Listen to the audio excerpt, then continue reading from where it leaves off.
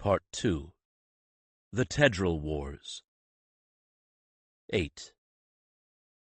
Alberich heard a sound that once would have prompted curiosity, and now only brought a dull, aching despair.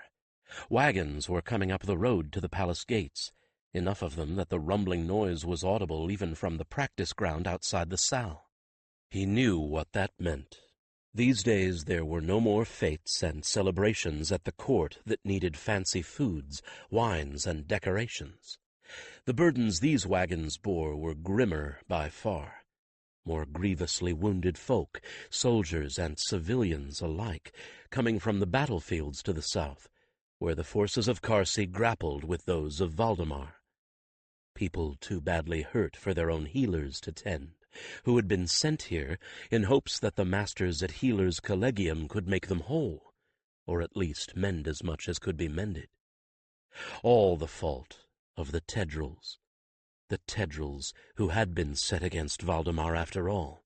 It had been no rumor that Carsi was hiring them, and once the lands lost to the Menmeleth province of Rethwellen were retaken to be used as the Tedral base, it had been Valdemar's turn to face them, face Karsite troops and Karsite sun priests backing the most ruthless mercenaries this world had ever seen.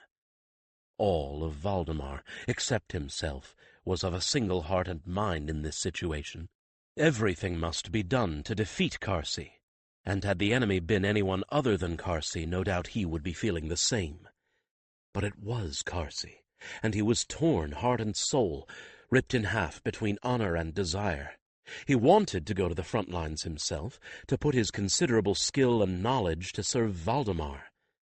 But there was a chance if he did, he would be fighting and killing his own people, and he wouldn't know it until it was too late. The Tedrals had no livery except among their own blood. It could be anyone in the front lines. He would not have cared, if only it had been the sun priests and the generals that served them that he slaughtered. But it wouldn't be, would it? They would be safe in the rear, or far, far away, and he could not depend on anything except that it would not only be Tedrals he helped to kill. No, mixed in among the Tedrals, and certainly serving them in their camps, would be ordinary people. Simple people, who had no quarrel with Valdemar, and would have been happy if they had been left in peace. His people, the ones he had pledged himself to serve. And besides, even if he found a way to help without facing his own folk across the edge of a sword, he wouldn't be allowed to go. If he set foot outside of Haven, there were powerful people who would be certain that he was doing so to betray Valdemar. And having deserted Carsi, how could he blame them for that assumption? When a man turned his coat once, it took no great stretch of the imagination to think he might do so again. Whenever his mind wasn't otherwise occupied, it was thoughts like these that came flooding in, and with them a tide of guilt and depression. People who had become his friends, his brothers and sisters, were going south into danger. And here he was, safe in the sunshine of high summer in Haven. He was glad that at least he had a task, something he could do honorably. Now he knew only too well some of the pain that Exile must have felt when he remained training the cadets, while his trained cadets went off to do the fighting. And he knew the agony of being torn between desiring the best for his land and knowing he could not support what the leaders of his land had joined hands with. Exile himself must be feeling that same agony, for Exile had given Valdemar's spies some of the information that warned them that the rumors of the Tedrals' hiring was true. It must have been by Vicandus's will, surely, for the information had come well before the first attack on the border of Valdemar, with enough time to prepare for that attack and those that followed. These were not battles. These were wars, where the Tedrals moved into land opposite the border, fortified it, then launched campaign after scorched earth campaign from spring through autumn, and then vanished, only to pick and fortify a new spot during the winter from which to pillage a new territory. Each time they did this, they effectively halted all farming, all commerce in that area, decimating it and leaving it barren and trying to recover. It was a diabolical plan, and there was nothing that Valdemar could do to thwart it without crossing the border into Carsi themselves, which Sendar, wisely, would not allow. and damn all use my foresight is against them. The magic that the heralds called gifts and that Carsey called witch powers, Alberich found less useful than the exaggerated tales had led him to expect. Oh, he had mind speech, and very powerful, but it was of use only with other heralds with mind speech and with companions, and in setting the truth spell, which he seldom used.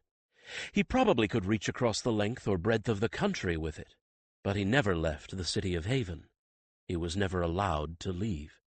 And he had foresight, that ability to glimpse what was to come, but it didn't stretch ahead more than a mark or two. It was a gift that might be invaluable on a battlefield, except that he wasn't allowed near the battlefields. Of course, it was also an erratic gift, which manifested irregularly and unpredictably, certainly not one he controlled, certainly nothing he could use from here to help in the Tedral Wars. It seemed to work only in cases where something he could do immediately would change what was to come. The Tedral Wars. Everyone called these seasonal blights by that name now. Little wars, leeching wars, stretching now into the 4th year. Every spring a new little war, more deaths, more fresh-faced youngsters going out to face the foe. And Alberich wondering, as surely as Dathor wondered, had he trained them well enough, prepared them well enough? Could he? Could anyone? It wasn't only heralds he trained. It was young guard officers, those healers that would accept training in the use of weapons, and even some of the highborn youths who volunteered, out of a sense of duty and with dreams of glory in their hearts. He trained them, and he sent them out, and he never knew if any of them would return. Valdemar bled from a wound that was not allowed to heal, that weakened her steadily. Alberich knew this, knew that when the Tedral commanders judged the land weakened sufficiently, they would turn a little war into an all-out campaign. And there was nothing he could do about it. If it hadn't been for Cantor, he would never be able to sleep at night. But Cantor had his own ideas about what was good for his chosen. And when Alberich was prepared to spend another sleepless night staring at the ceiling, his gut in a knot and his head throbbing, he would sense Cantor moving into his mind like a storm front, and then, well, then the next time he saw the ceiling it would be morning. Last night had been one of those nights, leaving him singularly irritable, and not at all inclined to be charitable toward any of his pupils. Charity would get them killed, especially the one before him now.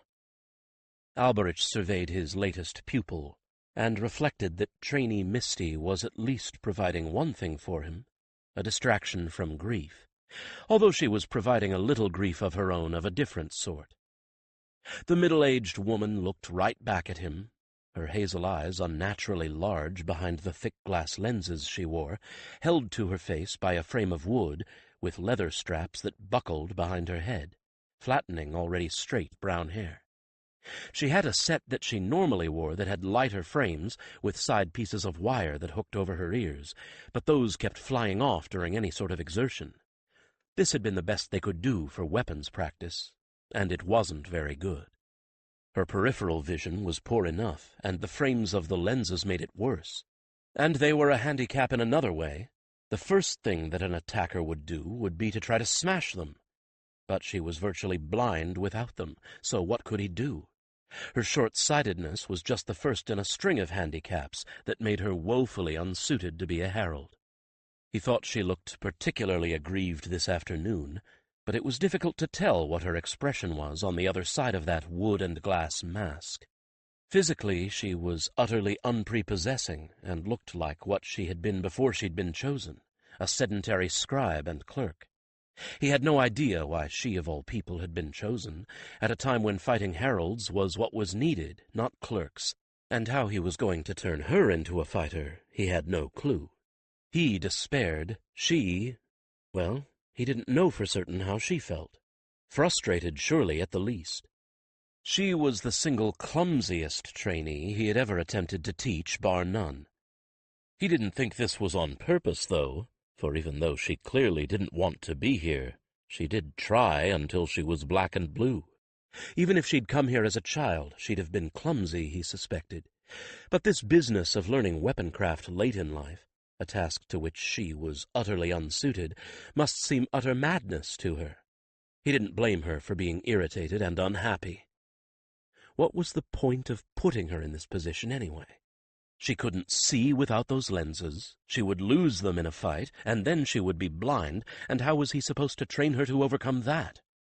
Though there were tales of blind warriors with preternatural abilities in both Carsi and Valdemar, those had all been about men and women who had been trained since early childhood in their craft, who brought skilled bodies and the finely honed senses of hearing and smell and touch to bear on the problem of being unable to see.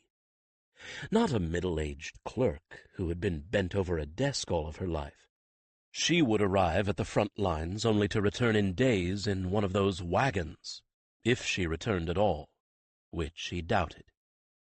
She sighed and shifted her weight from one foot to the other, recapturing his wandering attention. "Weapons master, all due respect, but we both know I'm hopeless at this. It's a complete waste of your time to try and train me to use this." She gestured at the sword she carried, and she spoke in Karsite.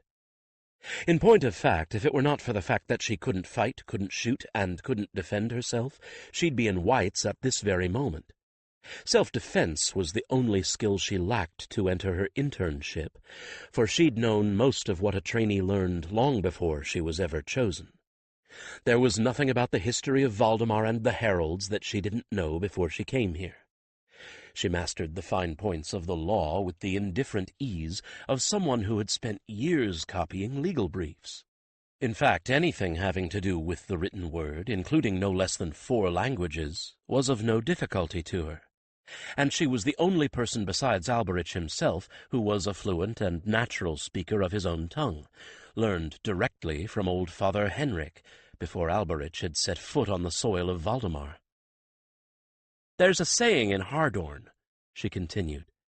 "You shouldn't attempt to teach a goat to sing. It will waste your time, hurt your ears, and annoy the goat. I can say without fear of contradiction that the goat is getting annoyed." He had to smile at that. She blinked behind those thick lenses, and emboldened continued. "I keep asking this one question, and no one will answer me. Can you give me one single good reason why I have to learn weapons work? And because all trainees have to is not a good reason. After all," she set her chin mulishly, "you don't make all healers learn weapons work, so why should every single herald have to?" Since he had just been about to say, "because all trainees have to," he found himself stymied. He opened his mouth, closed it again, and regarded her thoughtfully. "Just what would you do if you were ambushed in the field?" he asked. "Run," she replied promptly. "I'd cut loose my saddlebags if I was mounted, throw away my belt pouch if I was afoot, and run. Chances are whoever attacked me would be after my things and any money I had, not me. I'd let them have what they wanted. Things can be replaced, and while they'd be scrambling after loot, I'd be getting farther away." "That was a good answer," Cantor observed. "And if you had to help villagers with a bandit attack?" he persisted. She laughed. "Give my advice and go for help," she replied. Not that anyone would be likely to take the military advice of a dumpy, bookish female who's half-blind, no matter what uniform she was wearing. But riding a Larian, I'm as fast as any herald, faster than any other messenger, and once I'm within mind-speech range of any other herald, I can relay my information." "Another good answer. She's full of them, isn't she?" "She's full of something," he sighed. She wasn't intimidated by him, not in the least, difficult creature that she was. She didn't care that he was Alberich of Carsi, only half-trusted even by the heralds. "I know all about you from Henrik, and from Gary as well, of course," she'd said on meeting him, meaning Garishon, once acolyte, now priest. Gary, who'd become as much of a confidant as Alberich ever made of anyone. Simple sentences, but the way she'd said them had left him wondering just what it was that they'd told her. And later he wondered what and how much she had written down, for she seemed to be always writing everything down in little notebooks. She always had one with her. When she wasn't writing things, she stared in a way that made him feel she was memorizing everything so that she could write it down later. "So how are you going to answer her?" Cantor prompted. "She has a good point. You're never going to make her into any kind of a fighter. You were just thinking that the first thing that anyone seeing her would go for is those lenses, and then what?" "Then she'd be blind, of course, and utterly helpless." "No, she was right, very right. The best thing she could ever do if attacked would be to run away." "Could running be the answer, then?" "It should never be said that Harold Alberich refused to find a better way when one existed," Cantor said. "Besides, if she can't fight, they won't send her to the front lines. They'll use her to replace a Harold who can fight and send him instead."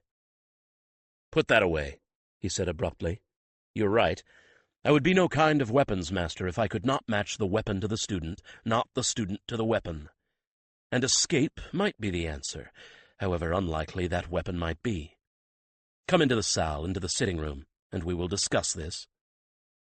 He didn't miss her smile of triumph, not that it mattered. She wasn't going to get off as easily as she thought. There might not be fighting practice, but she was going to find herself training until she was in far better physical shape than she'd ever been in her life. There would be extra riding classes, for one thing. If her companion was going to be running, she had better be in shape to stick with him, no matter what he had to do to get away. And if she was going to count on being able to run away, Alberich was going to make her into a competitive foot racer, whether she liked it or not.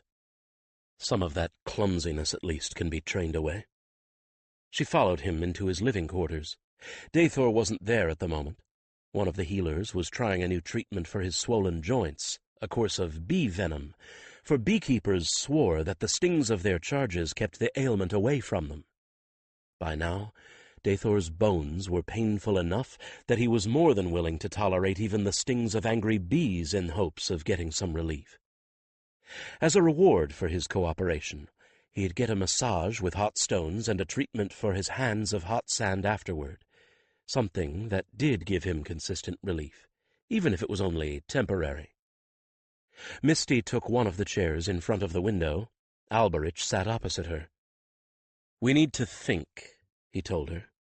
"We need to find a way to make the things you can do into weapons. Running, for instance." He pondered that for a while. "I'll trade you saying for saying. In the hills in Carsi there's a proverb. The hound that chases two hares catches neither. If you're going to run, we need to contrive a way that you can create more than one thing for your pursuers to go after." "Dropping my packs," she began. "But what if there's something in your packs that you've been entrusted with?" he countered. "What if it's in the winter with no way stations near? If you drop your packs, you won't have what you need to survive. It won't do you much good to escape from bandits only to freeze to death in a blizzard." He brooded over the idea for a moment. Then the answer came to him. "I think we should add a bit of extra equipment specifically for you, packs and belt pouches that you're meant to throw away." "What?" she asked. "Stuffed with straw or the like?" He shook his head. "No, not that, actually. If you drop worthless decoys, it won't be long before bandits and brigands all know that the packs you drop are worthless, and they'll ignore them and go for you again. No, that hare won't run. There will be just enough in the decoys to satisfy an ambusher, without making it look as if you're an especially juicy target, and to make certain that attackers chase the packs and not you. And the same for belt pouches. From now on you'll be carrying at least 2 small extras, both full of coppers, and if someone attacks you, you'll throw them in opposite directions, one to either side of your line of flight." She was happy enough about the planning, but visibly unhappy when he brought her back outside and put her in front of the obstacle course. "Run the course, then run it again," he told her mercilessly. "And keep running it until I tell you to stop. Running away isn't going to do you any good if you can't actually run any better than Dathor on a bad day." And he left her to it, with a faint feeling of having, for once, gotten the better of her. Irritating woman. Not that he didn't like her. She not only had the advantage of being one of the few people he could converse easily with in his own tongue, she was an interesting and lively conversationalist. And besides not being afraid of him or intimidated by him, he got the feeling that she respected him in a way that was quite flattering, when she wasn't trying to get the better of him. Why was it that she entered every conversation with the goal of somehow trying to win? Well, she could just work some of that out over the hurdles. Meanwhile, he had a class of young archers to put through their paces. When he told Dathor of his solution to the problem of Misty over dinner, the weapons master chuckled. "Good solution," Dathor replied. "A very good solution, but I hope it isn't one we need to use. I'd much rather that the heraldic circle can find a position for her that makes the best use of her talents here in the city, whatever those talents are." "At the moment," Alberich replied with just a tinge of sourness, having had to find reasons why every single obstacle in the course was one she needed to learn to negotiate. "Arguing and writing. Little enough of anything else have I seen." "I've seen those little notebooks of hers." Dathor blinked. "Now, why didn't I think of this before? Herald Chronicler, of course. Elkarth's doing it now, but we want him for Dean of the Collegium, and we need to start training him in that." His voice faded off as he got that faraway look in his eyes that meant he was thinking, and probably mind-speaking with his companion. Alberich now knew that look very, very well. And Dathor was right, of course. With all of his own reading of the Chronicles, he could see how being the Herald Chronicler would easily be a full-time job. It wasn't just the doings of the heralds that the Chronicler covered, it was everything. Anything that had any impact on any part of the kingdom larger than a small village. "What do you think?" he asked Cantor. "That it's probably the reason she was chosen," Cantor replied. "She gets onto a story like a rat terrier and won't let go of it until she's shaken it free of all the facts. Annoying little dogs, rat terriers, all yap and idiotic courage. Or was that stubbornness? Still, come to think of it, that described Misty rather well. Or perhaps she was more like a cat, one of those mouthy ones that wouldn't stop caterwauling, came when you didn't want them and wouldn't come when you did. We're in nasty times. Someone has to be willing to put down nasty facts without editing them," Cantor continued. "And you like cats. You like rat terriers, too." He ignored that last. Nasty facts like my little exercise tonight," he replied. "It ought to be written down somewhere," Cantor countered. "Maybe not for common consumption, but if someone doesn't record everything, no matter how unflattering to the heralds it is, the next generation is going to get the idea that we're all plaster saints. Then, when someone has to do something underhanded for a good reason, nobody will be willing to do it." He sighed. There was that. And plenty of chroniclers in the past had created auxiliary chronicles that not everyone was allowed to read. Chronicles that recorded mistakes, blunders, errors in judgment, and jobs undertaken that were somewhat less than the letter of the law, all in unflinching detail. Not the sort of thing one gave the children, of course, but these chronicles, and not just the standard texts, were what Alberich was studying as history. Just now he was in the middle of the very brief chronicle of Lavan Firestorm. Some of the soul-bearing on the part of Harold Paul and King Theron was enough to make the heart ache. He could relate all too easily to the litany of should-haves and could-haves. Well, if trainee Misty, who was certainly being allowed to read and study the unexpurgated versions of the Chronicles, was able to combine the qualities of detachment and tough-mindedness that the job required, especially now, well done to her. Elkarth probably wasn't. He was too tender-hearted to be unflattering to people he liked, even when it wasn't possible to get to the truth without being unflattering. Mind, only a handful of people would know that for certain within Misty's or Elkarth's lifetime, because the Chronicles weren't written for the present generations. They were written for the future, and very few heralds other than the king and the king's own were allowed to see what their current chronicler wrote. And then it was in terms of editing by similarly tough-minded heralds, and only to ensure accuracy. As he knew very well, the Chronicles could be extremely caustic at times, and no one really wanted to see himself, his presumed or even actual motivations, and his failures stripped bare and put down in uncompromising writing. In his opinion, a young person didn't have the perspective nor the experience to write what needed to be written. So there again, Misty was fully qualified. Appointing her as Chronicler Second would solve the problem of what to do with her very neatly indeed. Dathor abruptly came back to himself. "I believe that will work," he said, as if Alberich had been privy to whatever thoughts were going on in his mind. "You're going out in the city tonight." "No other choice, have I?" Alberich replied with a shrug. "Much result I do not expect, but so silver I must, a harvest of villainy to reap." In this, at least, he was able to aid Valdemar with a clear conscience. In disguise, one of half a dozen personae he had concocted and established, he prowled the less savory quarters of Haven looking for trouble. Trouble came in various guises, but money usually lured it out of hiding. The money wasn't bribes. Alberich was more subtle than that. Sometimes he posed as someone looking for a particular sort of creature to hire, sometimes as a bully boy looking for work himself. Sometimes he bought information, and sometimes sold it. In all cases, there was nothing to connect the less-than-honest characters he played in the seedy drinking houses and alleyways with Harold Alberich, the weapons master's second. There was some benefit in having a scarred and scowling countenance that looked the very acme of villainy. If there wasn't a woman born who'd give him a second look, no one looked askance at him in a low-class bar either. And fortunately there were enough foreigners in Haven that his accent caused only a little comment, and no one recognized it as Karsite. Most accepted his story that he came from Ruvan, Brendan, or Jakatha. All three were so far away, he might just as well have told the Inquisitive that he was from the moon.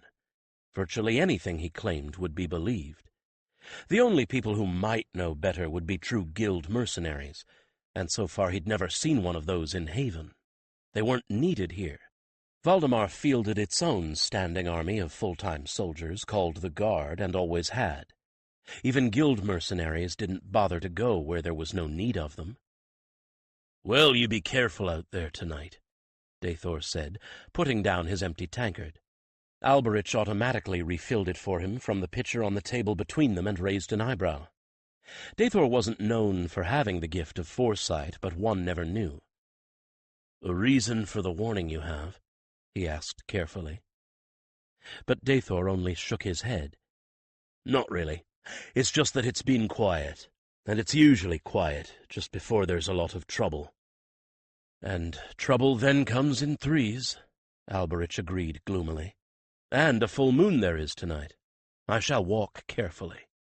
"Full moon?" Dathor groaned. "You're going to get into a brawl tonight, aren't you?" Alberich felt his muscles tighten with automatic anticipation. He suppressed his reaction as much as he could. Dathor was very good at reading body language. "Probably." Alberich shrugged with an indifference he didn't entirely feel. A bar fight would at least give him something on which to take out his frustration. He always slept better after being able to pound some villain's face into the floor. The wretches that tried to pick on him were at least as bad as he pretended to be. The only reason they were at the tavern instead of jail was that they hadn't been caught at anything lately, and they well deserved whatever punishment Vakandis decreed they meet at the hands of his transplanted worshipper. "Oh, very nice reasoning," Cantor said, with more than a touch of sarcasm. "Try not to give the healers any more work, will you?" Dathor requested with resignation. "They had a few words for me the last time you needed patching up, and since I couldn't tell them why you'd gotten cut up, they assumed I'd been working with you and Kymel with live steel and you'd gotten the worst of it. So, of course, it was my fault." "That I can promise," Alberich replied, gathering up all the supper dishes and placing them in the empty basket. "For that the wretches whose bones I break seeking a healer would not be ever. Too fearful would they be, that in seeking healing it would be justice they found." With a salute to Dathor, he left the rest unsaid, and headed for the door.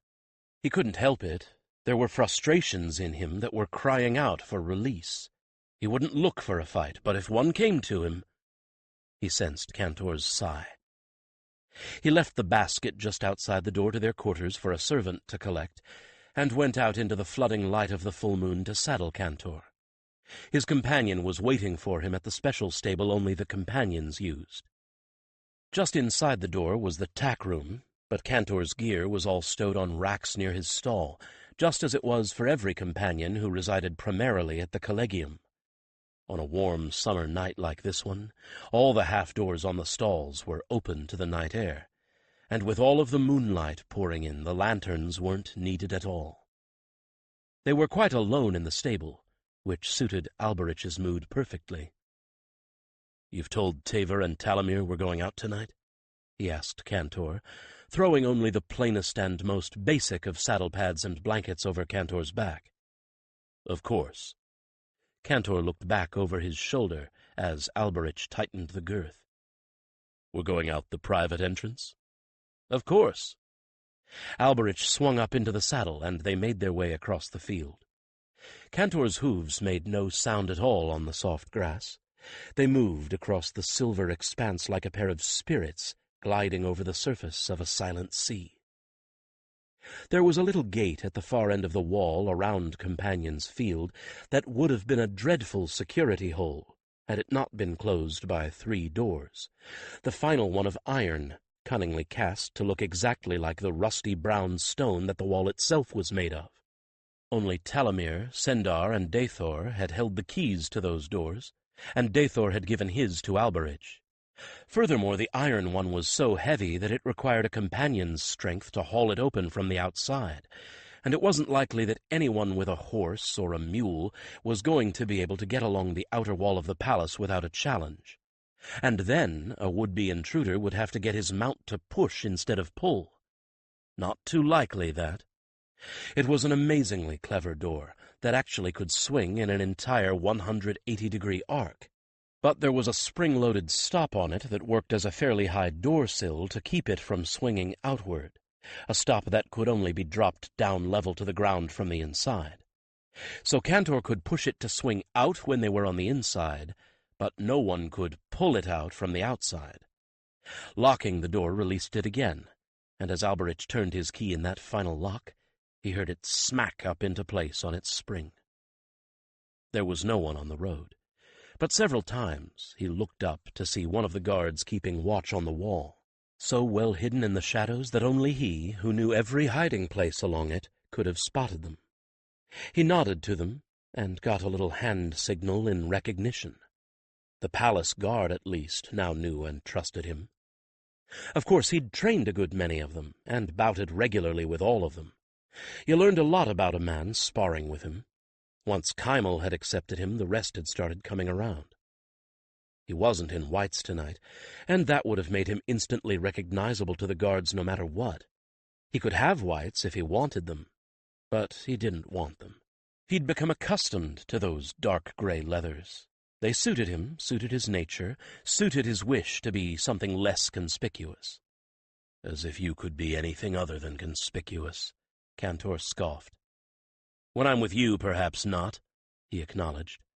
"You are rather conspicuous all by yourself."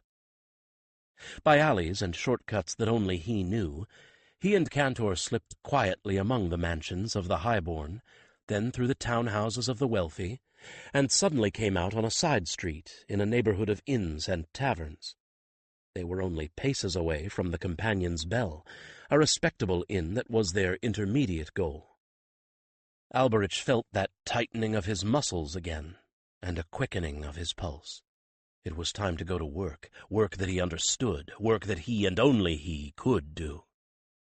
The Bell had several distinct advantages for what he was about to do. Firstly, it was a place often frequented by heralds, so the sight of a companion in a loose box would not go remarked, nor would the sight of Alberich entering the stable-yard. Second, the heralds had a private tap-room available to them. Heralds could and did mingle with the regular customers, but no one would think twice about Alberich not appearing among them, for plenty of heralds who came here kept to the private room. Ah, but then there was the third reason. He dismounted, and Cantor followed him into the stable. There were 2 other companions there already who wickered a welcome to both of them. "Excellent," Cantor said. "I shall have reinforcements if you need them." Alberich snorted, and left Cantor to make himself at home in a third loose box as he approached the far wall, and the third reason for his being here. The third reason for his being here, and no other place, was that the bell had a locked room at the back of the stable that contained a trunk, and had a second locked door that let out onto an alley, a very dark alley, and one that somehow never had patrols of constables or city guard at night. He unlocked the door. He paused just long enough to light a spill at the lantern beside the door, then locked himself inside. There was a second lantern there which he lit. In that trunk had been Dathor's disguises. Now it held Alberich's. Someone else, Alberich thought it was probably the innkeeper himself, had a key to that room, for any clothing he left atop the trunk was taken away and laundered and placed back inside it. Some disguises, of course, shouldn't be cleaned. The stains, and yes, the odor, lent verisimilitude to his persona. Those he put back in the trunk himself, wrapped in a waxed canvas bag to keep from stinking up the rest of his gear. Tonight, however, it was about time for Arik Benshane, a common enough thug with a reputation for not asking too many questions of prospective employers, to put in an appearance at the Blue Boar. Arik was not too noisome a fellow. Alberich could get away with cleanliness tonight. Alberich opened the trunk and selected his disguise with care. Leather trews, battered boots and hat, scarred black leather jerkin strong enough to turn most blades, and a shirt of no particular color that was a bit frayed about the cuffs and collar. Over these he slung a belt holding 2 knives, but no sword. Arik did most of his work with his fists. "That should suit you, considering the mood you're in." Cantor was not being ironic nor sarcastic this time. "As a matter of fact," Alberich replied, "it does."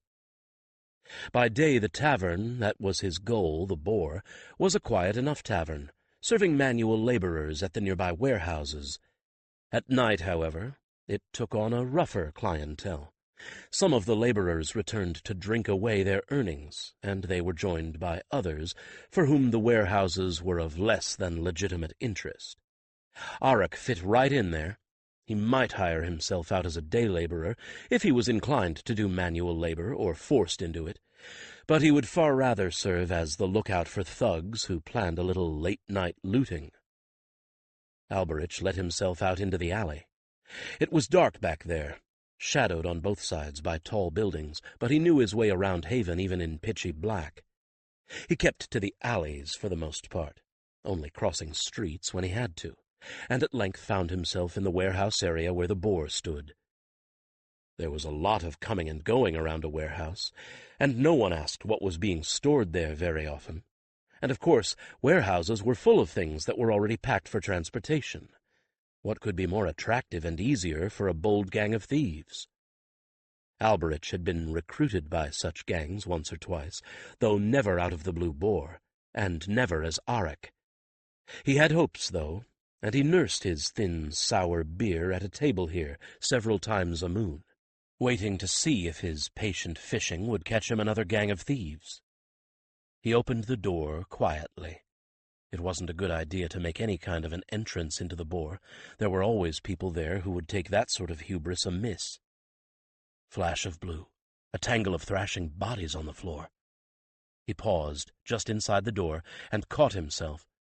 Damn, come on, don't show anything or you're dead. He shoved on inside the door on strength of will until his vision cleared, and he could pretend that he hadn't just had a flash of foresight. The regular servers knew him by now, or at least they knew Arik's distinctive hat. He caught the eye of one, nodded at a vacant table off to one side of the room, and took his seat there. Within a reasonable length of time, the server appeared with a jack of beer. Despite Cantor's needling, he'd had a few hopes that someone might try to recruit him tonight. A full moon now meant moondark in a fortnight, and moondark meant the possibility of work. But the truth was, from the moment he'd crossed the threshold, he knew that Dathor had been right about a tavern brawl in the offing. Even if he hadn't gotten that brief, very brief, glimpse of a tumble of fighting bodies on the floor of the place from his foresight, he'd have known it. There was something in the air tonight. Something wild and edgy, something that made Cantor, back in his stall, prick up his ears and ask wordlessly, and in all seriousness this time, if Alberich thought he'd need any help. Alberich never actually got a chance to reply. He was just starting on the first swallow of his beer when the fight erupted over a card cheat 3 tables down.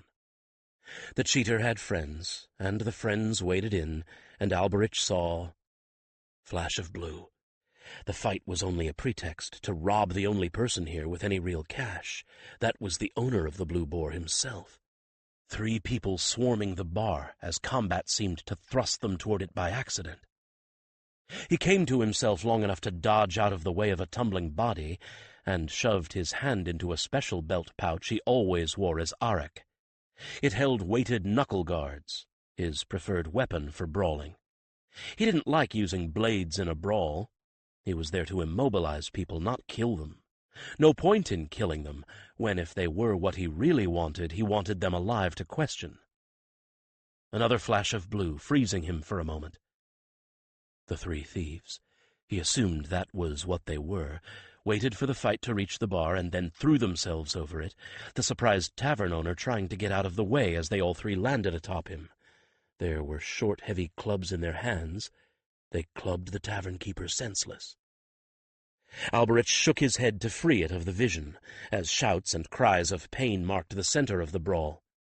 A drunk, stinking of beer, blundered into him and made a wild swing at him.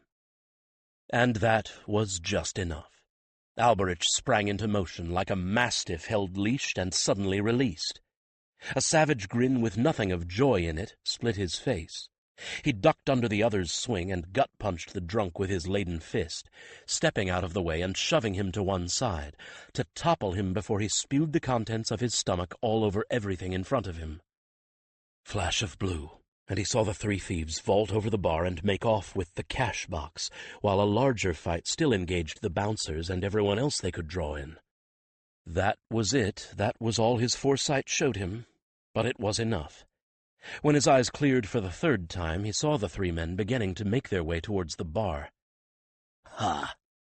Another drunk approached, got one look at his face, and flinched away.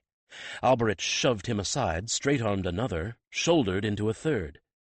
And when the 3 would-be robbers reached their goal, he was already there waiting. They only saw one more temporary obstacle in their path and moved to clear it.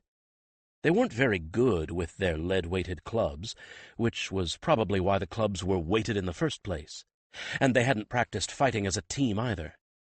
He managed to get the first 2 to tangle each other up for a moment by grabbing the first and shoving him bodily into the arms of the second. They weren't expecting anyone to reach for them.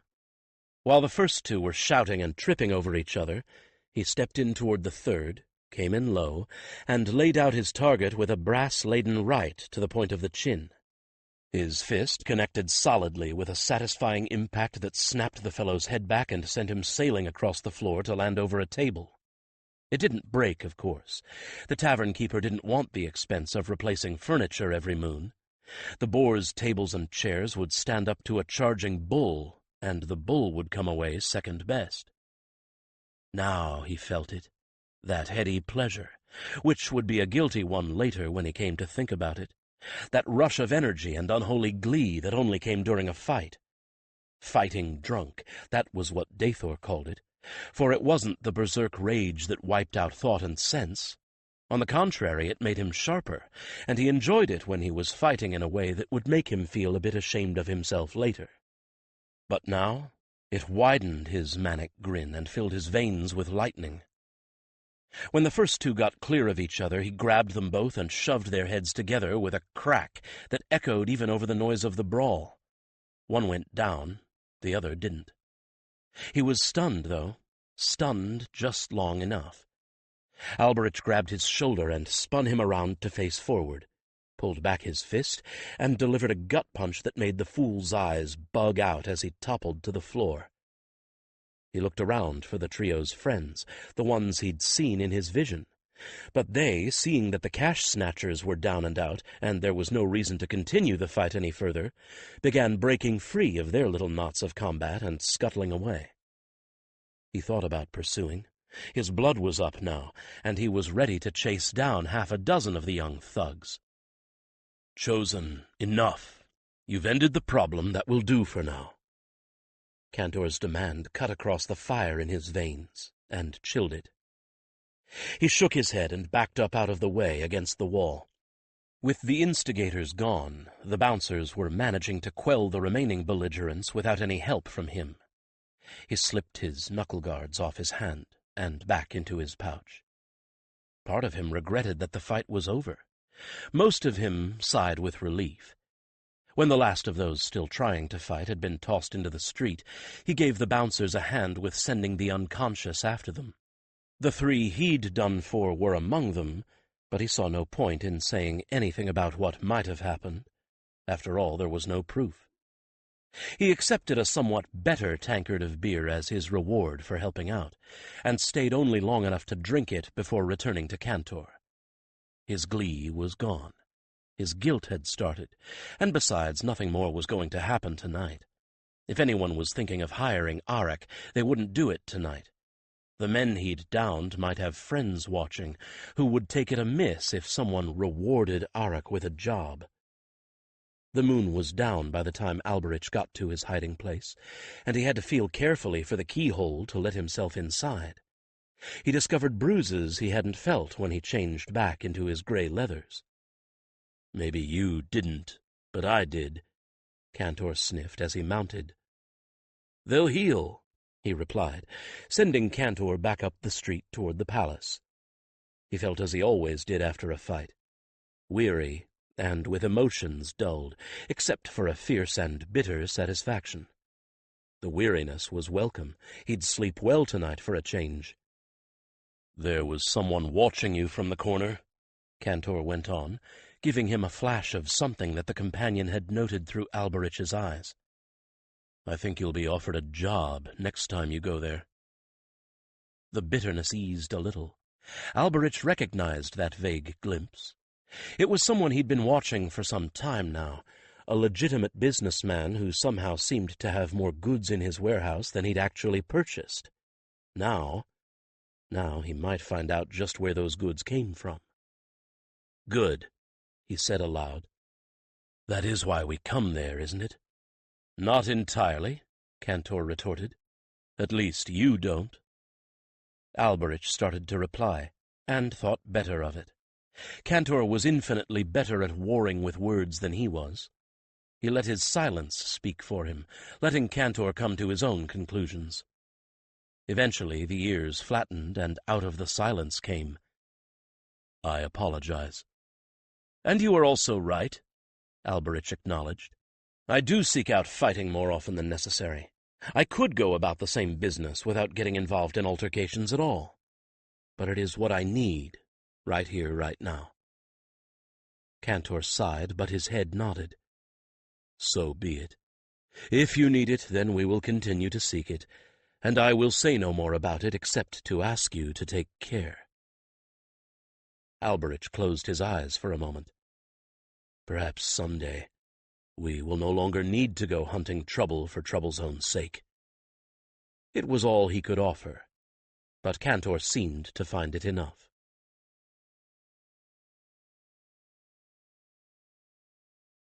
9.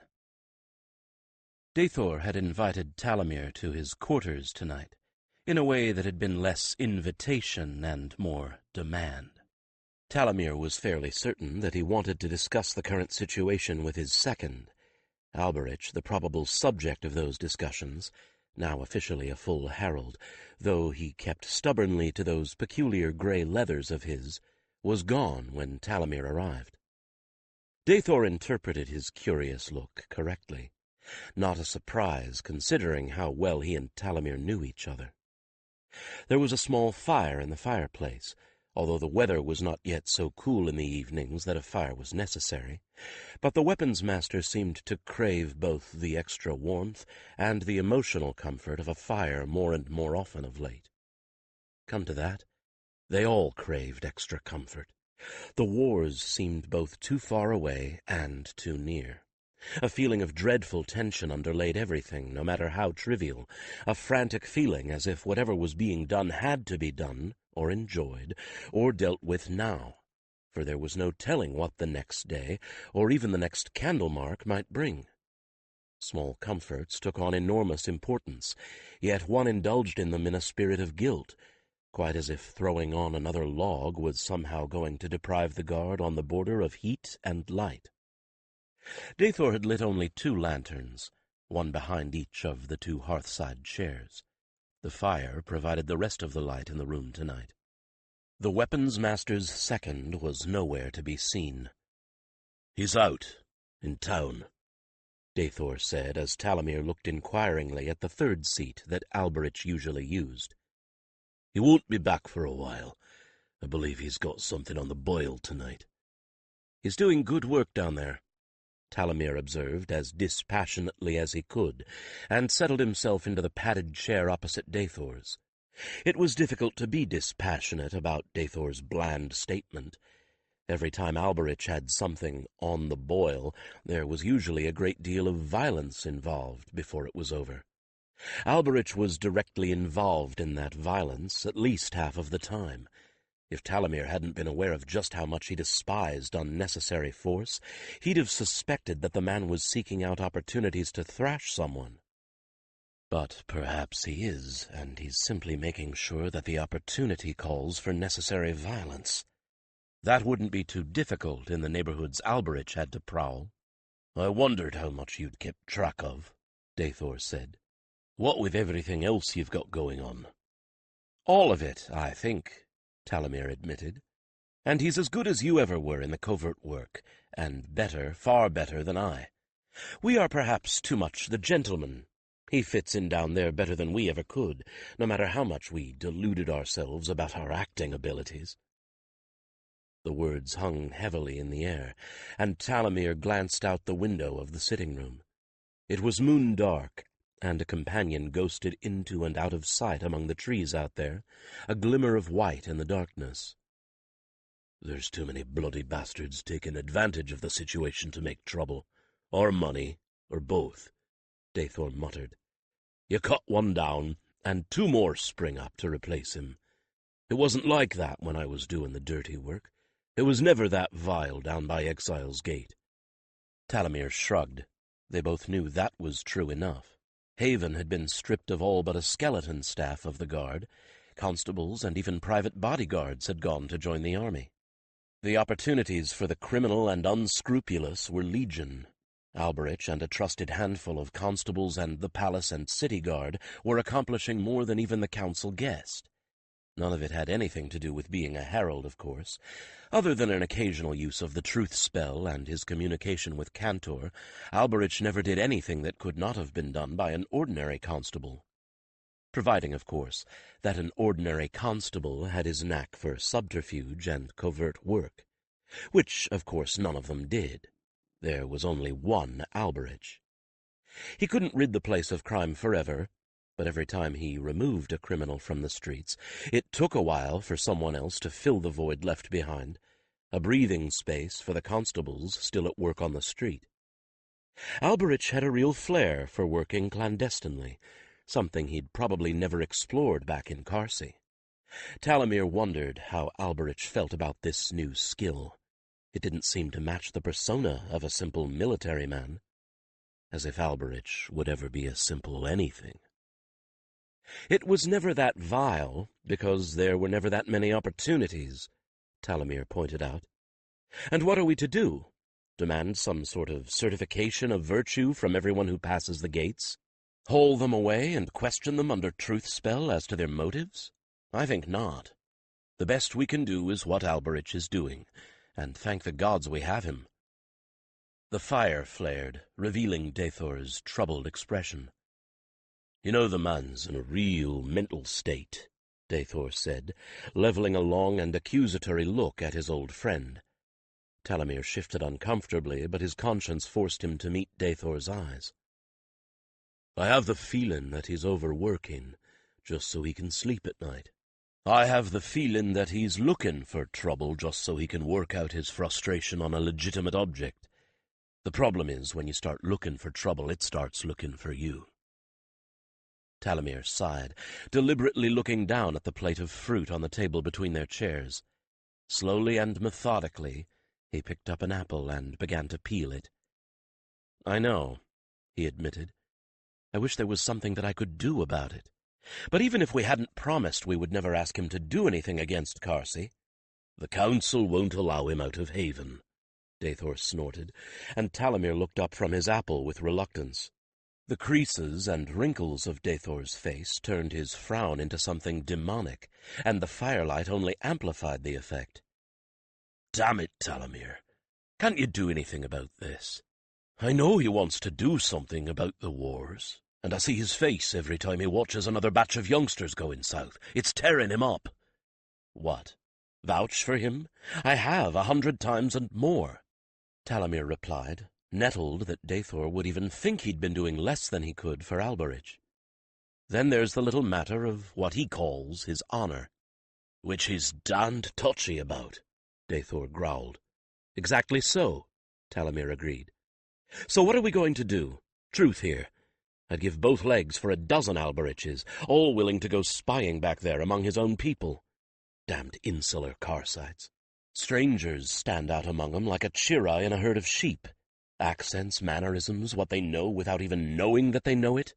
He threw up his hands in frustration. "You just can't teach those sorts of things." "Tell me something I don't know," Dathor said, throwing an apple core into the fire in a gesture of exasperation. "Just how many agents have we lost?" "Too many." Talamir was just glad that none of them had been heralds. He had argued, successfully, that the heralds were too few to risk inside the borders of Carsey. But the fact was, from the beginning he had doubted the ability of any of them to pass as Carsite, and when the Sun Priests got their hands on heralds, the results were traumatic for every herald. It wasn't just the death bell tolling that sent everyone into a spate of mourning. It was that everyone knew what happened to heralds that got caught in Carsey. There was a sick fear behind the mourning, and the same kind of frustration and anger that sent Alberich out looking for a fight. The Lord Marshal had been perfectly willing to send in his own people, however, and when he did, exactly what Talamir feared happened. Carsey devoured agents as a child devours sweets. They seemed to last about a moon before they were discovered, certainly not much longer. What happened to them after that? Talamir was all too aware. He preferred not to dwell on it, for at least all the men had been volunteers and knew precisely what awaited them if captured. Certainly no more than a handful had returned. Horrible. And there didn't seem to be a great deal they could do to change that. No matter how much information they gathered on Carsey, no matter who they spoke to or how many old books they read, they were not able to fool real Carsites for long, if at all. "What we need," Dathor said glumly, "is what we can't get. Real Carsites. Someone who's got all the little nuances, habits, all the things you just can't study. Someone who fits. Someone who can't give himself away, because what's second nature to him is all based on real Carsite memories. But the few folk who've come over are all too frightened to go back, and I can't say as I blame 'em." The scent of burning apple, sweet and bitter at the same time, added a strange nuance to his words. Alberich wouldn't be too frightened to go, if he could. Alberich had everything they needed in an agent. If only they could use him. And the other stumbling block, if only his sense of honor would allow him to be so used. It was so intensely frustrating. Sometimes Talamir just wanted to howl with the frustration. If it was bad for him, it must be worse for Alberich. He was facing enormous pressure from those who didn't know about the covert work and saw only that he spent little time in the company of the other heralds, and less doing anything that might help the war effort. There was even more social pressure from those who had no idea that the council had effectively shackled Alberich to Haven. There was a feeling from some that he had somehow betrayed the land that had taken him in, the brotherhood into which he had been admitted. But what could they do to change that? Nothing. Everything he was doing, other than his position as Dathor's second, was covert, and had to remain so. Especially the work with the Lord Marshal's agents, though for all the candle marks he spent with them, there was little enough to show in the way of success. But then, the agents were only men. Clever men, facile men, but just ordinary men. They couldn't be him for a day or a week, or somehow pluck the deep memories that made him Carsight out of his head and plant them so solidly in their own minds that they became Carsight themselves. Which brought him back to the problem all over again. If only they could make all those agents into little Alberiches. If only they could link those agents into Alberich's head, so that every time they did something wrong, he would catch them and correct them. And a blinding revelation hit him. "Good gods!" Talamir exclaimed, staring unseeingly at his reflection in the window. "I do believe I have the solution." "To which problem?" Dathor asked skeptically. "To the problem of how we can get effective agents into Carsi," Talamir replied, holding his half-peeled apple tightly. "And to the problem of Alberich contributing to the war. You know how mind healers are able to get into someone's head and do things with their memories, extract ones we need from someone who's unconscious, and all that." Once again, he found it unnecessary to explain to his friend where he was going. "Mind healer? You think they'd be willing to get into our Carsight's head and get his memories out, then plant them in someone else's head?" Dathor looked interested, but skeptical. "They're damn near as touchy about what's moral and what's not as he is about his honor." "If he agrees, I can ask," Talamir replied. "I lose nothing by asking, and if I already have his consent, what can they object to?" "And will those memories be real?" Dathor continued. "I mean, you know how faulty even trained memory can be. Memory isn't reliable, especially not childhood memory." "Which doesn't matter," Talamir responded triumphantly. "Not in this case. What matters are the little things that make him Carsight, not the particulars. In fact, I wouldn't be at all averse to some inaccuracy, even a little childish fantasy. If we can make agents who aren't Alberich but are common Carsight folk, all the better." Dathor brooded over the idea for a while. "I'm not sure that could be done with the Lord Marshal's men," he began, sounding very dubious indeed. But Talamir shook his head. "I'm not talking about the Lord Marshal's men," he replied. "If this works, we can risk heralds, and we'll have to. I suspect it will only work with those who've got mind-speech." "Ah, hellfires!" Dathor was clearly dismayed. After a moment, however, he scratched his head and shrugged. "I suppose you're right, and I have to think we'll get volunteers." "I'd be shocked if we didn't." It was a depressing thought, actually. His year-mates, students, teachers, people he knew, rushing eagerly into the worst danger. It was bad enough for the Lord Marshal to send spies, but if the Carsights found heralds on their soil— Yet, if those heralds could pass as common Carsights, and be able to discover and pass on what the Tedrils were going to do well in advance— The alternative, though, was not to be contemplated. Alberich was not the only one who thought that the Tedrils were engaged in a campaign to drain Valdemar until it was so weak that one tremendous push would collapse everything. "They don't know us very well if they think we'll just collapse," Talamir thought grimly. "They know us not at all," Taver said, although Talamir had not deliberately used mind-speech, sounding just as grim as Talamir felt. "But the cost of holding against them, never knowing when the push is coming." It didn't bear thinking about. "So we must know what they are about to do before they do it, so that we can appear to weaken without actually doing so. Then we can lure them into making their final push while we're still strong." That really was the only possible option. Sendar and the Council had weighed all the others, not that there were many.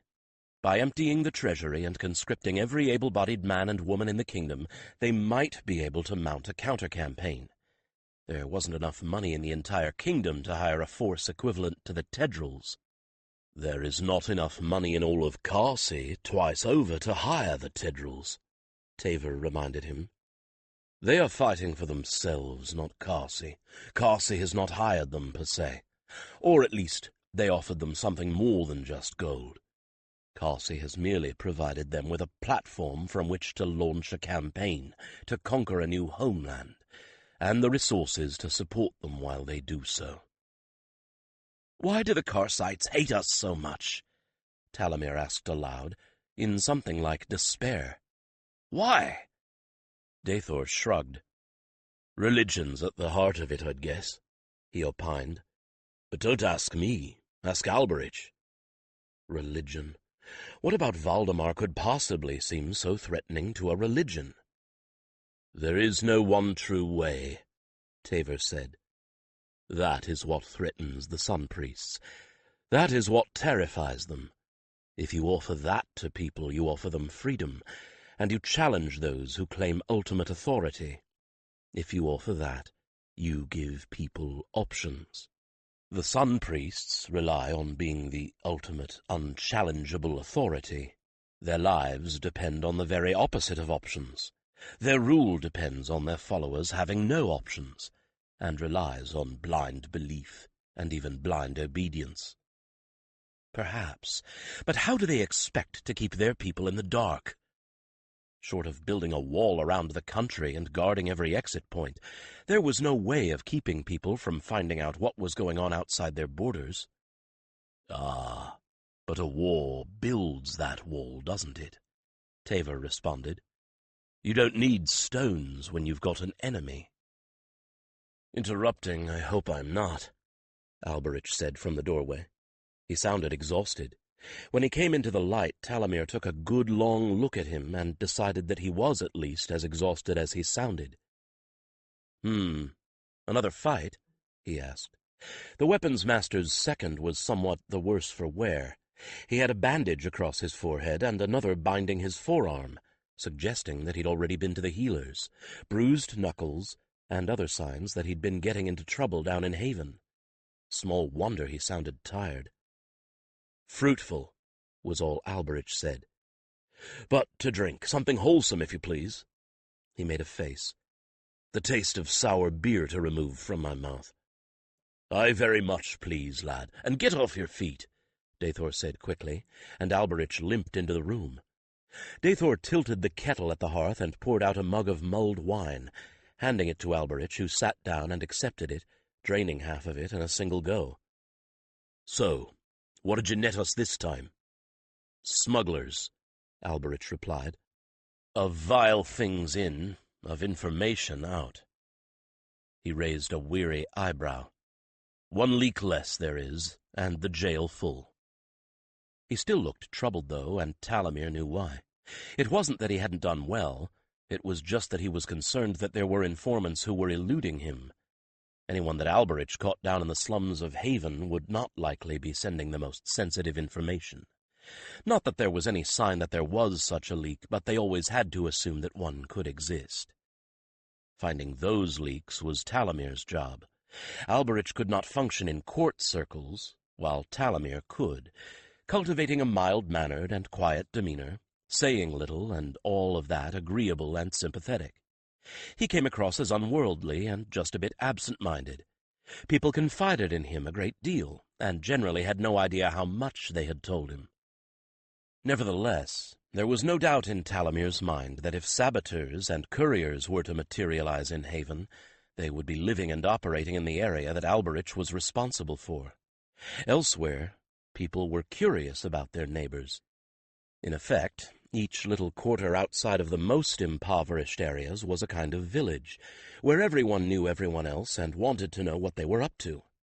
Not so around Exile's Gate. The inhabitants were utterly indifferent to the doings around them, and with good reason. Those who were too curious often ended up on, at best, the wrong end of a beating. "Plenty of damage can come out of Exile's Gate," Talamir assured him. "Anything you do to stop it from traveling to our enemies is another arrow in our quiver." Alberich sighed. "It seems like not enough." But he leaned back and accepted a refill and an apple, which he peeled with a frown of concentration, getting the entire peel off in one piece. The knife made a crisp sound as it passed through the flesh. "If you were a maid, you'd be tossing that over your shoulder and looking for the letters of your husband's name in it," Dathor observed, as Alberich carefully set the long curl of peel aside. Alberich regarded him somberly. "Is that so? In Carsey, such are for the children fried and dipped in honey. I have told you, divination a thing of witchcraft is. No Carsite maiden would dare such a thing, for the fear of the fires." Once again, Talimir was struck by how very different the Carsites were. A Valdemaran wouldn't think twice about tossing an apple peel, reading the tea leaves, wishing in a fountain. And that was the essence of the problem that faced the agents sent into Carsey. "Have you eaten?" Talimir asked, instead of commenting. "More than just that apple, I mean." Alberich shrugged. Talimir took that as a negative, and made up an impromptu meal for him from the remains of supper's meat and salad and some bread. Since Alberich took it with polite thanks, then absently ate it in less time than it had taken Talimir to make it, the king's own was certain that he must have been famished. "Glad enough I am to be rid of such filth as were locked away," Alberich continued, swallowing the last bite whole and absently licking his fingers. "Only I wish it were more that I was doing. In the south—" That was as good an opening as Talimir was likely to get, and he took it, explaining what he had in mind. He knew Alberich very well now. He didn't waste his breath in trying to convince the man of anything, just stated his case.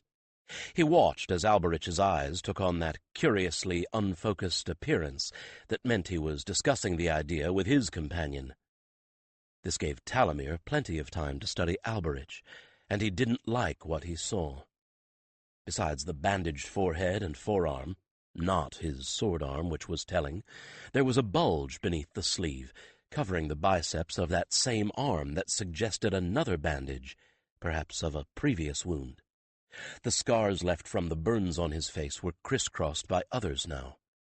That, as Talimir recalled, was a favorite tactic of low and dirty street fighting, to go for the face, figuring that the pain and blood that any facial cut produced would be such a distraction that it would be easier to go in for a kill. Not that facial scars were going to make him stand out in the neighborhoods and the company where Alberich was going at night. The opposite was true, actually. The more scars, the more he would fit in. Beneath the scars, the face was good, if carved on harsh lines. A long oblong, with a stubborn chin, high cheekbones, wide brow, heavy eyebrows set in a permanent scowl, aquiline nose, and the eyes of a goshawk, fierce and wild, with the barest hint of something that was not quite sane. Or at least it was a peculiar sort of sanity that saw deeper into dark places and could stare into the abyss without flinching.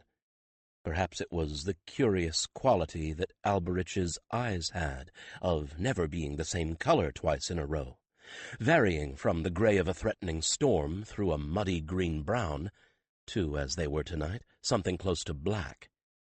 For the rest, well, there was no doubt that even in the company of heralds, who were a fit and athletic group, Alberich stood out. It was not that he had a perfect body, at least not in the sculptural sense. It was something else. The practiced eye picked out the quality of muscle, the way every movement was just enough and no more, the absolute stillness at rest, and the immediate response when one was called for. Every movement was exact. It was difficult to describe, but easy to see when one knew what to look for. There was a fine economy in Alberich's actions, not a bit of energy wasted, and nothing held back when it was needed. All of which, of course, came across as predatory and threatening, and probably all to the good down there in the slums. "So," Alberich said at last, "I will think further on this." It was a disappointing reply, but Talimir tried not to show his disappointment. There was nothing more he could add to his argument, and anything else would be nothing more than pressure that Alberich would probably respond poorly to. "Seeking my bed, I should be. Alberich continued, rising and looking down at them solemnly. Dathor's second I still am, and their trainees always are. They bade him good night, and once he was out of the room, Dathor shrugged. Well, there it is, he said philosophically. It's up to him now.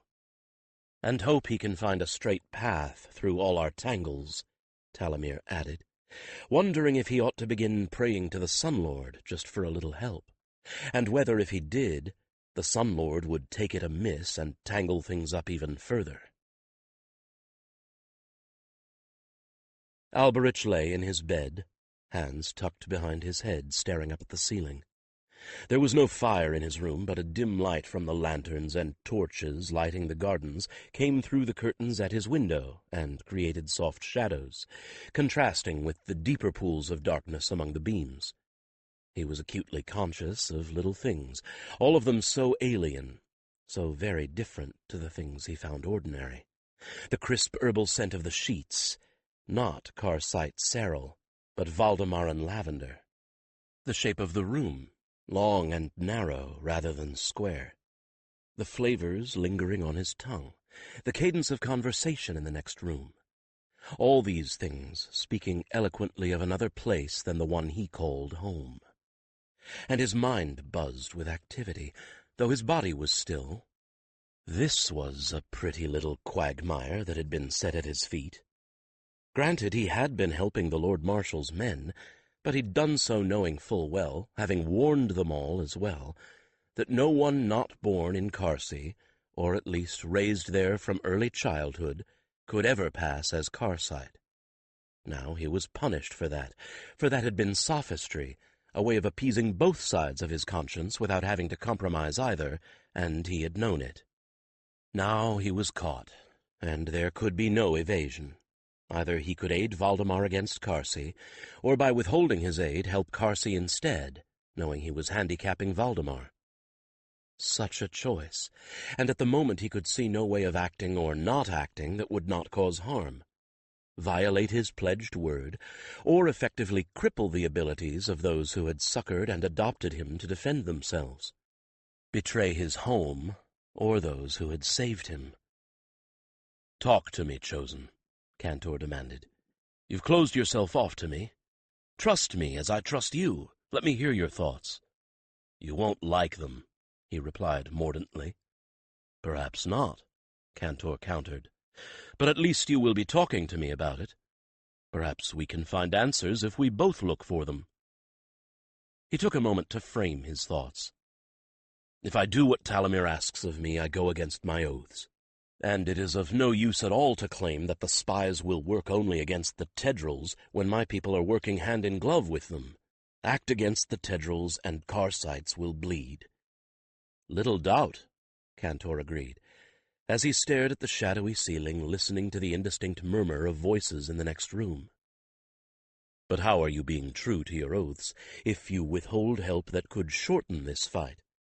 You know that your sun priests will not hesitate to add Karsite troops to the Tedrils in order to defeat Valdemar, and the longer the wars go on, the more Karsites will die." "I have no control over what the priests do or do not do," he said stubbornly. "And I do not know, not for certain, that they will order my people into this affray. What they do is in their own hands, and the will of Vicandis. I can only control my own actions, and I am the one who is responsible for what comes of them." He felt Cantor ruminating over that one. Well, he'd spent enough time agonizing over the problem himself, and it was the only answer he could come to. No matter what other people did, if he was to remain true, he could only do what he felt was right. "Pah!" Cantor said in disgust. "Why must the right answers be so unsatisfactory? But Chosen, this might be right by your oaths, but must you remain bound by oaths to those who violated their responsibilities, not only to you, but to the people they lead?" "If I break those vows," he replied slowly, painfully, "I become no better than they. Who will trust me if I break my vows? How can I trust myself?" Silence again as Cantor considered this as well. This time his reply was only a frustrated sigh. "I have no argument for you that would not also be sophistry," Cantor admitted, after the silence had gone on for what seemed to be a candle mark at least. Strangely enough, that reply brought him a modicum of relief. Cantor was with him. Cantor was at least as uncomfortable with the situation as Alberich was, but the companion was with him. Cantor, his best and truest friend in the world, was not going to use that friendship to try and persuade him of something against his conscience. Now all he had to do was argue with himself. He sensed Cantor thinking furiously and waited to see what the companion would come up with. "I don't suppose," Cantor offered diffidently, "that you could get some sort of dispensation from the priests of Vicandis absolving you of those oaths." "Gary won't give that. He can't offer it on his own authority, and I wouldn't accept it from him even if he did." No matter what the Sun Priests down in Carsey did, Gary knew that short of an apparition of the Sun Lord himself, there was no way that he could absolve Alberich of previously made vows. And as for asking for some sort of message from Vicandis himself, he flinched away from the very notion. For whatever reason, the Sun Lord had elected to permit the Sun Priests to act as they were. Only he knew what was in his mind. Alberich could speculate, but here was the truth of it all. Who was he that Vicandis should appear to him to absolve him of his oaths? Only one man in exile. One man who could only prove his faith by remaining faithful. "Chosen," Cantor said suddenly, interrupting his thought. "Let me ask you this. Suppose, just suppose, that you were not bound by those oaths. What would you do in that case, if you were completely free to do what you wished to do?"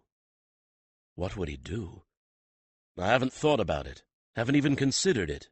There was no reason to," he replied honestly, and then answered just as honestly, "If I were free, I would aid all those agents without a moment of hesitation.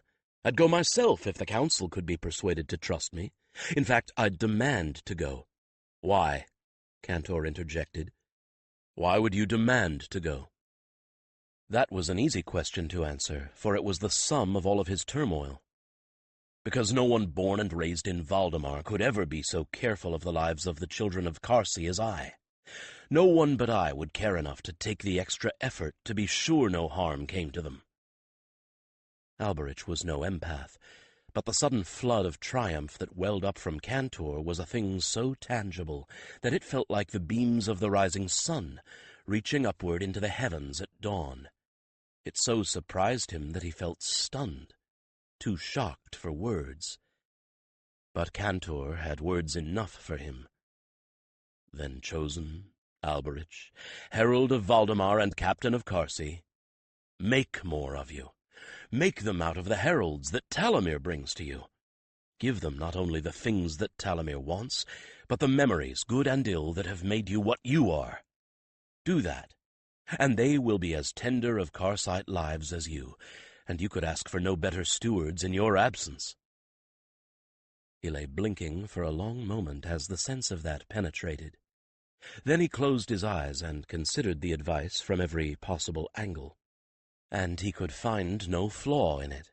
What better thing could he do for his people than this? How could it violate his oath to create more protectors of his people? Cantor was right. Cantor was right. Relief flooded into him with such force that he felt dizzy with it, and he clutched the sides of the narrow bed as it seemed to move beneath him. And when the feeling of release ebbed a little, he felt his face wet with unexpected tears. "Oh, my people! Oh, my beloved people! I can send you protectors to take my place at last, at long last." He rubbed the tears away with his sleeve, swiftly controlled himself, and realized that the murmur of voices in the other room had not stilled. Dathor and Talamir, Sunlord bless them, were still deep in their plans, searching for answers. "Trying to find a way to persuade you without pressuring you," Cantor pointed out. Yes, they would be. They had been as careful of his honor as he was. More, perhaps, because they did not understand the reasons behind what he did. They only honored his conviction that he needed to do them. He got out of bed. It wouldn't be the first time he'd rejoined a discussion while in a nightshirt and sleeping trews. He made his way to the doorway of the sitting room and stood there a moment, silent, seeing again the strain, the care, the burden of duty weighing both of them down. At least this time he'd be able to lift some of that, not add to it. He cleared his throat, and they looked up, startled. "I believe, my brothers," he said, with a nod to both of them that acknowledged their kinship without unnecessary words, "I believe help you I can, and must. So speak you with your healers, and tell them, Alberich of Carcy wishes this most devoutly." He waited just long enough to enjoy the look of stunned shock and amazement on both their faces. Then he turned and made his way back to his bed, there to enjoy the first untroubled night of sleep he'd had since the Tedral Wars began. 10. The mind healers, with one adventurous exception, were not happy about the plan, which was not really a surprise. Alberich did not give a toss whether they were happy about what he was doing. All he cared about was that they had agreed to the project. The heralds he had recruited for his agents were a diverse lot, 4 of them, which was all he would risk on this venture. He didn't know any of them well, which was another good reason for having chosen them. 3 of them were too old for him to have trained. The 4th had been so average that he was entirely unmemorable. One sun-weathered, dark-haired man who was a tinker, and thus had all the skills to pass successfully as a Carcite tinker. One, in his late middle-age years, was from a family of herdsmen, and thus able to pass as another goat-herd who had been displaced from his home in the hills by the war. In fact, he could probably make a fine case for having had his herds confiscated by the Tedrals, leaving him with nothing but the meager possessions he could carry on his own back. The 3rd was a youngster, a lad who had just gotten his whites, but he had 3 advantages. First, he was from a forester family just on the border near Burning Pines. Second, he had been an orphan, forced to take responsibility for himself from an early age. As a consequence, he acted more like a young man in his late 20s than one just barely 18. And thirdly, he was smart. He had a strongly developed sense for self-preservation. He thought before he said or did anything. He, of all of them, was the likeliest to be recruited by the Tedrals themselves, and the most likely of anyone who had volunteered to be able to keep his head and stay plausible when within their ranks. There was something to be said for the type that has been knocking about in the world before becoming a herald in this case. The 4th was a woman as old as the old man. She would try to get taken on as a laundress or cook. Alberich didn't hold out much hope for that, but if she could, well, an old woman would hear a lot from the Tedral camp followers. Even if the Tedrals themselves didn't speak to women, the recruits were of the type that wouldn't be able to keep their mouths shut. None of them would have their companions with them. All of them were confident that their companions could stay out of sight but within call, so if things began to look the least bit dangerous, they could get out of the camp and escape before suspicion mounted to certainty.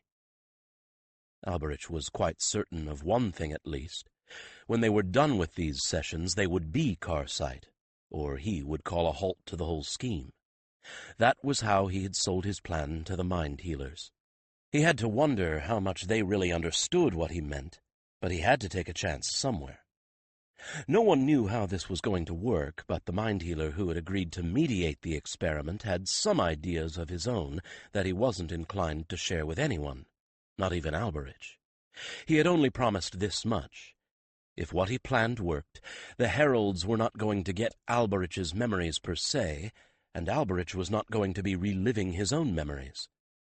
"I won't say anything more," he'd repeated stubbornly, no matter who asked him or how many times he was asked. "I don't want anyone going into this with any preconceptions to muddle things up. If this works, it will work very well indeed." Though how they were supposed to enter into the situation without any preconceptions was beyond him. When the time came, Alberich appeared at Healer's Collegium at the appointed hour, with 3 of the 4 heralds he had recruited trailing in after him one by one. It probably would have been amusing if they all hadn't looked so serious, even apprehensive.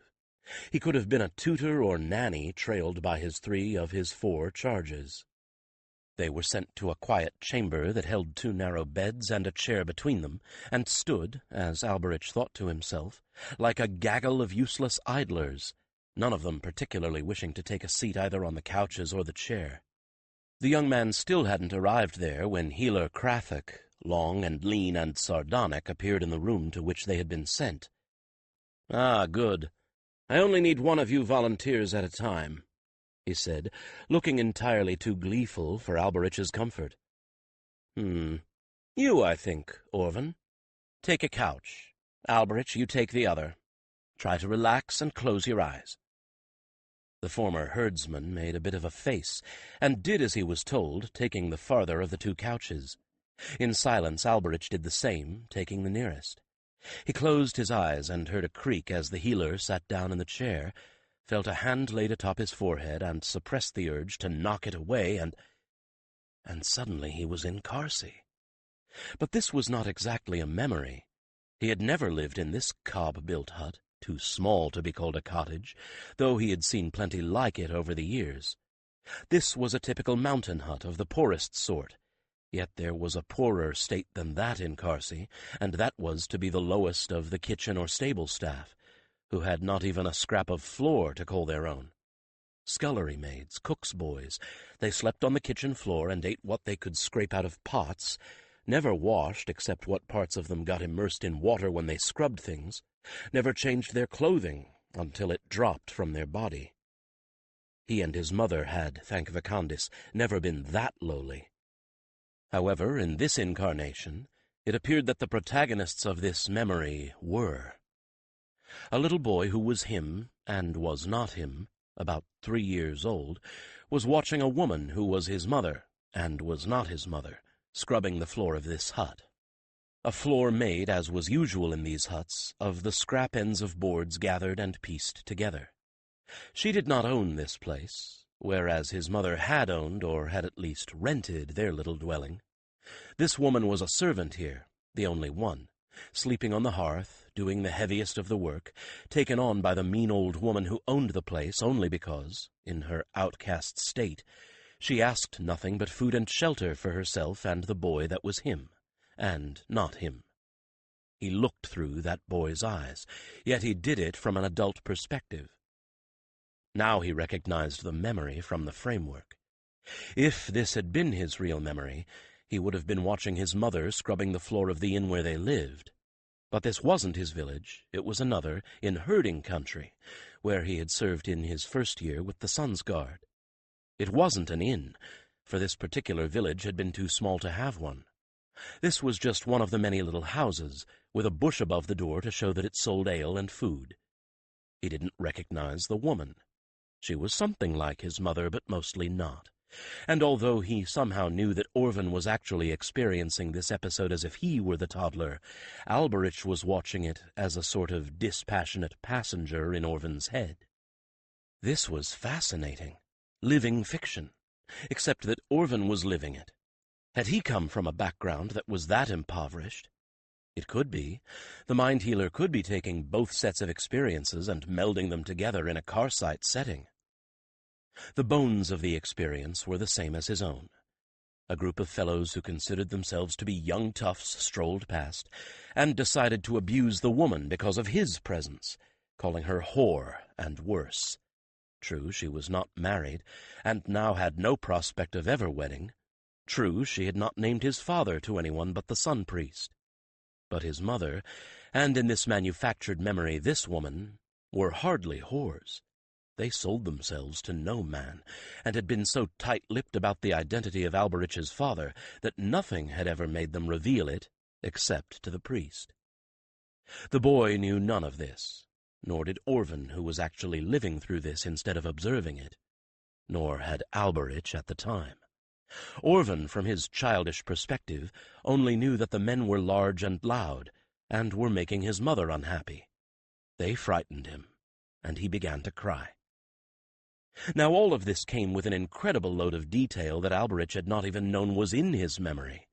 The scent of the harsh tallow soap the mother was using, and of the wet wood of the floor, the beer smell from the cask just inside the door, the aroma of the peas porridge over the hearth and wood smoke, the sharp, not-quite spring scent of the air itself, the sour sweat smell overlaid with goat and sheep of the men. And that was just scent. There was the quality of the sunlight, thin and clear, giving a great deal of light but not much warmth. He somehow knew the look of the cobbles and the dirt path outside the door, the shape of the hut, with its rough cob walls, whitewashed sometime last spring, the whitewash shabby from all the winter storms. The shape of the other houses of the village itself, a straggle of houses along the road. He even knew the road, cobbled only where it passed through the village itself. Alberich knew where it had all come from. He'd seen dozens of villages like this one over the years. The story came from his life and the setting, but both were tolerably confused together, creating a new life entirely. It wasn't him. Orvan, taken back in his mind to the level of a toddler, was the one feeling all of this. It would be Orvan's reactions that counted here. The flood of external detail was giving Orvan plenty to take in. Internal, of course, was something a good deal more primal, the uncertainty and all the turmoil of a small and terrified child. Then he came striding up the path, as if the crying had summoned him. Tall, bearded, straight-backed, dressed in a long black robe with something bright and shining and immediately attractive to the wailing child on the breast of it. He wasted no time, verbally laying into the men in a voice like thunder, somehow making it clear that it was their good fortune he wasn't going to lay into them physically as well. There was a great deal of what Alberich, from his dispassionate distance, recognized as Holy Writ being quoted, mostly about the poor, the fatherless, and the repentant. There was also a great deal of writ quoted about the ultimate destination of those who abused the poor, the fatherless, and the repentant. And a curious thing happened. The more the man spoke, the larger he seemed to become, and the smaller the woman's harassers became. As they shrank into themselves, unable to look either at the woman or the sun-priest, that was clearly what he was, although it was Alberich and not Orvan who knew this, the woman took on more confidence. Since none of the thunder was being directed at him or his mother, the child calmed and crept near to her, and she hugged him close. "Now go," the man finished at last, in tones dripping with disgust. "And if you don't wish another taste of my tongue, find yourselves something godly to do for a change." They slunk off, exactly like whipped curs. Now the man came to stand over the boy and his mother. "How long has this been going on, woman?" he asked curtly, but not unkindly. She shrugged. "Since he was born, Holy Father," she replied in a resigned voice. Now the priest looked down at the boy. "Then it is time I took a hand," he pronounced in a way that said quite clearly that it would be useless to protest. "I will have the boy with me for 2 marks in the morning every morning. It is time he learned the ways of the Sun Lord, blessed be his name. And when the village sees that my eye is on you, there will be no more of scenes like this." Then he turned and stalked away again, and the memory, or more accurately, manufactured memory, was over. Alberich woke, suddenly released from the experience, and opened his eyes. He was as calm as he had been when he took his place on the couch, but from the tear streaks on Orvan's face, it was clear that he had experienced, and quite directly, everything appropriate to that young child in that situation. The healer was grinning with great satisfaction, so Alberich had to suppose that what he had planned had worked. But he put one finger to his lips, and motioned to Alberich that he should leave the room for the moment. Alberich felt a little unsteady, but did as he was told.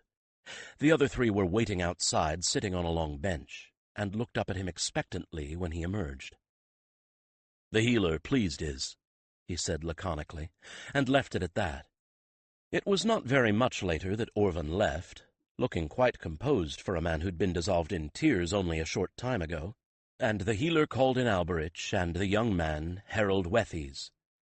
The next 3 sessions were similar, with Alberich serving more as observer than participant, but each setting being appropriate to the persona being created for the people involved, and rich with vivid detail. Wethy's had another mountain village, but his mother was from a forester clan, for instance, and for the old woman the village was down in the plain. Even the identity of the sun priest changed, and Alberich had the notion that here, too, the image was coming from the other heralds, each of them contributing the face and figure of some authority in their childhood, trusted and wise. He was thoroughly exhausted before the sessions were over, but to his surprise very little actual time had been spent in the enterprise, no more than a mark or two. But if he was tired, the others were completely drained by what was for them a highly emotionally charged experience. And it was just beginning. He wondered if they were already starting to regret volunteering for this. But although it was as physically wearing as a good long practice session, this first set was not as emotionally difficult as Alberich had feared. Well, truth be told, although he had known that the only way to make these fellow heralds into what he wanted to be was to give them bits of his own life, that was entirely what he had feared as well. He hadn't wanted to expose himself and his life to others so nakedly. But it appeared that somehow he wasn't going to. The others had no idea how much of what they were going through was really part of his life, and the emotions they were feeling were theirs, not his. Perhaps that was what had bothered him the most of all about this whole project. He had not wanted his feelings to be so exposed. If this was the healer's doing, then he owed the man thanks, more than thanks. He lingered while the last of his 4 volunteers collected himself and tottered off, looking dazed. Healer Krafik gave him a knowing look when he didn't leave, and leaned back in his chair, arms crossed. "I'll save you trying to wade backward through our language, and tell you straight up the answer to what you're going to ask me," the mind healer said, with a grin that had just a touch of smugness about it. "Yes, I planned this whole business of only using what you know to build seminal Karsite experiences for our 4 victims, rather than taking your memories entire. It's all been very deliberate. I've got a lot of reasons for doing it that way, as much as for their sake as yours. You wanted them made Karsite, not made into duplicate versions of you, and I didn't want them subsumed into your rather formidable personality, Herald Alberich. But most of all, I did not want you to have to expose yourself in a way that would have been difficult for you to come to terms with." Alberich let out the breath he'd been holding in. "You knew," he said, with just a touch of hesitation. "That you didn't want everybody and his companion knowing every sordid detail about your past?" Krafik looked sardonic as well as smug, an odd combination. "I'd be a pretty poor mind healer if I hadn't been able to pick that up, now wouldn't I?" Alberich just shrugged. It was only the truth. "At any rate, things will diverge more from here in the little life stories we're concocting," the mind healer continued, and scratched his head with a slight frown. "How to put this? The powerful incident that formed you into what you are now will remain the same, and all of your background, but the way our agents will react to it, and the details of the incident will be driven by their own personalities. Am I making sense to you?" Alberich hesitated. "Well, never mind, you'll see it as we go along. The point is, the more we do, the less it will be anything like your own experience." The mind healer shrugged, stretched, and got to his feet. Then he paused, giving Alberich a long measuring gaze. "Go do something," he said. "Something purely physical. There's such a thing as thinking too much, especially for you." Since thinking was all that Alberich had been doing for the past several marks, the advice seemed good to him, and he nodded. "My thanks," he replied, and went off to follow his healer's orders. Sendar coughed unexpectedly. Selene pressed down too hard on the goose quill, and it leaked, leaving a trail of ink spatters on the parchment. She cursed and tried to blot the damage, but only made it worse. She dropped the quill and made a grab for the edge of the parchment in irritation. Her secretary snatched it away before she could crumple or tear it to pieces, as she had 2 others. "Let Krantz take care of it," her father said, without looking up from his own work. He has your notes, he has what you've written so far, and he should have been doing this in the first place. You don't need to be here, and you're getting hunched shoulders from sitting at a desk. Go do something purely physical." When she didn't respond, he looked up at her. "You do not need to write every word of your judgments yourself. Krantz doesn't have enough work from you as it is. For Haven's sake, you don't need to replace the entire circle, clerks and all. You've already freed up 2 heralds from the city courts so that they can go south, and that is enough, Selene." He sounded exasperated, and he probably was. She was trying so hard, and in her head she knew he was right, but in her heart she kept feeling that she should be trying harder still. She rubbed one of her tired eyes, and let poor Krantz take the offending paper away to his own desk. "It doesn't seem like enough," she said. She felt forlorn, but she was afraid she sounded sullen. "I feel like anyone who isn't feeble-minded or sick or afflicted somehow ought to be there, not here." Her secretary, a young man who was nearly as short-sighted as Harold Misty and afflicted with wheezes when he ventured near anything in bloom, looked at her mournfully. She immediately felt even more guilty for making him feel guilty for not being in the fighting. "My dear," her father sighed. "Selene, you sit in council with me, you're serving in the city courts, and half the time you don't let Krantz do his job. You're doing more than you need to, and probably far more than you should. Get out of here, into the sunlight, before you forget what it looks like and you turn into a troglodyte." She stared at him, blinking. He rose, took her hand, pulled her out of her chair, and shoved her forcibly out the door of the royal suite as the 2 guards at the door tried not to stare. The door closed behind her, and to her astonishment she heard him slide the lock-slide home. "And don't come back until your nose is sunburned," she heard Sendar say, his voice muffled by the closed door. For a single moment she thought about pounding on the closed door, demanding to be let in. The right-hand guard made a choking noise, and Selene swiveled just in time to catch him screwing up his face in an attempt to keep from laughing aloud. She knew him very, very well indeed. He'd played companion to her herald too many times to be counted when she was little. In that he had been more fortunate than most patient fellows who allowed toddlers to bounce on their backs. Companions were expected to have minds of their own and didn't wear bitted bridles. And they didn't suffer being drummed upon by little heels when they didn't move fast enough. He'd bounced her off a time or 2 when she exceeded the bounds of the allowable. She made a face, but didn't comment, because there was great relief in being ordered to do what she wanted, but had been too guilty to pursue. "Begging your pardon, Your Highness," the guard said, composing himself. "But I believe that sounded like an order. I'd obey the king if I was you." He stared straight ahead, but his eyes were twinkling. She gave a theatrical sigh. "Orders are orders," she agreed, and with a wink turned and headed for the nearest exit. "Karyo, I'm on my way," she mind-called, feeling just a bit giddy, as if she'd been released from classes for an unexpected half-holiday. "I'll need—" "Done. Your Alberich has been ordered off to gallop out his megrims by the mind-healers," Karyo replied cheerfully. "Perhaps your father knew that already when he ordered you out. It wouldn't surprise me. You can both do with an outing." It could well be. There wasn't much that Sendar didn't know. It saved her hunting up her bodyguard and trying to determine whether he could be pried away from duties of his own, of which he seemed to have rather too many. If she'd been ordered away, she wanted to leave Haven altogether. She hadn't been outside the walls in, well, ages, certainly not since the wars began. They wouldn't go far, not far enough that anyone could rebuke him for leaving the city.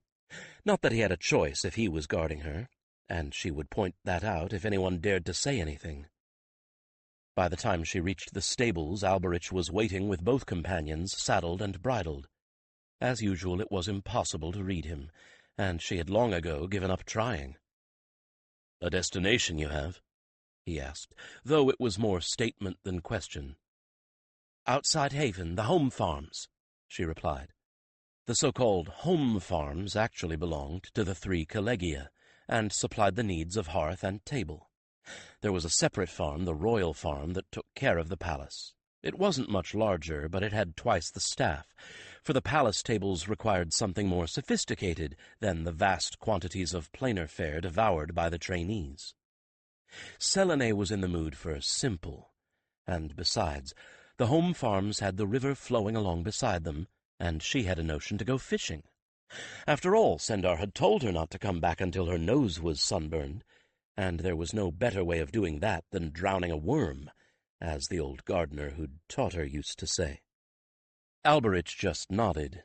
Evidently both Cario and Cantor were more than ready for an excursion, because off they set at the trot. They took a shortcut across the velvety lawn, briskly heading for the palace, curving around the new palace, and getting onto the paved drive in front of the old palace.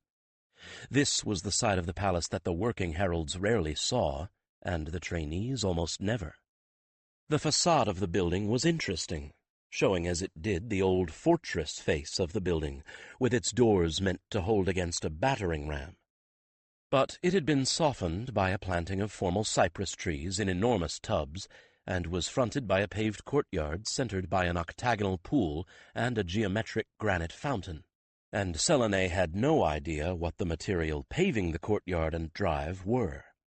The paving dated from just after King Valdemar's time, when the need for defense had begun to take a secondary place to other palace functions. It wasn't cobbles or bricks, for there wasn't a sign of seams or joins. It was a solid pale gray, very nearly identical to the color the trainees wore, from edge to edge, and the feel of it was slightly springy. The entire pavement was surrounded by a wrought-iron fence, tall and formidable, like a row of linked pikes twice the height of a man, with the wide drive of the same substance as the courtyard leading up to it, and through a pair of gates that were usually left ajar. Nevertheless, there were guards stationed here on either side of it, with little boxes to keep the weather off them when it was truly awful. Alberich led her past them, his back absolutely straight, his seat so easy that there was no doubt in anyone who knew cavalry that it was in the cavalry where he'd learned to ride. For their part, the guards did not seem to pay any attention to them, staring straight ahead. She knew better, though. They weren't there as ornaments. The drive went toward the tall, proper walls that surrounded the entire complex, velvety grass on either side of it, but no plantings other than a row of cypresses right up against the wall itself, the same sort of cypresses that were inside the fence. And there were yet more of them planted in boxes, arranged with mathematical precision on either side of the drive. The cypresses softened the look of the stone wall, and probably helped give the guards up there a little protection from the wind in winter and shade in summer. There were more guards on the wall and on either side of the passage that led through it, both inside and out. This was still defensive. There were portcullises on both ends and a rather nasty murder hole in the middle, through which all sorts of unpleasant liquids could be poured down upon a would-be invader. Not so, incidentally, the murder hole had made a good place for a young princess to drop petals and peas down on unsuspecting visitors, with extra points awarded for the pea that landed squarely in the middle of a fashionable hat, without the wearer noticing. There was no one up there to drop peas upon them now, and they trotted through the cool shadow and out into the sunlight and down into the city. Nearest to the palace, predictably enough, were the enormous mansions of the highborn, each a smaller palace in itself. The farther one got from the palace, the less expensive and more crowded the buildings, until by the time they passed out the final set of gates and walls, for the city had outgrown its walls several times, and a new set had been built around the new construction that had spilled over on the other side, the final set on this road were a mix of shops with apartments above, stables for hire horses, and inns and taverns. The road was not, however, a straight line to the final city gate. There were no straight lines to the complex within Haven. Everything had been laid out like a maze, so that if the city ever did come under attack, the defense could be fought street by street. Before the wars, that very notion had seemed laughable. Not any more. Though it would probably take having the tedrils appear at the gates before the citizens of Haven believed that. Out yet another set of gates with yet another set of guards they went, following the river which ran under the walls at this point. Here the transition went abruptly from the urban to the rural, for this was where all market gardens that supplied the city with fresh eggs and vegetables were located. While the urban had edged out past the final walls outside other gates, here it had not, for the profit to be derived from such well-watered and fertile property was not to be trifled with.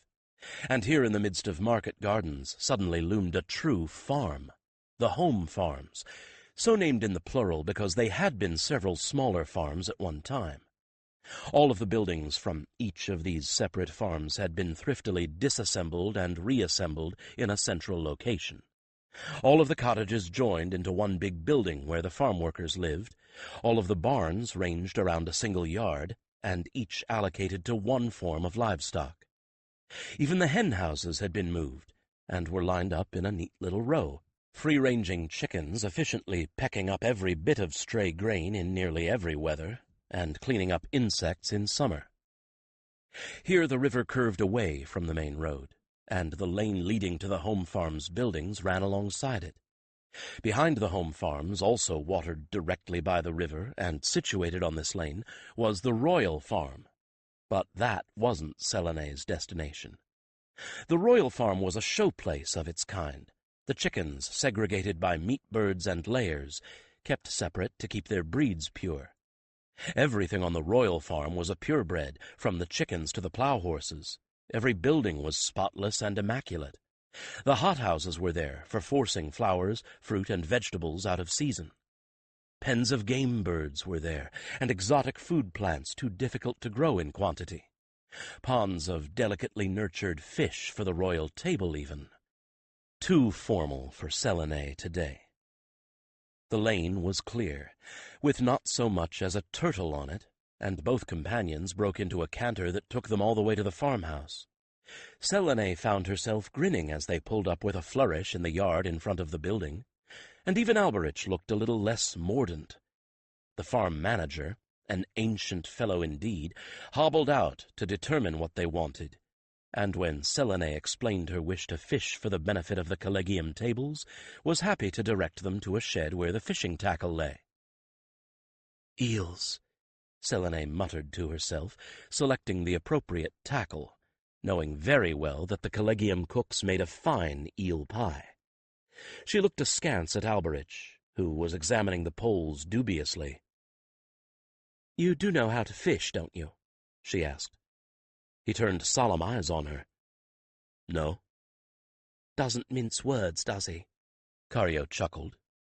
"Then it's time you learned," Selene told him ruthlessly and with a touch of glee. "It's a standard skill all heralds are supposed to know. You might have to find your own food in the wilderness, after all." "And I in wilderness will be allowed? Not likely that." He sighed with resignation, or disgust, or both perhaps. She didn't care. He might as well learn to fish. It wouldn't do him harm, and it might do him good. She spent the next Candlemark or so in a position every trainee ever schooled by the weapons master's second would probably have given his last hope of the havens for. Schooling the infamous Alberich, playing stern and implacable tutor to the great Stoneheart himself, and it was highly entertaining as well. She presented Alberich with his pole, and had to show him how to bait the hook, and the formidable Alberich proved to be very reluctant to touch the bait. "Now don't be so squeamish," she ordered, pulling a worm out of the earth of the bait pail and handing it to him. "I've shown you what to do. It's not that difficult." He took the worm in his thumb and forefinger and held it stiffly in front of him. "Must I?" he asked in a strangled voice. She suppressed her mirth, and instead fixed him with the same sort of gimlet-eyed stare he gave reluctant trainees. She didn't even need to say anything. He barely skinned the worm onto the hook, and she knew it wouldn't stay. Sure enough, the third time he pulled the hook up out of the water to check on it, the worm was gone. He glanced aside at her. She was pulling in eels at an astonishing rate, and already had a bucket full. She just gave him that look again, and nodded toward the bait bucket without saying a word.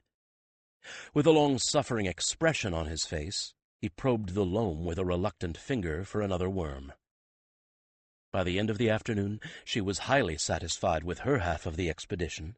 She had a fine mess of eels, far more than a mere bucketful, certainly sufficient to provide heraldic collegium with an eel-pie supper. She had a properly sunburned nose, but not so much that it was going to hurt later. And Alberich was, well, it was comic. The incredibly competent Alberich did have something that he couldn't do. He had caught exactly 2 fish, both of them little sun-perch, and neither big enough to keep. He had lost most of a pail of worms, and it was a good thing that he hadn't hooked anything large, or Selene suspected he'd have lost the rod as well. He, who couldn't miss a target, couldn't cast a line to save his life. He, who was so dexterous with any weapon of any sort, tangled his line with appalling frequency. Mind, he had managed to relax, if only by cursing under his breath at his pole, his line, the wretched fish that stole his bait. Practicing with his students out of doors as much as he did, he hadn't had a clerical pallor, but there weren't quite as many frown furrows cutting across his scars. She put up her gear with a sigh of regret. He put his up with a sigh of relief. The old man came to take charge of the tub of eels, which was as well, since she couldn't exactly take them back to the collegium in her saddlebag. Together they rode, at a walk this time, back down the lane to the road.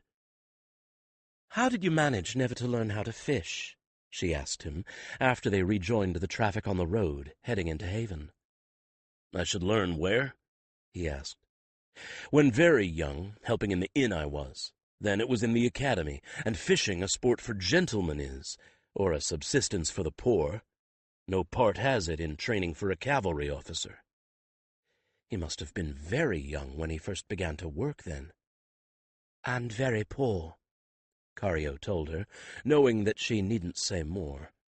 Although fishing was traditionally a way for the poor to add another source of all-season food to the larder, the poor also had to have the time to fish, which clearly Alberich did not.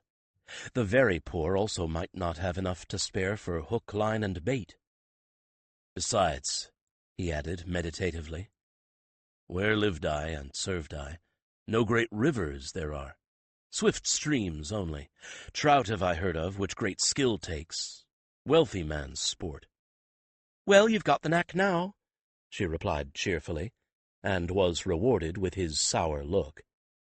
"Then best it is that to Haven I am confined," he said. "And should fish be required of me, purchased at market they can be. Else it would be starvation." She couldn't help it. She tried to hold back her snickers, but they escaped. He looked pained. "Oh, really, Alberich, it's so nice to find something you can't do," she exclaimed. "Glad I am that such amusement given you I have," he told her crossly. "Perhaps a new title I should have, Herald Jester." She couldn't help it. He looked so irritated now that the giggles just burst out all over again. And finally, one corner of his mouth began to twitch, then both corners. Then, although he didn't actually laugh, he unbent enough to admit that the joke, although on him, actually was rather funny. And it wasn't until he had delivered her back to her father, sunburnt nose and all, that she realized that she hadn't thought about the wars once all afternoon.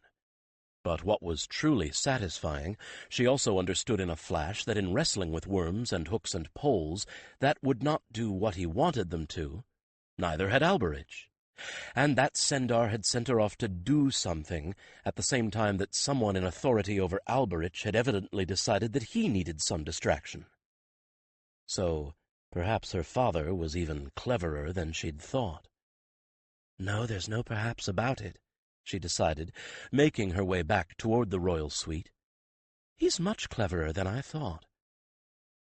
However, of all the thoughts that had occurred to her today, that was perhaps the very least surprising.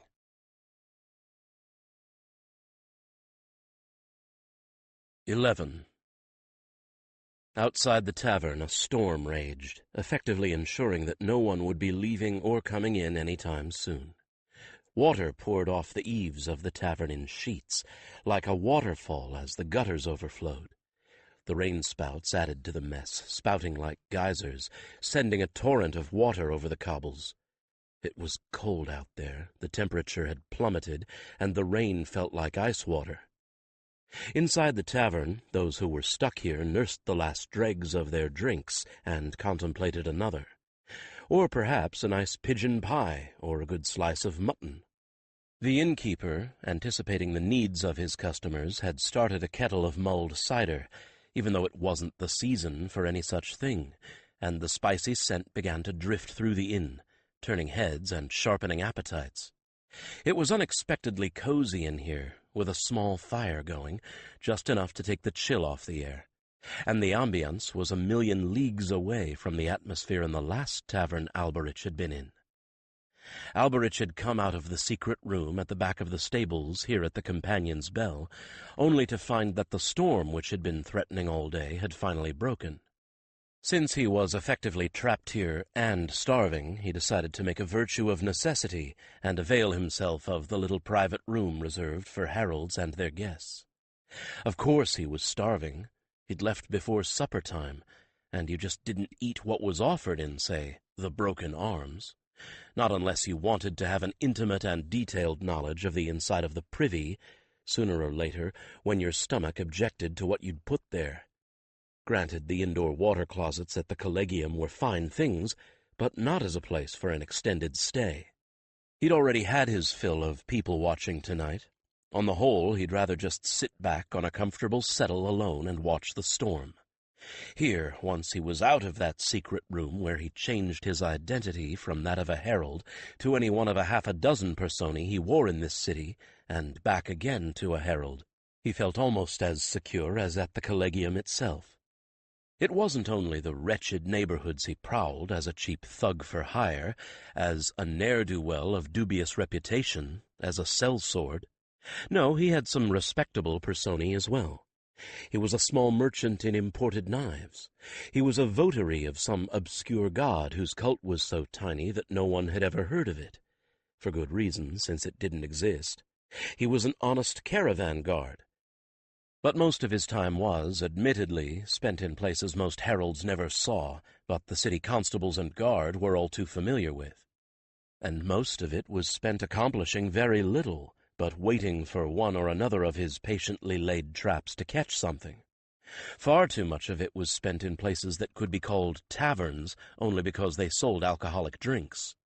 And he thought he'd been served some wretched brews as a Carsite officer. At least those had been drinkable. Rough, strong enough to lift the hair on your arms, but drinkable. Tonight had been one of those nights when nothing whatsoever happened, or was going to happen, except perhaps a common brawl or two. The threatening storm had made people think twice about leaving whatever cramped little corner they called home. People with only a single set of clothing had to shiver in it until it dried on their backs if they got soaked through. The taverns had been half empty, and none of his informants had poked their noses out of their holes. When the sky above the rooftops to the west began flickering with far-off lightning, he had given up. He'd hoped to get back to the Collegium before the rain began, but luck wasn't with him, it seemed. Then again, perhaps it was. Heralds were common enough visitors here in the Bell that no one remarked on their presence. When Alberich arrived here, he didn't wear his trademark gray leathers anymore. He wore whites, which made him blend in with the other heralds who frequented the place. Sometimes a herald just wanted to get away from the Collegium, have a tankard or a glass of wine, flirt harmlessly with a serving girl. And why not? Heralds, as Talamir took pains to remind him, were only human. Sometimes a number of friends wanted to get together when they all came in at once.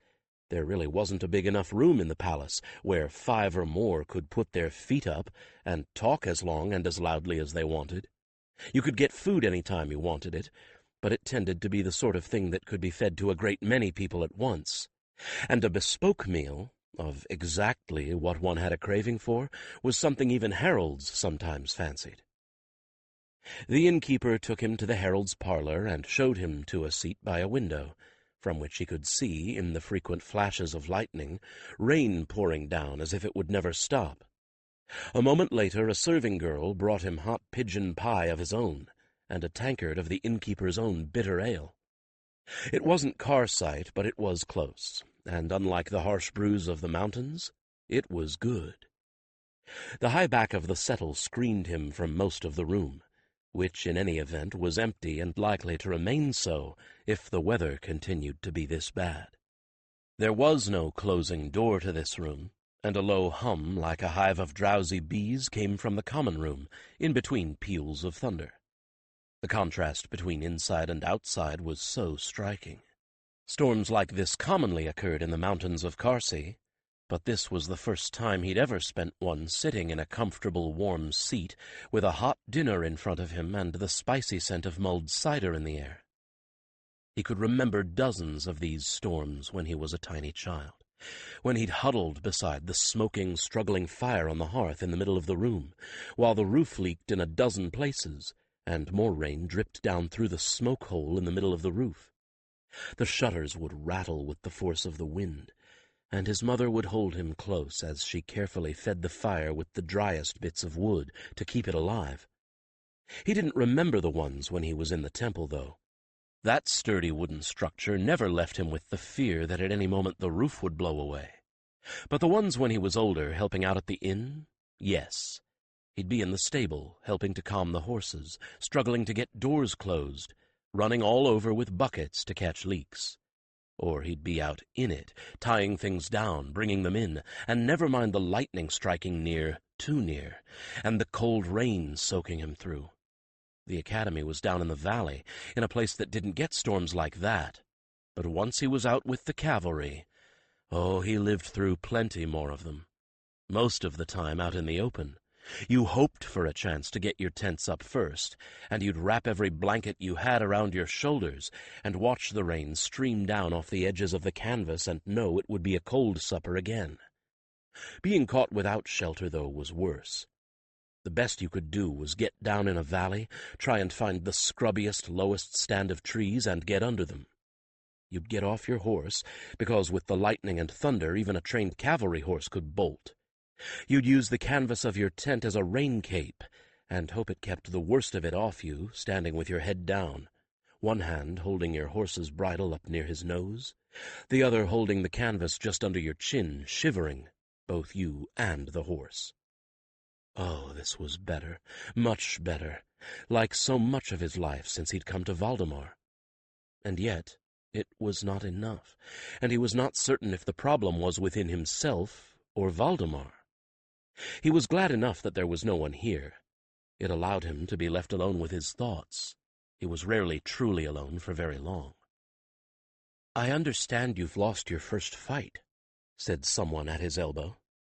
The voice was female, familiar, but he couldn't put a name to it immediately, for the words startled him so much. "Eh?" was all he could manage, as he swiveled to see who it was that had interrupted his solitude. "With a fish," Harold, no longer trainee, Misty, amended, her glass lenses glittering with reflected lightning. She sat down across from him without waiting to be invited. "A rather small fish," she added in Carsight with a chuckle. The serving girl, laden with Misty's dinner, set her dishes down opposite Alberich's. Then she whisked back through the door to the common room, leaving them together. Ah. He found trying to see past those lenses rather disconcerting. "You've been speaking with Selene." He found it a relief to speak Carsight. Valdemaran was still a trial to him, and he had the sinking feeling that it was going to take years, even tens of years, before he was comfortable in it. He managed with his low-class persona mainly by being taciturn, knowing that the people around him wouldn't recognize a Carsight accent anyway. "It's more or less my job," she replied. "It's thanks to you I've got the job, I'm told, training with Elkarth and interning in the city courts with Selene as the senior judge. I'm Elkarth's second, and Elkarth believes I should be ready to step into the Herald Chronicler position within a year or two." "Good," he said, and meant it. "And what has my ignorance of fishing got to do with the Chronicles?" "Not a thing," she admitted. It just came up in our discussions. I just let people rattle on, you know. It's the most effective way to learn things." She paused and tilted her head to the side. "I don't suppose you would be willing to rattle on at me?" He opened his mouth to say no, then closed it again. It was an interesting thought. "And this would go into the restricted chronicles?" he asked instead. "Possibly. Some things should be common knowledge, and by the time anyone reads my chronicles, all of those covert identities you've got now are going to be outdated." So she knew about what he was doing. Well, he shouldn't have been surprised if she was Elkarth's second. She'd be reading the restricted chronicles that he was writing. He wondered, knowing that she must know about the secret room here, if she'd come down on purpose to waylay him. She ate 2 or 3 bites, reminding him that his own dinner was getting cold. He started in on it. Delicious, as always, from the Bell's kitchens. Pigeon pie was a delicacy in Carsey. The only pigeons there were the larger wood pigeons and calling doves, hard to catch and reserved for those with falcons to take them. Here in the city, though, there were pigeon lofts everywhere, and the common rock doves bred like rabbits. It was rabbit pie that was the ordinary man's fare in Carsey, in fact.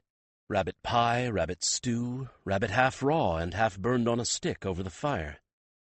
"I grew up on this," Misty said, gesturing with her fork to her plate. "We had a loft in the backyard. I find I miss the taste at the Collegium." It is good," he agreed. "Not common fare where I come from. Well, here, in the city especially, you make up your pies with whatever you have to eat for supper in the morning, and drop them off at your neighborhood bake shop as you go off to work, and pick them up when you return, along with your bread. Most people with small apartments or single rooms don't have a bake oven. In fact, especially in the city, most people only have the hearth fire to stew over, and not a proper kitchen at all." Misty didn't seem to want a response. She went back to her dinner, and he followed her example. "It is much the same in Carsey," he offered, "save that there is no bake shop, or rather the baking place is often the inn, and we steam food as often as stew it." He well remembered the smell of the baking rabbit pies in the kitchen of the inn where his mother worked. They'd come out, and woe betide anyone who touched them, each with a particular mark for the family that had left them, and a star cut into the crust of the inn pies. He'd never gotten a quarter pie like this, hot from the oven. He and his mother had been on the bottom of the hierarchy of servants, and were treated accordingly. First were the customers, of course, then the innkeeper, his wife and children. Then came the cook and the chief stableman, who got whatever intact portions the innkeeper's family left. Then the cook's helpers, the serving girls, the pot boys who served the drink. Then the grooms in the stables and the chambermaids. Then, at last, Alberich, his mother, and the wretched little scullery maid and turnspit boy. Which meant that what he got was broken crust, gravy, bits of vegetable, or anything that was burned, overbaked, or somehow ill-made. Too much salt. He recalled that pie only too well. But they got enough to eat, that was the point. Once his mother got that job at the inn scrubbing the floors, they never went hungry. There was always day-old bread and dripping, the fat and juices that came off the roasts and were collected in a drippings pan underneath. There was always oat porridge, plain though that might be, and peas porridge, the latter being such a staple of the common fare and so often called for that there was always a pot of it in the corner of the hearth. Peas porridge was the cheapest foodstuff available at his inn, and they sold a lot of it. When the pot was about half empty, the cook would start a new lot, so that when the first pot was gone, the second was ready to serve. All of the inn's servants could help themselves to a bowl of it at any time, even the scullery maid and the boy that sat in the chimney corner and turned the spit in all weathers. The innkeeper was thrifty but generous with the food, not like some Alberich encountered over the years, who starved their help as well as working them to exhaustion. Ah! Misty stacked her emptied plates to the side with a sigh of satisfaction. Alberich pushed his beside them. "I don't mean you to begin nattering at me at this moment, Alberich. I just meant that when you feel like it, I'd be glad of your addition to the Chronicles. And I don't mind being a listener if all you want to do is talk. Think out loud, maybe. Or just talk to hear Carsight." He smiled slightly. Knowing your unending curiosity, I thank you for your patience. My curiosity has as much as it needs on a regular basis right now, Misty replied. You know, before Elkarth took me on, I was never satisfied. I wanted to know, not so much what was going on, but why. That was the thing that drove me mad sometimes. Why had this or that law been made? Why were your people such persistent enemies? Why? Well, there are always more questions than answers. Now I'm able to find out my whys more often than not, and more to the point, I'm entitled and encouraged to do so. She smiled, and her lenses glittered. Maybe that's why I was chosen. I can't think of any other reason. He laughed. Is that why you were always such a thorn in my side as a trainee? That you could not be told to do a thing without wanting the reason for it? She shrugged. I don't take orders well unless I know why the order is being given. And I'll be the first to admit to you that I'm very lucky and have been unusually favored in that way. Most people can't afford to indulge that particular luxury. They either follow their orders without question, or, well, there are unpleasant consequences for wanting answers. She rubbed her thumb absently against the little clerk's callus on the side of the second finger of her right hand, a callus created by hours of pressure from a pen. He nodded, wondering suspiciously if she was hinting at his past.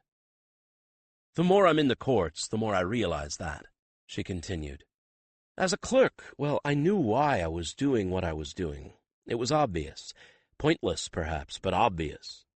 She glanced up at him sideways. You know, you have to be a clerk, I think, before you realize just what a pother people make over nothing. And the sheer amount of ill will that people seem to think must go down on paper or die. Dear gods. What, letters? He asked. No, people mostly write their own vitriol in letters. We're a literate people, Alberich. That's mandated by the crown.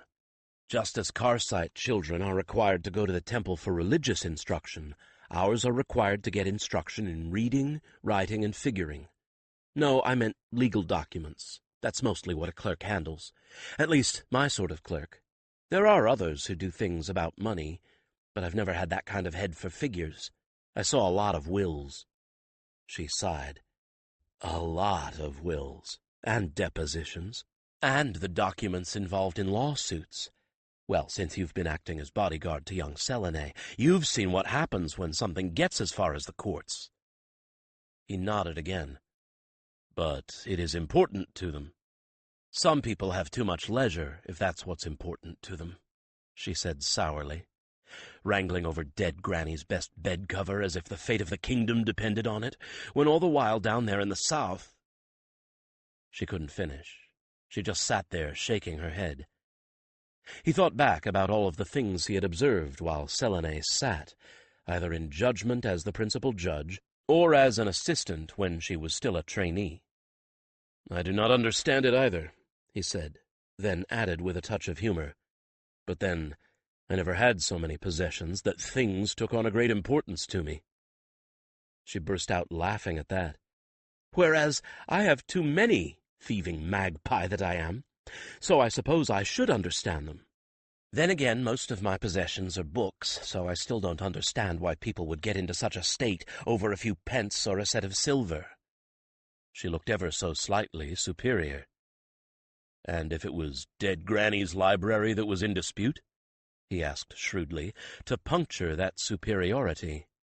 She saw it, and bravely took the blow. There you have me, dead in the black. She laughed. Oh, look, the rain's starting to slacken up. He glanced out the window. She was right. The downpour had turned into something lighter, and the lightning had moved off into the far distance. It could just be a lull, he warned, as she made as if to get up. Could be, but I'll take my chances. I need to get back up the hill. I'm tutoring a couple of trainees. She did get up then, and he found himself wishing she would stay. He stifled an impulse to catch hold of her hand to prevent her leaving, but she seemed to sense something and turned back toward him. I meant that about nattering at me, Alberich, she said. You know, I don't put personal things in the chronicles, not unless they're reasons for something happening, and it would have to be a pretty important something. And Alberich? Yes? Something had passed, was passing, between them. Something he didn't recognize and didn't understand. She stared at him. He sensed her eyes behind those lenses, oddly intent. You might try talking to Gary as well. After all, that's what he's there for, isn't it? She had an oddly wry smile on her face. Well, all things considered, that's part of his job, I'd think, to be talked at. And with that remarkable statement, she was gone. He sat there for some time in the half-dark, wondering why this conversation seemed to have, well, a feeling of importance about it. Perhaps because it's another herald? Cantor asked. He hadn't ever gotten such an odd feeling from anyone else, not even Talamir. No, it's not just that. She's not an empath, is she? Not so far as I know, his companion replied thoughtfully. But she does have one rather odd little gift. She doesn't have to cast the truth spell to know if someone is telling the truth, so long as she's in proximity to them. It's why she's in the city courts, in fact. Interesting. Perhaps that was why she seemed to be able to get the people to tell her so much. Perhaps that was why she was so focused on needing to know the why of things. If you always knew that something was true or false, maybe your focus shifted from finding out the truth to finding out the reasons behind it. If you knew that something was true, maybe that impelled you to talk to others, as well as listen to them. Am I needed up the hill? He asked. Cantor would know. The companions always seemed to be more or less in contact with one another. Cantor's reply was immediate. No. And I've no objection to staying here in this nice, dry stable if you have something you need to do. Shall I tell them you're going to be down here a while? Please do. Misty might not be the right person to talk to about some of the things that were troubling him, but she was right about one thing. Garishon was, and if he couldn't take counsel with one of Vicandus's own, who could he speak with? Tell them... He hesitated. If anyone wants to know, tell them I'm going to visit a friend. The Temple of the Lord of Light in Haven was a small one, situated between a saddlery and a chandler. Alberich thought the chandler a particularly appropriate neighbor, all things considered. Candles next to the Temple of the Light?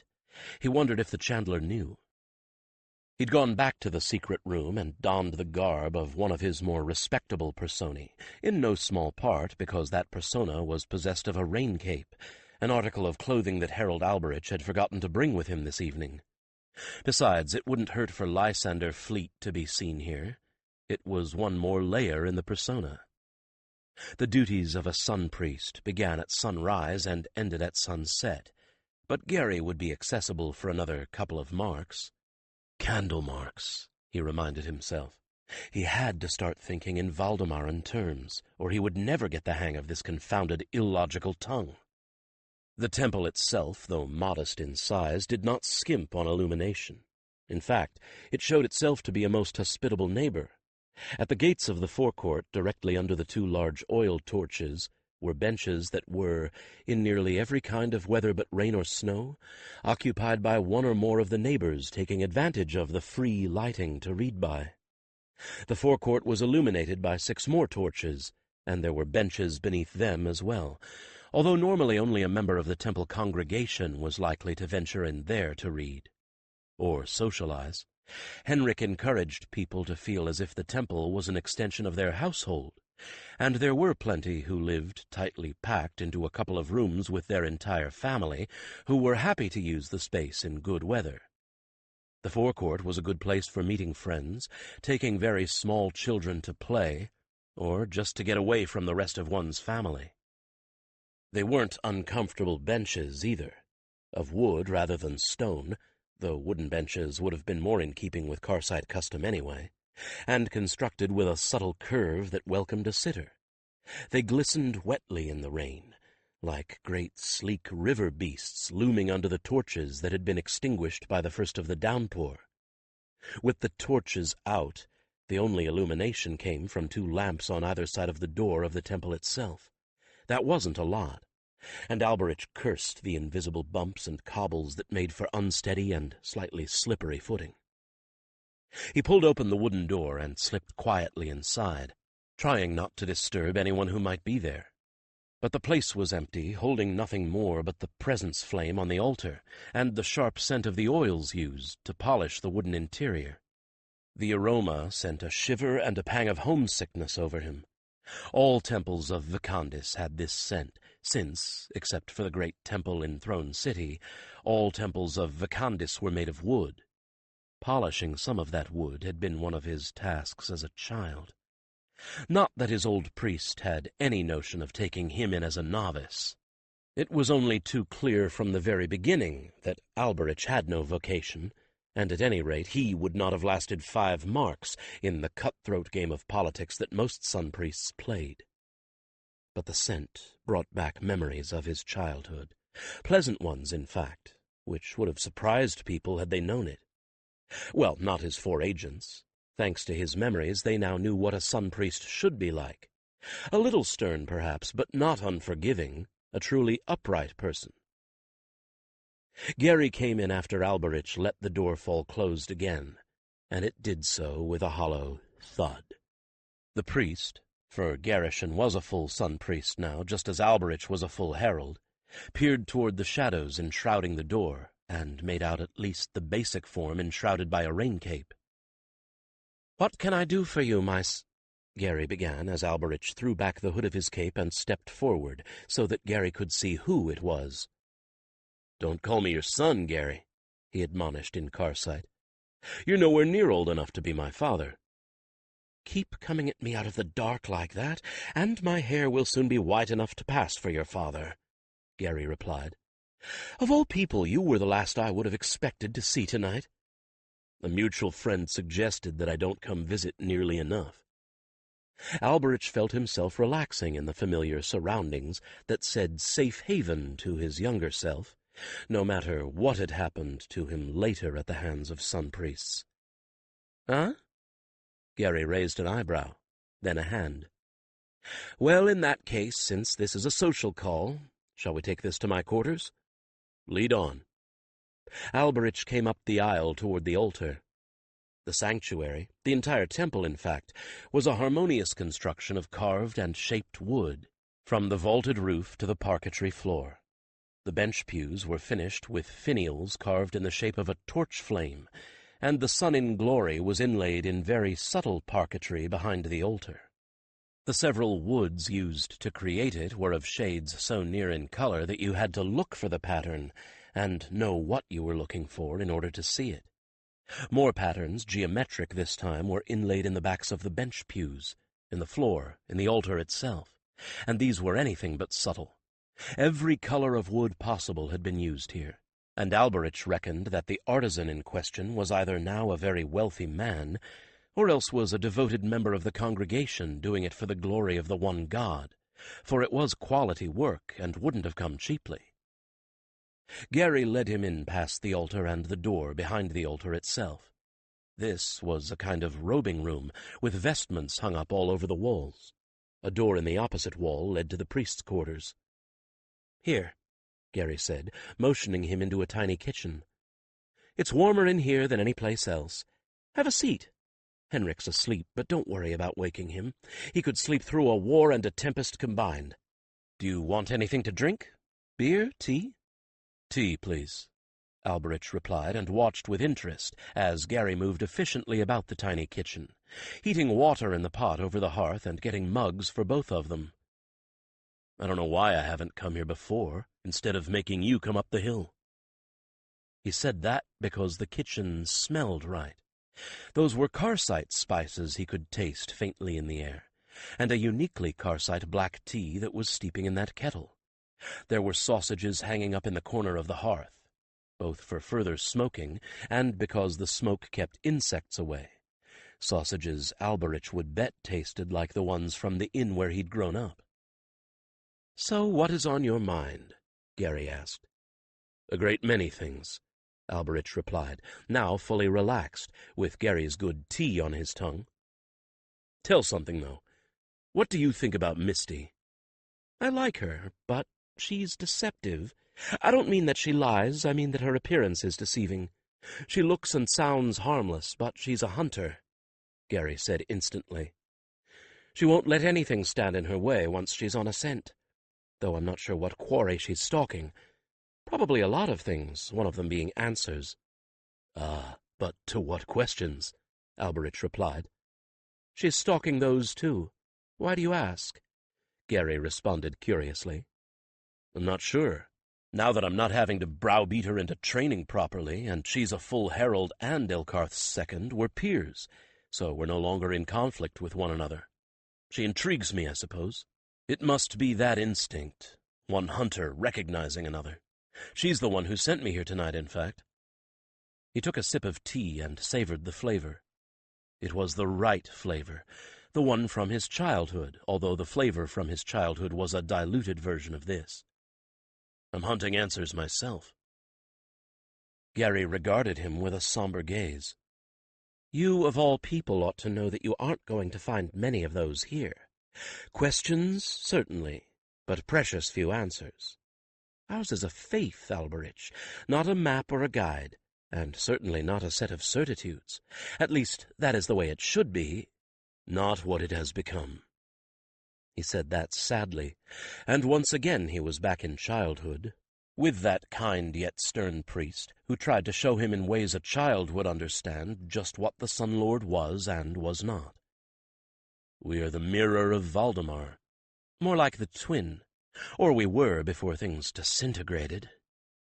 Gary sighed. "I've had this discussion with Henrik, actually. He is of the opinion that the long slide began with a will to power. I think it's more complicated than that. I think that the priesthood was corrupted by the congregation." Alberich blinked. "How exactly?" "The laity wanted absolutes, answers, and the priesthood finally elected to give them answers, the simpler the better," Gary replied. "The writ took second place to the rule, and a poor second at that. The answers took away all uncertainty, and what is more, took away the need to think." Alberich frowned. Not for nothing had he spent so much of his childhood under the tutelage of a priest who knew and lived the old ways. Above all, the writ demands that a man, or a woman for that matter, learn how to think. Gary nodded. "You see? The old ways require that each person come to the Sun Lord having thought through everything for himself. The current rule requires that men become sheep, herded in one direction, following one path, pastured in one field. Ever and always so will it be." Sheep. It occurred to Alberich that it was probably no coincidence that the sun priests of Carsey had taken to calling their congregations by the name of flock. "Sheep don't have to think for themselves, do they?" Gary made a face. The Sun Lord was reshaped from the unknowable into the remote but predictable patriarch, from the whirlwind to the windmill that grinds, exceedingly small. Do this, you are gathered unto his bosom. Do that, you are cast into the outermost hells. Gary shook his head. Answers are terribly seductive. The simpler they are, the more seductive they become. Alberich turned that over in his mind, and found it certainly matched some of his own experience. "But that isn't the whole of it," he objected. "Of course not. I just suggest that this was where the corruption started," Gary replied. "Then came the power that came from giving people what they wanted instead of what they needed, and power is just as seductive and even more addictive than any drug. Now, I don't know, Alberich. I don't know how it can be fixed, or even if it can. It would take the Sun Lord himself in manifestation, perhaps, and someone as the Son of the Sun who is willing to hold to the hard course and be disliked, even hated." "And loved." "And loved," Gary agreed. "At one and the same time, and probably by the same people. Because when you demand that each situation be considered separately and not responded to with the pre-digested answer, you're always going to anger someone, since you're always going to disagree with someone. Probably even someone who agreed with you the last time, and now takes this new response as a betrayal." Alberich smiled sourly. "It would take the Sun Lord himself to protect someone like that." I fear so, and I am very, very glad it isn't me." Gary drained his cup and poured himself another, then smiled. "So, since I am not going to give you any answers, what can I do for you?" "Give me an opinion." He outlined as best he could what he was doing with his 4 putative agents. "They have seen the very best that Carsey is, in the form of Father Kentrock, my protector and teacher, and if I'm reading them correctly, they have warmed to him just as I did, and, more importantly, responded to his ideas of responsibility and honor. We're just about up to the point where I first learned I had a witch power. I suppose each of them will have a similar experience, but the witch power will be his or her own gift in real life. If you're wondering if you've somehow betrayed your vow to protect the people of Carsey, let me tell you now that both Henrik and I are positive you are doing nothing of the sort," Gary said firmly. "If anything, you are going to put 4 more protectors in place, just as you hoped. Did you know that all 4 of them have been coming down here for practice in the language? Or so they say." Alberich shook his head, surprised. "Well, they have.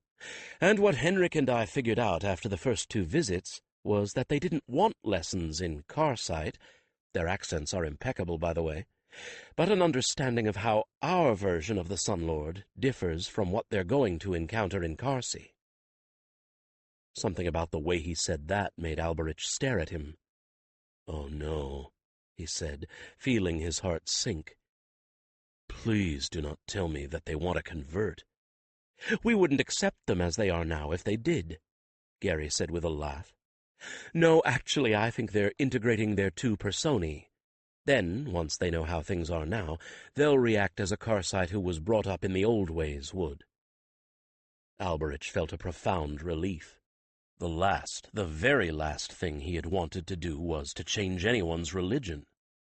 "That's sensible, Gary." He hesitated. Only now did Cantor interject something.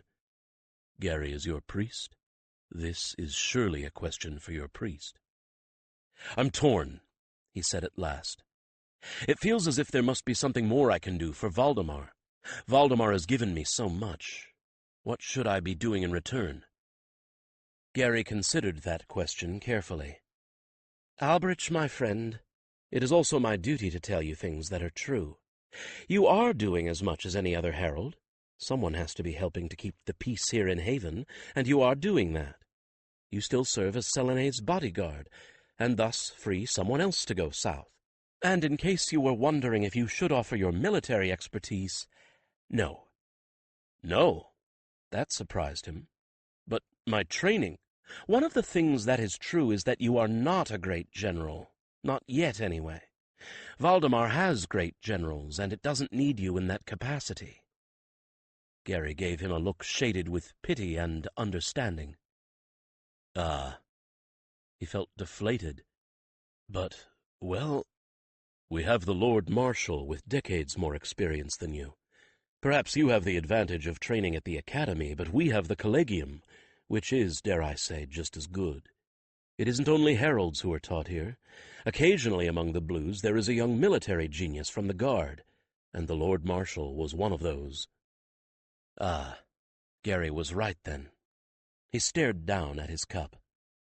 So other than doing what you are doing, you should be getting yourself prepared for the day when the king and the heir and everyone else that can hold a blade goes down to the battlefields of the South to hold off that last big push that you know is coming." Something about the tone of Gary's voice made him look up, because it was odd, very odd. It didn't exactly sound like Gary. Gary stared off into space, his face blank, his eyes looking elsewhere, and Alberich felt an unaccountable chill on the back of his neck. There was something going on here, something he didn't recognize. "You are Selene's bodyguard, Alberich, and when the day of that final battle dawns, she is going to need you more than she ever has before. Because the very last thing she will think about is her own safety, so it is the first, indeed the only thing that you must be concerned about. That is what you must be readying yourself for. Nothing else, nothing less." If need be, you must save her from herself on that day, so that you save her for her kingdom." Alberich had never believed those stories about how the hair on the back of someone's neck stood up when something very, very uncanny happened. Now he did, because he could feel that exact sensation. Gary continued to stare off into space, with that peculiarly blank expression on his face, but something glinting in his eyes, and Alberich had the distinct impression that whatever was speaking, it wasn't Gary. Which left what? Here in Vicandus's own temple it couldn't be anything inimical, but it sounded almost as if this was a prophecy. He wanted to speak and ask something for himself, wanted to ask a question, a dozen, but they were all questions he really didn't want to know the answers to, honestly. If I did, I'd be trying to tame that gift of mine and make it serve me predictably. The writ said that the future was mutable and unknowable until one passed through it and it became the past. That was why the writ spoke against the witch powers of those who tried to predict the future, not because the attempt to know the future was wrong in itself, but because being told a future closed some people's minds to the possibility of any other, and they focused all their attention, their hopes and their fears, on that future to the exclusion of other possibilities, which defeated the entire prime principle of free will, upon which all of the Sun Lord's writ was based. All this flashed through Alberich's mind in the time it took for the cup to slip out of Gary's fingers and drop to the table with a clatter. "Botheration!" Gary was back, startled, seizing a cloth and blotting at the spill before it escaped to make an even bigger mess. "Look at me, wool-gathering. I'm sorry, Alberich." "No matter." The hairs on the back of Alberich's neck had settled, but not the uneasy feeling that something had wanted him to know more than he should about the future. A future. Except that we know there is going to be a final battle. We're planning for that already, and if I had taken thought about it, I would immediately have known that Selene would never consider her own safety under battlefield conditions. I haven't been told anything I couldn't have figured out for myself, have I? "I should be going. My day starts early, and yours even earlier," he said, trying not to show any of his unease. "True enough.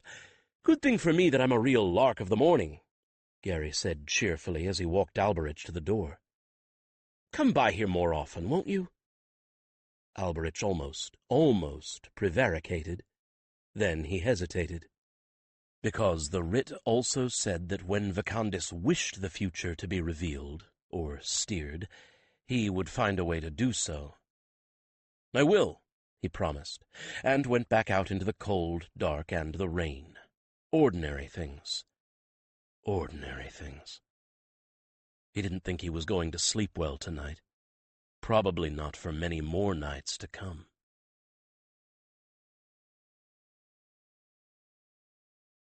Part 3. The Last Battle. 12. He had been expecting it for months, with a feeling of heavy dread and sick anticipation that put him off his food and kept him staring at the ceiling at night.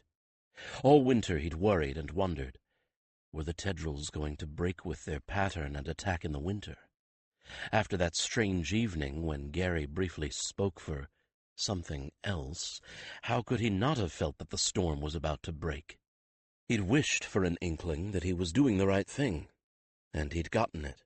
Nothing inimical could have used Gary as a mouth-priest, not a sun-priest, and not inside the sacred confines of the temple. Everything in the temple was sacred, no matter how homely it seemed. Vicandus was the lord of all, from the sun-fire to the hearth-fire, and he did not scorn the small and commonplace. So even if what had spoken through Gary was not Vicandus himself, it was certainly some spirit that was doing so on behalf of the Sun Lord. Be careful what you ask for. Well, now he had it, and now he knew, well in advance of everyone else, that Sendar and Selene would go into combat, no matter who tried to stop them. Now he knew, and didn't dare tell anyone. Now he knew but didn't know when. He only knew it would be soon, but how soon?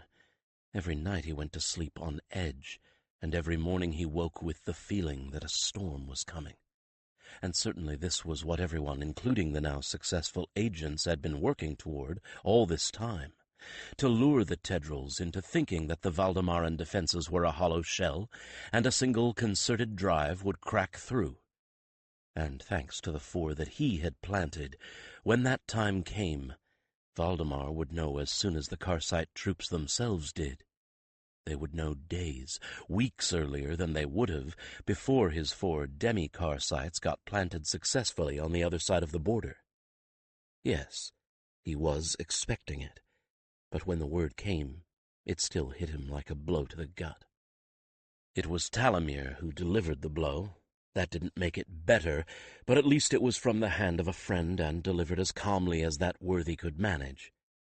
It was early spring, or tail end of winter, take your choice. Raw weather in any event, the trees still leafless, though there were a few, far too optimistic for his way of thinking, that were swelling into bud. The snow was gone, but a bite in the air and the snarl of the wind suggested that it wouldn't be too wise to tempt fate by rejoicing aloud that it was gone. Half the days were clear and cold, half raining, that miserable, dripping rain that would come up without warning and then stay a week, and by the time it crawled away, half the collegium would be down with head colds. It never stayed clear long enough for things to dry up in any event, and it was a good thing that the trainees' uniforms were gray, because you couldn't help ending up with mud from the eyebrows down by midday, no matter what you did. Tail end of winter, he would call it, for all that the days were longer, and you could, if you searched diligently, find a few foolhardy crocus and snowdrops coming up in the gardens. Spring, and he hated to see it, because it meant at least another season of war. And spring came sooner the farther south you went. True, in the mountains at the border it actually came later, but once out of the mountains, or when you stuck to the valleys, spring was well on the way. Spring was no longer a season of hope and renewal, and had not been for some time. But would this be the last season of war, or only the latest? That was the question that hung suspended over his head like a sword. For the past fortnight he'd been running a cross-class with the horsemanship teacher, an accelerated course in fighting while mounted, and each day it had taken most of a candle mark to clean Cantor up afterward. All the companions had been mired to mid-flank and spattered above that line. He was cold as a frog, tired, and every time he licked his split lip he tasted mud and blood. There was no other way of learning how to fight in this kind of muck except to do it, though, no matter how much everyone hated it. He was looking forward to a hot bath with utter longing, and he trudged into the quarters behind the Sal, expecting only to see Dathor and perhaps get a little commiseration before he went back to see about that long soak in hot water. It took him aback to see Talamir there. Talamir sitting in one of the hearthside chairs and the sun still in the sky, for Talamir never was free enough to come back here before sundown. Talamir's expression told him the worst even before the king's own opened his mouth. He froze, feeling as if something had just petrified him in place. He knew, and it didn't take a gift to tell him. For a moment he couldn't breathe. For a moment he was stunned. The blow had fallen. The Tedrils were moving. "This is the season," Talamir said, and that was all he needed to say. So the bait had been taken, the misinformation believed. This season, as soon as the rains stopped, the rivers subsided, and the ground was firm instead of mired, the Tedrils would make their all-or-nothing push. He'd wanted it and dreaded it in equal parts, and now it had come. He nodded, for there wasn't much that he could say at this point, other than, "Know where, do we? When?" "When? Well, they're going to take a little longer than usual. They're going to try and browbeat the Karsites into adding troops, and if they can't get troops, they plan to demand money, so they can hire whatever non-guild scum they can hold together under a banner." Talamir sounded quite certain of that information, which meant that someone had overheard something he or she technically shouldn't have. They want shock troops to take the brunt of battle, so their own can move in behind undamaged, and they'll want a bigger base to move from than before, one that will hold all of their people and possessions in it, ready to move into Valdemar as soon as they take it. But where? He persisted. That was critical. When they knew where the Tedrils were going to come across, they could set up their own defensive lines on ground of their choosing. Not yet, Talamir admitted. Other than that, we don't think it'll be Holderkin lands. The last taste of them that the Tedrils got didn't seem to agree with them. Alberich's lip curled a little. He didn't care much for the Holderkin, but they had surely proved to be too tough for the Tedrils to digest. And it wasn't that they'd actually formed any kind of a defensive army either. By law and custom, they kept enough food in storage at each of their holdings to keep everyone minimally fed for 2 years, and in that way no single bad year could bring them to their knees. So when the Tedrils descended last summer, instead of fighting them, the Holderkin had locked every man, woman, child, and beast into their fortress-like compounds and sat the Tedrils out. After looting what little hadn't been locked up and burning the crops, there wasn't much the mercenaries could do except circle the walls trying to get in. That wasn't a very successful strategy, and they wound up getting shot full of arrows for their pains any time they got within range. The places were too small to justify the amount of effort it would have taken to breach those walls, and there was no real loot of any kind if you did. The Tedril recruits being what they were, they fought for the loot as well as the promise of a land of their own. Yet you couldn't leave the hundreds of holds intact if you intended to occupy the land. That wasn't merely asking for trouble. It was inviting trouble in and offering it a cup of tea, so to speak. So last season, when the Tedrils had tried to take Holderkin territory, the season had been singularly profitless and unsatisfying for them. Perhaps that had added to the impetus that impelled them to put in their final push now. They could not afford 2 lootless seasons in a row. Too many of their recruits were not fighting for a new homeland, and would break ranks and desert if they saw no profit coming for a second year. You couldn't even tempt them with the Holderkin women. If the walls were breached, as had happened in 1 or 2 instances, the ones that didn't kill themselves were slain by their menfolk. Given that the Holderkin would only follow precisely the same strategy a second time, it was vanishingly unlikely that the Tedrils would attempt the conquest of the entire country of Valdemar from there. It was far more likely that their plan was to conquer all of Valdemar, and then cut off the Holderkin, dealing with them one holding at a time at their leisure. "I haven't much else to tell you," Talamir admitted. "Only that they've fallen for our ruse, that they believe we have been beaten down and depleted, and that they are gathering every resource they can for that final campaign." "Foreseers?" Alberich asked. He hoped the Foreseers were getting something, although his own rogue and unpredictable gift hadn't even warned him of this news. Then again, hadn't it? How much of the dread he'd felt these past several moons had been due to his gift? It didn't always give him visions. Sometimes it only gave him warnings. "The Foreseers just confirmed that the agents are right. But since the decision was evidently made in their council a few days ago, and only just announced to the general troops, I expect that will change."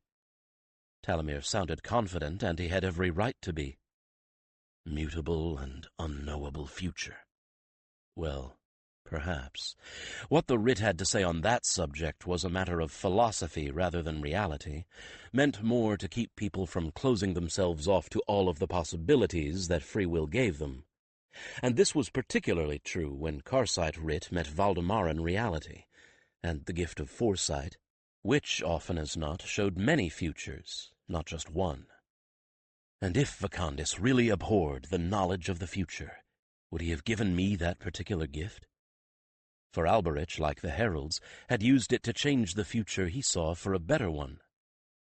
He began making calculations in his mind, trying to reckon how long it would take the Tedrils to coax or coerce the Sun Priests into adding Karsite troops to their numbers, or, more likely, come up with more gold and silver. How long it would take to get all the supplies together for such a campaign, establish a base 4 times larger than any they'd had before. Then he realized that there were better heads than his who were already working on that very problem, and that their agents in place would be able to give Valdemar infinitely better information about what was actually happening than he could with what was only speculation. But there was one thing he could and would do. 2 targets, and 2 only, they will have, should the king and heir the field take, he told Talamir and Dathor. Sendar to slay, and Selene to take or slay. Take Selene they would prefer, and sword wed to whatever leader survives. It is the land they want. Behead the leadership they must to take the land. Better still to behead the leadership and make all right by wedding the heir. Live with their neighbors they must. Now he could deliver his warning, the warning that Gary had delivered to him. Dathor made a sound like a groan, and Talamir nodded. "Just what I thought, and I told Sendar as much," the King's Own replied bitterly. "But trying to keep either of them out of the fight at this point is impossible. Stopping the Tedrils now is going to take everything we have, and Sendar believes that if he and Selene stay safe in Haven, we will lose the fight before it even begins. If they take the field, there isn't a man or a woman who won't fight better for their presence. And much as I hate to say this, I have to concur." With a sense of sick agreement, Alberich nodded. The warning had been delivered and heeded, but it clearly would make no difference to the king and heir. So, the warning was given to me, therefore it is I who must act on it. "Then this I can do," Alberich said firmly. "Heralds there will be, and guards to shield them in a battle guard. So to me bring them for training. To make the shield wall for a king a special skill is, and each man his place must know, and know that the right and left-hand comrade will firmly stand. And he has to know how to fill in when the man to his side falls," Dathor seconded grimly. "Alberich is right, Talamir. We haven't had a king go into combat in glory over a century. More, I think. I never was much good at history. We haven't had a battle guard in all that time. I don't know the strategy except from books. But trained the Sun's Guard is for such a thing," Alberich told them. "Sun priests, red robes, and archpriests and hierophants we must guard, if not the son of the sun, for into the vanguard they will go. When know you Sendar's battle guard, to me send them. Selene's battle guard I will choose, and Selene's battle guard and bodyguard I will lead. Remain here I will not." He was slightly appalled to feel his spirits rising a little at the prospect of a fight at last, and something he could do. Action rather than sitting. But that was just it, really. It was a fight at last. No one could deny him his right to be in the thick of it now. He would be the leader of Selene's battle guard. No one could stop him now. "So far as the palace guard members are concerned, I would just as soon that you chose for both Sendar and Selene," Talamir said thoughtfully. "You are the best judge of them, since you work with them all the time. Then, not solely palace guard it will be, but city too." He honestly didn't think that there would be enough men in the palace guard who were young and fit enough to supply what he wanted for 2 sets of bodyguards. And that wasn't being snide either. So many of the palace guard had resigned their posts to serve down south that men who had retired had come out of retirement to fill their places. Those old men were perfectly fit to stand indoor guard duty at a door.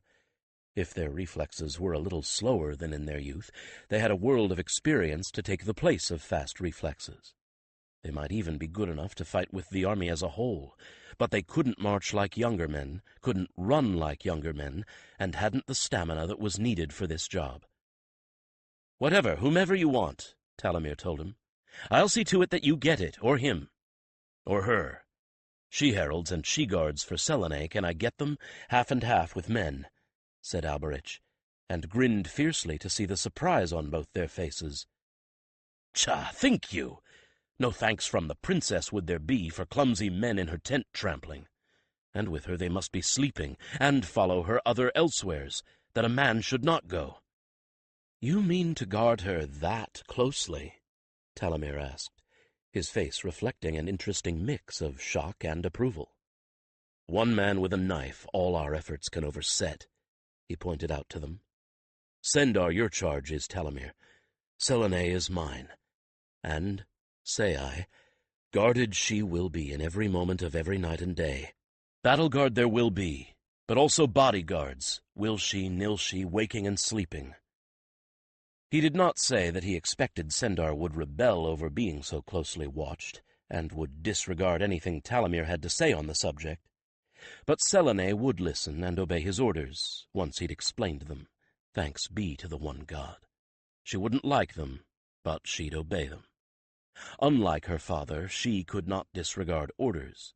He could and would have her tied up and locked into a secure tower if he had to. He hoped it wouldn't come to that, but at the moment he thought he could count on her good sense, especially when she saw her father being less than sensible. Tcha, all it takes for a youngling of that age is to see the parent doing one thing, and it is certain they will try and do the opposite. How refreshing to have youthful rebellion working for him instead of against him. And perhaps, when Sendar saw his daughter being sensible, he would be shamed into sense as well. Not likely, but he could hope. "You'll want heralds Karen and Ilsa," Talamir said thoughtfully. "Neither of them will be in the least impressed with rank and birthright. They saw Selene as a first-year trainee and helped me whip her into shape. Women there are in the city guard as well." And he couldn't help the wry smile. "Lokaste Perkin, Berta Lunge, and Haidee Dellis."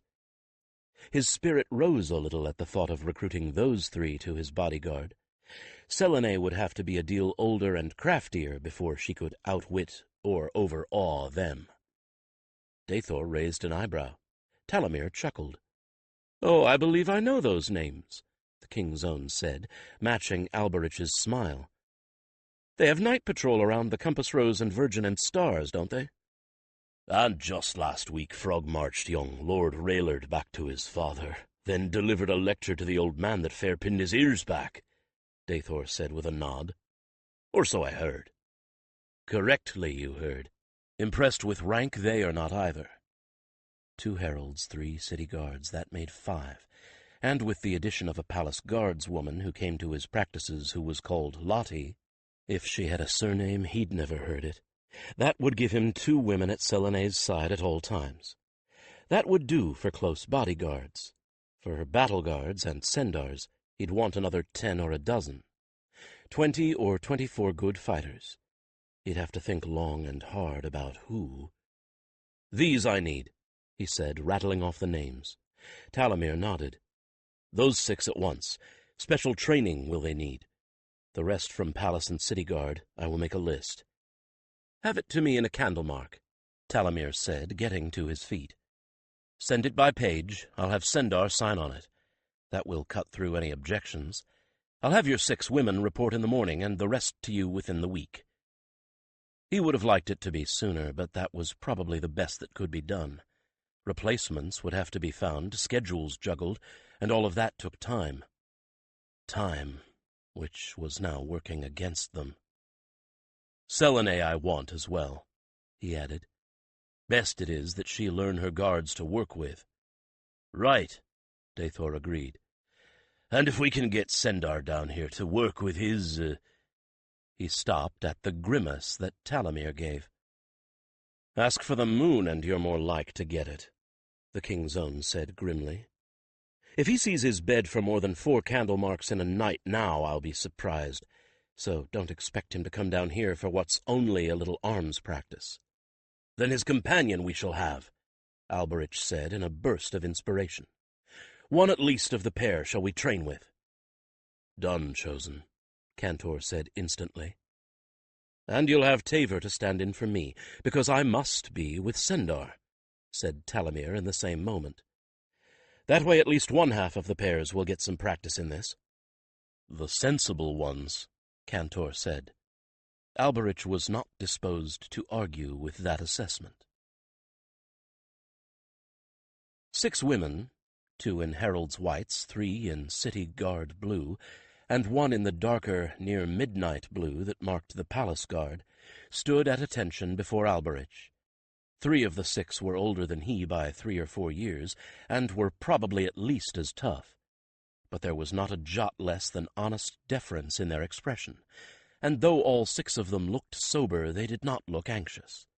That was good. It meant that they trusted him, his competence, and his orders. "You 6 have I selected, as Selene's bodyguards," he told them. 2 each for each of 3 watches, day and night. Her side you will not leave while on watch, ever." He saw the 2 heralds exchange a glance, noticed a slight frown of concentration on Lottie's face. "Now will I ask how paired you wish to be, and which watch you wish to take," he continued. "Sensible you are, and know you that no less honor there is for the night watch than the day." "If it's all the same to you, I think Ilsa and I ought to be on day watch," Herald Karen spoke up. "Selene will have to be in on all of the battle plans and councils and the like, and, well, not to be rude, but heralds will just blend in with the background." Meaning, no one will object to heralds being there, when some of the highborn might complain to see city guard, particularly women that they might have seen hauling their erring sons home drunk. "Objections?" Alberich asked, looking at the other 4, who shook their heads. "That splits the night with us," said Berta. "I'll tell you what, if it's all the same to you 2, I'm used to the late hours after the taverns close, and I know that Haidee and Casti were on first night watch. Lottie, think you could handle the dawn watch with me?" The palace guards woman shrugged. "It'll take me a bit to get adjusted, but I'll manage." Well, that sorted itself out painlessly. "Make it so," he told them. "And once satisfied I am that your business you know, those watches you will take at Selene's side." "Whether or not we're still in Haven?" Herald Ilsa asked, looking surprised. "Whether or not. Used to your presence I wish her to be. Invisible I wish you to be." Nods, no objections. "What do you want us to do that we haven't done before?" asked Lottie. He proceeded to show them. They were used to fighting back to back, but not when in charge of someone incapacitated, or someone who needed to be kept in cover. They needed to learn how to find safe exit routes, at least 2, the moment they entered a room or a situation. They had to practice defensive rather than offensive fighting.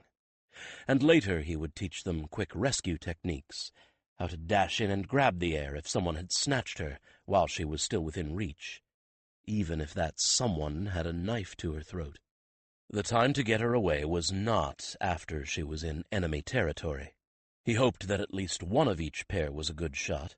One of the best ways to rescue someone who was kidnapped was to shoot her in the leg. Someone who had to be carried became doubly hard to take.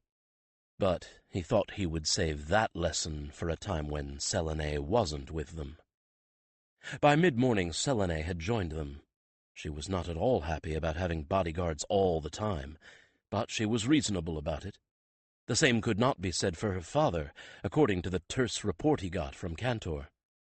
But Alberich didn't have to deal with her father. That was Talamir's problem, not his.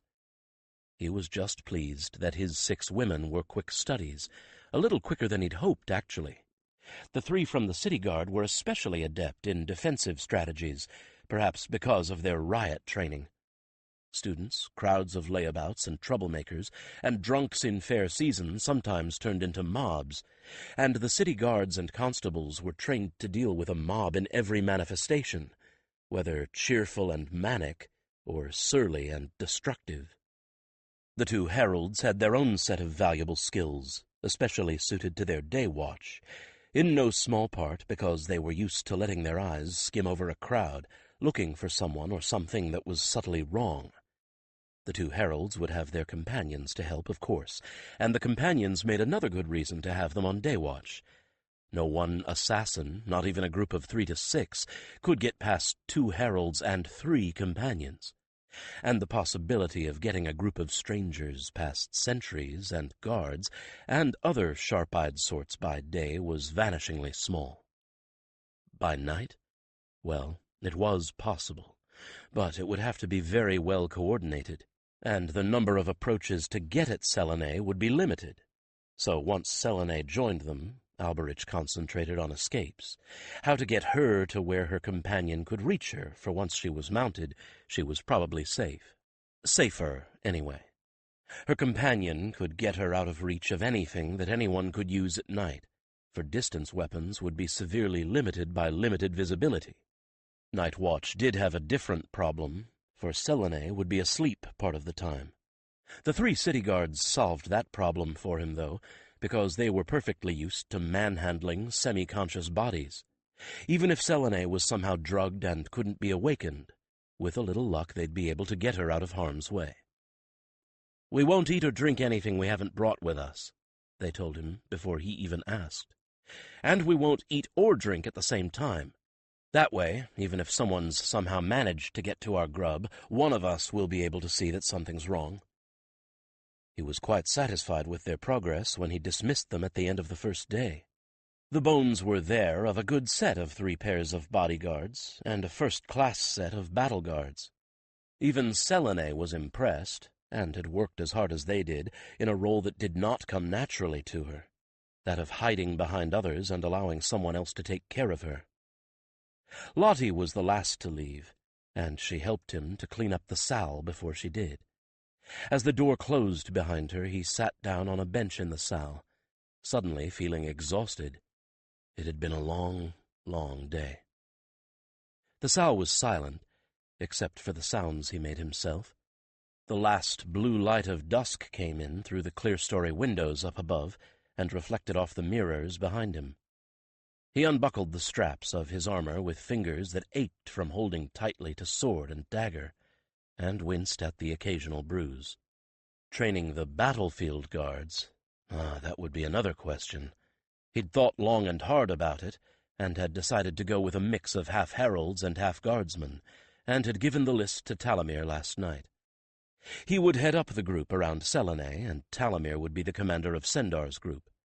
The most experienced fighters he chose for Sendar's guards, because on the battlefield the Tedrils that came after Sendar would be going in for the kill.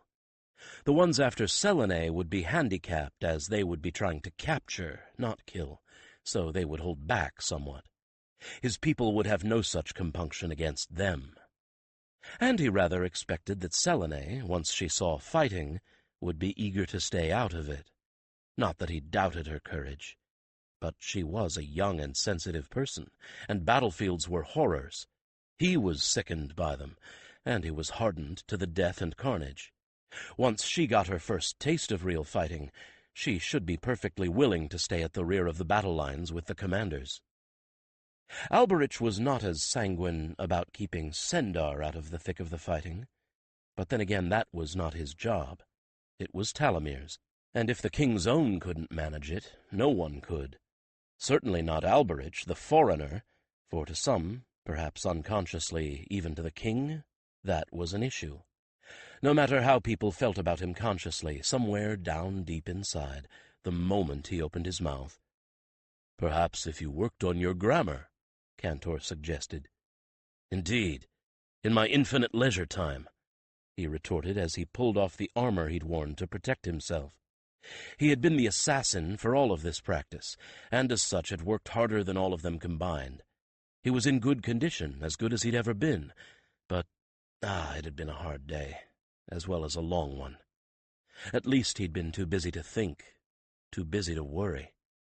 Today he had neglected all of the trainees, leaving poor Dathor and a couple of the older trainees to conduct lessons themselves. Tomorrow he would have to do the same, and the day after, and the day after that. He sagged down on the bench suddenly with an overpowering sense of guilt. He was supposed to be Dathor's second, to take the burden of all of this off of the old man. Cantor, what am I going to do?" he asked plaintively. "I can't be in 2 places at once. And if you were not here, who would be teaching the trainees? And who would have seen to it that Selene had bodyguards? And who would be drilling the king and heir's battlefield escorts?" Cantor replied. Someone else, of course. Dathor and someone else.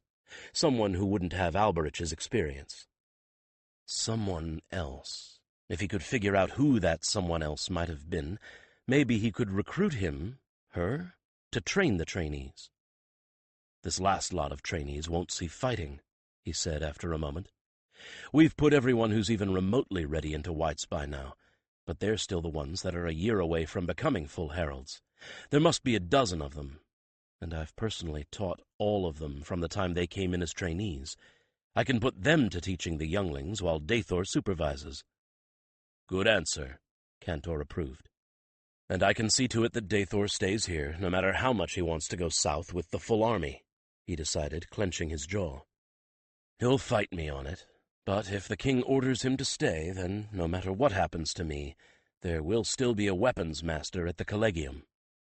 He won't like that, but it's a sensible course of action." Cantor sighed. "Mind, all he has to do is try one night in a tent to know that he'd only be a handicap and a liability. One night spent in something other than a warm bed would leave him a cripple." By that, Alberich knew that Cantor and the other companions were already plotting ways to get Dathor to make the experiment. Quietly, of course. Without anyone else knowing, of course. There was no point in embarrassing the old man. "Or hurting his feelings." "Good answer," Alberich replied, and levered his own stiff, sore body up off the bench. A hot soak, something to eat, and then— "Do you think I'd be allowed to sit in on any strategy sessions?" he asked. Perhaps he wasn't a great general, but there was only one way to get that expertise, and that was to watch an expert in the craft of war. "Just slip in and stay in the background, and we'll see to it that no one notices you," Cantor replied. Well, that was interesting, and he'd better take advantage of it. He limped toward the door to his shared quarters. It was going to be a long night. The first of many, he suspected. "The first of many," Cantor agreed. "But it won't be alone, Chosen. Never alone." Talamir clenched his jaw and told himself that it wasn't wise to contemplate strangling his king. He sat rather stiffly in the armchair that Sendar had nodded him toward. He knew that chair of old. It was seductively comfortable, and it was supposed to make him relax. He wasn't going to allow it to. And he wasn't going to strangle his king. "Sendar," he said instead, "I'm fully aware that you are an accomplished king and leader, and under most circumstances you are perfectly able to defend yourself. But may I be bold and point out to you that you can neither remain awake from now until this war is over, nor can you do everything that you refuse to delegate, even though there are plenty of your humble servants who are perishing for something constructive to do.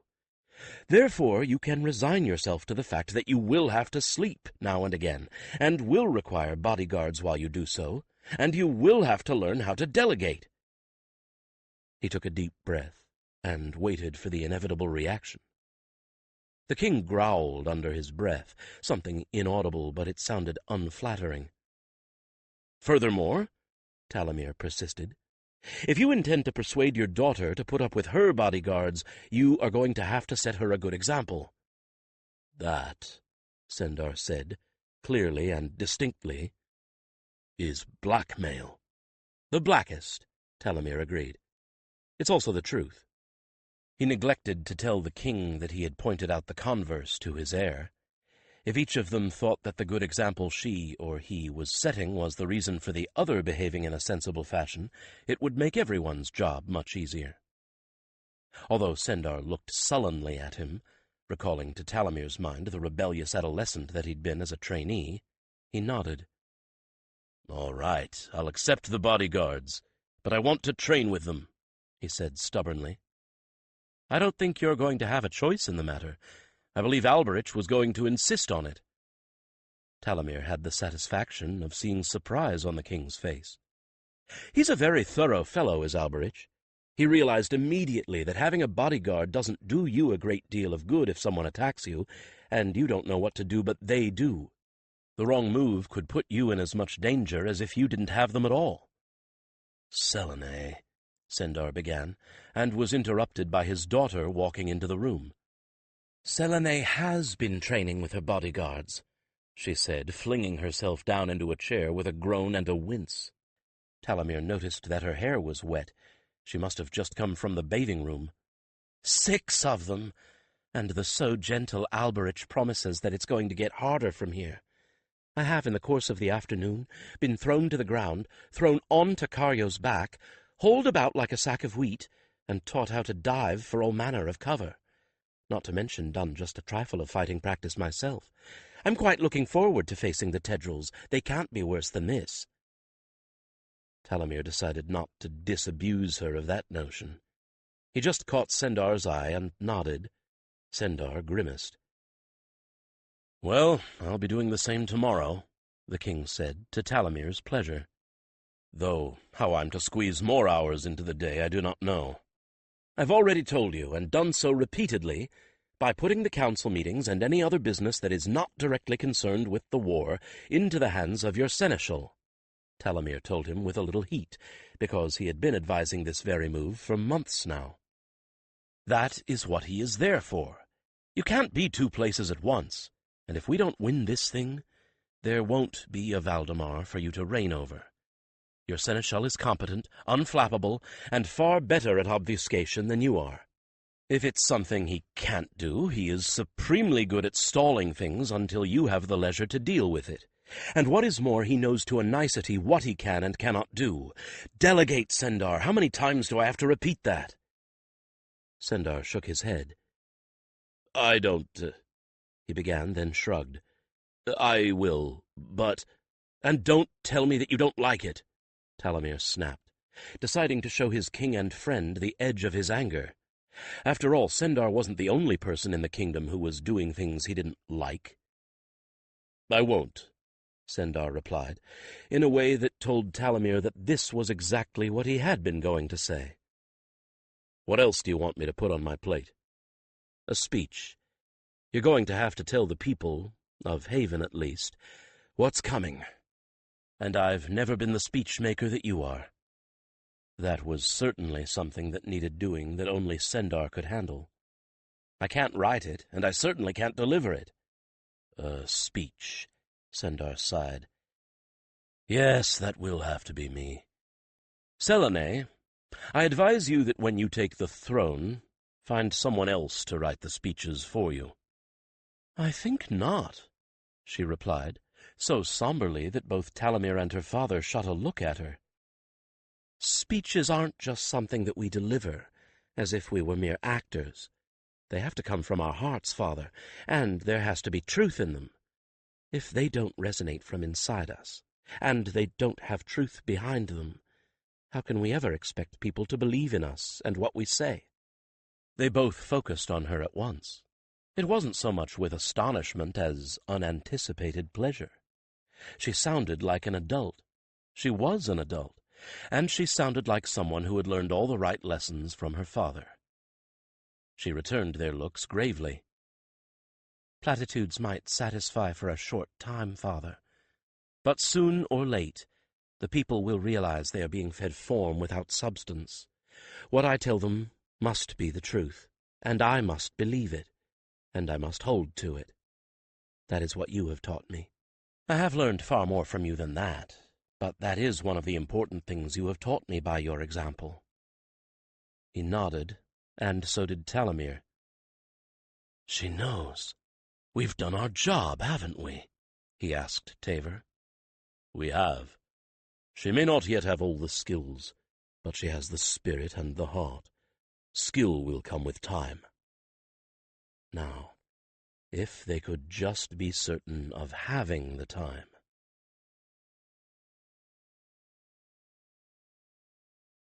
13. Alberich stood behind Selene's chair in an attitude that was a hair less than rigid attention. That slight degree of relaxation, he had noticed, tended to make people's eyes slide right over him. He had taught Selene's 6, as they were calling themselves, that same trick. It was very useful to be ignored, especially for a bodyguard. The fact that he was in whites rather than his own distinctive gray leathers was helpful there. People didn't notice that it was the infamous Alberich there, because they didn't expect to see him in whites. Talamir would have been standing the same guard behind Sendar's seat, except that he had his own seat on the council. In this case, his place had been taken by Herald Jadis. Jadis managed to look as if he was no more than an interested bystander, and his guileless expression reinforced that impression.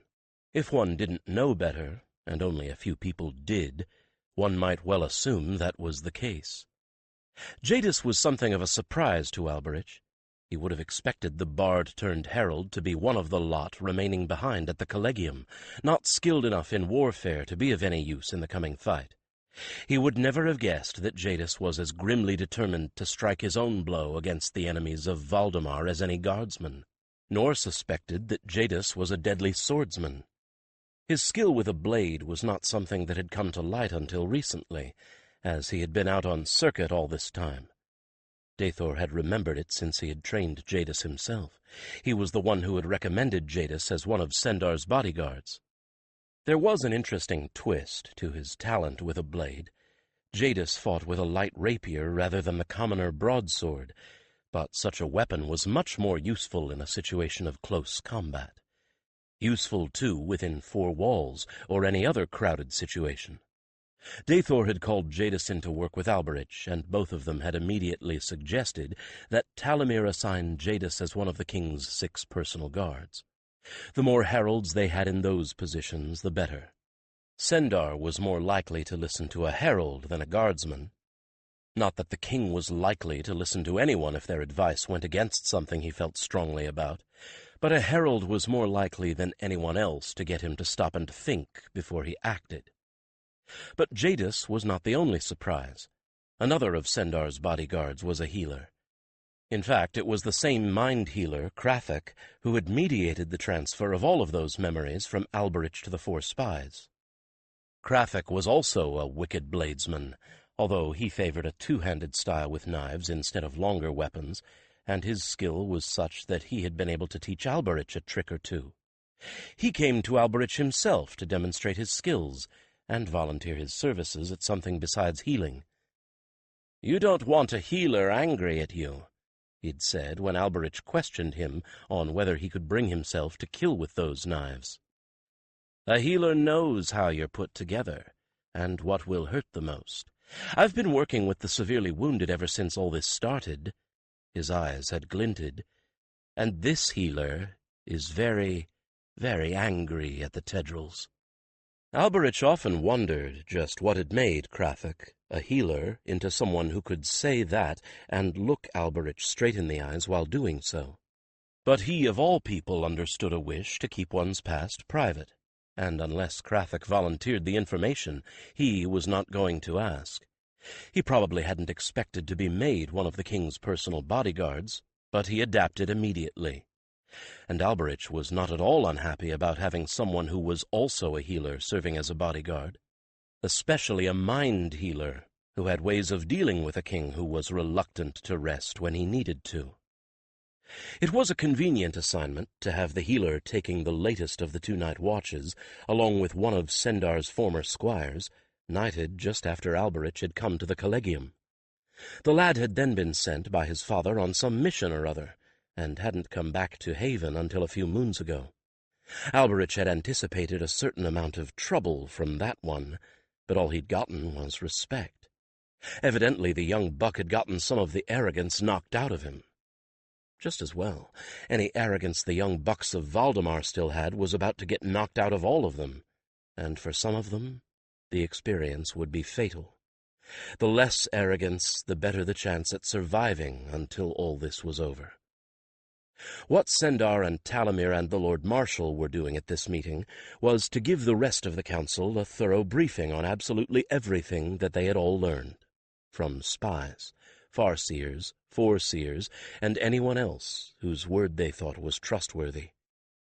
The Tedrils were in the process of establishing their final base for attack just across the border in Carsey, and the size of it made Alberich grow cold all over. So far they had done nothing but prepare. It was not yet a campaign, much less a war, and that did not bode well either. This was to be an invasion, and as such, the preparations were being taken with all of the care that decades of detailed planning could ensure. They had been working toward this moment for, well, years, decades at least. Alberich had known better than to hope that their focus had diminished over the years.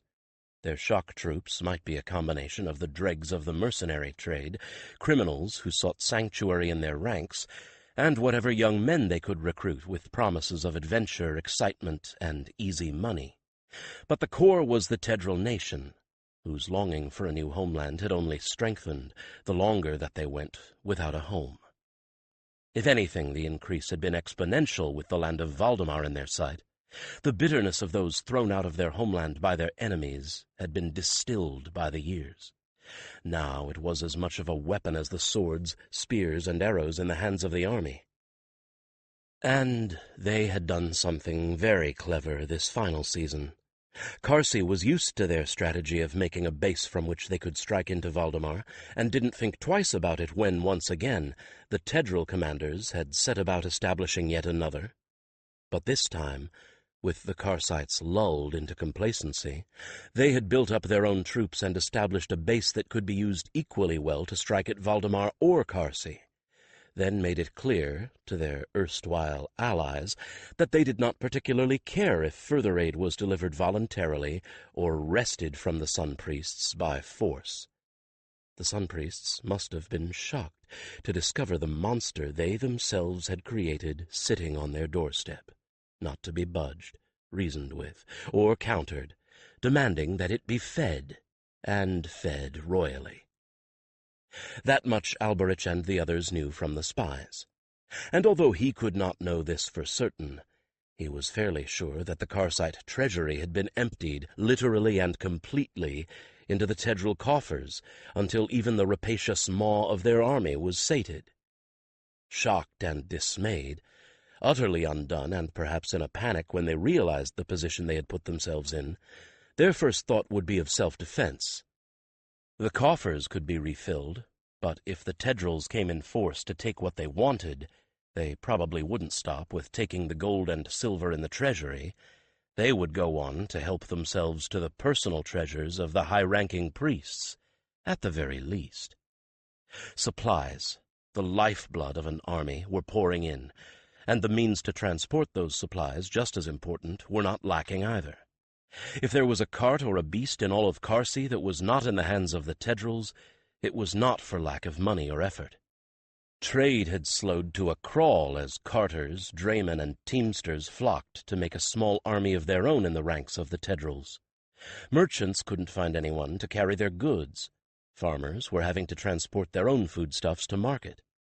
The silver lure held out to recruit these notoriously independent souls was augmented by the guarantee that they would be sacrosanct, that no one could or would force them into the ranks of the soldiery. They would not fight, they would be guarded by fighters. The supply lines would roll, fat and heavy, with everything the Tedrals needed. This time they would not plunder the countryside because they had to. They would not need to worry about living off the land. Although Sunsguard's soldiers did not go into the ranks of the Tedral forces, there had been a movement toward the border, and now they had formed a line of defense on either side of the Tedral base, ensuring that the Tedrals could not be flanked, at least on the Karsite side of the border. Brilliant. It was all brilliant. He couldn't fault their strategy, or their patience. They had waited all this time for their golden opportunity, and they were clearly not going to ruin that opportunity by forgetting that patience now. The Tedrals would move when the Tedrals were ready, not before, and not a candle mark later. Talamir and the Lord Marshal were revealing all of this to the council now. It was new to most of them, but only because they hadn't been paying attention. It wasn't as if they hadn't been warned over and over again that the Tedrals were going to keep coming at Valdemar until it fell, or they were destroyed and dispersed. Alberich couldn't fathom it. It was as if the moment that the Tedrals retreated in the fall, the members of the council forgot they existed and would be back in the spring. True, there were plenty of pressing concerns, but none to his way of thinking as the inevitability of the Tedrals making that final push. Perhaps, in the back of their minds, they hoped that eventually the Tedrals would give up and go away. After all, they had never yet won so much as a thumbnail's worth of Valdemaran land. But if that were so, Then all of the things that all of the spies and foreseeing heralds and historians had been telling them had just gone right past them without being believed. If they'd been paying as much attention as they should have been to all of the reports that Talamir had given them over the last few moons, they would know most of this. On the other hand, the fact that it was all coming as a horrible surprise was going to work in Sendar's favor. The council could and would, as Talamir and Sendar worked together like a pair of clever shepherd dogs, be stampeded into granting Sendar whatever he wanted. One of those things was Alberich, no longer kept back in the shadows, ostensibly no more than a closely watched underling. Sendar wanted Alberich in the thick of things, at his or Selene's side, seeing and hearing everything that was most important, most secret. This greater danger would make the members of the council forget where Alberich came from and remember only the uniform, the quiet work on the seamy underside of Haven, the invaluable help in placing agents in Carsey. And presumably there would be no further objection to Alberich's presence wherever Sendar wanted him. Granting him authority? Well, that was another question altogether. Alberich didn't really need or want overt authority. He had all he could handle covertly. But he would get, by virtue of being Selene's most visible bodyguard, complete access to every strategy session. No one would think twice about it. If he really saw something important, and knew there was something that needed to be said, it would be said through Selene or Talamir or even Sendar himself. Ah, the advantage of being a mind-speaking herald. "I think that the position of being behind the powers that be suits you better anyway," Cantor observed. "Why? So that no one has to look at my face?" he asked sardonically. Cantor pretended to be shocked. "Why, Chosen, was that a joke I just heard?" "As you know, I have no sense of humor," Alberich responded. "Now hush, I want to see just how hysterical the council members get when Sendar talks about the leaks of what should have been council information, and how much of it is feigned." Because he had some suspicions that there were a very few, no more than 2 or 3, members of the council who were not as tight-lipped as they should have been. He didn't suspect any of them of sending information to the enemy themselves, but rather that they gossiped about council doings to others. They probably thought that their friends and cronies were trustworthy enough, if they actually thought at all, which was doubtful.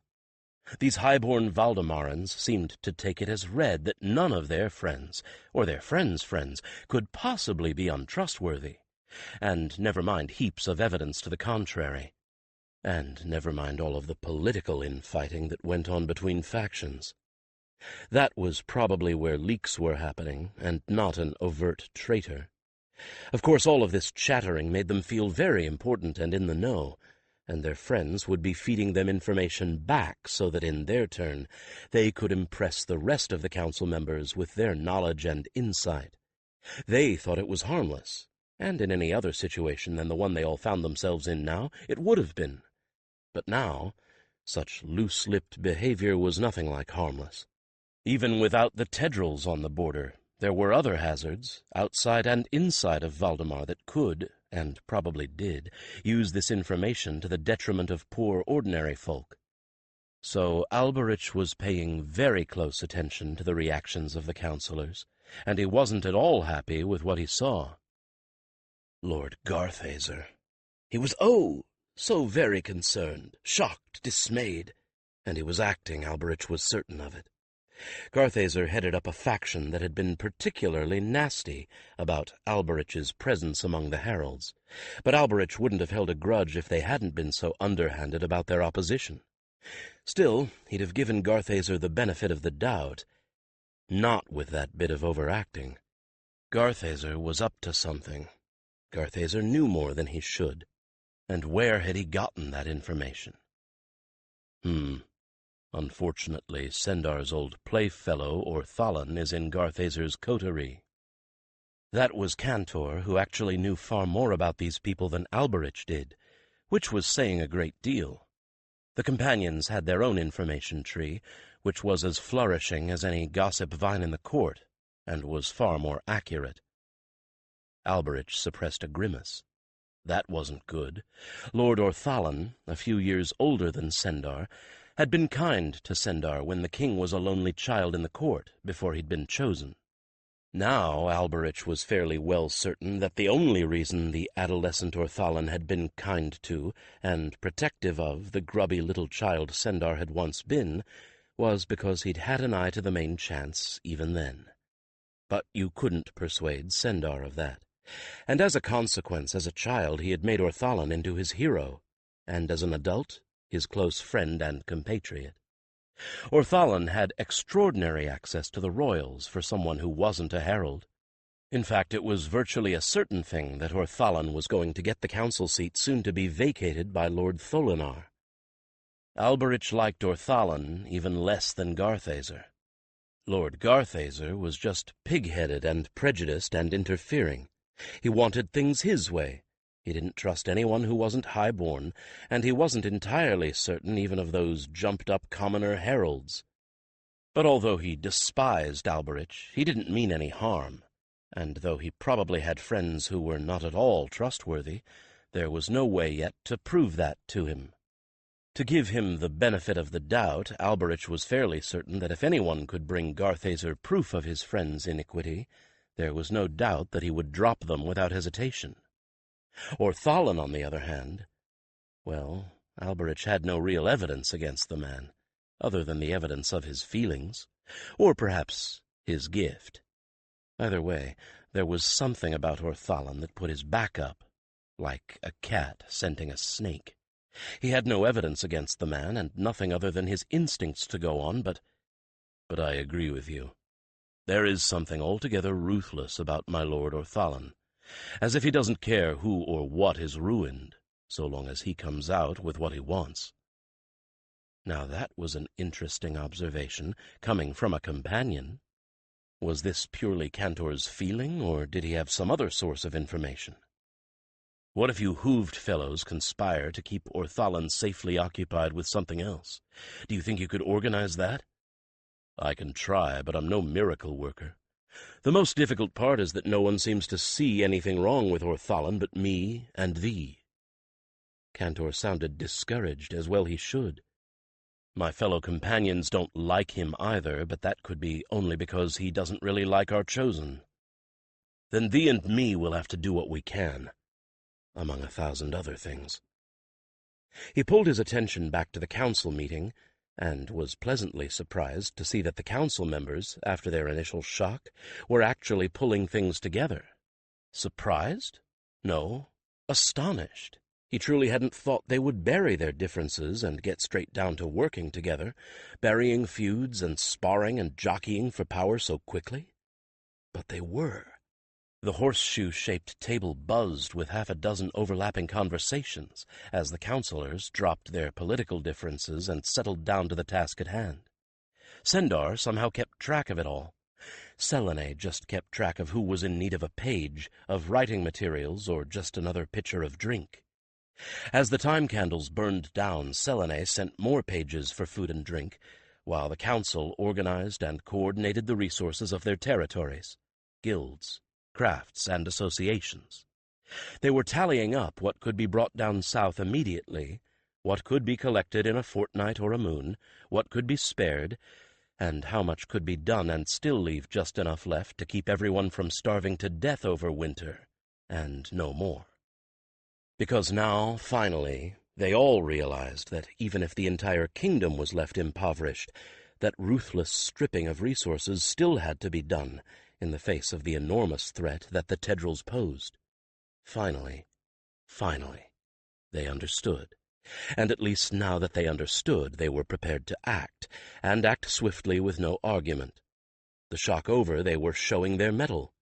Even Lord Garthazer. "Better hungry and cold than dead and cold," said Lady Donrevy grimly. That seemed to sum up everyone's feelings. Not before time, but at least it was in time. Alberich settled his face into a mask of indifference. It was time for him to observe and nothing more. As the candle marks passed, the daylight faded, and pages brought and took away laden and empty platters and pitchers, He watched and listened. His time to act would come later. No, no, and no! Selene was in a temper. Losing patience with her maidservant entirely, she pulled the useless gowns out of the travelling chest, wadded them up, and threw them on the floor. She did not want the creature to try and foist the blasted things off on her again.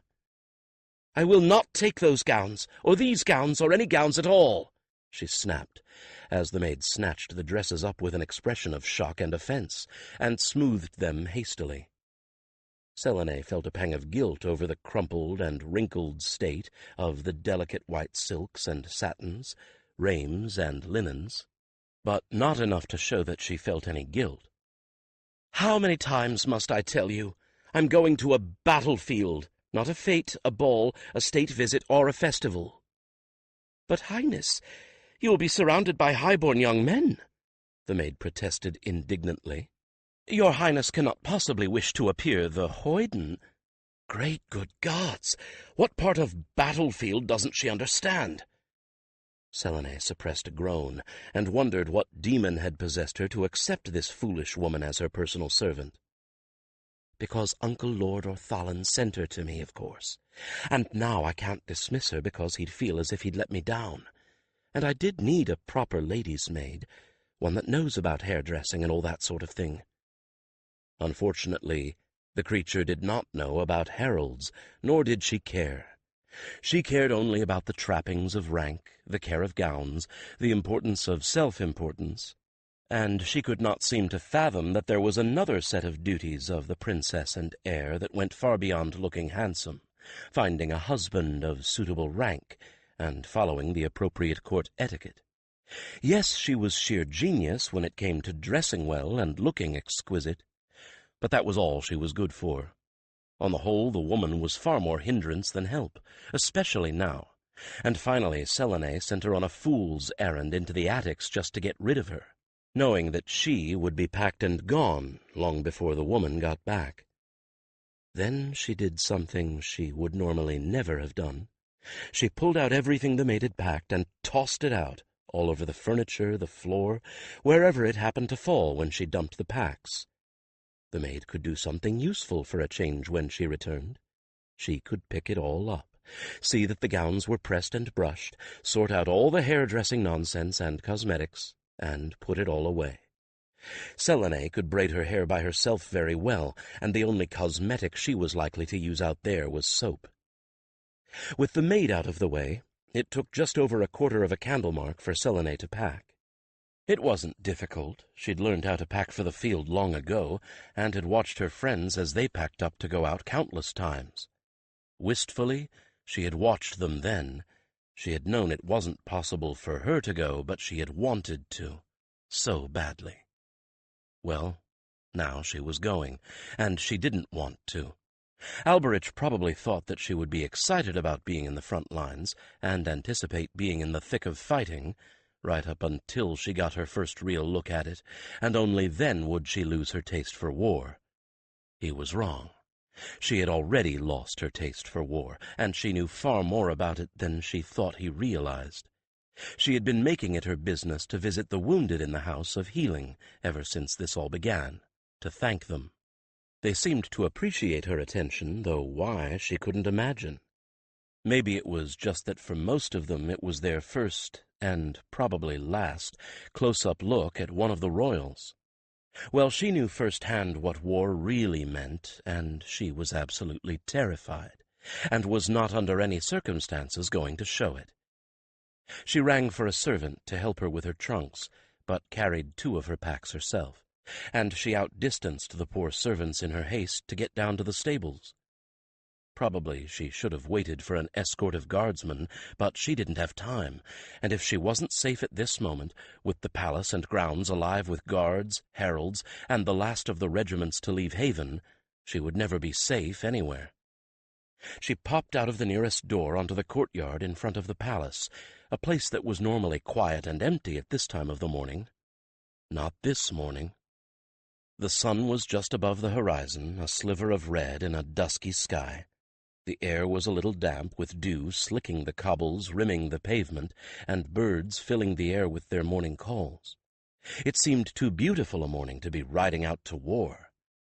The courtyard was awash in white. White companions, heralds in their white field uniforms. Selene fit right in. Her uniform was not a whit different from theirs. That was a conscious decision. There was nothing about their clothing to distinguish her or her father from the other heralds. Of course, the moment she crossed the threshold, she was joined by her two shadows, the heralds Karen and Ilsa, who fell in behind her casually, as if they were just a couple of her best friends who'd been waiting for her to come out.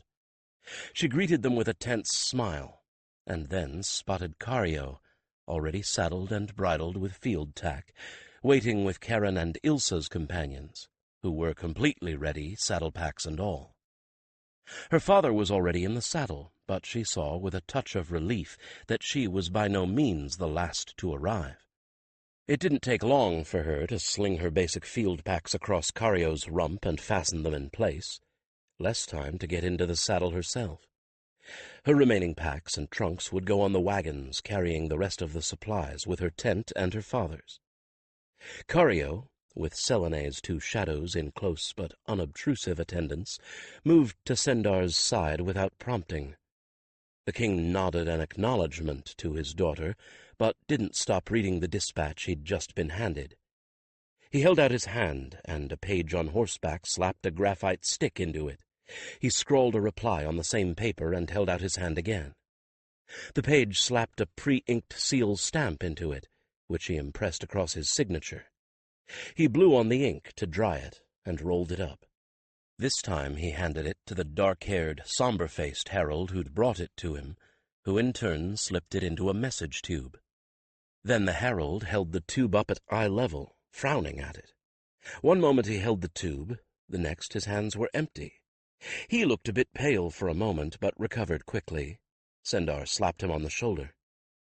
"Well done," was all the king said, but the young man smiled, blushed, and backed his companion off to rejoin his fellows. The young fellow was a herald with the fetching gift, of course. Either he or a mind-speaking herald had told Talimir that there was a message, probably from the front, that needed a written answer. The fetching herald had brought it in a heartbeat, and sent it back again in the same amount of time. Now, with this all-or-nothing war to be fought, the heralds truly showed how invaluable they were. In fact, without them, Valdemar would have no advantage over the Tedrils at all. Heralds who were mind-speakers rode with scouts, and served to relay news, messages, and battle plans. Heralds who were far-seers spied on the enemy, without him even being aware he was being spied upon. Heralds with the gift of foresight tried to predict what would come next. The two lone weather witches tried to predict when rain would fall on the enemy and when on their own troops. And those with the rare gift of fetching sent things to and from their commanders in the distant south. There were other, even rarer gifts, which might or might not come into play depending on circumstances. At the moment, for instance, the only fire starters in the heraldic ranks were not very strong, which was, well, some would think it was a pity. Certainly, if they'd had a fire starter with the strength of the legendary Levan firestorm, they would hardly need an army. On the other hand, the finale of the Battle of Burning Pines had very nearly incinerated both the Karsite and Valdemaran armies together. Selene was just as glad their fire starter couldn't do much more than ensure campfires from thoroughly soaked green wood. The mood was subdued as the sun rose a little higher, and the dew began to dry. The companions, unlike horses, were not restive. They stood rock-steady in their appointed places, with little more than the occasional head-shake or switching of a tail. The heralds themselves spoke very little, and only in a murmur. Perhaps most of them were occupied in mind-speech. Certainly Sendar was, for the king had that far-away look that Selene knew meant he was deep in conversation with someone. "More like a series of someones," Cario said quietly. "He's been talking to the others since he woke." Selene bit her lip. On the one hand, she wished very strongly that her own gift was powerful enough for her to hear what was going on. On the other hand, she wasn't sure she wanted to know. She was already afraid. If she knew what her father knew, well, she wasn't at all sure that she could keep up the brave face that she had to show. The last of the heralds to accompany Sendar to the war ran into the courtyard, packs over their shoulders, to finish kitting their companions and take their places among the rest. When the very last was mounted, Sendar held up his hand, and what little talk there had been ceased entirely. "You all heard my speech for the people of Haven," he said, his voice sounding rough and tired to Selene, but strong nevertheless. He squinted into the morning sunlight. There were dark rings under his eyes, and she wondered how much he had slept, if at all. "I won't bore you with repeating it, and besides, none of you need to be told why we are doing this. Before winter comes, some of us will die. Many of us will be injured. No less than myself, your king, you are primary targets for our adversaries. Our enemy knows very well how important the heralds are to our strategy, and as you have been aware, he has made it his business in his past campaigns to eliminate as many of you as he could. Only the fact that I have made it my business to withhold as many of you from the front lines as I could has kept our losses to a minimum." Selene blinked. She hadn't realized that. But of course it was true. It must be. There hadn't been more than 4 or 5 heralds killed in the wars for each year that there had been fighting. Now she knew why, and knew that Sendar had not been lulled into thinking that the Tedrils would eventually go away. He had believed Alberich, believed the spies, and planned for this from the beginning. "This is the fight that I have been holding you for," Sendar continued. "Now, in my turn, I am going to ask you for something very, very difficult. You would not be heralds if you were not perfectly prepared to pay the ultimate price for Valdemar. So I need not ask you for courage. Instead, I ask you for caution." Caution? Selene thought, surprised, even a little shocked. She was not the only one. She saw eyes widen, lips purse, and brows furrow among those closest to her. "You are a finite resource," Sendar continued, turning in his saddle so that he could meet the eyes of everyone near him. "It will take 4 long years, at a minimum, to replace each one of you, and that assumes that enough younglings will be chosen to do so. And each and every one of you is desperately needed for our strategies to work. You cannot be spared. So, I ask you for caution, care, and to remember that although your duty to Valdemar may mean that you face death, your duty also requires you to live and serve, no matter what the cost to you." His voice took on a hard and implacable tone. "You must and will face the fact that there is worse than death on the field of combat, and be just as prepared to live with such a fate as you are willing to die. Valdemar can make use of a blind herald, or an armless or legless one, and all you need to do is to recall the story of Lavan Firestorm's mentor, Herald Paul, to know that this is true. Valdemar can make use of even a herald who is confined to a litter with a broken neck. What Valdemar can make no use of is a dead herald." Selene swallowed and wondered what was going through the minds of those around her. She hadn't thought about that. Had any of the others? She glanced to her left and found herself looking into the grave and grim visage of Herald Alberich. He gave a slight, tight little nod. If no one else had, he'd thought of that, and probably reminded Sendar of it. The silence within the courtyard was so profound that the twittering of sparrows in the trees and bushes in the neat boxes around the courtyard seemed loud and intrusive. "This is no war like any we have ever fought," Sendar continued. "The Tedrils have nothing to lose and everything to gain. If they are defeated by us here, they will have lost their last, best chance at the homeland that is their only goal. They have nowhere to retreat to. After the way they have treated their allies in Carsey, the Sun's Guard will fall on them and destroy them if they lose. That, so Alberich tells me, is the message implied in the two flanking forces along the border. The Sun's Guard will not only prevent us from engaging the Tedrils in a pincer movement across the Karsite border, it will prevent them from coming back into Carsey. And never believe that they do not know this. They are probably counting on it to keep their own mercenary shock troops in line and under control. Oh! Selene repressed a shiver. Never corner an enemy who has nothing to lose. How many times had Alberich drummed that into her head, and now the enemy had been put into a corner. A bad situation had just gotten infinitely worse. Sendar paused to let all that sink in. No one moved. No one spoke. But we have everything to gain by defeating them, and not just for ourselves. When this war is over, and we have defeated the enemy, no one will ever face a single Tedril company again, much less the entire nation. Sendar said into the waiting silence. They will be finished, for all time, and we will defeat them. His voice took on a strength and a surety that suddenly made even Selene's spirits rise. We will defeat them, for although they call themselves and think of themselves as a nation, they are not. They have a body with no heart. They think that the land is the nation. We know better. We know that Valdemar is not the land, and it is not just the people. Valdemar is a spirit, a community of spirit that binds 100 disparate peoples with 100 different religions and ways of life into a company and a greater whole. It is not a unity, for that would be denying our diversity, and in our diversity and our tolerance is our strength. Even if this enemy succeeded in driving us from this land, which he will not, Valdemar would live on.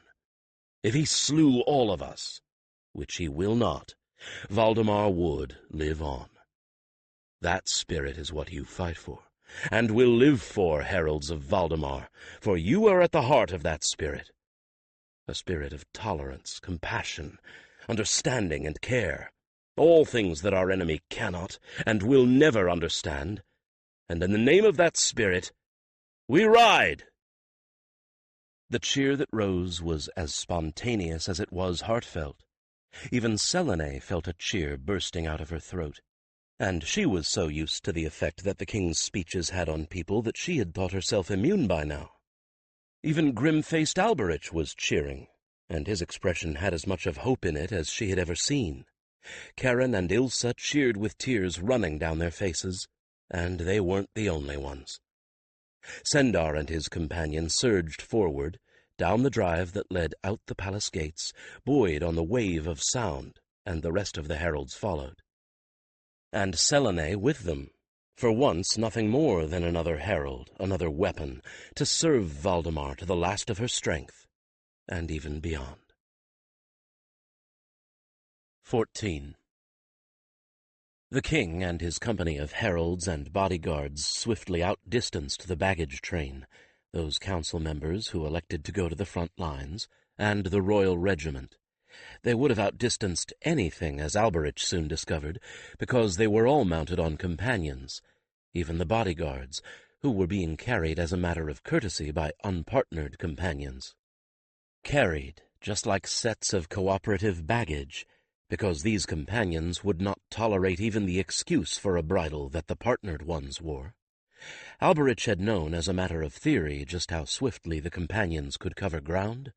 Now he discovered it as a matter of practice. They could have been performing a sort of precision drill, for they all used a pace that was as fast as a canter, and as smooth as a running walk. So smooth, in fact, that it was perfectly possible to strap oneself into the saddle and doze if one were tired enough. Their hooves didn't pound, as Alberich had noted before this. They chimed. Not as loud as bells, and not precisely like bells, but the effect of so many of them hitting the ground together was a bit unsettling, like being in the same room as 1,000 wind chimes. Alberich was astonished. It was his first experience of this ability unique to companions, or, to be honest, It was his first conscious experience of this ability. Cantor must have used this pace to get him across the border into Valdemar from Carsey. Now he knew why Dathor had packed his sleeping roll in his saddle-packs and not with his tent.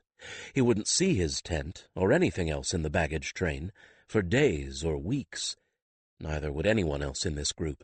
They would have to depend on the army for shelter for a while, when they got to the front lines.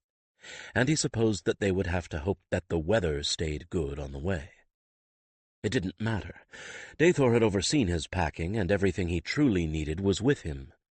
He hoped that someone with similar experience had packed for Selene and the king. Selene and the king already knew how to pack for this sort of trip, Cantor said, and left it at that. Once out of the capital, they moved down the road with a purposefulness that was positively frightening. There was no way to properly convey the effect. They weren't menacing, but they seemed to exude a sense of needing to go somewhere in a hurry, a sense that somehow made everyone move out of their way without noticing that it was happening. It was uncanny. The first time he saw it working, he felt the hair go up on the back of his neck, and Cantor's wordless reassurance. This could have looked like some sort of parade, all of the companions and their uniformed heralds, with the single spots of healer green and guard blue among them. It didn't. Alberich could tell by the faces of those who gathered to watch them pass through their towns and villages that they gave no such impression. The expressions that the common folk wore were uniformly grim. Perhaps the people of Haven had not yet grasped the seriousness of the situation, but the people of the towns and villages knew it. There was no cheering, and the hope he saw in their faces was tinged with desperation. "They know, don't they?" he asked Cantor. "Better than those in the cities. Everyone knows everyone in a village. When their youngsters go off into the guard, everyone knows every word in every letter that comes home, and everyone knows when someone isn't going to come home again." Ah. He shifted in the saddle, careful to do so with Cantor's stride so as not to throw him off. Well, that was something he wouldn't know about. Letters from the front lines and a village's interest in them. His mother couldn't have read a letter even if he'd been allowed to send her one from the academy. And he remembered for the first time in a long, long while the first line of the oath he had sworn when he joined the academy. "The temple is your mother, and your father is Vakandis' son-lord." It was still true, just not in the way that those who had listened to him swear that oath intended. They stopped for the night around dusk outside a village. Which one he didn't know. They went past it too quickly for him to read the faded sign in the uncertain light. The herald in the lead broke off down a side lane, and the entire group followed, slowing as they did so. The lane was overgrown, entirely grass-covered, eventually bringing them to a tiny cabin set off in a clearing, with no sign of any inhabitant about it. "That's because there isn't an inhabitant. This is one of the way stations," Cantor told him. "We're 2 days' journey from Haven at my usual pace, 3 or 4 by horse." Feeling stiff, though not as stiff and sore as he had expected, he slowly dismounted. He had read about the way stations, though he had never seen one. This one, a little stone hut with a thatched roof, looked solid enough, though it wasn't very big, but sheltering no more than 2 heralds at a time, and then not for very long, it didn't need to be, he supposed. The walls were thick, and so was the door. There weren't any windows, but inside he saw that the floor was slate, and there was a stone fireplace. It was a better structure than the one he and his mother had shared before she got her job at the inn. The building itself was given over to Sendar and Selene as their shelter. 6 of the other heralds returned to the village for provisions, while the rest, Alberich included, made camp and saw to the comfort of their companions. Even the guards and healer Krathuk put in the time to groom and feed and water the companions they rode. They completely exhausted the stores of food for the companions in the waystation bins, but at least there was plenty of grazing. It was fully dark by the time the 6 heralds who had gone after provisions returned, and by then there were a couple of small fires going. Sleeping rolls had been arranged according to friendships or pre-arrangements. Alberich's would be across the door of the cabin, and the other bodyguards would be in close proximity. and the steady munching of companions through grass was as loud as the insects and night birds. Alberich had expected that they would be cooking some sort of communal meal, but what was brought back from the village was both unexpected and touching. The villagers had given up parts of their own evening meals to send them to the heralds on their way to the front lines. Ham, cold chicken and bread, cheese and fruit, cold-boiled eggs, sausage rolls, and sweet cakes, jars of pickles, and packets of tea. Parcel after paper-wrapped parcel came out of the saddlebags and net bags that the six had taken into the village, to be divided equally among the lot of them, Sendar and Selene taking no precedence in what they got. There was a bit of trading as people swapped items they didn't care as much for. Then things quieted down rather quickly. "Draw straws over who washes up tonight, and who does in the morning," Sendar suggested, as conversation ceased while jaws were otherwise employed. Most everyone was probably as starved as Alberich. They'd all eaten while on the move, taking out provisions that had apparently been packed by palace servants, since Alberich didn't recall packing the contents of the little bag on the front of his saddle, a paper-wrapped pair of sausage rolls, and a skin of cold tea. But it had been Candlemark's ago, and it had been a very long day. Someone collected enough black and white beans from the way station to equal the number of riders, and put them into a bag. Alberich was not unhappy to find his was a black bean, and when he was done with his ham and pickled beans, joined the queue of those who were cleaning up now. Water straight from the well felt refreshing after the hard and sweaty day of riding. It was going to feel cursed cold in the morning. Sendar and Selene got black beans as well, and Alberich insisted they go ahead of him. There was method in this. They were in the way station and probably asleep by the time he finished, and he was able to stretch himself out across the door without worrying that he'd be inconveniencing them. But he wondered, just before he fell asleep, if there was even the faintest likelihood that a village of Carsites would sacrifice portions of their own meals to a troop of sun-priests and Sunsguard under similar circumstances. On the whole, he thought not. The next day followed the pattern of the first, except that they had to stop at midday in a large town, and several heralds went to each tavern and inn in turn to collect meat pies for all of them. Alberich had an idea that he would be heartily tired of meat pies and sausage rolls before the end of their journey, but of course that was the least of his worries, and it was better fare than he'd ever gotten with the Sunsguard. The contrast between their grim purpose and the placid, lush countryside they rode through could not have been greater. Alberich tried not to look too closely at the folk who came out to see them pass, but he couldn't ignore them altogether, and it wrung his heart to see them. Middle-aged men and older, women either with children or as old as the old men. There were a great many children, and not very many young adults. He knew what that meant. Those that could be spared, were unattached, had no families to support. They were gone. In the army, facing the Tedrils, and who knew if they'd ever return? He saw that in the faces of those that they rode so swiftly past, in the fear they tried not to show. But if the Tedrils broke through, these same people would be taking up whatever arms they had to defend their lives, or fleeing back up that road to Haven. And try as he might, he could not but help look at those peaceful villages and imagine flames rising above the roofs and bodies sprawled in the streets. It was better when they were riding through the countryside. And maybe the others were cursed with the same sort of imagination as Alberich, for their pace seemed to increase just a trifle when they were going through a center of population. So it went, sunrise to sundown, league after league of it, and no end in sight. It almost seemed to him as if he was caught in a peculiar nightmare, riding inexorably toward a dark and dreadful fate. Selene had longed for a day when she might ride out like any other herald, taking to the road with her packs behind her, leaving the palace and all of the stuffiness of the court behind.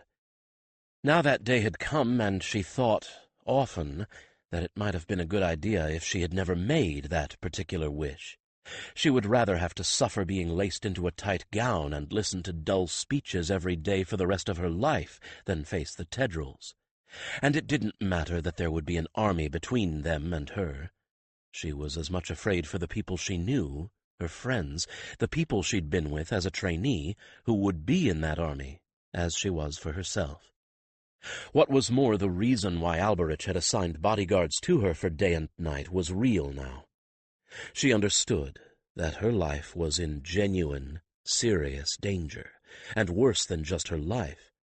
She had learned in several sleepless nights following a long and somber talk with Alberich that there was a fate worse than death.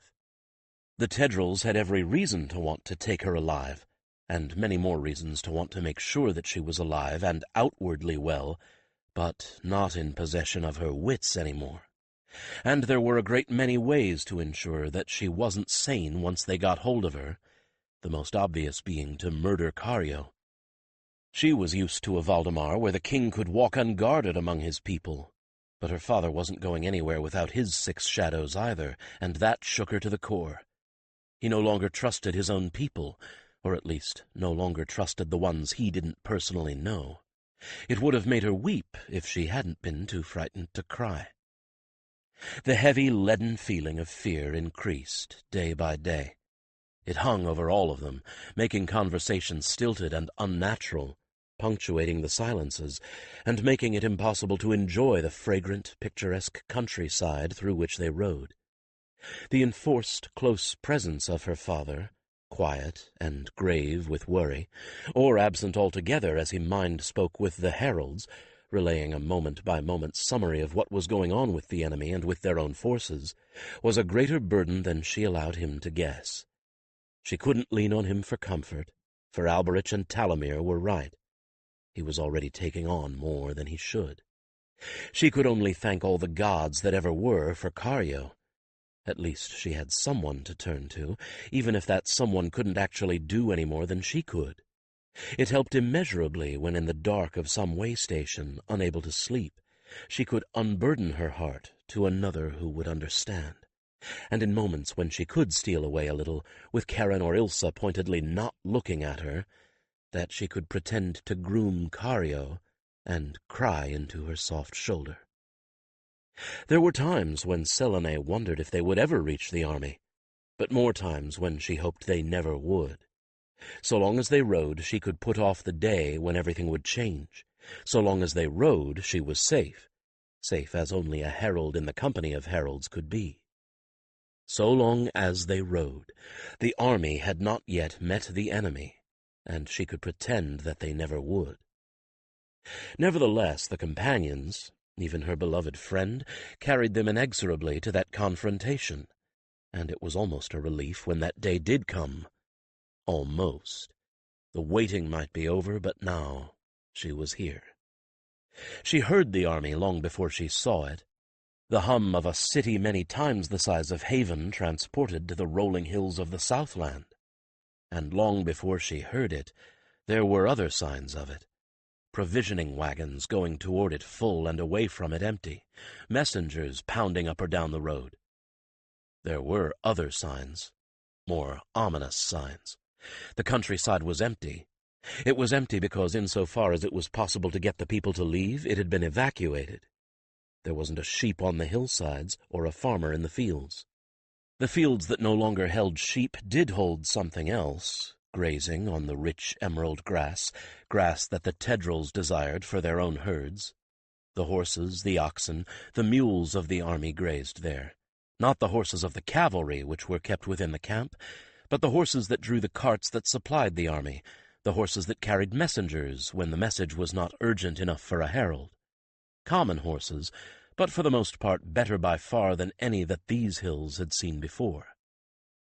But when they finally reached the outskirts of the encampment, it was something of an anticlimax, for it looked like nothing more than an ordinary army camp.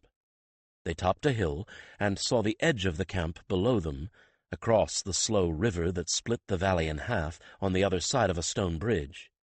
Sentries guarded the road there, the visible token of the ones Selene could not see.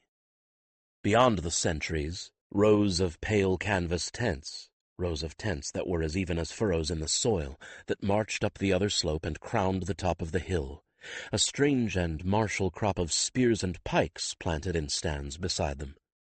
And yet it was no larger an encampment than ones she had seen before on the edge of the city. She knew abstractly that it wasn't possible to see all of it from any one point, not in these hills. She knew that in her mind, but the emotional impact of so great a force as they had gathered together should leave her breathless, or so she felt. So as the sentries barring the road demanded and received passwords, she felt oddly disappointed. But then they followed the sentries' directions down the road, with properly arranged ranks of whitewashed canvas tents on either side, each section with a central campfire, each 4 sections serviced by a larger cook tent. And as they continued to ride forward, the ranks of tents went on and on and on until she began to lose count. Over the next hill and down the other side, the tents ranged on before them, interrupted only by trees and hedgerows, the racks of pikes and spears piercing the sky beside them.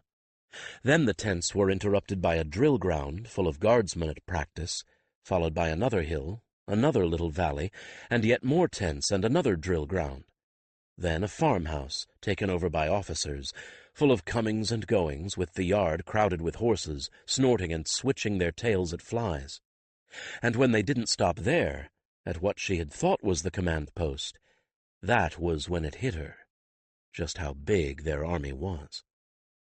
Selene tried to imagine it, and failed. She had seen several hundred people at once many times, even several thousand, crowded into one of the huge public squares in Haven for some speech of her father's, but never more than a fraction of the number that must be assembled here now. And that number didn't include healers and heralds either. And there were probably a lot of bards here too, for you couldn't keep a bard away from something like this. Then there were all of the support people, cooks and carters, laundresses and tailors, the servants of anyone highborn. No wonder her father had put off assembling this huge a force until now. Where would he have housed them? How long could he have kept them fed? The logistics were mind-boggling. She couldn't imagine the amount of coordination it took just to feed this army for a single day, let alone care for it for the past several fortnights. How could it have been organized in the first place? Who was doing the training? Who was keeping the place clean for the Haven's sake?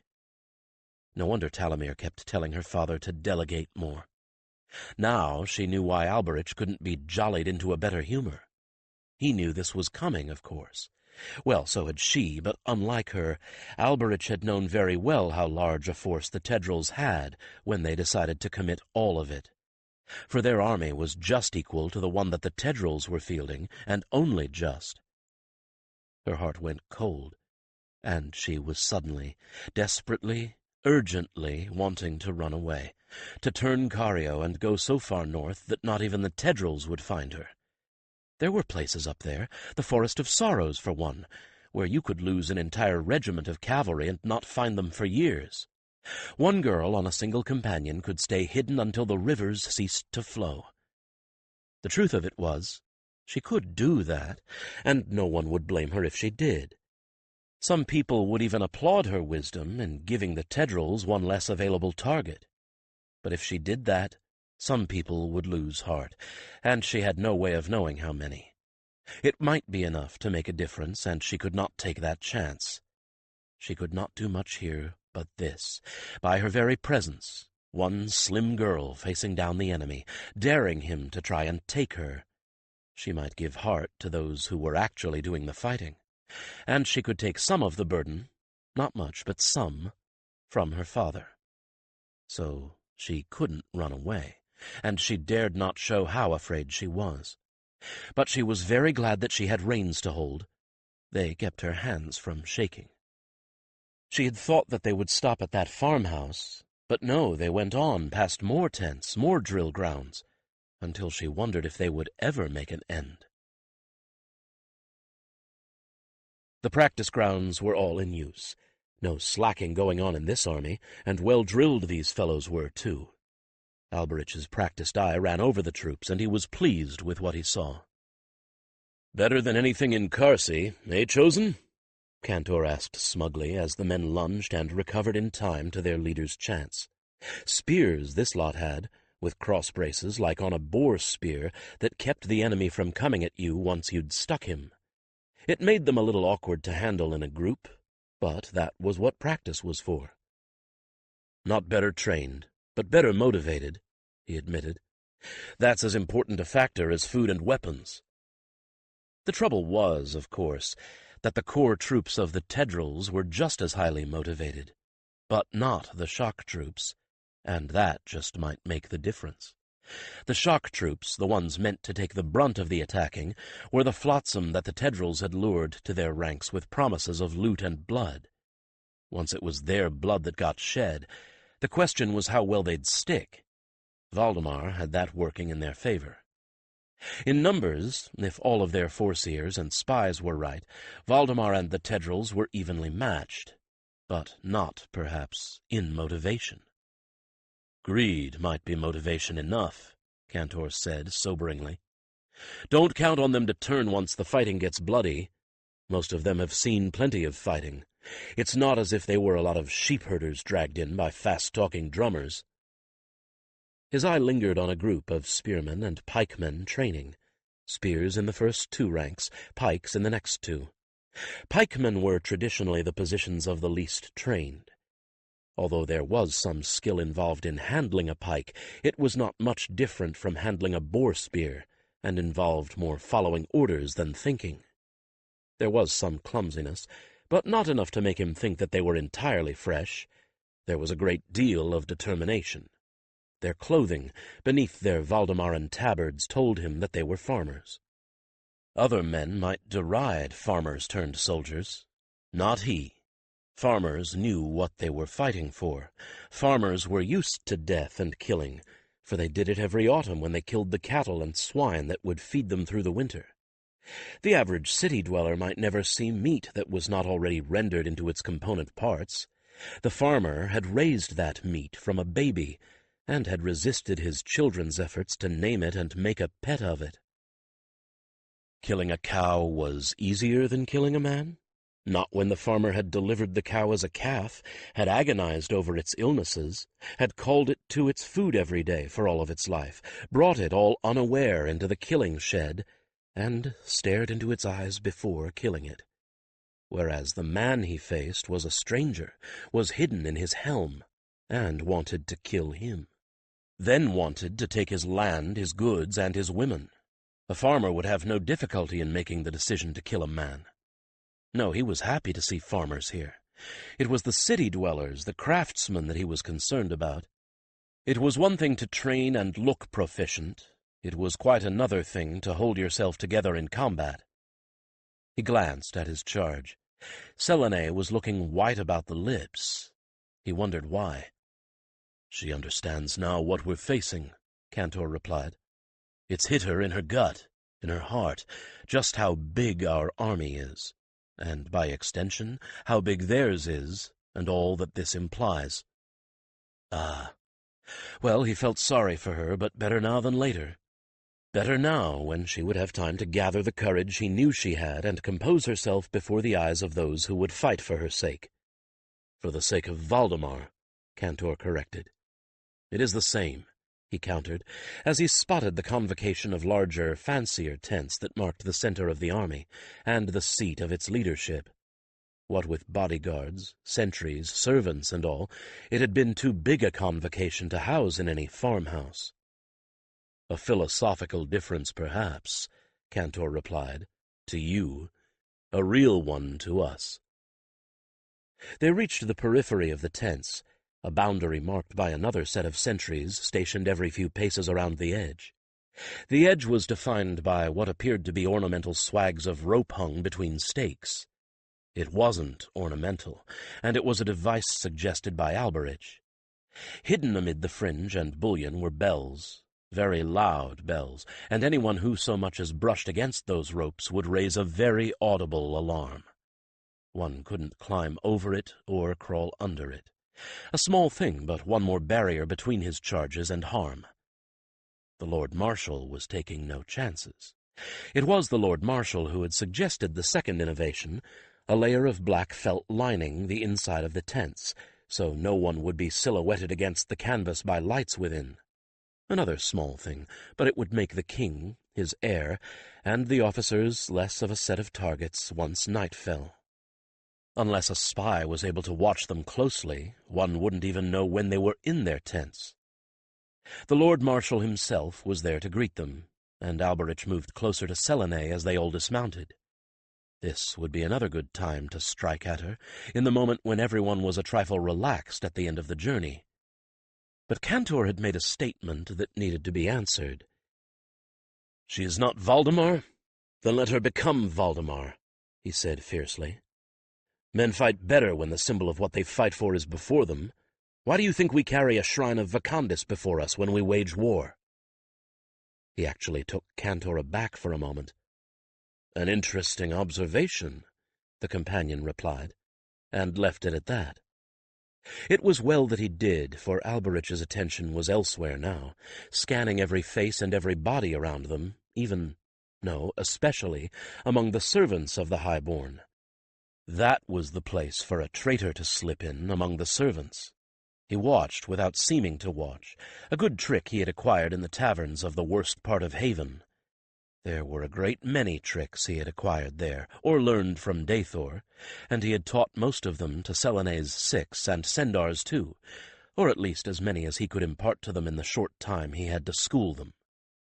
He was pleased to see that they were using those lessons, pleased to see that the ones guarding Sendar were doing likewise. They were more obvious in their watchfulness, but there was no harm there. They drew attention to themselves, and if there was anyone watching them, he would spot the watchers. Layers upon layers of care and misdirection, of planning and deception, and upon them Selene and Sendar's lives might depend. The moment passed, the king and heir moved into the circle of guards and canvas. Thin protection, or so it seemed, but stronger than one might guess, for they were out of the milling crowd, where a knife could be employed suddenly and without warning, and into a more controlled place where more watchers watched the watchers. He joined them in the background, always in the background. Now more than ever, he needed to be unnoticed. How ironic that he, who had trained for most of his life to be a leader, should now require of himself to be insignificant. How ironic that he should find, as he dropped back to be a shadow herald in his dark gray leathers, that he preferred the place in the shadows to the one in the light. He watched young Selene as, white-lipped, but with her head held high, she took her place beside her father at the planning table. And then he turned his attention to those around his king and his charge. He knew what the strategy for the initial stages of battle would be, at least for now. It had been discussed and discussed until it was tattered. He knew, and he feared that the enemy knew. But it had been too late to prevent them from knowing when the strategy was decided, and as he himself had told Dathor, no strategy survives the first engagement. You could plan and plot all you liked, but when your plans depended on the enemy doing what you thought he would do, it wasn't likely that he'd cooperate with you. Now all they could do was see what he did, and trust that they could move to counter it, whatever it turned out to be. Chances were it wouldn't be anything they had planned for. The Tedral warlords had not survived this long by being stupid. If anything, they were entirely too clever. That very cleverness had caused any ruler who might consider hiring them to take a good long look, and realize that they were in many ways as much a danger to the one who had hired them as they were to the enemy they were sent against. So no one, in all the time they had been roaming, had ever before hired the entire nation. Broken up into companies, they were safe to have inside your borders. Only the Sun Priests, in an act of monumental hubris, had gathered all the companies together in one place. Now the Sun Priests were well aware of their folly, too late to do them or Valdemar any good. "We cannot simply turn them back," he thought with anguish. "If we do, they will only turn on my people." And of all of those here in this camp, he was the only one who would care if they did. But what else could he have done except to act as he had? He hauled his divided attention back to where it belonged, and kept it on Selene and those around her. The tents were dark, thanks to the felt lining them. The only light came from the entrance and the unlined canvas tops. The bases had been rolled up to ankle height to allow air to circulate. The interior of the one they were in was sparsely appointed. That would change when the baggage train caught up with them. And for now the only seating was on folding stools. Sendar was offered one of these and refused it. Selene did not. Talamir called for food and drink, and when it came, made sure that both the king and heir availed themselves of it. Sendar was, of course, completely immersed in all the reports of the commanders, even though there was nothing new in them. Selene was looking wan, but Alberich did not suggest that she retire to her own tent. She had to harden herself. They all had to harden themselves, to go beyond what they thought they could do until there was no more strength left, then find more strength somewhere, somehow. As if she had heard his thought, she turned her head toward him and met his eyes. Then she rose and took her place at her father's side, paying every bit as much attention to the reports as he was. Although the king did not even glance at her, Alberich watched as he placed his hand on her shoulder, tacitly welcoming her presence, and showing any who doubted that she belonged there. Good. Now no one would suggest that she get some rest, dismissing her as irrelevant to their discussions. A movement, an odd movement, caught his eye. Without turning his head, he identified the movement as someone pulling slightly away, rather than leaning toward the group. His peripheral vision was excellent, better perhaps than anyone guessed, for he had no trouble telling who it was without betraying his interest by looking at the man. It was Orthalan, who was serving as the commander for the militia of his sector. His brows were furrowed, his posture tense, and he was frowning at Selene.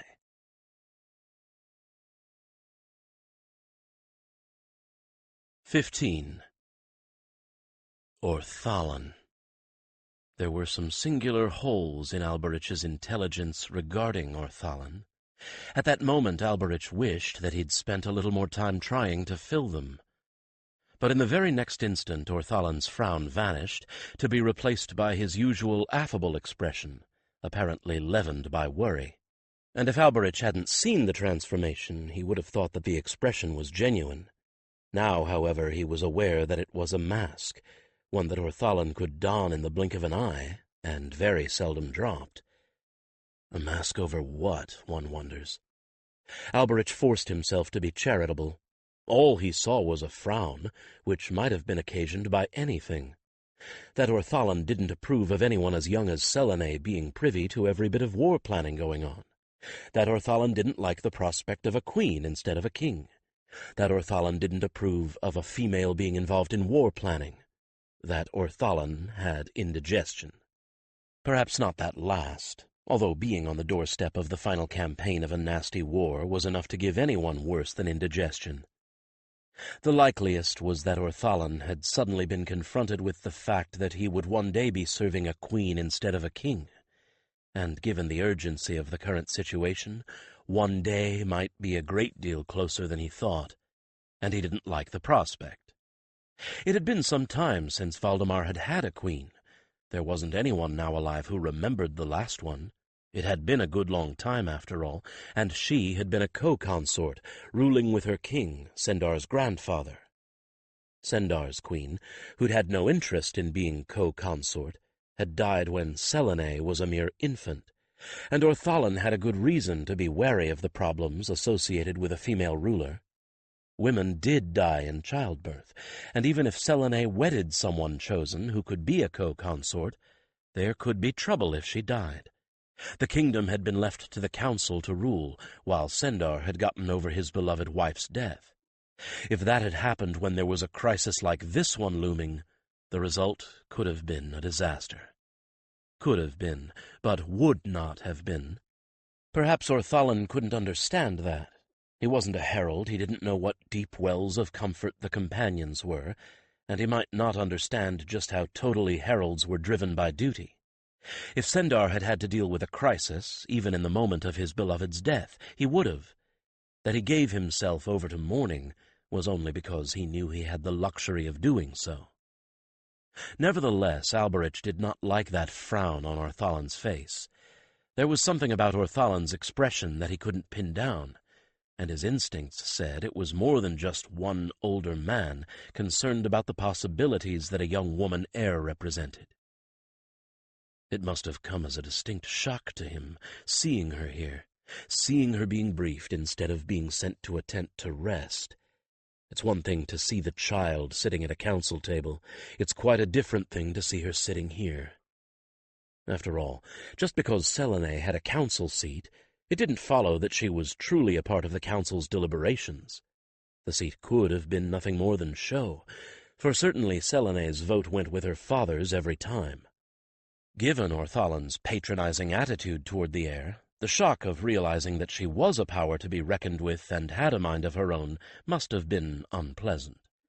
But was it unpleasant enough to cause that particular kind of frown? It hadn't been the look of a man surprised and a little offended. It had been the expression, calculating and angry, of one who had not realized that there was a roadblock to his plans. Or so Alberich thought, but everything he thought he'd observed was all in retrospect, for the expression hadn't been there more than a moment. It was distinctly frustrating not to be able to quantify his feelings, but since he'd been working in the slums of Haven, his instincts had sharpened, and he'd come to depend on what they told him.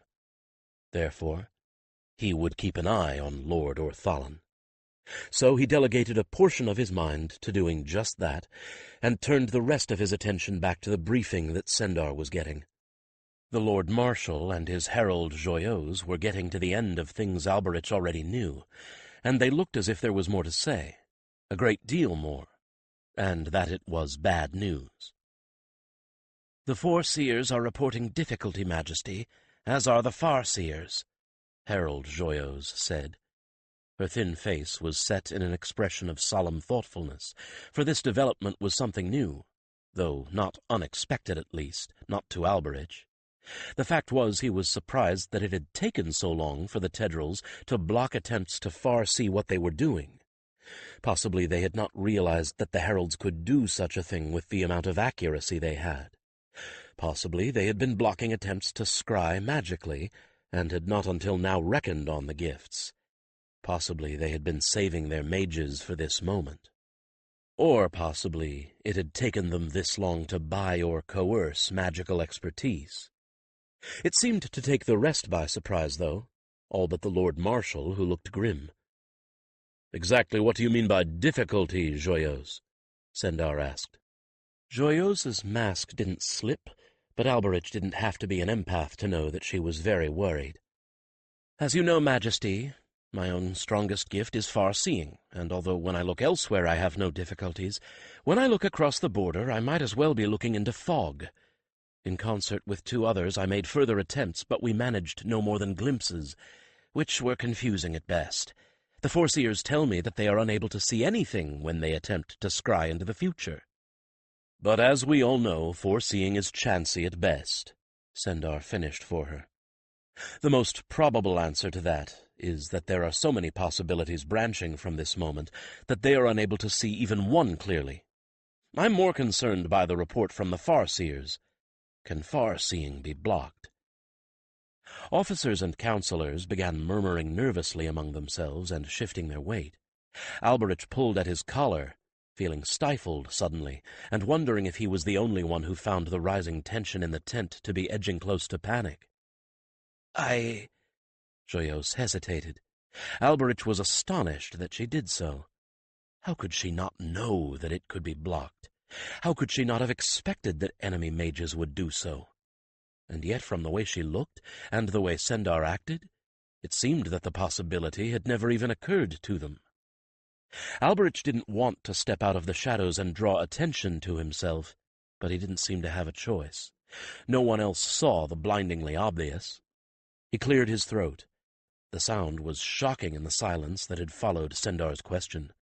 Every head in the tent swiveled in his direction. "Herald Alberich," Sendar prompted. "Senior, high-rank sun priests such powers have," he said carefully. "And unscrupulous others with magic for higher R in the southern kingdoms. Among the Tedrils there may be magicians, though specifically I have not of such heard." They looked at him as if he had spoken in Karsite, not Valdemaran. Maybe in a way he had. He cursed his lack of fluency, and the need to speak without composing what he was going to say. He tried again, this time coming directly to the point. "Assume you must that others than heralds gifted are. Surely sun priests are, for this I know. Surely tendrils are, for they are a nation, and some must gifted be. Yes, blocked your gifts can be." Joyeuse blinked, and looked as if she was coming out of a daze. "He's right, Majesty," she said. "We have been remiss in assuming that only heralds are gifted, and that just because we don't know ways of blocking gifts, it doesn't follow that someone else hasn't found a way." "So the gifts are useless?" asked one counselor, his voice sounding strained. No, only farsight and foresight," Joyeuse hastened to say. "Mind speech works perfectly well, and fetching as well, at least as far as we can tell. We've never depended on foresight. It's too rare a gift, and too erratic anyway." "I can vouch for that," Alberich thought grimly. "And we've never depended entirely on farsight either," Selene put in, her high young voice carrying over the muttering, and yes, there was rising panic in those voices of those around her. "We'd be fools to depend on any single source of intelligence, gentlemen. You may depend upon it. There are other ways of finding things out at a distance, including," she added with a touch of irony, "common spies." "Animal mind speech," replied someone. Alberich couldn't tell who precisely, for the background chatter distorted the sound. The voice was female, though, and very confident. "The chronicles say that the Hawk brothers of the Pelagiris forest use animal mind speech with their birds as spies. Surely we can do the same, or listen through the ears of a horse or hound?" The muttering subsided, and what there was of it sounded less panicky. Sendar turned to Joyeuse. "Deal with it, Joyeuse. Find the heralds with animal mind speech. See what you can do. Ask Misty what's in the chronicles. Perhaps the heralds of our generation have not needed to worry about their gifts being blocked, but there's no reason to think it hasn't happened in the past somewhere, and if anyone will know where, when, and what was done about it, it will be Misty." "Sire." Joyeuse bowed and edged her way out of the crowd. No wonder the voice had sounded familiar, and he felt that familiar apprehension whenever he thought of the half-blind herald chronicler in training. Well, at least he'd given her enough skill to get herself out of trouble if she had to, and he could count on her strong instinct for self-preservation to keep her out of the fighting itself. Unless, of course, there was no other choice. But if that happened, everyone in a white uniform with a mount that was even vaguely pale in color was going to be in danger.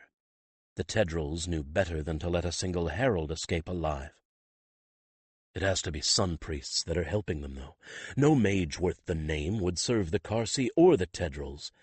No mage worth the name will serve where the mercenary guild won't. Even one of the Bloodpath mages wouldn't serve the tendrils, in part because the tendrils themselves would know better than to trust one of that sort. You didn't want a Bloodpath mage around. When sacrifices ran short, they tended to grab whoever was closest. That didn't make things any better, however. The sun priests had power. Everyone knew about the invisible creatures they commanded that stalked the night, able to see into a man's very soul and discern if he was a heretic and a traitor, and thus their lawful prey. He himself had heard them howling in the distance. "Then why didn't they take you?" Cantor asked, with none of the ironic humor he might have put into such a question.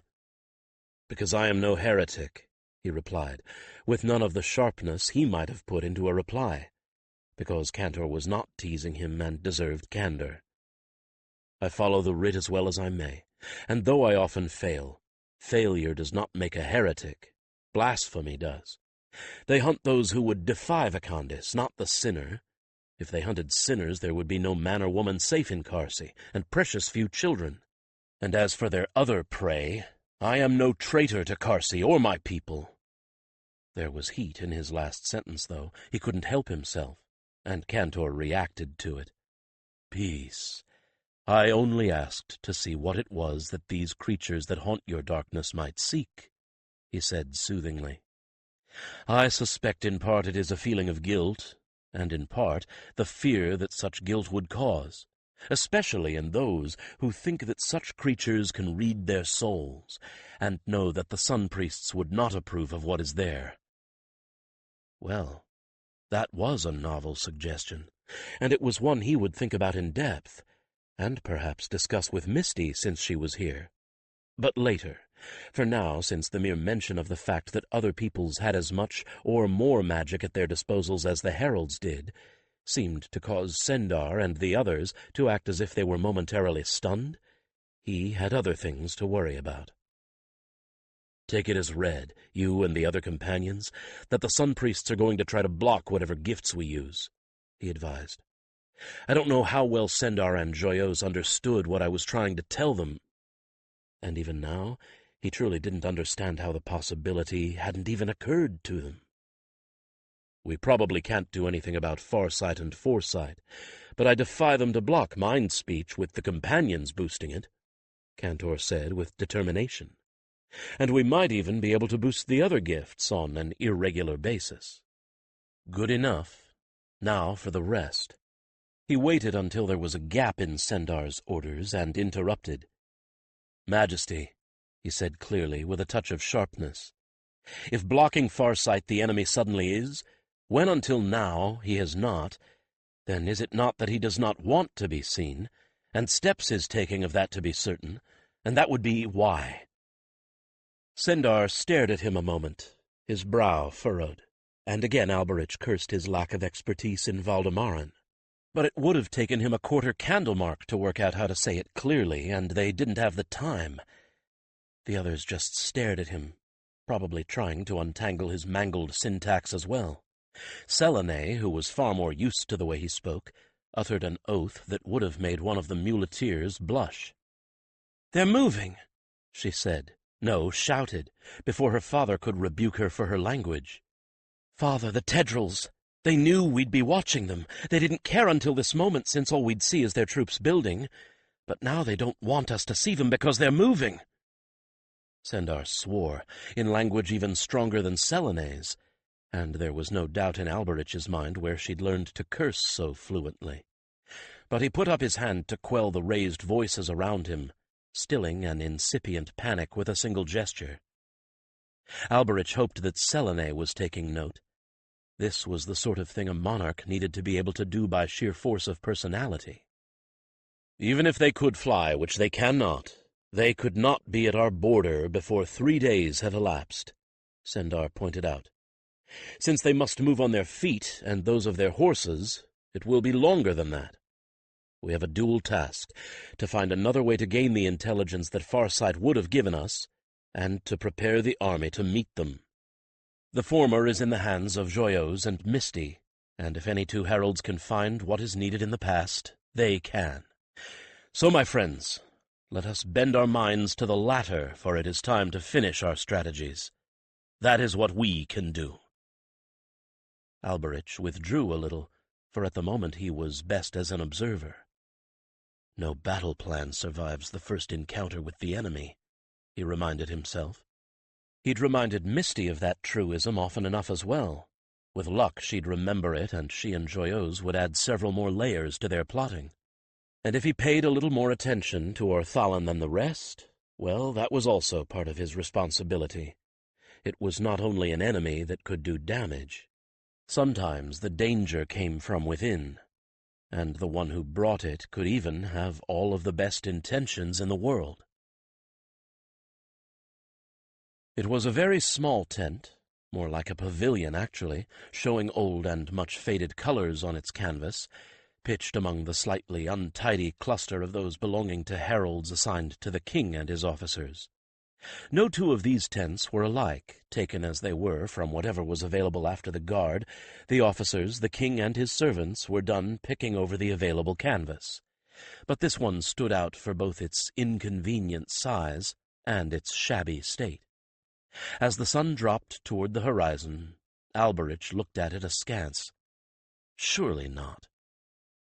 "My home away from home," Misty said, gesturing at the canvas square with its peaked top.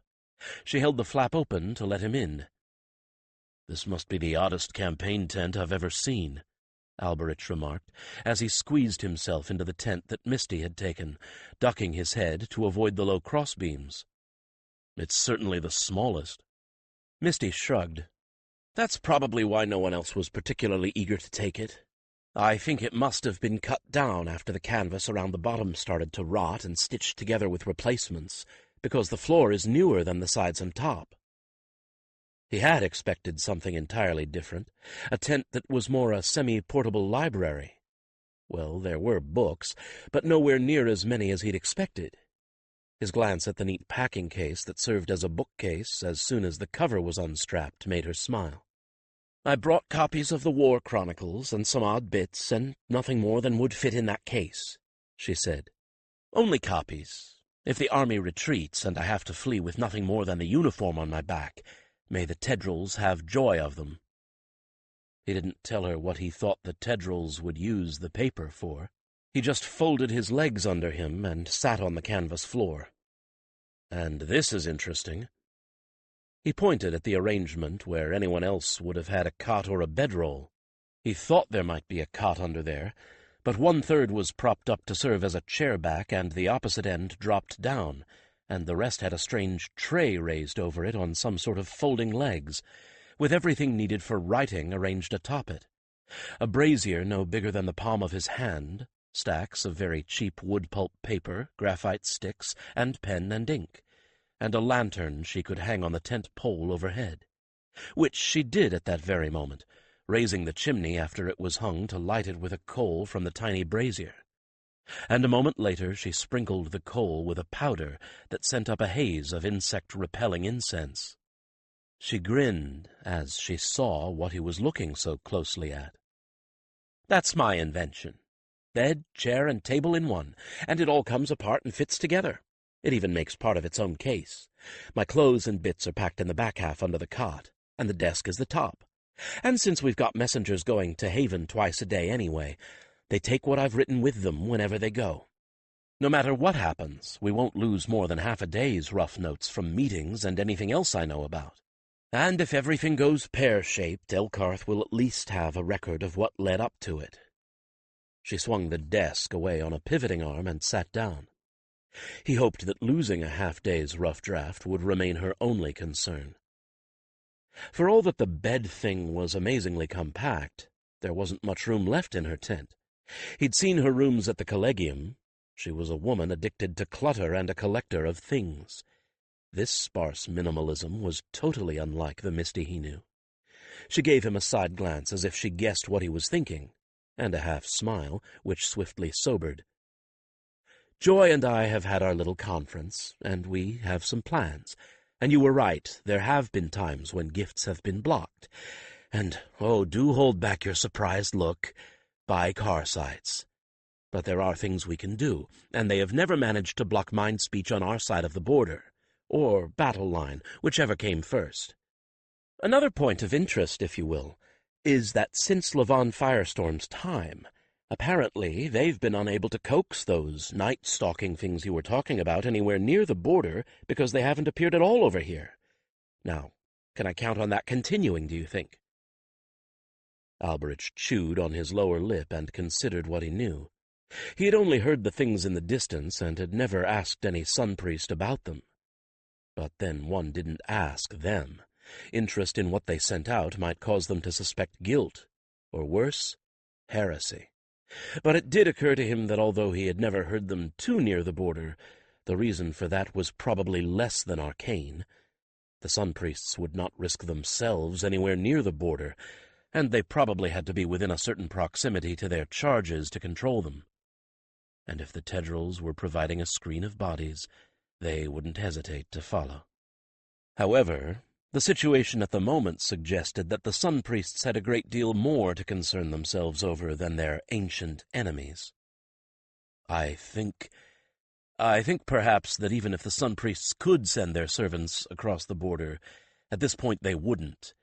I believe that they hold them back in reserve to make certain the Tedrils, after conquering Valdemar, do not turn on them as well."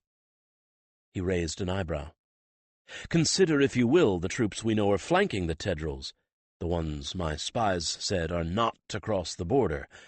No, I think the night demons will stay within Carsey. That is a distinct relief.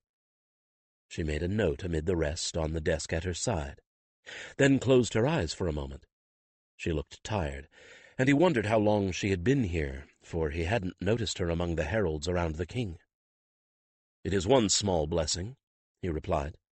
"Another is that our troops have limited choice of ground, given where we think they must come, and a greater blessing is that our troops will be fresh.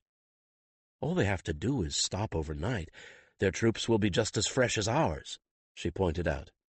"They know we won't cross the border, but frankly, all I know about battles and war is what I've read, and everything I've read just makes me want it all to go away." "Unless he is a madman," Alberich said soberly. "I believe you will find that even the great generals feel the same." She looked down at her hands. "May I ask you a horrible favor?" He was going to say, "It depends on the favor," but something about the way she had asked that question made him answer unequivocally, "Yes," instead. She fixed him with that glittering gaze of eyes shielded behind thick glass lenses. Shielded was a good thought. She probably used those lenses as shields to hide what she was thinking. "May I stop pretending that I'm brave and cheerful around you?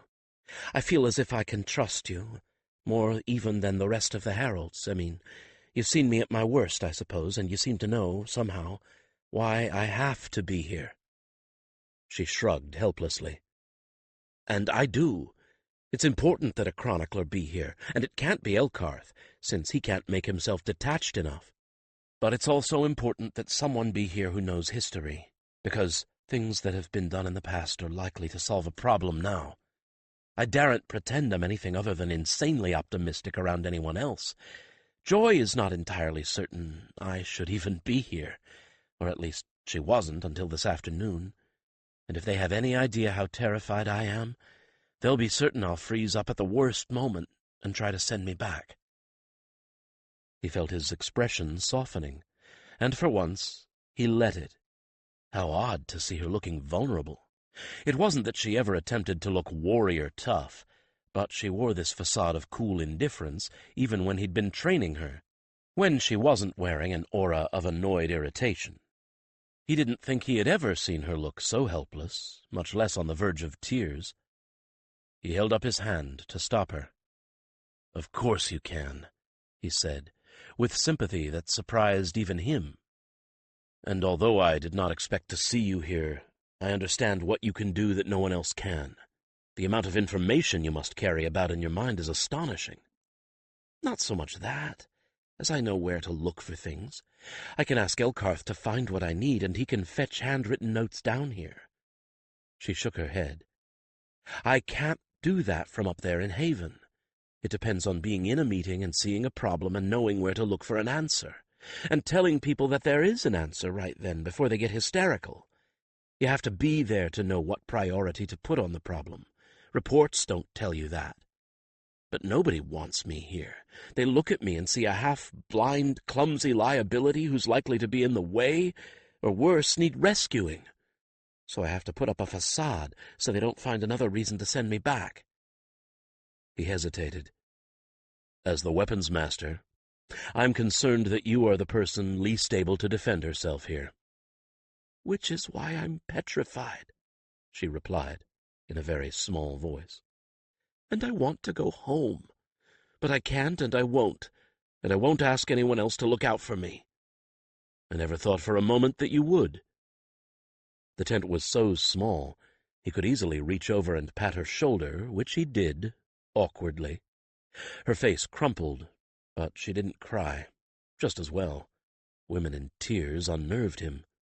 She did put her own hand up to hold his on her shoulder, though, and he didn't mind. "Bollocks, you liked it. You stay out of my head," he said sharply. "Or at least be quiet about being there." Cantor wisely did not reply.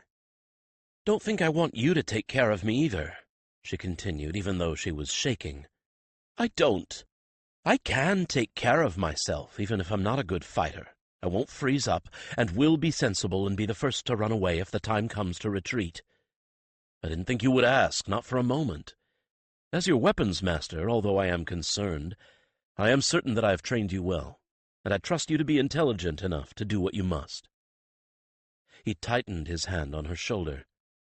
"But as your weapons master, you need not be brave with me. In fact, if you have concerns and feel you cannot voice them to others, do tell me. The Night Stalkers, for instance. That was a reasonable thing to consider." She sighed, and some of her shaking eased.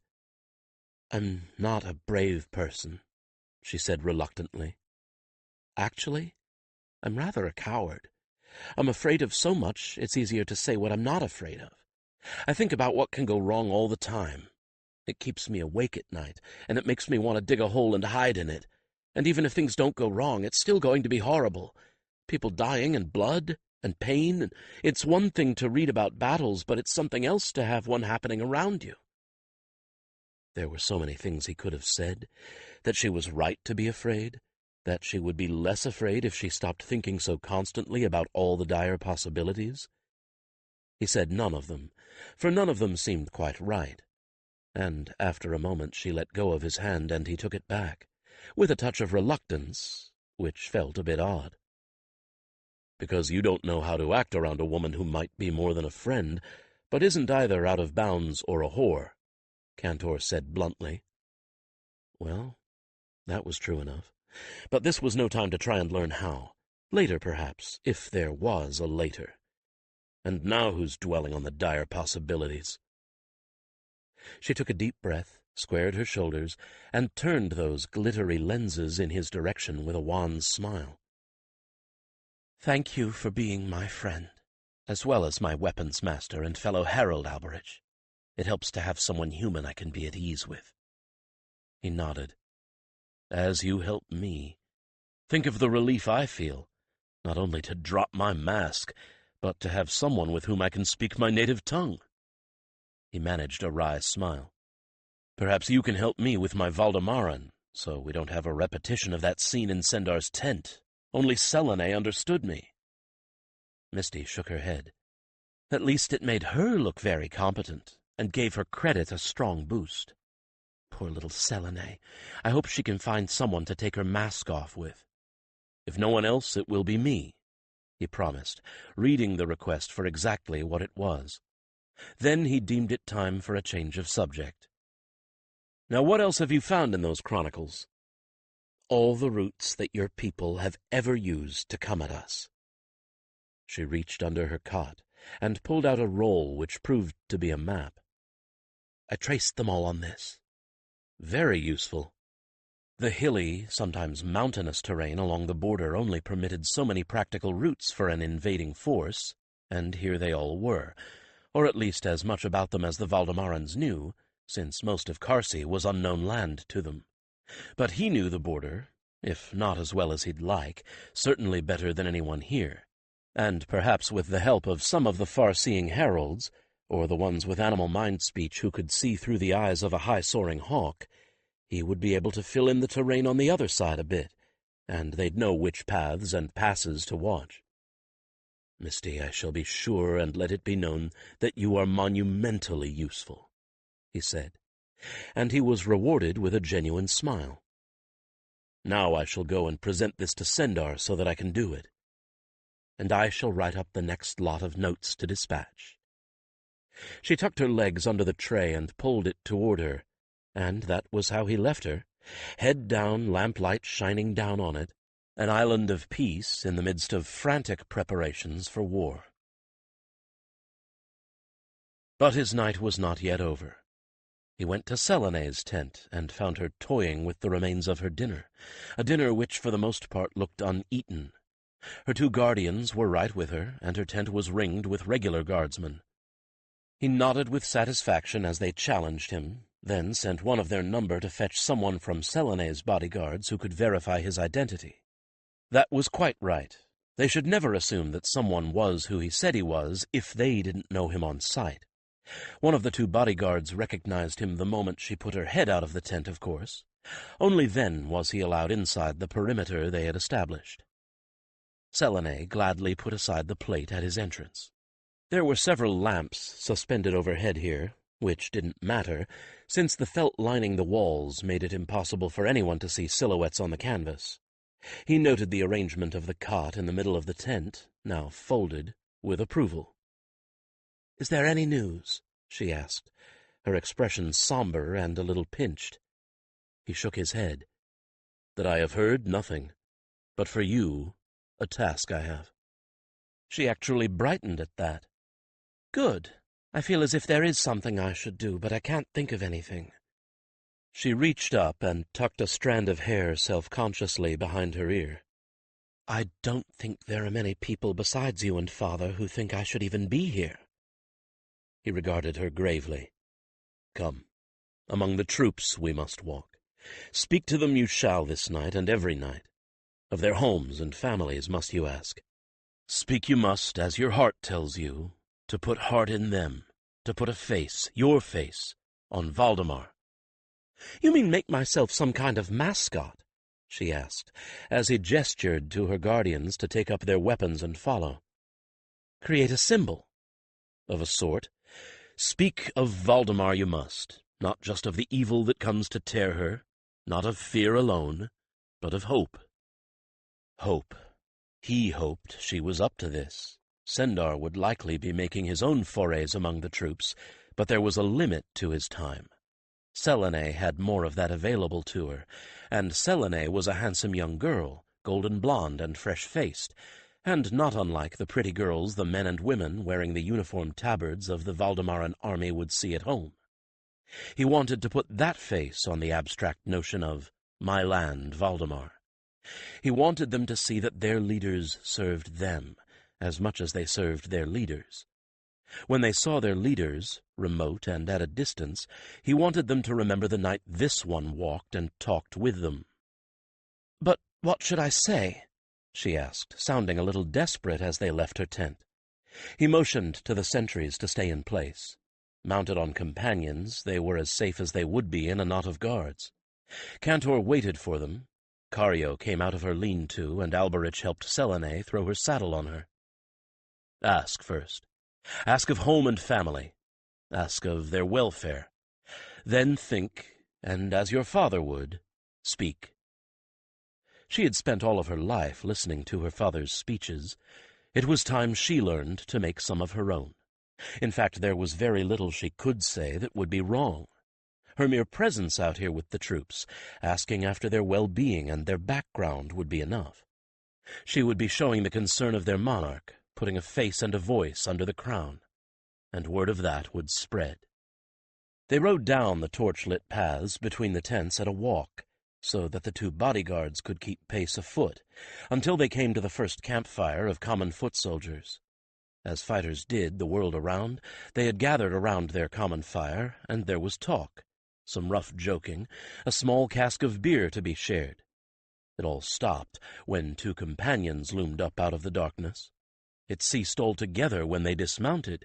Their officer, good man, thought Alberich, recognized Selene and scrambled to his feet, then tried to drop to one knee.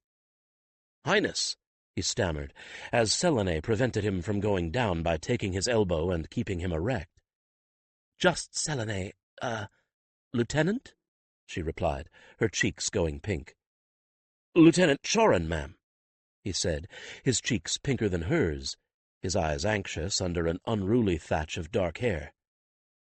"Well then, Lieutenant Choran, would you make me known to your men?" she replied with admirable composure. If Alberich hadn't known this was her first foray out into an army camp, he would never have guessed it. She stood, hands clasped gravely behind her back, as Lieutenant Choran introduced her to every one of the round-eyed men encircling the fire. When he was done, she picked one at random. "So, Nort Halfton, what part of the world are you from?" she asked, as if his answer was something she burned to hear. "Borston, ma'am. East of Haven," he replied, looking as if he was having to concentrate to keep from tugging his strawberry-blonde forelock at her. "I know it. Good grain country." She smiled at him, and he looked about to faint, yet couldn't help beaming with pride. "And perfectly lovely morel mushrooms in the forest in the spring." "Aye, ma'am." he enthused, losing a little of his shyness. "That there be!" She gave him a nod of encouragement, and he warmed to his subject. "Why, there's a copse just out by our duck pond that—" That was all it took. He was off about his father's farm, and that led her to single out others who looked as if they were losing their awe of her to want to boast about their own lands. A leading question or two was all it needed. She just gave them a cue and let them run on. This lot was all farm folk, though from differing parts of Valdemar. Companies were made up of men, and women, though it would have to be a sturdy wench who was in the pikes, who came into the force at about the same time, so that they all worked through training together and got to know one another well. Alberich approved of the arrangement. It created cohesiveness. When Selene showed interest in their lives, their homes, and their families, they swiftly warmed to her. When she showed them that she was not that different from them, they took her to their hearts. The firelight shone on their young faces, and Alberich tried not to think about how very young they were, how it was certain that some of them would not be going back to those homes and families. It wrung his heart. He reminded himself that they would only be worse off if war had come to their little farms, and they had to face it all untrained. "But what about now?" she asked finally, looking around. "Your lieutenant is obviously a fine officer." "The best, ma'am," said one stoutly, and young Chorin blushed. She nodded with earnest satisfaction. "If there is anything you need, then, I'm sure he'll see to it. But are you getting enough to eat?" "Well, no one and nothing is going to fill up Cone there," said one fellow slyly, and the rest laughed. This was evidently a joke of long standing among them. "But, barring that, it ain't home here, but we're all right, ma'am." She looked at each earnest, friendly face in turn, and Alberich watched them watching her, intent on her. It was clear that she had it, that subtle charisma that marked her sire. She had more than their attention. She had won their loyalty. "My father and I want you all to get home again," she said softly, as the firelight made a golden halo of her hair, giving her, had she but known it, a slightly ethereal look. "We want that more than anything. And we want you to go right on gathering mushrooms every spring, chestnuts and patan roots every fall, telling tales beside the fire every winter. But that isn't going to happen if they win." Nods all around, each of them looking as if they were hearing this for the first time, even though it was hardly news to any of them. "But we have what they'll never have," she continued, holding her young head high, her pride in them showing in every word. "They don't have a home, and they don't want to trouble to build one for themselves. They want to steal ours. They don't have families, even, so Alberich says." She gestured at Alberich, who contented himself with looking somber. "And I'd feel sorry for them. I'd even invite them to come settle if they'd just asked us. That's what we're all about, is Valdemar. We don't keep people out if all they want is peace. That's the way we've always been, haven't we?" Murmurs of assent with a growl under it. "Good. But since these tedrils don't want peace, don't want to build, and only want to steal our land and homes from us, there's only one way we can meet them," she continued, with a look of fierce pride that would have been incongruous on such a young face, but for the circumstances. "We didn't begin this war, but by all that is holy, I swear we will end it." It wasn't the best speech he'd ever heard, but it did exactly what Alberich wanted it to. It galvanized them. Partly it was Selene's personality, partly it was that they wanted to find a figurehead for their cause. They cheered for her, and that was what counted. She thanked them in a way that made them cheer for her again, and when she mounted Cario, she was glowing with enthusiasm and flushed with pleasure. Then it was off in another direction, to another campfire, wandering in a random fashion, skipping some groups that seemed to be intent on some business or entertainment of their own, going on to others who might need her speech more. Selene was beginning to run out of energy and wilting a little when Alberich called a halt to the visits for the night, and led her and her guardians back to her tent. "Did I?" she asked quietly, As the encampments quieted and the fighters around them let their fires die down and sought their bedrolls. "Well you did," he assured her. "Very well, and tomorrow again you will do so, and the next night and the next. Each time a different direction, a different set of fires. And know all will, that their princess cares for them, and thinks of them, and their king cares for them, and his daughter sends to see they are well. So for you they will fight." "Not for me," she exclaimed. "For Valdemar." "But Valdemar you are," he countered. "A face they need upon the idea. That face you are." She might have continued to voice her objections, but they had reached her tent, and he bundled her inside without standing on ceremony as soon as she had unsaddled Cario and rubbed her down. "Sleep now," he told her. "Think and argue on the morrow." And there he left her, too tired, really, to do more than he had told her to do. She let the tent flap fall shut behind her. Cario ambled into the lean-to that served as her stable, and he mounted Cantor again. "She has the spirit in her," he told his companion with intense satisfaction as they reached his tent, and he dismounted to free Cantor of his burden of gear. "And she found words enough that were right to do the job." Cario helped. "But you're right, and this is something that's needed." Cantor flicked an ear back in his direction. "She's putting heart in them." He heaved the saddle onto its stand and hung the bridle up beside it, taking up a wisp of straw to give the companion a quick rub-down. "And they in her." That was the beauty of the thing. Even as she gave them something tangible to fight for, they gave her confidence, and helped her to find her courage. The more courageous she felt, the more heart she'd put in them. "There, that should hold you until morning." The companion gave himself a brisk shake and walked into his own lean-to. "You're wasted as weapons master," Cantor said thoughtfully, from out of the shadows under the canvas. "You should have been a counselor." "Vacantis forbid!" he exclaimed indignantly. "I would rather muck out stalls." "There, it's a similar occupation," countered Cantor, and his mental chuckle followed Alberich all the way to his bed.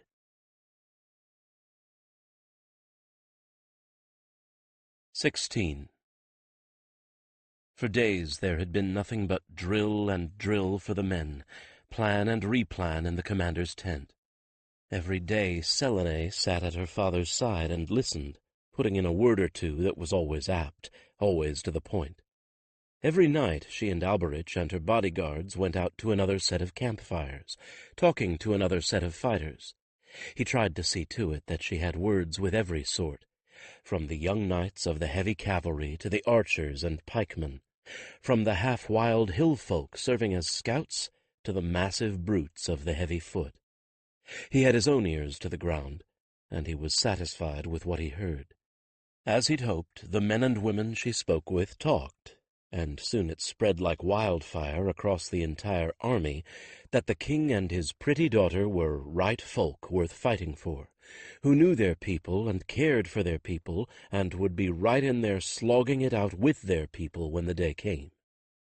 The mood in the army shifted imperceptibly and took on a focus. That was what he wanted. Selene had helped to make it happen. Now there was a sense of the rightness of the cause and a certainty of purpose. Now their leaders were not some impersonal images somewhere. The king and heir had personalities and faces, and were well on the way to becoming beloved. Beloved was excellent. Men, and presumably women too, fought fiercely for something that was beloved. And should anything happen to Sendar, his daughter stood a fighting chance of being able to take up the reins without a pause or hesitation. Nor, should the worst happen, was there now any chance that another contender could take the throne away from her. Not that any herald would try, but he had to operate on the assumption that there could always be someone willing to attempt a coup. Certainly the common people, the guard, and the army would support her without a second thought, should a would-be usurper appear. He hadn't revealed that part of his plan to anyone, not even Cantor, though he had the feeling Cantor had guessed it and approved. as Sendar would approve if he ever learned it himself. Selene, of course, would be horrified, which was why she would never hear of it. Now he sat in Cantor's saddle, under a clear summer sky with dew still wet on the grass. The planning was over. It was too late now to wonder if they had overlooked anything. For now it all came down to this. Two massive armies, both rested, facing each other across firm ground. The Tedrils had taken their time getting here, and they seemed unsurprised to find the Valdemaran guard waiting for them. Seemed was the operable word, since there was no way of knowing for certain if they were surprised or not. When the Tedrils began to move, Sendar ordered the spies out and back home. And they made it. Somehow they all made it, though not entirely intact. A couple were injured escaping, but escape they did, and the last of them had come over the border 2 days ago. Alberich hoped that was a good omen. He could use a good omen, for he was not at all confident about this final confrontation. Of all the times to have some handle on the future, this would have been the best, for the sake of his own spirits, if nothing else. So, of course, he got no inklings at all. If the Tedrils or the Sun Priests were blocking foresight, they were doing a good job of it, if he couldn't even get a hint of what this day would bring. All he felt was akin to having an enormous wave cresting a furlong above him, about to crash down on him, and the sense that nothing he could do would get him out of the way. Which was, in a figurative sense, exactly what was about to happen. He wouldn't describe the feeling as impending doom precisely, but it certainly was a sense that events were about to overwhelm him. Last night the Tedrils had camped just over the horizon. The glow of their campfires had been clearly visible from the edge of the Valdemaran camp. It had made for an uneasy night on this side of the border. Alberich doubted that anyone had gotten very much sleep. There had been scouts of all sorts out all night, and double the usual guards. The Tedrils were not altogether predictable, and a night attack had not been out of the question. A lot of people had slept, or tried to, in their armor. This morning there they were, having marched into place in the pre-dawn, deliberately arranging their ranks on the other side of the valley, quite as if they were setting up for a review or a parade, looking as if they'd shown up for an appointed meeting. It might just as well have been an appointed meeting. Alberich had no doubt that they had known since they began moving in this direction exactly where the Valdemaran army was. There was no reason why the Tedrils should not have spies of their own, and every reason why they should. Alberich had done his best to find them, but he doubted he'd made more than a significant dent in the population. And when it all came down to cases, it was rather difficult to hide the movement of the entire Valdemaran army from much of anyone in a country that had as much freedom as Valdemar. The Tedril spies had no doubt counted most of the Valdemaran troops and reported them on the move. Alberich could only hope that the Tedrils believed those troops were made up of old men and inexperienced boys and girls, basically the last possible lot of conscripts left out of a depleted population. Working in Valdemar's favor, of course, there weren't many options open to where the Tedrils came across the border, given where they had made their base deep in the hills. The fact that Valdemar had known where that base was, and had moved to block the only real access point right at the border itself, might, he hoped, have come as a slight surprise. Or not. If the Tedrils really truly thought they had superior numbers, there was no reason why they should care where the battlefield was, as long as neither side had a critical advantage. Alberich surveyed the Tedril nation from his place at Selene's side, and hoped that his sinking heart didn't make itself known in his expression.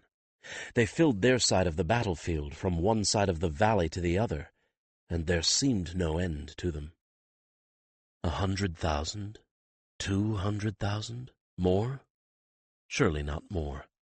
Sun Lord help us if it is. Beside him, with Selene's silver and blue battle banner streaming above her, Misty sat stock still, the mask of her lenses making it impossible to tell what she was thinking. But her skin was nearly as white as her companion's hide. Misty had volunteered to take Selene's banner, and Alberich had agreed, given that it was unlikely Selene's party would see real combat. And if they did, it was because they were fighting their way to retreat. Talamir had the king's battle banner, much larger than Selene's. Both were affixed in a socket behind the saddle, and didn't need a free hand the way Karsite banners did. It was easy to tell which were the real Tedrils and which the mere recruits. Behind those shock troops, whose mounted officers had to constantly ride their lines to keep them in their places, the real Tedrils had formed up, rank on rank of them, unmoving and unmoved, silent, waiting. Their armor glittered in the morning sun, each man a minute scale upon the body of some massive beast, poised to claw and rend its way to Valdemar's heart. So far away as to be just barely visible to the naked eye, fluttering above the heads of the enemy at the top of the next ridge, were the purple battle banners of the Tedril commanders. Alberich hoped that the king and Lord Marshal were proud of their fighters, who stood rock-steady in the face of so numerous a foe. 2 or 3 moons ago, many of these young people had been following plows, sweating at a forge, or tending beasts, or hauling nets, tending shops, working at a craft. Now they stared at the enemy, knew they were about to fight for their lives against battle-tested and hardened mercenaries, and did not flinch. There was no sign of sun-priests. Alberich strained his eyes in every direction to be sure, but they simply weren't there. And his heart, which had sunk down into the soles of his feet, rose as far as his ankles. "Thank you, Lord Vicandis, giver of life, awful in majesty." "Sire," the Lord Marshal said quietly at Sendar's right. "Your orders?" "This side of the valley is Valdemar. That side is Karsi," said Sendar in a low but clear voice. "We will not provoke this fight, though they have attacked us every summer for the past 3 years. We will not provoke them, and we will not cross the Karsite border. If they insist on having this confrontation, they must break the peace and the border, for we will not." Sendar sounded completely calm, quite composed, as if he did not care whether the Tedrils came or not. Alberich glanced at Selene's 6. All were mounted, surrounding her, the guards on ordinary horses rather than companions. Well, not quite ordinary horses. These were the big, ugly fighting horses out of Ashkevron Manor, trained by horse-talkers who were trained by Shinain, or so it was claimed. Knights of Valdemar dreamed of being able to own a single one of these beasts in a lifetime, and Alberich had never seen more than 3 in all of the time he'd been in Haven. But Ashkevron Manor had sent enough of their finest to mount every one of the bodyguards that wasn't a herald. They carried their armor, a set of hinged plates that protected vulnerable head, chest, and flank, as if it weighed no more than a bit of barding. Each of the guards had been schooled by one of the horse-talkers in how to handle their brutes, and had not just learned to ride them, but had bonded in a sense with them. The results were impressive. They were pleasant enough in corral and under saddle, but Alberich pitied the man who met them in a fight. A single touch of the knee and a shouted command, and an enemy would be pulp. And if the horses were attacked first, their attacker would be pulp without the signal or the command. Those horses were much heavier than any companion, save Cantor. So the guards, and Krathuk the healer, were in the point position for both the king and heir, carrying wide shields to ward off missiles coming from the front. The companions wore lighter armor of chain and leather, probably proof against arrows, probably not against axes. Everyone was armored, even lean Jadis. Everyone had a shield, even though Jadis wouldn't use one in a fight. When arrow storms fell, they'd all trained in locking those shields overhead in the formation called the Turtle, to protect Selene and Sendar. The archers would have to be in range first, though. That was what the heralds, used to judge their firing distance, would be watching for. "Where's their cavalry?" he wondered suddenly, as he realized that the only mounted troops in sight were the officers commanding the front ranks. "I know they have cavalry. They've had them before. So where are they?" No time to say anything about his sudden thought. At that moment a far-off trumpet sounded, and with a roar the Tedral shock troops flowed down the side of the hill, carrying with them a wall of sound, their running feet making the ground shake. In a moment they had crossed the little stream at the bottom, and so broke the peace, and began the war. As they pounded toward the waiting lines, the Valdemaran front ranks braced, spearmen butting their weapons on the ground and kneeling. Behind them the pikemen also braced their longer weapons and stood fast, and behind them the archers waited, arrows to bow, for their officers to call the first volley. "Hoy!" The call came, a little ragged as the first line of shouting men, their running feet pounding the meadow grass flat, set foot on Valdemaran soil. The sound of 1,000 bows snapping, 1,000 arrows swishing into the air was like a wind, a perilous wind. The archers aimed up so as to clear their own ranks, and not at any specific targets, for with the enemy so thick enough arrows would hit to make a difference. The wind went up, the deadly rain came down, and hoarse battle cries turned to screams of pain as arrows found seams in plate, or chainmail insufficiently fitted or tended, heads without helms, or helms without visors. And some men went down, and the ranks behind them stumbled over their bodies, but it wasn't enough to blunt the charge. Screams of pain joined the sound of battle cries and pounding feet. Now Alberich entered that singular state of hyper-awareness that a fight put him into. He saw everything, but was affected emotionally by nothing. His feelings just vanished for the moment, leaving his mind clear and his body ready to act or react. He knew he would pay for this later, when all of that suppressed emotion hit him. But for now, he tightened his hands on his weapons and watched, and waited, and in a terrible sense, enjoyed. The noise was incredible. It battered the senses, and it had a strange effect on the mind. He knew this of old, knew that the quickening of his pulse and the sudden surge of bloodthirstiness was due to the very noises that assailed his ears. Whether any of the others were affected in the same way he didn't know for certain, but he suspected they were, more or less. Certainly the men of his company had been, some more than others. At the first sound of battle, some of them had nearly gone mad with bloodlust, but those did not last very long. They were first into the fight, charging in with no care for themselves. Spear-catchers was what seasoned commanders called that sort. "Hoy!" The best archers of Valdemar were good, none better. They could, if need be, get off 2 more volleys while the first was hitting the enemy. Again the whirring, as much like the sound of an immense flock of birds as a wind.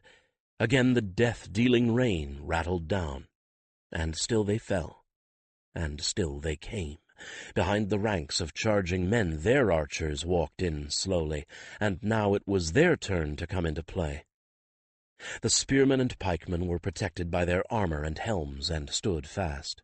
The Valdemaran archers dropped back beneath shields on orders from their officers, and the first of the Tedral troops hit the line of spears and pikes with a shock. The avalanche of sound as the 2 lines met was incredible, and even Alberich winced. Screaming, shouting, the clash of weapon on weapon. There was nothing as dreadful as the sound of army meeting army. Some of the Tedral fighters ran right up on the spears like maddened boars, screeching as they died. The rest hacked at the shafts with heavy broadswords and axes, shouting furiously, while more pikemen came up from the rear to take the place of those who'd lost their weapons. A rain of Tedral arrows fell on the pikemen and the archers behind them, but the pikemen had good armor and helms meant to defend against arrows, and the archers were under their shields. And the moment the hail of arrows stopped, the archers popped out from under cover and let fly a volley of their own. This volley fell on the Tedral archers, who were lightly armored and not as fast as their Valdemaran counterparts. This time the hail of arrows took a higher toll, more screaming, and louder now. Men of both sides fell and died, or fell wounded, crying out in agony. The innocent little rill that marked the border went from muddy to bloody. Though Sendar watched it all, it would be up to the Lord Marshal to issue orders. Wise man was Sendar. He knew he was no more than a fraction of the strategist under actual battle conditions that his underlings were. The Lord Marshal had faced these troops in his own person for the past 3 years, while Sendar had only gotten his reports. The Lord Marshal had the direct experience of the battlefield that the king did not, and Sendar knew it. And at the moment, as the sun climbed into the sky and then reached its zenith, the Lord Marshal was looking for something, peering down at the battlefield with a frown on his heavily bearded face. "The cavalry," Alberich heard him saying, as if he was thinking aloud. "Where are their cavalry?" And in the same moment he turned to his herald, and there was urgency in his voice. Alberich felt both relief that the Lord Marshal had noted the same thing he had, and a heart-sinking moment of dread. "Mind speak the flanks," the Lord Marshal ordered, "and ask the ones with the birds. Find out if the cavalry is behind their lines still, or if they're trying to get us in a pincer." Alberich strained to hear the answer, which came within the instant. "No and no, my lord," the herald replied. "There is no sign of mounted troops of any sort." Now Sendar turned his head to fix the Lord Marshal with a look of surprise. "Then where are they?" he demanded. "Surely they haven't put all of their mounted troops afoot." The hair on the back of Alberich's neck stood up, and he got a sick feeling in the pit of his stomach. It traveled rapidly over his entire body, and at that moment he knew his gift hadn't deserted him. In fact, it was about to come down upon him with a vengeance. He slid down out of his saddle as dizziness engulfed him, so that he wouldn't have as far to fall when it hit him, which it was going to in less than a heartbeat. He clutched Cantor's saddle as his companion turned his head to look at him. A flash of blue came between him and the rest of the world. A woman, barefoot, bareheaded, running, but she couldn't outrun the horseman behind her. Another flash. A man, looking up from his weeding, eyes wide, then unseeing, as the lance took him through the heart. Like blue lightning, children screaming, being herded into a pen by a dozen horsemen while the rest set fire to the village. "Sun Lord, save us," he muttered in Carsight, automatically reverting to the language he knew best. The visions, thank the god, were silent, and he could still hear dimly the sounds of the battlefield and the people around him. "What?" Misty snapped behind him in the same tongue.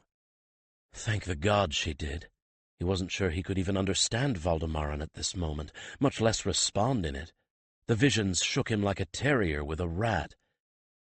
The visions caught him up again and threatened to pull him in so far he would not be able to tell the others what he saw. He struggled against them, against a gift that was running away with him. "Cantor!" he cried, and a steadying presence held him out of the chaos of 1,000 disasters playing out at once inside his head. He could still see them, but at least he could manage to get a few words out. "The cavalry has flanked us on either side, but not to attack us," he babbled in Carsight, thanking Vicandis yet again that Misty was there. Misty, who knew Carsight, who could tell the king, tell the Lord Marshal. "They're clearing the countryside, burning the villages, killing the adults, rounding up the children." He knew why, but he didn't have time to explain. The visions took him again, despite all of Cantor's help. A man pinned to the door of his own house by a spear. A child being wrenched from its mother's arms, and the woman tossed into the flames of her burning barn. The Tedral cavalry, riding across the land like a wave of locusts, clearing it for its new masters, keeping only the young children, whom they would then take into their own ranks and turn into Tedrals. He struggled to speak, but his throat and mouth were not his own, not now while the visions held him. He knew dimly that he had gone rigid as a plank, jaw clenched, unable even to whimper. Fire, murder, fear, death. It went on forever. He was the helpless observer, unable to do anything save, sometimes in brief moments when the visions released him, babble a report of what he saw and where it was. Names came to him, The names of villages? Villages that were not going to exist shortly, but he called them out anyway. How much was now, and how much soon? How many places were far enough distant that help might come in time? He was engulfed in a sea of horror, until, without warning, the visions let go of him entirely, and he dropped back into his own time and place. Head swimming, he looked up through streaming eyes to find that he was clinging with both hands to Cantor's stirrup and the pommel of the saddle, that he had buried his face in Cantor's shoulder. Sendar and the Lord Marshal were arguing at the tops of their lungs, while Selene's gaze switched from one to the other. Her face was white and pinched, and her hands in their armored gauntlets shook. "But then we'll have no reserves," the Lord Marshal shouted. "And what good will reserves do us, if every creature older than a child on this side of the border is dead?" Sendar shouted back. He whirled and turned to Talamir. "This is a royal command, King's Own. You heard where the attackers are. Now deploy the reserves and every herald not in combat to the rescue." Talamir bowed his head and closed his eyes for a moment, while Taver stood as steady as a statue. "Done, Majesty," the herald said in a perfectly calm and slightly distant voice. "But do you realize that this will leave us seriously outnumbered on this field?" Alberich was aware of movement, massive movement, behind them. The reserve troops were moving out to the right and the left, the cavalry first. Ahead of them, on the swiftest steeds of all, 2 wings of heralds, already speeding out of sight over the crest of the ridge like a flock of swift white birds. Behind them the troops pulled out, leaving their rear unprotected. "Of course I realize it," Sendar growled, and drew his sword with a bright metallic scrape. It glittered wickedly in the sun, matching the hard gleam in the king's eyes. "We need to end this, now, or we won't have a country left when we win the war."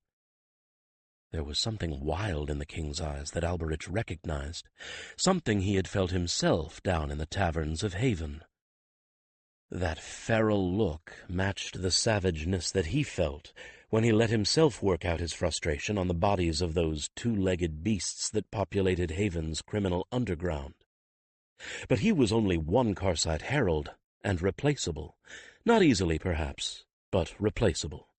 He could marginally rationalize risking himself. This was the king of Valdemar.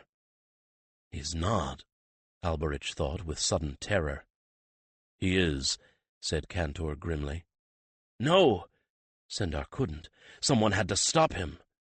And as Alberich struggled to pull himself up, the companion gave a kind of twist and a shove with his nose just under Alberich's rump.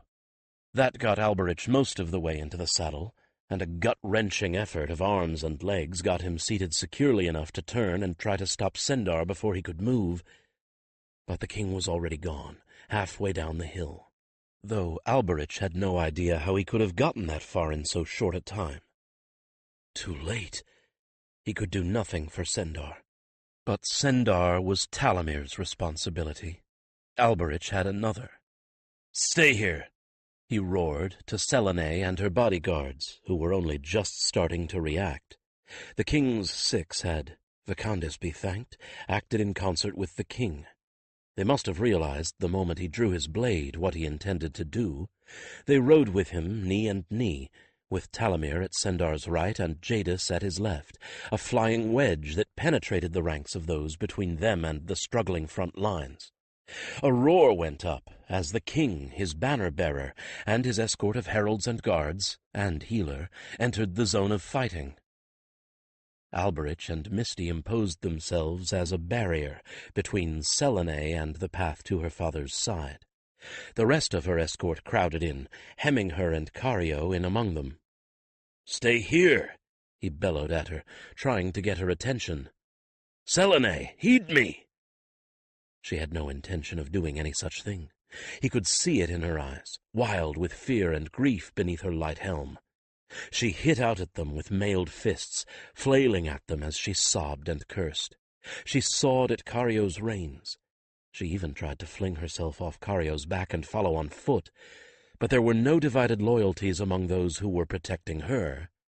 However suicidal Sendar's action might be, however much their hearts and minds cried out to follow him and protect him, their duty was with Selene, to keep her safe. And if there was one thing that a herald understood, or a guardsman, or the Sun's Guard, it was duty. She wept and fought their restraining hands. She hit and screeched at them, with the background of the chaos of battle nearly drowning out her screams.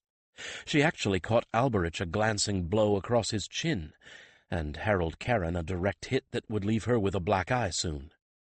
She called them cowards, traitors, and worse. She ordered them to let her go, pleaded with them, threatened them with imprisonment, whipping, death. He paid no attention to what she said, not because she didn't mean it, because of course she did, but because it was irrelevant.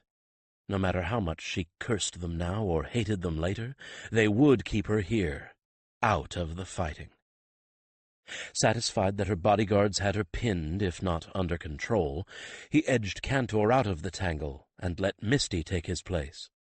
The danger to her was not less with Sendar down on the battlefield. If anything, it was greater. He pulled his own sword and stood lone guardian for a moment over the group, his eyes raking over the hilltop, looking for help. He was in luck. There were still a few of the royal guard who stood hesitantly nearby, milling a little in confusion. They were not mounted, not swift enough to follow Sendar on his headlong plunge toward the fighting zone. They were torn between trying to battle their way toward him and staying to guard the air. Alberich solved their hesitation for them. "To Selene!" he roared at them. Given clear orders, they gratefully obeyed, and made a second line of defense in a half-circle around her, weapons at the ready, a line of 4 archers kneeling in front of another 5 swordsmen. He turned back to the group around Selene. She was still in danger if the enemy archers took it into their heads to shoot.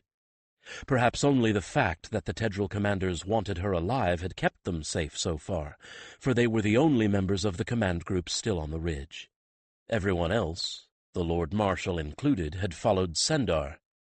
He wanted to look, but Selene's safety came first. "Get her down!" he shouted. "On the ground!" and enforced his order with mind-speech. No telling which of them would hear, but the companions would. Cario would. "On the ground, unhorsed, get her down, form the turtle."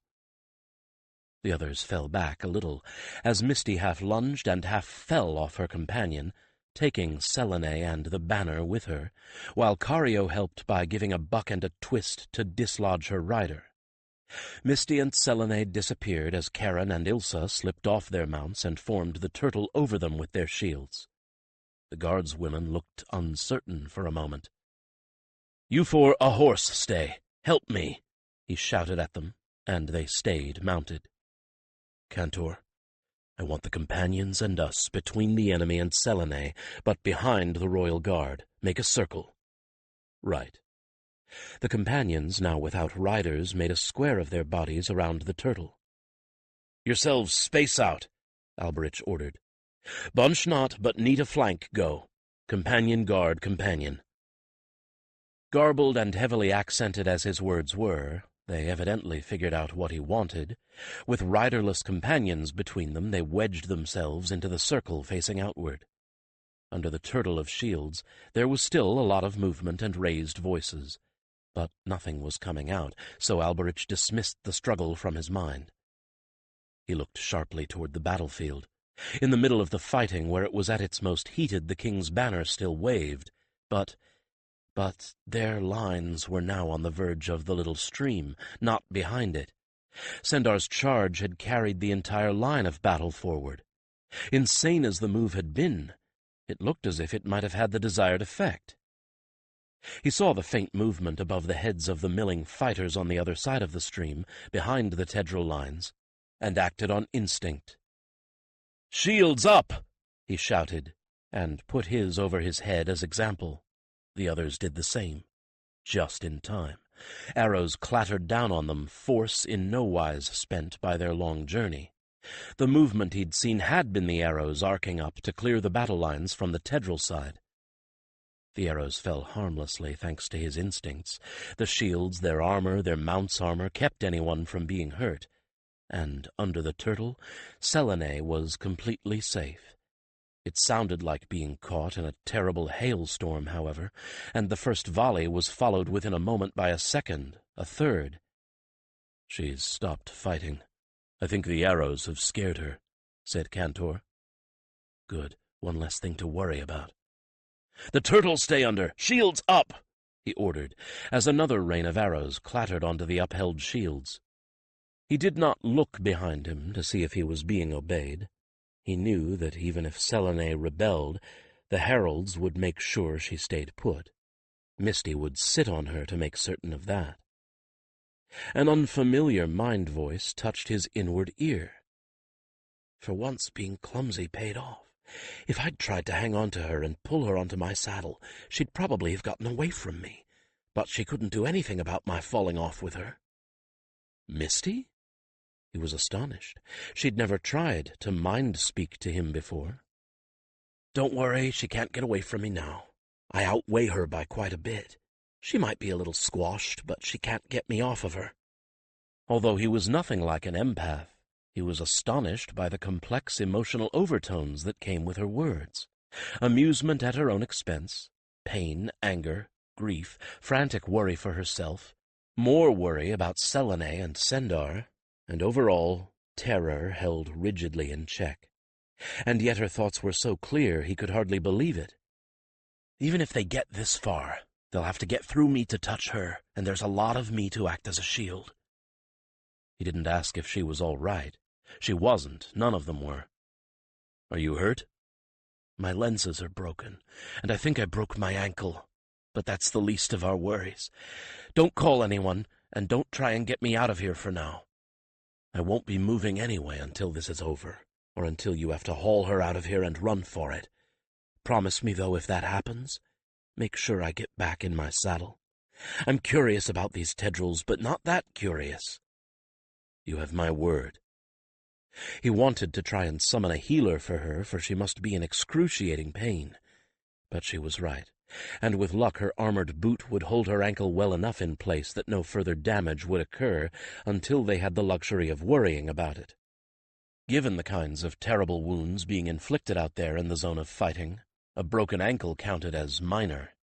There was no doubt that Misty knew what the right answers were, and was giving them, even though she probably was howling inside with terror, and the right answers were the last thing she wanted to supply. Probably. Given the level of terror and pain he sensed, she was howling deep in her own heart, all right.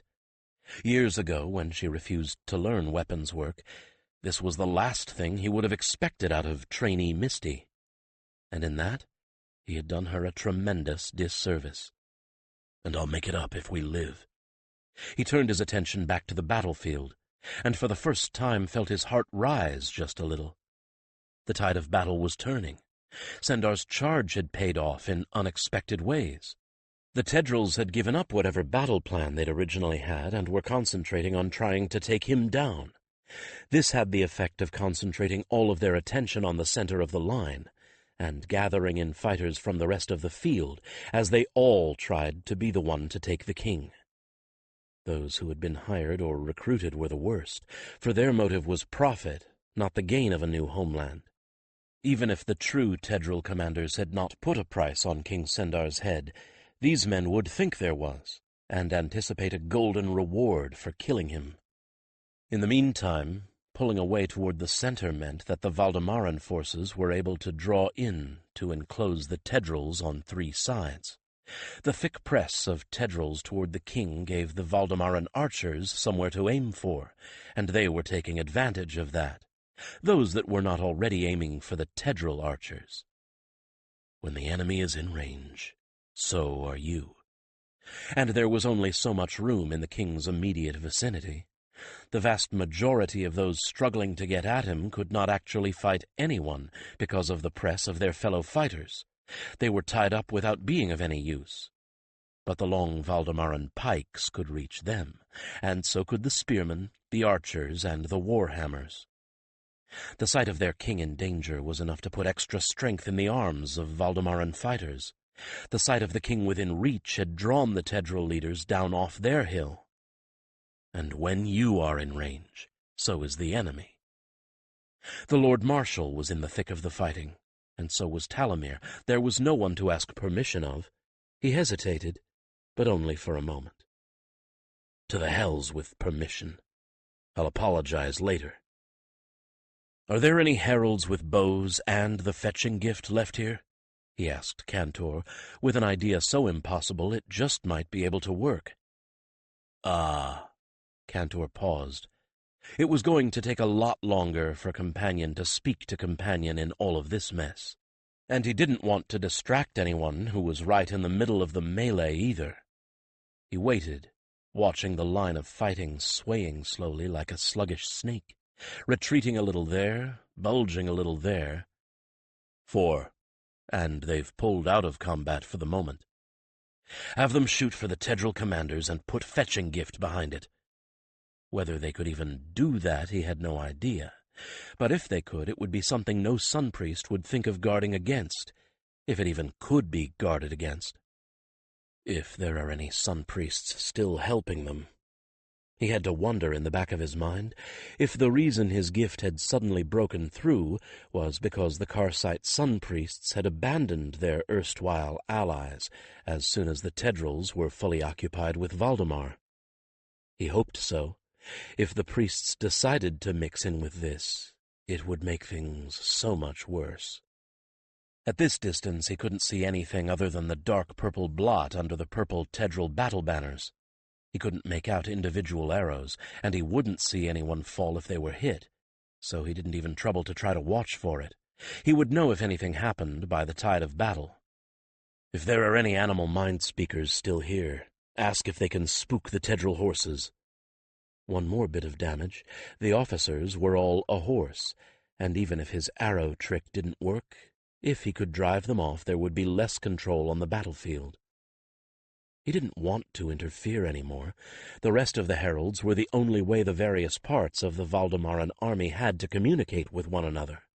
Things were falling apart on their side badly enough as it was. Instead, he kept his shield above his head, although there were no more hails of arrows. The Valdemaran archers were doing that much, forcing the Tedral archers to duck under cover or even into a full retreat. And he kept Cantor turning in a slow circle, watching not only to the front, but to the rear and the sides, looking for a suicidal charge into their ranks, assuming that there could still be an attempt to capture or kill Selene. Of course, the Tedrals might not realize Selene was still here.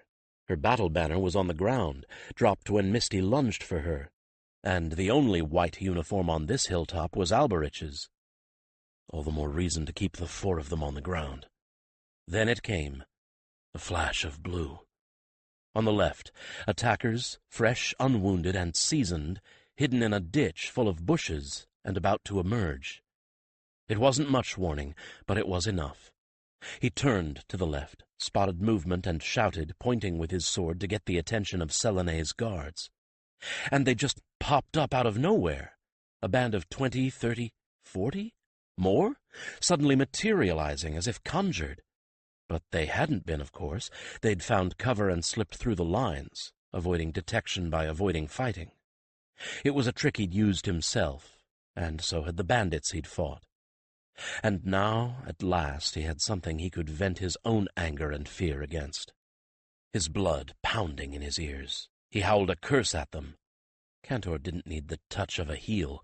Cantor was just as eager for blood as he was. What Sendar could do, he could do, and for as good a cause, keeping Selene safe, buying some time for her guards to react. Before the guardsmen on foot could rearrange their line of defense to meet the attackers, he was racing toward the ambushers. Not so far to go after all, 10 of Cantor's long strides at most, before he crashed into the first knot of them. Lightly armored, of course, much more lightly than he, to facilitate slipping through cover. First mistake. He got a brief glimpse of a swarthy face beneath a light-cap helm. A true Tedral, then, This was a group sent to capture the air. He swung his blade at the same time as he got that glimpse of target, and he felt the shock of his sword meeting flesh as he slashed across the line of the eyes. The man fell.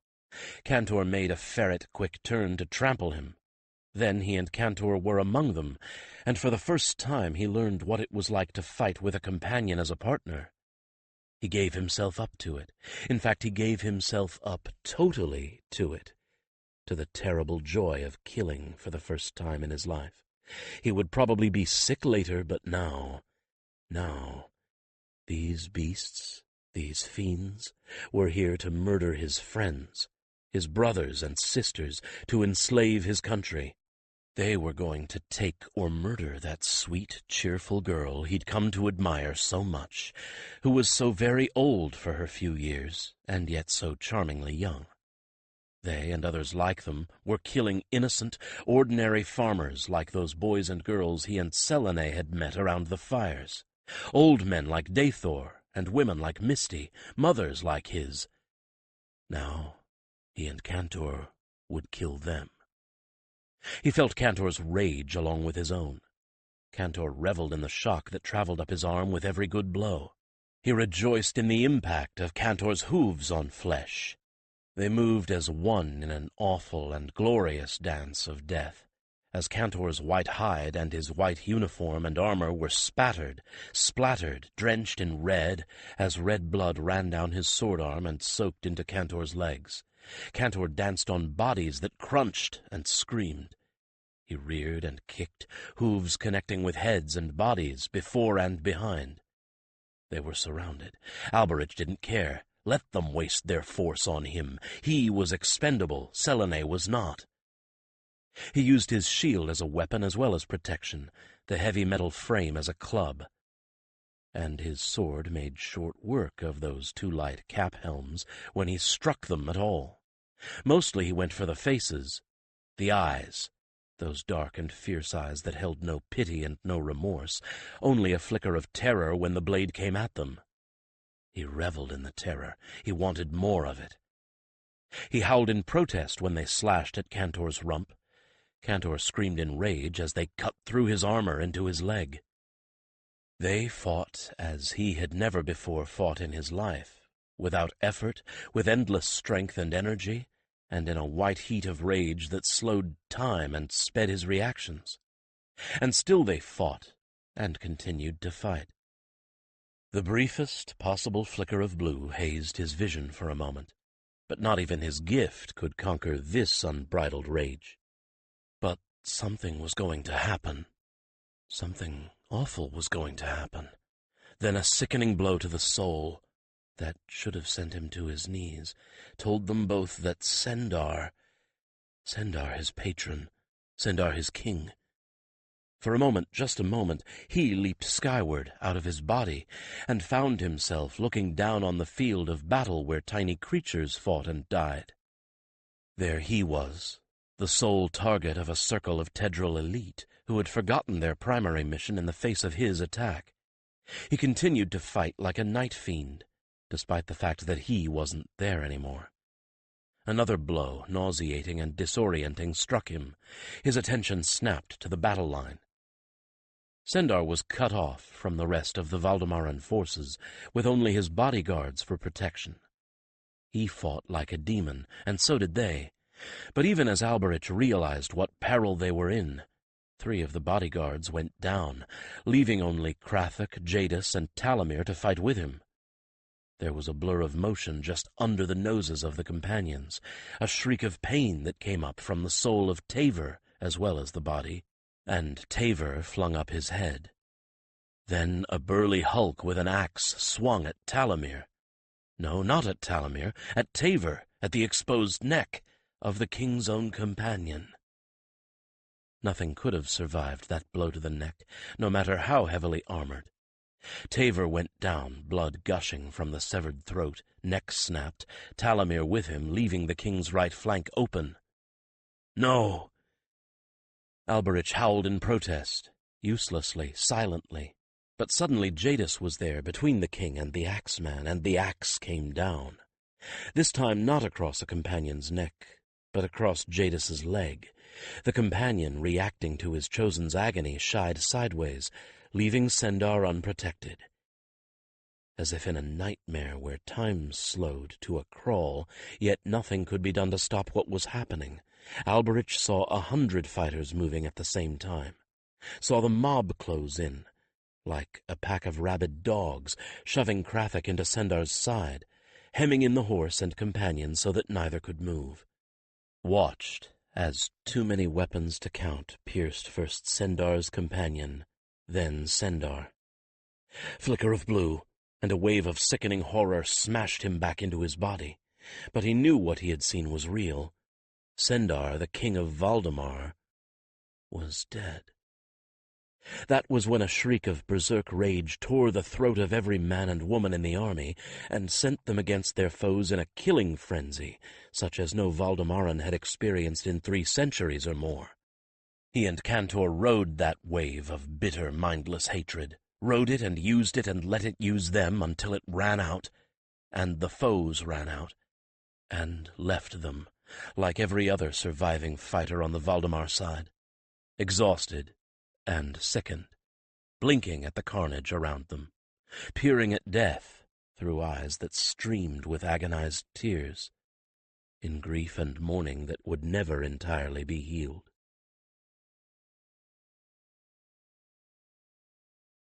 "17. The taste of blood was in his mouth, the sweet, sickly stench of it in his throat. His nostrils felt choked with it. He thought vaguely that he should be on his knees, throwing up what little there was in his stomach, but instead all he could feel was grief and numbness. "Selene," prompted Cantor, with unutterable weariness, turning his head in the direction of the air. No, not the air, he reminded himself, with a stabbing sensation in his heart. The Queen. He wiped blood and sweat away from his eyes, and peered through a haze of exhaustion toward her circle of protection.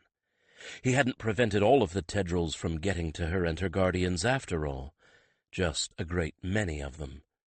Another clot of bodies marked where the royal guardsman and her bodyguards had taken care of the ones that had gotten by him.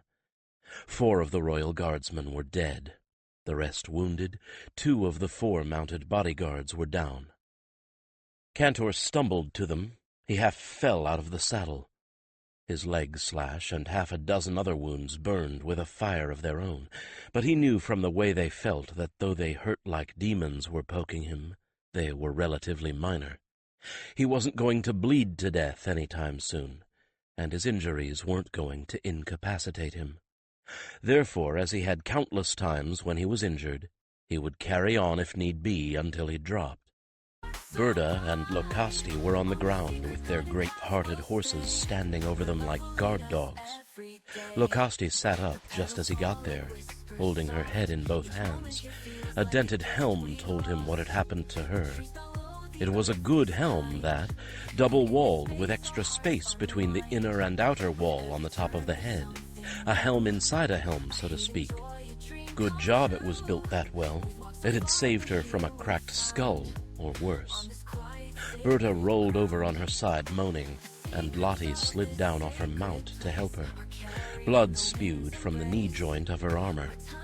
But she was still alive, and Lottie was down beside her, tearing off the thigh armor to get a belt around the leg, even as he reached them.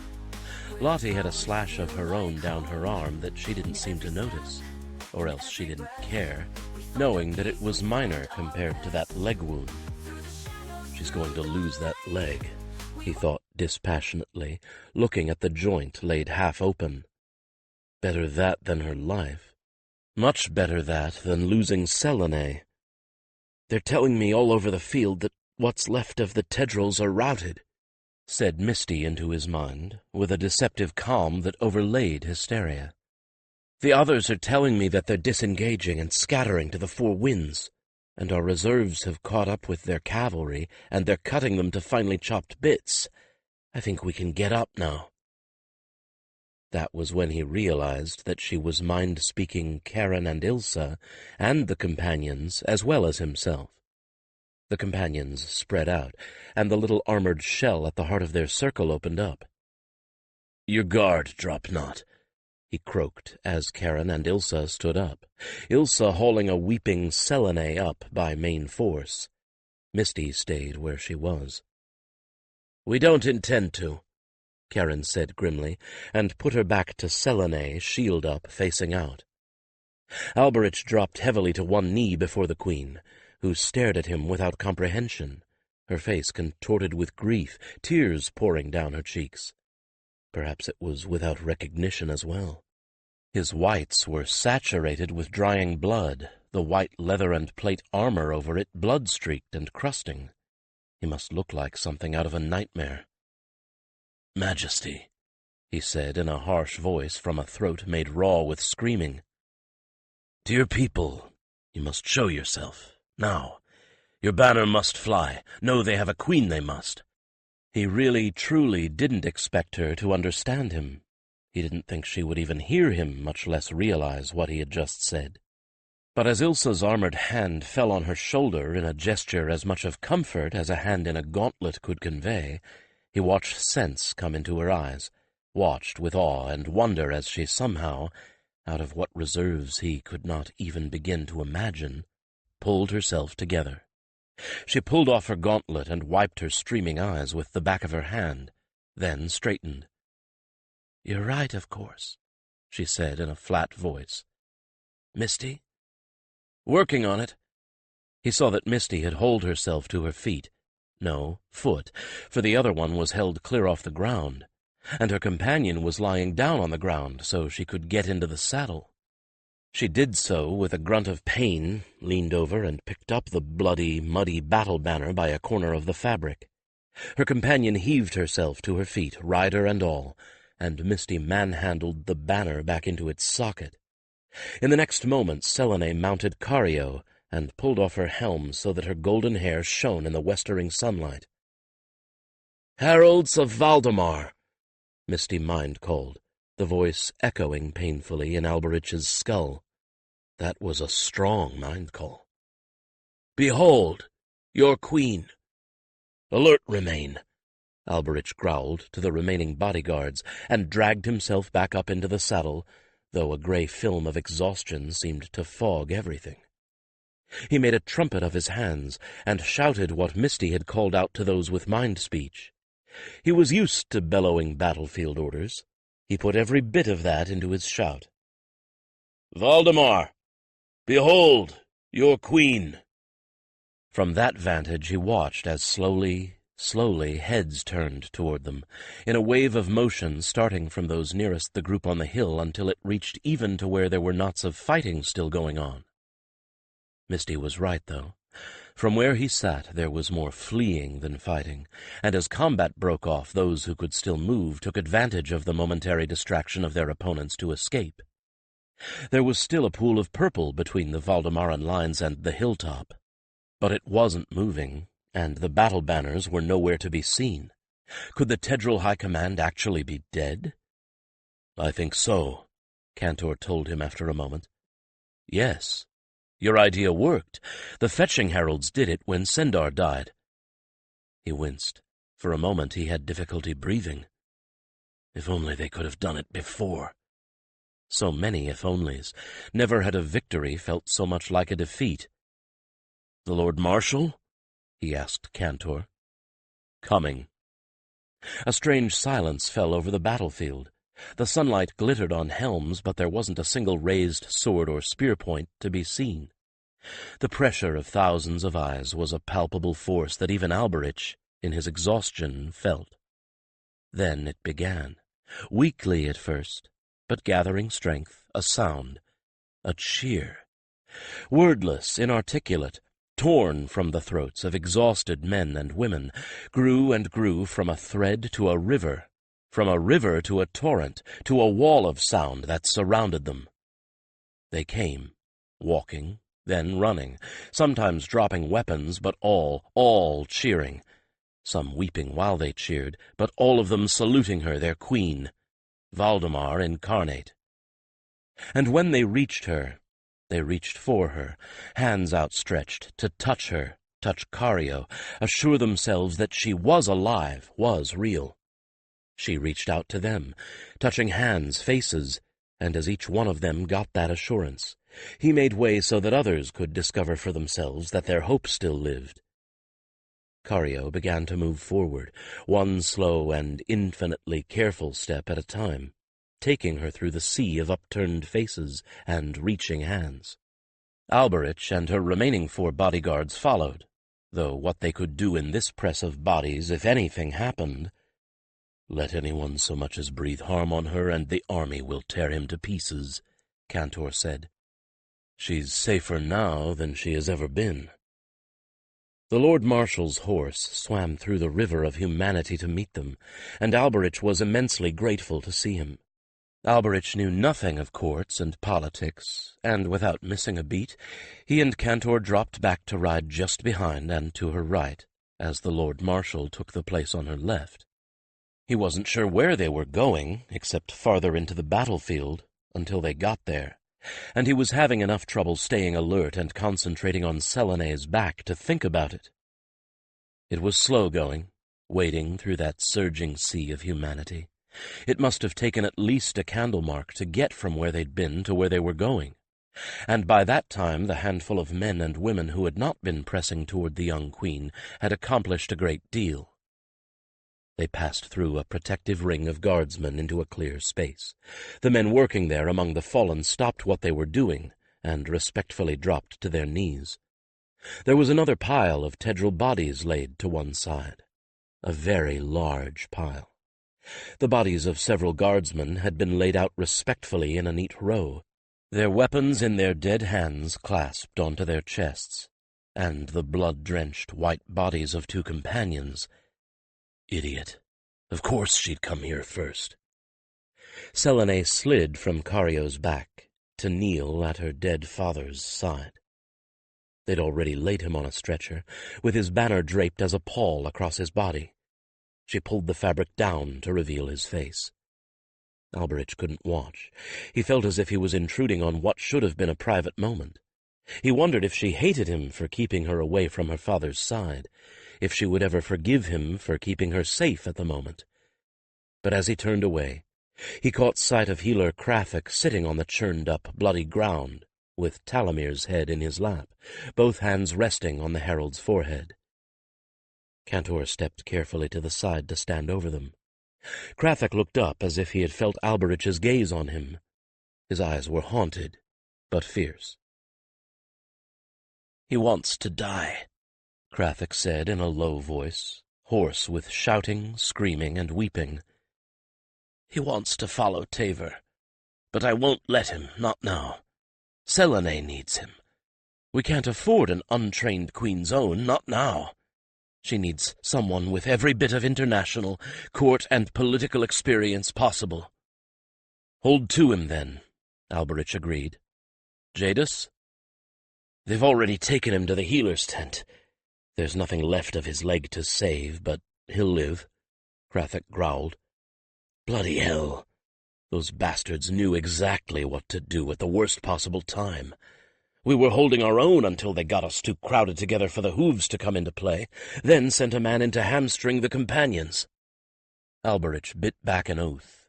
No wonder the 2 companions had gone down so easily, and no wonder Sendar had faltered just long enough for the fatal blow to fall. "Stand fast, can you?" he asked. "As long as I have to. The new Groveborn should be coming as fast as he can. I just have to hold until he comes." What he was saying made no sense to Alberich's weary mind, but it was too much to try and think about. Jadis and Talamir were going to live. That was all that counted. A pair of stretcher carriers came up, then, and Krafik let them take Talamir up, though he kept one hand on the herald's head the whole time. They carried the herald away, with Krafik, as it were, attached. Alberich found himself swaying in the saddle, and dragged his attention back to Selene.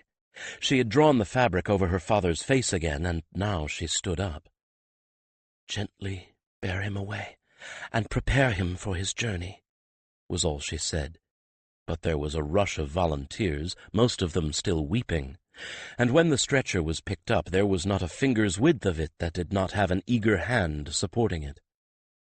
As the body was taken through the crowd, men fell silent, removing their helms and standing with heads bowed until it had passed them. Selene stood looking after it, with the last scarlet rays of the sun turning her golden hair to a red-gold crown. Then she mounted Cario again, summoned Alberich and the Lord Marshal with a glance, and rode from the silent field back to the encampment. For a moment a curtain of grey haze came between Alberich and the world. It cleared up in the next heartbeat, but it was a sign he couldn't ignore. Alberich signaled Cantor to drop back a pace, putting him even with Ilsa. "You and Karen," he began. "We've already figured you're in no shape to protect anything," the rangy herald told him bluntly. "We're on it, and what's more, the minute she dismisses you, there'll be a healer waiting to take you off." "Ah, my thanks," he managed. Let them decide for themselves what he was thanking them for. He urged Cantor up again. They passed through the camp, and as they did, it was through another corridor of battered fighters. Some wanted to touch her or Cario, some just saluted her respectfully. Some murmured things like, "The gods bless you, Majesty," and others gazed in worshipful silence. A tiny shard of Alberich's mind that was still able to think was both pleased and sorrowful at these demonstrations. Pleased because his work with her among the fighters had borne such fruit, and full of remorse because the harvest had been gathered too soon. They moved now through a blue haze of twilight. He was grateful, for it cloaked the injuries, hid the wounds of men and beasts in soft shadows from which the color had been leached. And he was grateful, too, for the fact that he needed only to sit Cantor's saddle for the moment. He wasn't certain he was up to much else. When they reached the command tent, she paused, and did not dismount, as he had expected she would. Instead, she turned Cario so that they faced the crowd of quiet men and women who had followed her. Someone brought torches and stood to either side of her so that she was clearly illuminated. Her young face looked years older than it had this morning, her cheeks smudged and armor and surcoat dirtied from the struggle to escape from Misty, Karen, and Ilsa. And still she looked, he thought, every inch a queen. "We have fought a terrible foe today, and we have won," she said to all of them, her voice carrying across the stillness. "And it has been at a cost that none of us would willingly have paid. I do not speak of the loss of my father only. I do not speak of your gallant friends and comrades only. But many, if not all of you, know that our battle plans changed without warning, and that King Sendar made a strange, and some might say, suicidal charge toward the enemy that ended in his death, and that of many, many others. There was a reason for that, and I believe that you should all hear why my father acted as he did today." She told them all then what had happened up there on the hillside, why Sendar had sent away the reinforcements, and why he had subsequently made of himself such tempting bait that the main Tedral army threw away their own plans and strategy, and were lured into defeat. All this was new to those straining to catch her every word, and there was one telling omission. She did not say it was Alberich who'd had the visions. She let them think it had been Sendar himself. He was astonished, amazed. It was a brilliant stroke, for it made Sendar just that little bit larger than life, that more of a hero, while at the same time it kept Alberich's gift a secret among the very few that he knew could be trusted with it. If he'd thought of it himself, it was exactly what he'd have asked her to say. Since she thought of it, he could not have been more proud of her. "We have lost a great king this day," she said, when the murmurs of wonder had died away. "We have lost a king who cared so deeply for the lives of his people that he flung his own down to save them. We have lost a wise and compassionate leader, and a great-hearted man as well. And I have lost not only a father, but my best and truest friend." Her voice caught on a sob, but she stopped for a moment, wiped her eyes, and went on. "But Valdemar lives, and I live, and together we will make certain to be worthy of his sacrifice. There is much to do now, and much that will need to be done in the future. But we have proved today that together there is no foe that can stand against us, and no matter the odds, we will prevail." A great roar went up as she dismounted and gave Cario into the willing hands of waiting aides. Karen and Ilsa were a fraction of a moment behind her, flanking her as she walked into the command tent. Alberich did not so much dismount as fall out of the saddle, and he had to cling to it for a moment before his head cleared. Cantor swiveled his head to peer at him, but before the companion could say anything, more aides came to take Cantor away with the other 3 companions. Alberich set his jaw, swayed for a moment, and followed Selene into the tent, intending to stay discreetly on the sidelines. That gray haze clouded his vision, but he had fought it away before, and he would fight it away now. That was his intention, anyway. What happened was that he got 3 paces inside the door flap, that grayness turned to blackness, and he passed out cold at Selene's feet. He came awake all at once and blinked up at white, sun-washed canvas. "It's about time," Misty said dryly, as he realized he was not alone and this was not his tent. "Lay about. Come on, get up and get out of that cot. They need it for someone who's really hurt." He sat up. It was a big tent, and it was full of more cots like his. He had been put in one right beside the tent wall. His nearest neighbor was Jadis, he said. The lean herald turned to face them without raising his head from the pillow, and grimaced.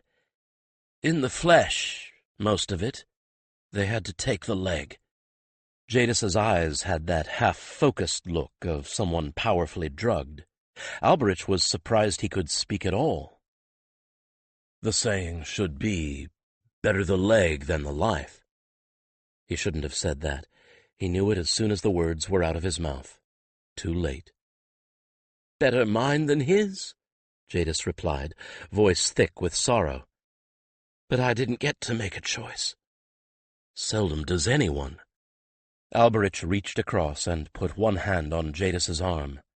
He didn't have the words of comfort he wanted, not even in his own language, but Jadis seemed to understand that he meant to offer whatever support he had without words. "Thank you," Jadis told him, in a tone that said he meant the words. "You know, they just dosed me. I believe I need to sleep now." His eyelids dropped, and in a moment he was asleep. "Poor man. I hope we can find something he can teach at the Collegium," Misty began, but Alberich interrupted her. "Bah, a sad day indeed it will be, the day a herald needs 2 legs to do his duty." He would not hear of it, a healthy man, certainly no older than the late king, being given make-work just because he lacked half a limb. And of legs speaking, he looked down at hers. One of them was in a rather odd boot, a very thick boot. "I note that you manage, having not quite a whole leg, unless a phalanx of slave boys you have to carry you a litter upon." She smiled faintly. "Yes, I broke my ankle. No, I'm not letting it stop me. Though let me tell you, it still hurts like 7 hells, and it's only because the healers are very good that I'm not screaming now. Between their off-and-on magics and some truly vile concoctions, even if it hurts, I tend not to care, if that makes sense. And this plaster boot they've granted lets me get around." She looked wistful for a moment. "Though, come to think of it, I wouldn't mind a squad of litter-carrying slave boys. Never mind. I'm supposed to tell you that Selene sent me for you." "Me?" He stared at her. He wasn't certain he'd heard her correctly. One of his last thoughts before he passed out, after all, was how long she would hate him. "Of course you. You saved her life, she knows that. Everyone knows that. You did it twice over, in fact. Once by keeping her from following Sendar, and again when that lot of infiltrators popped up." She spoke matter-of-factly in such a way that he could not doubt her. "And you did more than that. although there aren't too many who know it was you that caused Sendar to send the reinforcements out to save the countryside. Ah, she hesitated. Just so you know, Selene wants to keep it that way, except for those of us who were there. He didn't feel up to stumbling his way through Valdemaran anymore, and reverted to Carsight. Misty, I have no objection to that. He might just as well have had the visions as I. What did or could I do about them? I just blurted them out to you, and not even in a tongue he could understand. He understood what they meant, and in his great-heartedness elected to save his land rather than his own life. He charged the front line, knowing what he was doing, and knowing full well that he had less chance of surviving that charge than a rabbit charging a pack of foxes. Let his people think whatever they want. He deserves all of it. I told her you'd feel that way. She nodded. Anyway, Selene did indeed send me this morning to stay here with you until you woke, and tell you to come to her when you did. A bit melodramatic, that, passing out at her feet, wasn't it? He winced. I hope I was discreet about it. You weren't, but I don't think anybody cared. Actually, those of us who were still able to think were trying to figure out if we'd have to get Graphic to mind-blast you to get you to stop being so infernally noble and self-sacrificing. She lifted an eyebrow at him. He saved us from that by neatly falling over. Well, he was cleaned up at least. Someone had done him that tremendous favor and left him to sleep off his exhaustion in a clean white shirt and trews. The rest of his whites were beside him on a chair. He started to reach for them. No, he said aloud. I put them on for Sendar, but I do not think I will wear whites again, not unless there is a pressing reason. Misty pursed her lips, but looked curiously satisfied, as if she thought she had been particularly clever. I thought you might say that, so I stopped by your tent and brought these. She pulled a basket out from under his cot, and there were his form of the heraldic uniform, the dark gray leathers he had worn up until they had left Haven. Are you certain you are not an empath? He asked. No. I'm a herald with work to do, and now that you've been informed that Her Majesty wants you, I need to go do it. She softened her words with a slight smile, then suddenly reached out and took his hand. But I won't always have work to do, she said, giving it a slight squeeze. And I find you excellent company, because I don't have to pretend or mince words around you. Then she picked up a crutch from beside her stool, stood up, and hobbled off. He stared after her with bemusement. You really don't know what to do with a woman who isn't either untouchable or a whore, do you? Said that familiar, faintly mocking voice in his mind. Well, why don't you teach me? He shot back, stung, and reached for his familiar gray leathers. I might, but you'll have to ask me nicely. His ears burned. Changing swiftly, he headed out of the tent, intending to pause only long enough to tell one of the healers that he would not be needing that cot beside Jadis any more. But the first healer he ran into was a very familiar face, and one he had not expected to see tending to the wounded. Graphic, he exclaimed, and seized the man's arms, grasping him by the elbows with both hands. But, Talamir— Come see for yourself, the healer said, taking him by the elbow. Graphic led him out of the ranks of the healers' tents and into the ring of command tents. Alberich could not help but notice some gaps where tents had been, and felt a stab in his heart. But one tent still stood. Graphic led him to it. As with many tents used by heralds, it was fully large enough for a companion to fit inside, for heralds sometimes preferred to know that their partners were as comfortable as they were. Inside, Talamir lay quietly in his cot, and lying beside him on a worn rag rug was a companion. For one moment, Alberich's heart stopped. There was only one companion that had that special look, that faint aura of otherworldliness. Taver. He stopped himself from blurting it just in time. The companion lifted his noble head and looked into his eyes. "Not Teva, weapons master. I am Rolan." "Your pardon," Alberich murmured, a little unnerved.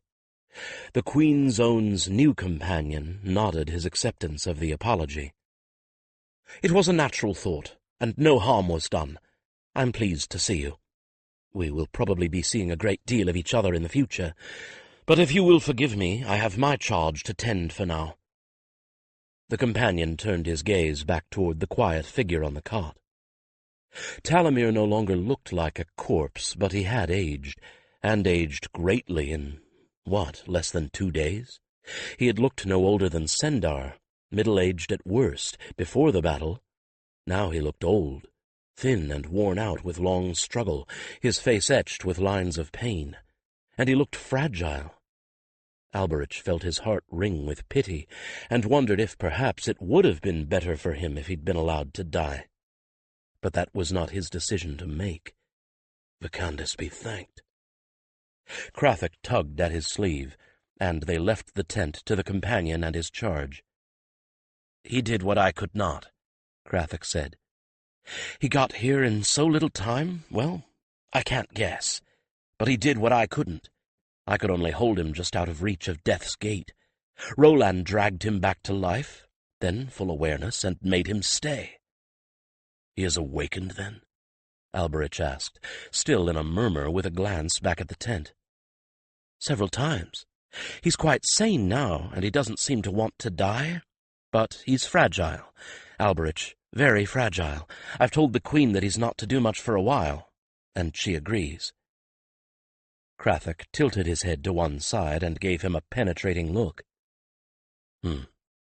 Alberich traded him look for look. "Then, until you say, so shall I sit upon him if need be." "I knew I could count on you." Krathic slapped him on the back. "Now I think the Queen wants you." "So I believe, and I shall my leave take of you." He hoped Krathic would say something that might give him a clue to the Queen's mood. But Krathic didn't seem to have any more idea than he did.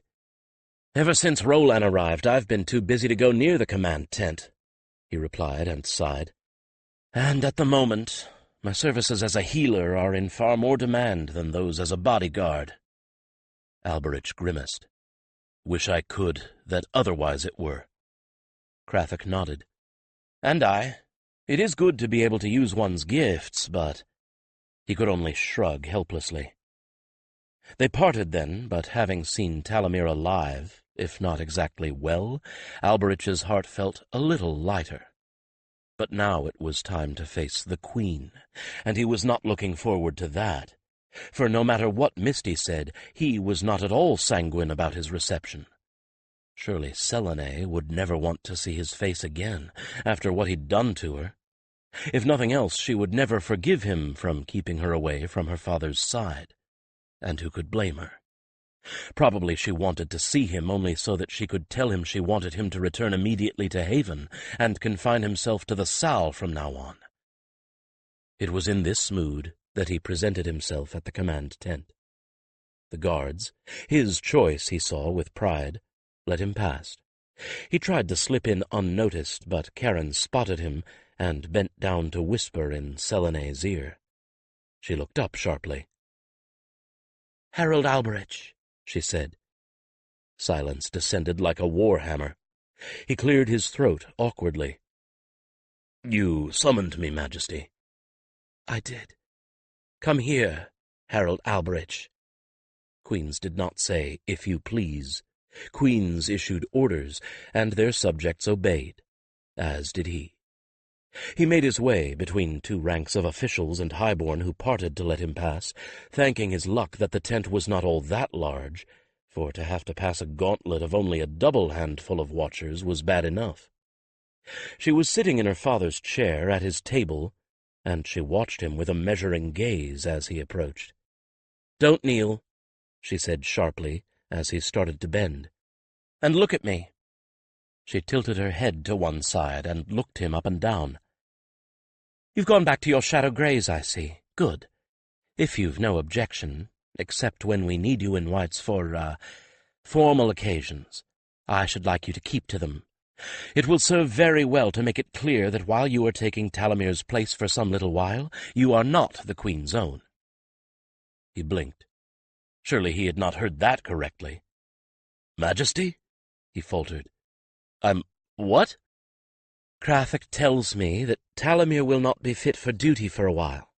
Until he is, I wish you to take his place here at my side." She smiled wanly. "At least until you resume your duties at the Collegium, that is. Krathic thinks Talamar will be ready by the time we reach Haven. I should like Karen to go back to what she does best in my bodyguard. Meanwhile, I need someone here beside me in the capacity of advisor, as well as guard. Someone with a level head who knows when his queen needs to be dragged out of her saddle and sat upon." "Yes, Majesty," he managed, and changed places with Karen, who looked only too happy to relinquish her position. She resumed the business that he had interrupted, which seemed to concern those enemy fighters who had thrown down their weapons and scattered. Some of them, it was thought, had come north rather than south, and were trying to hide themselves in Valdemar. There were several arguments ongoing as to the best way to hunt them down. Brutal, savage plans, most of them. Apparently it was not enough that the entire command structure had been wiped out. There were plenty who wanted every single person who had so much as carried a bucket for the tendrils hunted out and strung up on the nearest branch, high enough to haul them off the ground, and the corpses left to hang there until they rotted away. Selene listened impassively until the various angry speeches had been made, then looked at Alberich. "Well?" she asked. "Have you any suggestions?" He supposed that, by all rights, he should have been just as full of righteous anger. But he wasn't. He was just tired. Tired of death. Sick of the stench of it in his nostrils. He didn't want any more deaths, not if he could help it. "Real tendrils, if any live, dare not the border to cross," he said slowly.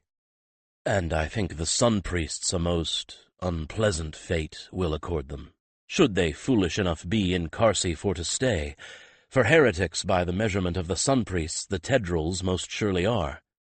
Say I would, that their welcome will not be warm, except, of course, that it rather too warm will be." It took a moment for the others to realize what he had said, and more to figure out what he had meant. The fires, of course. There wasn't a chance that any real tendrils would be spared the fires. Someone in the back snickered, although he had not meant it as a joke. As for the rest, he shrugged. The worst of mercenaries and the most foolish of fortune hunters they are. Perhaps some are here in Valdemar. The first will swiftly run afoul of constables and guards, or even of farm folk, and in trouble they soon will be, and have them you will. Now, how to tell are we which are those that fought here, and which mere outlanders? Arrest all who with an accent speak?" He raised his eyebrow. "Then without acting Queen's own you will be—" She blinked but nodded, and some of the muttering stopped. He had to say this much for most of the people she had about her now. They weren't stupid. "What is Valdemar if not just?" he asked rhetorically. "Leave some guards, perhaps, to deal with them as found they are, but I think you need not hunt them. Live off the land they cannot. When their swords they cannot hire out, leave they shall, or break the law, and so you have them as lawbreakers which can be proved. The second, either a lesson will have learned, or will not, and thus also—" He spread his hands. "So you're saying we shouldn't just track them down?" Lord Orthalan asked smoothly, as if the question was of no matter to him. "Just leave them as a menace to the countryside? I say find them you will without hunting. Hide they cannot, and with nothing more than what on their bodies they have, little have they to live on, and only one trade they know." "But what if they try and pass themselves off as laborers?" someone asked angrily. Alberich raised an eyebrow. To escape labor it was that most turned to sell swording. Wish them joy of it, I do, and find they may only the hard-hearted as masters. "Please," said Selene, in an exasperated tone of voice, "do think this through. Do any of you want to keep this army together, spending the treasury dry to feed them and keep them in wages, just to frighten the locals by riding over their fields and interrogating anyone who looks the least bit out of place? And how do you propose to tell one of these tedrils from, say a hillman out of Rethwellen looking for work, or a poor brute of a Carsite who's taken advantage of this to cross into Valdemar for sanctuary? Or are you actually proposing, as Alberich said, to string up every man with a foreign accent from the nearest tree? I repeat, begin with me, you would have to, Alberich pointed out gently. There were some embarrassed coughs.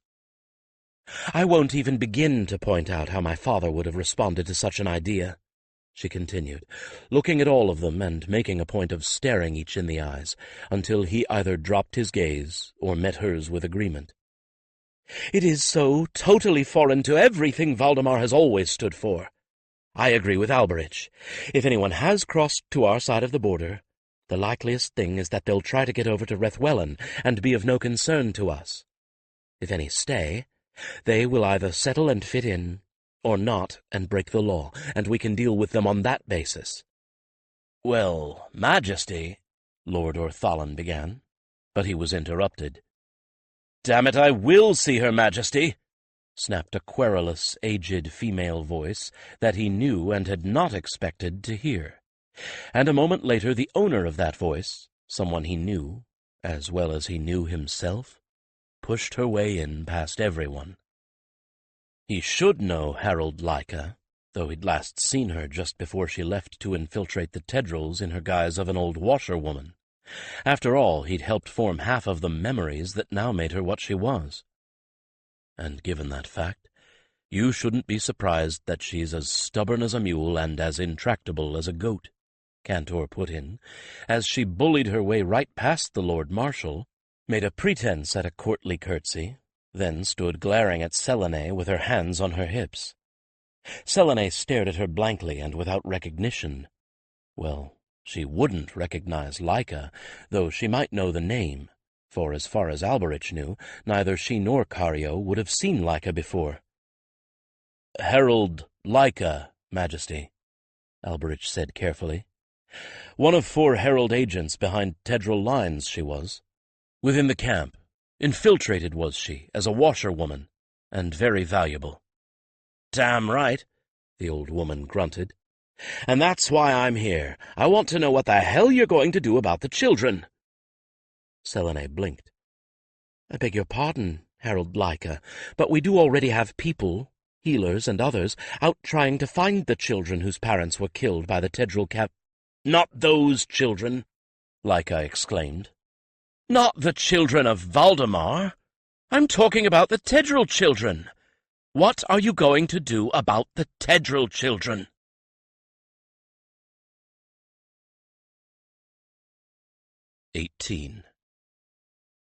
What Tedral children? Selene asked blankly. Alberich was going to explain, but Lackey saved him the effort. This wasn't just a mercenary company. This was a nation, she said, with the irritation of a teacher whose student hasn't studied her subject sufficiently. Granted, they'd made a vow never to wed or have families until they had a land of their own again, but that sure as hellfires didn't stop them from breeding. Selene's eyes widened, and her mouth made a silent O shape. What's more, they used to pick up every stray boy-chick they could get their hands on and throw him in with the rest, Lackey continued. Not to mention the ones they kidnapped, not a few of them from our own people. They didn't have much use for girls until they were of breeding age, but boys, oh my, yes. That's why they were taking such pains to keep our littles alive, so they could turn them into tedrils. Now you've got a camp full of orphans and other youngsters over there that the Carsites are not going to want. You've killed off their fathers and protectors. If they even have mothers, their mothers are probably halfway to Rethwellen by now, and might not have waited about for them. And what are you going to do about it? Won't the Carsites just take them? Selene asked, looking to Alberich. Probably no, he said reluctantly. Carsi needs no extra mouths that come not with hands that can work. And They are heretics, and the children of heretics, and what is more, even their own blood, to the Sun Priest's eyes, they are not, or no longer are, Karsite. He did not elaborate on what that meant, but there was something very unpleasant stirring in the back of his mind, something like a proto-vision, an intimation not of what would be or what was about to be, but what might be, a vision of the fires of cleansing and the fuel that fed them. I don't want to sound utterly callous and hard-hearted, Harold, but not to put too fine a point on it, what can we do? The Lord Marshal asked. They're on Karsite land, in Karsite hands. She looked at him as if he was an idiot. And this stopped Vaniel? This stopped Levon Firestorm? The Lord Marshal wasn't about to back down. That was in another situation entirely, he retorted. And if you're referring to the Demon's Bane legend, Vaniel was on Hardorn land, not Karsite. Alberich cleared his throat. Harold, like a question. Suppose I must that you have these children been among. Think you they can be anything but Tedril? Most of 'em aren't now, she replied, and shook her head. Some of 'em, in fact, a lot of 'em, are Karsite orphans.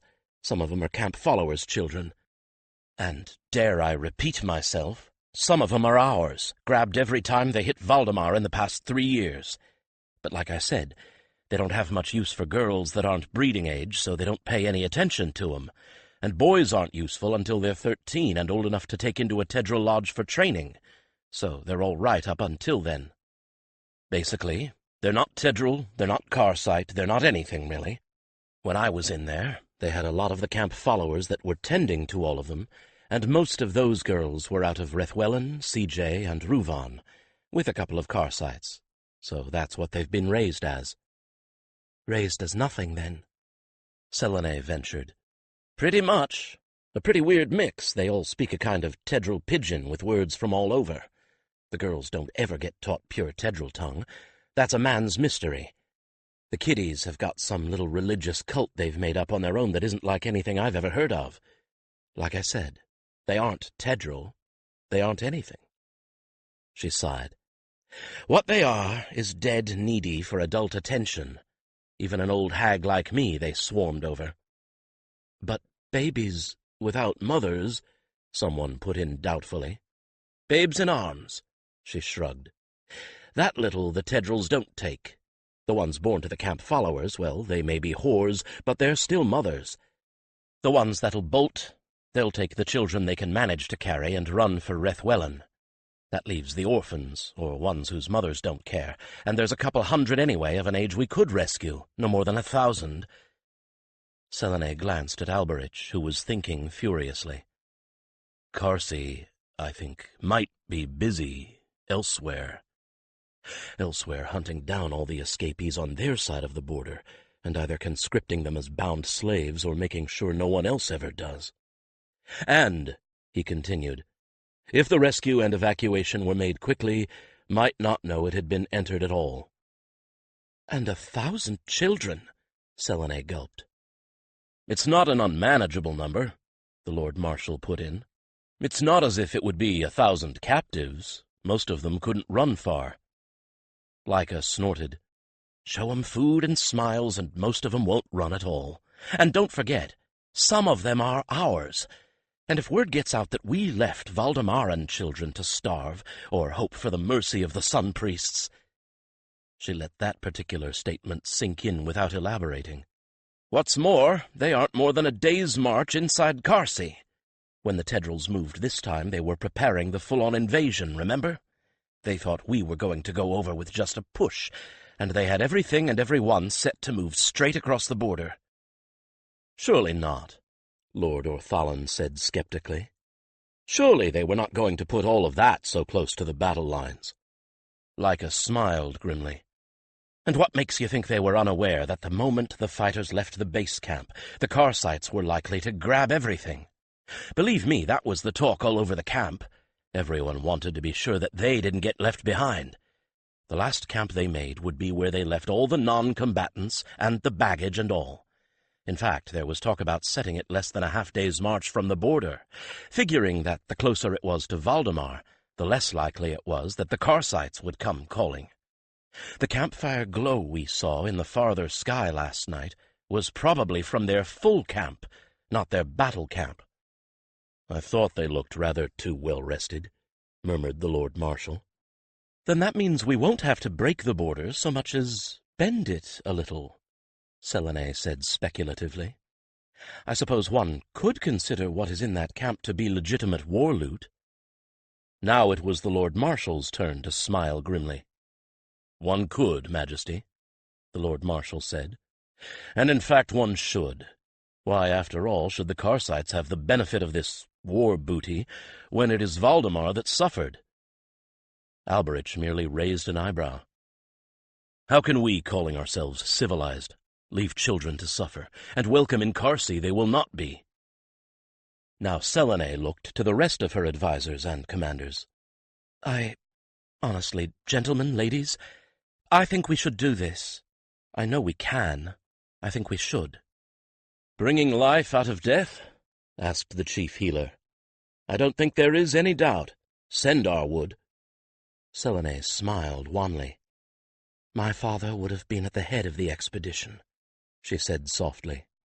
That seemed to decide them all, and the prospect of having a positive task to organize also seemed to galvanize them, lifting them somewhat out of the slough of depression that most of the encampment had sunk into. The mood in the tent suddenly lifted, and even Selene's voice took on more life than it had held since before the battle. "We'll need wagons to carry the children, won't we?" she asked breathlessly. "How many? Where will we get them?" "We already have them, Majesty," said the chief healer, catching fire from her enthusiasm. "We were going to send some of the wounded north, leg injuries not so serious but needing some recovery, but they'll gladly wait for a little to save these children. The horses are harnessed right now, the wagons are provisioned. We haven't loaded the wounded yet. Why, we can be ready to go on the instant." She turned to Alberich. "Would you—" "Of course he would!" the Lord Marshal exclaimed. "Great good gods, who else? You used to patrol here, didn't you, man? And you won't be doing without him for more than a day or two." "What about us?" Lackey interjected. "Oh, good gods, not as leaders, but we know the Karsite language and we came across here to get out, and the children know me at least." "Give me a moment, and I'll send a messenger about the wagons," the chief healer put in, and they were off with the bit between their teeth. Alberich simply stood there while all the decisions were made for him. They seemed to accept without question that Alberich should serve as the leader, and that Lackey and the other 3 spies should be in the rescue party, and that it would consist of heralds, healers, and wagons. Heralds to act as eyes, ears, and, if need be, guards. Healers to soothe the children, and wagons to carry them. The decision to go was made so swiftly that if, as Lackey asserted, the camp was no farther than a half-day's march away, Alberich reckoned that they might get there and back by this same time on the morrow. And it slowly dawned on him that no one at all, even thought about the question of his loyalty. Of course he would lead the rescue. He was the best person for the job. Of course he would bring these children, some of them Karsite, back to Valdemar. And of course he wouldn't even consider taking the opportunity to defect back to his homeland.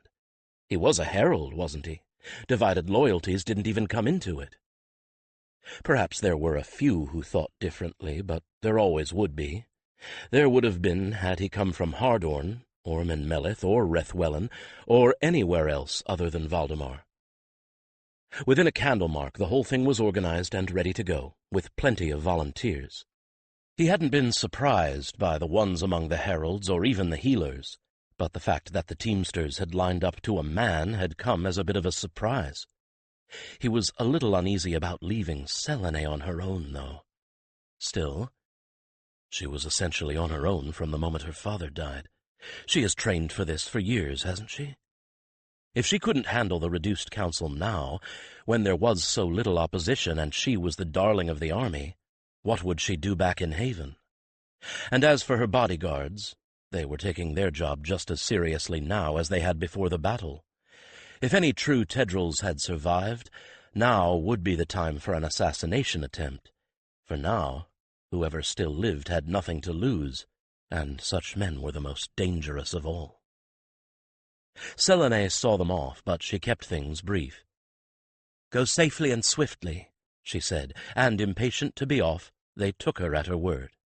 She didn't linger to watch them rattle across the little stream at the border either.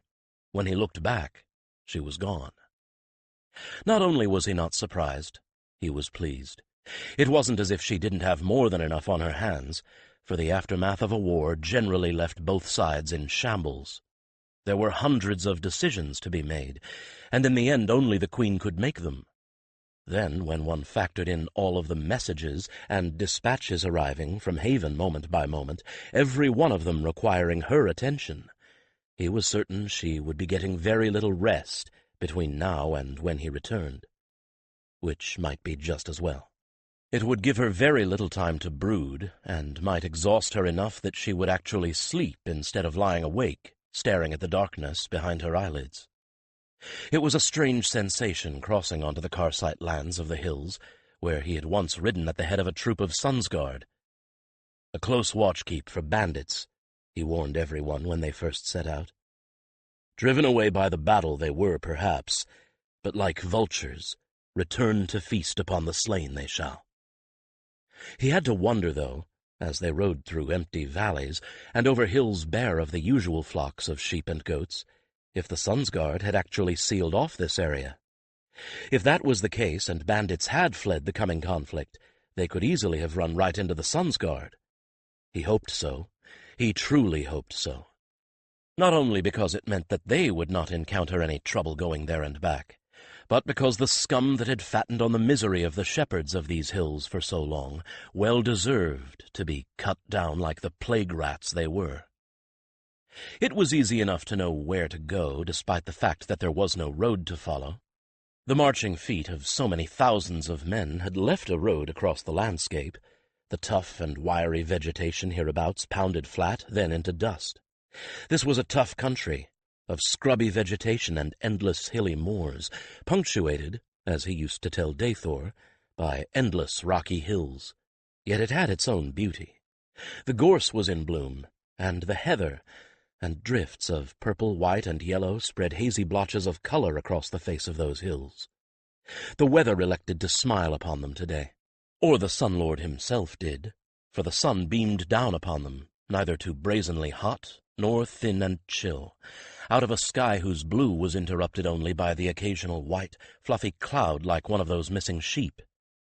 Once or twice they caught sight of wild goats on the ridges, or heard the bray of an equally wild donkey. But otherwise it was nothing but wind and bird-song. He had no idea how low his spirits had been in the wake of the battle until they were well away from the battlefield, and he could allow himself to pretend it had never happened. But the clean wind swept through his heart and soul. He was going to a rescue, not a battle, and he felt as if the wind was carrying away his sadness a little at a time. And this was home. The breeze felt right. The hills smelled right. They were the right color of gray-green, and the right sort of rocks poked up through the thin soil. He might never see these hills again, so he absorbed the changing landscape, stowing it away in his memory to take out on those nights that would surely come when he felt himself to be entirely alien in an alien land. Finally, he had to remind himself to stay alert. This was no pleasure jaunt. Things could still go wrong at any moment. If the Sun's Guard wasn't busy picking off former Tedrils, they could be here at any moment. "This is a handsome land," Cantor observed, ears pricked forward to catch every sound. "Hard, but handsome." "I think so," he agreed, secretly pleased by Cantor's compliment. We'll be coming up to a spring here shortly, if my memory of this area is any good. There aren't a lot of good watering places here. Warn the others that we'll be stopping for a moment."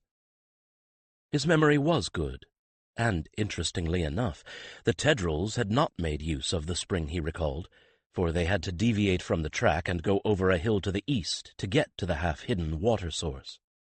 When they did, they found no sign that anyone had been there, and the Tedrils would surely have trampled the bank of the stream that the spring fed and muddied the basin.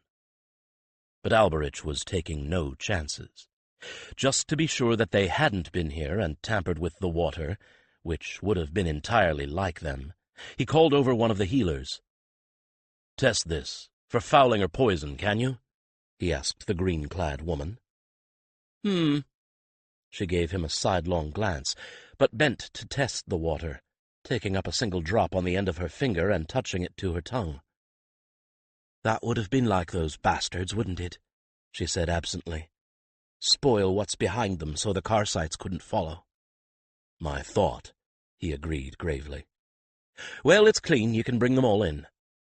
She stood up. He waved at the wagons, and the teamsters brought their charges in to drink at the stream fed by the spring, while the humans drank at the source. Tooth-achingly cold, the water tasted of minerals. The horses adored it. Fortunately, they were not so thirsty that they were in any danger of hurting themselves by drinking too much too fast.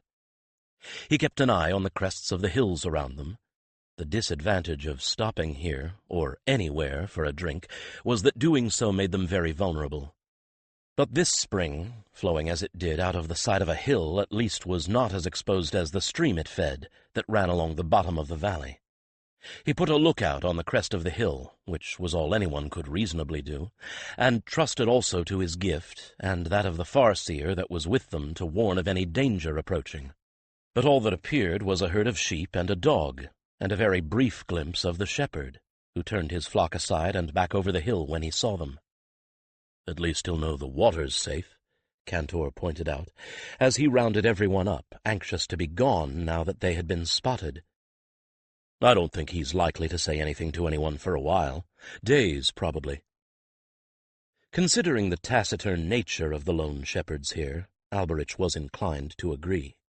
The Sun Priests hated them, for they could not be controlled as easily as villagers. They thought their own long thoughts alone out here, for moons at a time, and could not be compelled to come for the regular temple services. You could not leave sheep to tend themselves while you hiked to the nearest village for sun descending, sunrising, solstice, and equinox, after all. And sheep tended to run astray when they felt like doing so, not on any schedule. If there was to be wool for the wheel and the loom, and mutton and lamb for the table, the shepherds had to be left to their own ways and thoughts. The priests were not amused, but they could do nothing about it. On a rock beside the mouth of the spring he left the thank token for whoever actually owned the resource. It might even be that shepherd. But whoever laid claim to the water rights would find the proper toll for the use of his water. Alberich had packed several such needful things in Cantor's saddlebags before they'd left. In this case it was something virtually every hillman would find useful, the more especially since the confiscation of so many weapons by the Sun Priests. A tedral crossbow and a quiver of quarrels for it, all wrapped in oiled canvas to keep them safe. There was nothing about any of the tokens Alberich had brought that said Valdemar, and nothing, such as, for instance, a bit of gold, that would be difficult for a poor hillman to explain. These were, after all, his people still.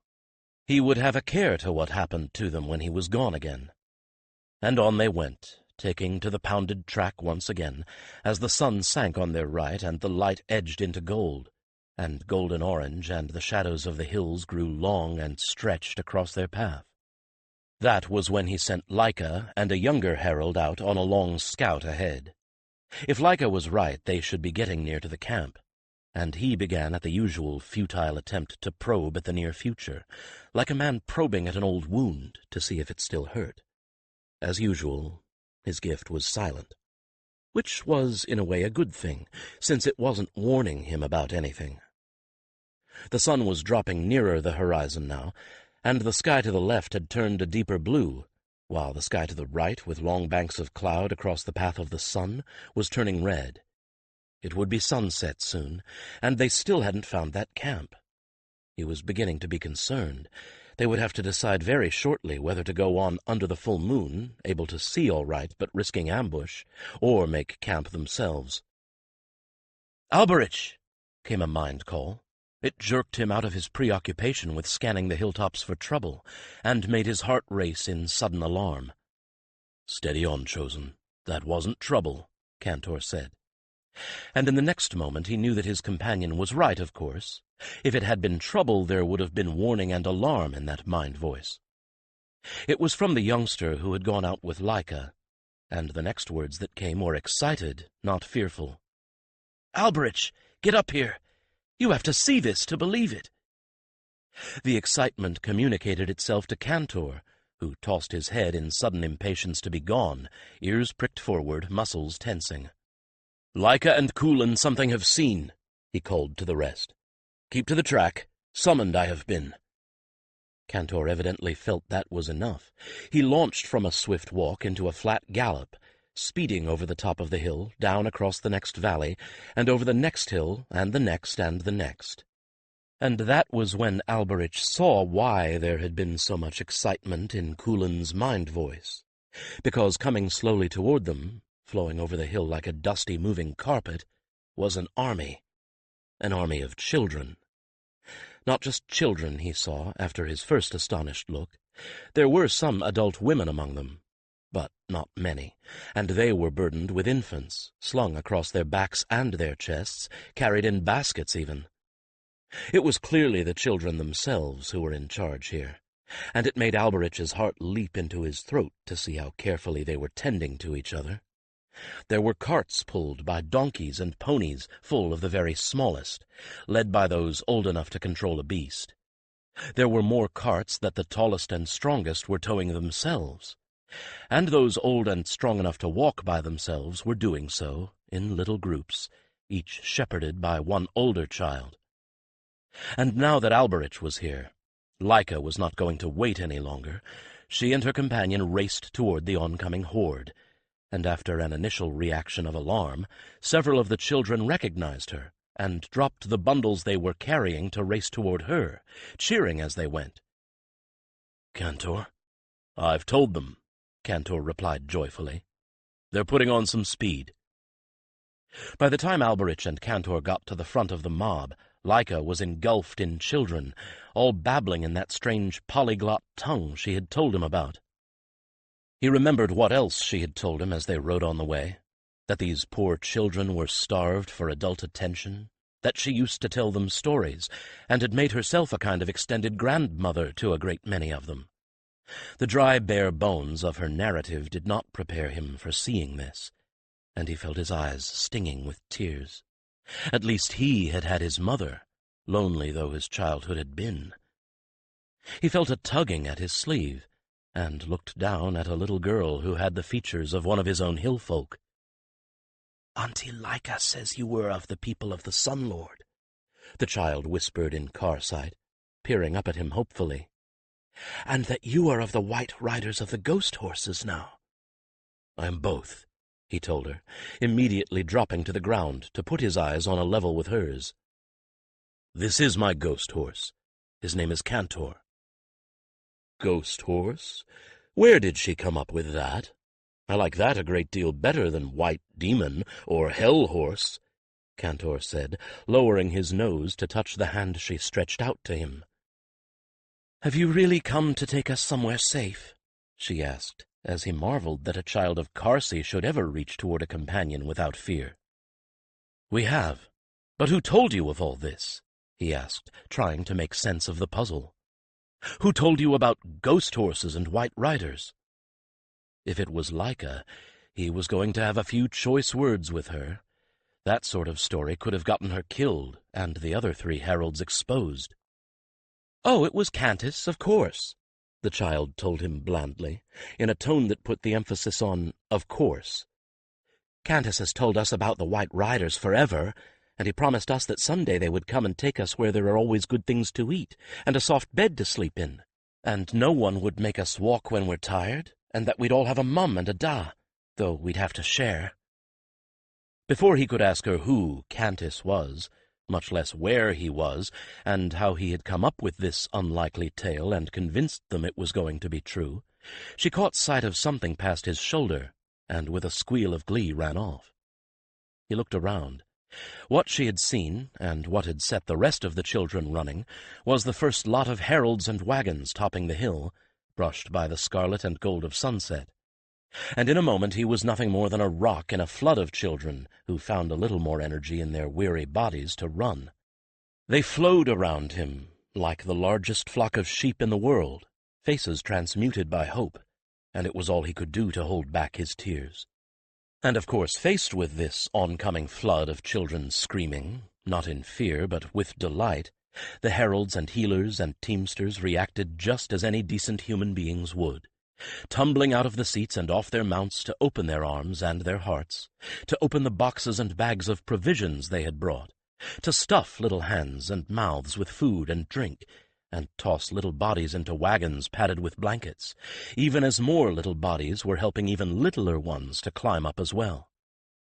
They couldn't understand what the children were saying, but they didn't need to know to understand what was needed. And many of them were smiling with tears in their eyes. How could they not?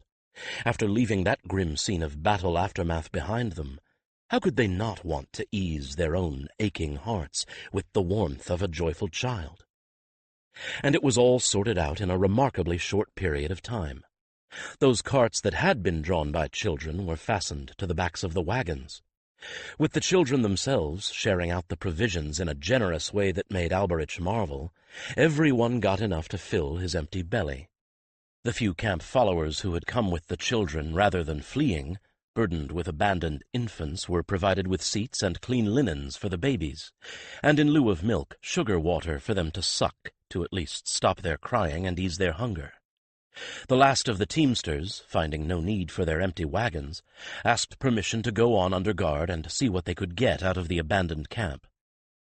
After a moment of thought, Alberich gave his permission, although with unchildlike forethought, the little ones were all carrying loot in their bundles, whatever was small, valuable, and light. They gave it up to the heralds without a second thought, and that pained him. Did they think they would have to pay for their rescue?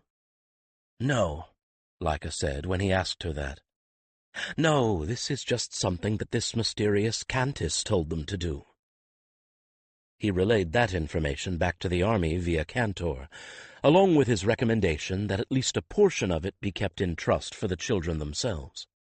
That was all he could do about it, but they seemed far more interested in eating and sleeping than in the jewelry and coins they'd lugged along, so he dismissed it from his mind. As if the one god had decided to ease their way further, the full moon rose before the last light of twilight faded. With the broad track to follow, there was no chance of getting lost, and not much chance that a horse would make a misstep and hurt himself. Accordingly, there was never even a thought but that they would turn around and head back to the border. Bit by bit, as Lackey and the other three talked to the older children, a broad picture began to form of what had happened. One of the first Karsite orphans, scooped up by the Tedrils when they first made their alliance and moved into Karsi, was a boy they all called Cantis. It was he who had somehow concocted the odd cult that Lackey had noticed among the children, a cult that admitted no adult members, and whose members were sworn to secrecy with a solemn oath that apparently not even the boys who were later initiated into the Tedril lodges ever broke. Most of the cult that Cantis had created had a very familiar ring to Alberich, for it was virtually identical to the simple forms of Vakandis's rites that he had learned, as a child, from his mentor, Father Kentrock, even to calling the god by the name of Sun Lord. But there were more interesting additions. Cantis had, from the beginning it seemed, included a kind of redemption story, told whenever times were particularly hard for the children. He told them all that someday the Keepers, as he called the Tedril adults, would abandon them and never return, and on that day the White Riders and their ghost horses would come for them and take them all away into a new land. This would not be the home of the Sun Lord, he had assured those who, out of bitter experience, had feared that this meant they would all have to die. No, this was a very real land, where they would all make families with a shared set of parents, where they would always have enough to eat and a warm, safe place to sleep, and where they would never have to follow the drum again. The children stolen out of Valdemar only reinforced Cantis's stories, when they identified the White Riders as heralds. Somehow, he had impressed upon them the need to keep all of this utterly secret, even more so than the redemption story. And somehow he had known the very moment when the Tedrils lost their battle, For even before the remnants of the army came running back to the camp to take what they could carry and flee, he was telling the children that now was the time. He organized them, told them they should get what they wanted and whatever shiny things they could find in the adult camp, hide the ponies and donkeys until the last of the adults were gone, and prepare to march north themselves as soon as the last of the keepers fled away. Which was exactly what they had done. Those camp followers who had not run off with skirts stuffed full of valuables and some protector or alone had been bewildered by the stubborn insistence of the children on their goal, but had gone along with it, seeing no other options before them. Most of them were heartbreakingly young by Alberich's standards, and not yet hardened from camp follower to whore. They must have set out from the remains of the camp about the same time that Alberich and his group set out from Valdemar. The entire story was mind-boggling, and he wanted very badly to meet this boy, this so clever, so intelligent boy, calling himself Cantus, and speak with him. But though he rode up and down the line, he could not actually find the boy. One child after another asserted that yes, Cantus was certainly with them, somewhere, but no one could tell him what group Cantus was with or where he'd last been seen. He might have been a figment of their collective imagination. He might have been a ghost himself, for he had somehow utterly vanished from among them the moment that they spotted Lackey and Kulen. 19. The wagons loaded with the most portable of the Tedral wealth caught up with them much sooner than Alberich had anticipated. This was in part because the portable wealth was very portable indeed, and in part because the section carrying the children was moving slowly. The poor things were exhausted, and even packed together like so many turnips in a sack once stuffed with food and water, they fell asleep. So, since the treasure wagons were going to have to catch up with the main part of the group anyway, Alberich took their pace down to a steady walk. Lackey came up beside him. Now that night had fallen, he was able to relax his guard. Lackey, sharing his memories of Carsi, was similarly relaxed. Nighttime held no terrors for Alberich now, not after so many years in Valdemar. If the Sun Priests unleashed their demons, and given how quiet the night was, he rather thought that said demons were fully engaged in pursuing stray Tedrals at the moment. He didn't think they would bother to do so here. So far as the Sun Priests knew at this point, there was no one in this part of the hills but the children, and why waste their most dangerous and powerful nighttime weapon on a lot of children? Children who couldn't escape on their own, and would soon be facing the fires anyway. He had to unclench his jaw over that thought, and he sent up a silent prayer, not the first, and he doubted if it would be the last, that one day the Sun Priests would be answering for their transgressions, and one day it would be priests like his old mentor, Kentrock, and like Father Henrik and Gary, who would be ruling in Carsi again. One of the other heralds came riding up, looking nervously over his shoulder. "Herald Alberich, shouldn't we be putting outriders all around?" he asked. "I mean, peace. At ease be, protected we are by the priests themselves," Alberich said, and exchanged a glance with Lackey. She laughed. "Carsites won't stir out of their doors after dark," she said, with the air of one who knows. "Their priests have a habit of sending some sort of creepy howly thing out at night, to make sure nobody's out doing something they shouldn't. Even the Sun's Guard stirs not," Alberich added with sardonic amusement. "So that now, should even a priest order them out, they will not go." "Caught in their own trap," Lackey said. "And serve 'em right. So by the time the sun's up, we'll be so close to our people that even if they catch on we're here, our folks can mount a big enough rescue to squeak us across without losing so much as a hair." Alberich considered how much the Tedrals had drained from the country, and sighed with pain. "If they scout or farseer us, we take, so far as they will know, useless mouths only. We leave, think they will, the camp unplundered." Privately, he doubted that even the Sun Priests would trouble themselves with farseeing this part of Carsi. They would use their power to track down the Tedrals and Tedral recruits. They must know that Sendar was dead, But they must also know that now was not the time to attack Valdemar themselves. Valdemar had just fought a terrible battle, and were exhausted, yes, but the Karsite Sun's Guard was drained and weakened by the demands of the Tedrils. The current Son of the Sun. He set bandits against Valdemar, then hired the Tedrils to do his work for him, Alberich thought somberly.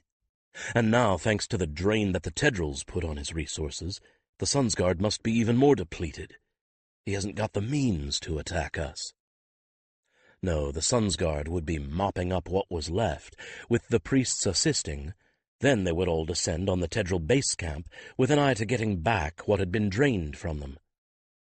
Believe me, there is no way the plunder in that camp can be exhausted, even by us and the Tedrils that were left, Lackey told them both. There'll be enough there to satisfy priestly greed even after our wagons come back. It isn't only the Karsite treasury they've been draining. They've got the accumulation of some 20 or 30 years' worth of loot from other campaigns they've fought. And they've been saving it all, waiting for the day when they'd have their own land again. She scratched her head, thinking, and added, I'll give the bastards this much. They had discipline, almost a quarter-century of honest pay, extortion, and booty, and they didn't spend a clipped copper coin more than they had to. Every fighter had his own store of loot, but beyond that every true Tedril war duke had a treasury tent, waiting for the day when he could finance the building of his own fortified keep in the heart of his own principality. Alberich was greatly pleased to hear that. If the wagons sent onward came back so well loaded, then perhaps the children's little hoards could be kept solely for their use when they were older. If the ride out had been a mixed pleasure, the ride back was an unalloyed, if bittersweet one. With all worry about encountering Sun's Guard gone, under a glorious full moon and a sky full of stars, and buoyed on the energy of the successful rescue, there was nothing in the way of opening themselves up to pure aesthetic enjoyment of a tranquil ride through peaceful countryside. The teamsters, once the situation was explained to them, relaxed and sat easily on the seats of their wagons. Even the babies only whimpered a little now and then. Timeless and dreamlike, they moved on across ground that seemed enchanted and drunk with peace. It was as if the one God was granting them all a reprieve from their grief, the sorrow that would confront them when they crossed back into Valdemar, giving their hearts a rest, so that they could all bear it better when at last it came. Just about the time when the moon was straight overhead, he heard the wagons coming up behind them, the sound of the wheels echoing a little among the hills. Since they were near to the spring they'd used on the way in, he called a halt there once the whole party was together again. The children didn't even wake up. More about these children, tell me, he asked of Lackey, when they were on the move again and a comfortable sort of fatigue began to set in. The moon, silvering the grass around them, turned the landscape into a strange sculpture of ebony and argent. With hoofbeats muffled by the soft earth and grass, they seemed to be moving in a dream, and he asked the question more to hear a human voice than for the information itself. "You'll find they're a funny lot," she replied. "You'd think, being mostly not taught anything, that they'd be wild. But, well, once they got out of babyhood, they pretty much had to teach themselves and take care of each other, and by the gods, that's what they do. Maybe it was because so many of 'em lost their whole families, but they've got a kind of motto, nobody left behind, and they stick to it.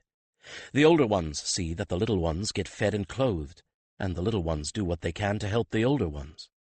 I think they're the next thing to illiterate, but they'll drink up anything you teach them like thirsty ground. They all found out that the Tedrils themselves may not do anything for them, but if they made themselves useful, they got rewards beyond whatever the Tedrils dumped in their section of the camp. So that's another thing they learned to do, how to make themselves useful. Then, when that Cantis child showed up, he really organized them. Of course, I didn't get to see much of that, since I was an adult." She coughed. Very secret, that cult was. No grown-ups were to hear about it. "So, when into our camp we bring them, they will helpful be?" he hazarded. "I would be greatly amazed if they didn't swarm the place doing all sorts of little chores. Anybody expecting a bunch of terrified wild little beasts is going to get a shock. Having them around is a lot like having a tribe of those little house sprites some old stories talk about. They can't do heavy labor, but by the gods, when they get determined to do something, it gets done. I had to fish more of them out of my wash tubs than I care to think about. She chuckled a little, then sobered. Listen, you have the Queen's ear.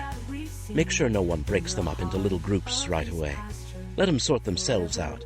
They've made up little family groups of their own, and it's all they've got. Make sure none of us take that away from them. I shall, he promised. It wasn't a difficult promise to make. The caravan moved on, ghosting through the darkness, and even at the slow pace they reached the border again a little after sunrise. The children were awake by then and peering eagerly ahead. Alberich had elected to come into the camp not from the south directly, but indirectly from the west, saving the children the sight of the battlefield. They might have run tame in the Tedral camp for most of their lives, and they might be inured to the aftermath of battle, but he didn't think they had ever seen a battlefield. Even now there would still be much of horror about it. The result of so great a conflict was not cleaned up in a day or two, and it was no sight for these little ones. So they actually made a detour up country, leaving the trampled road that the Tedrals had left until they struck an old track that crossed the border at a ford and joined up with one of the Valdemaran roads used by border patrols. The old track showed some wear, so someone was still using it. It was rutted and gave the teamsters some hard times, but they took it in good part, knowing they were nearly home. Whenever a wagon got stuck, the children, if it was one that was carrying children, all piled out, and the largest children mobbed it, put their young shoulders to it, and helped in the front by hauling on the horse's harness. No wagon remained stuck for long with that kind of help.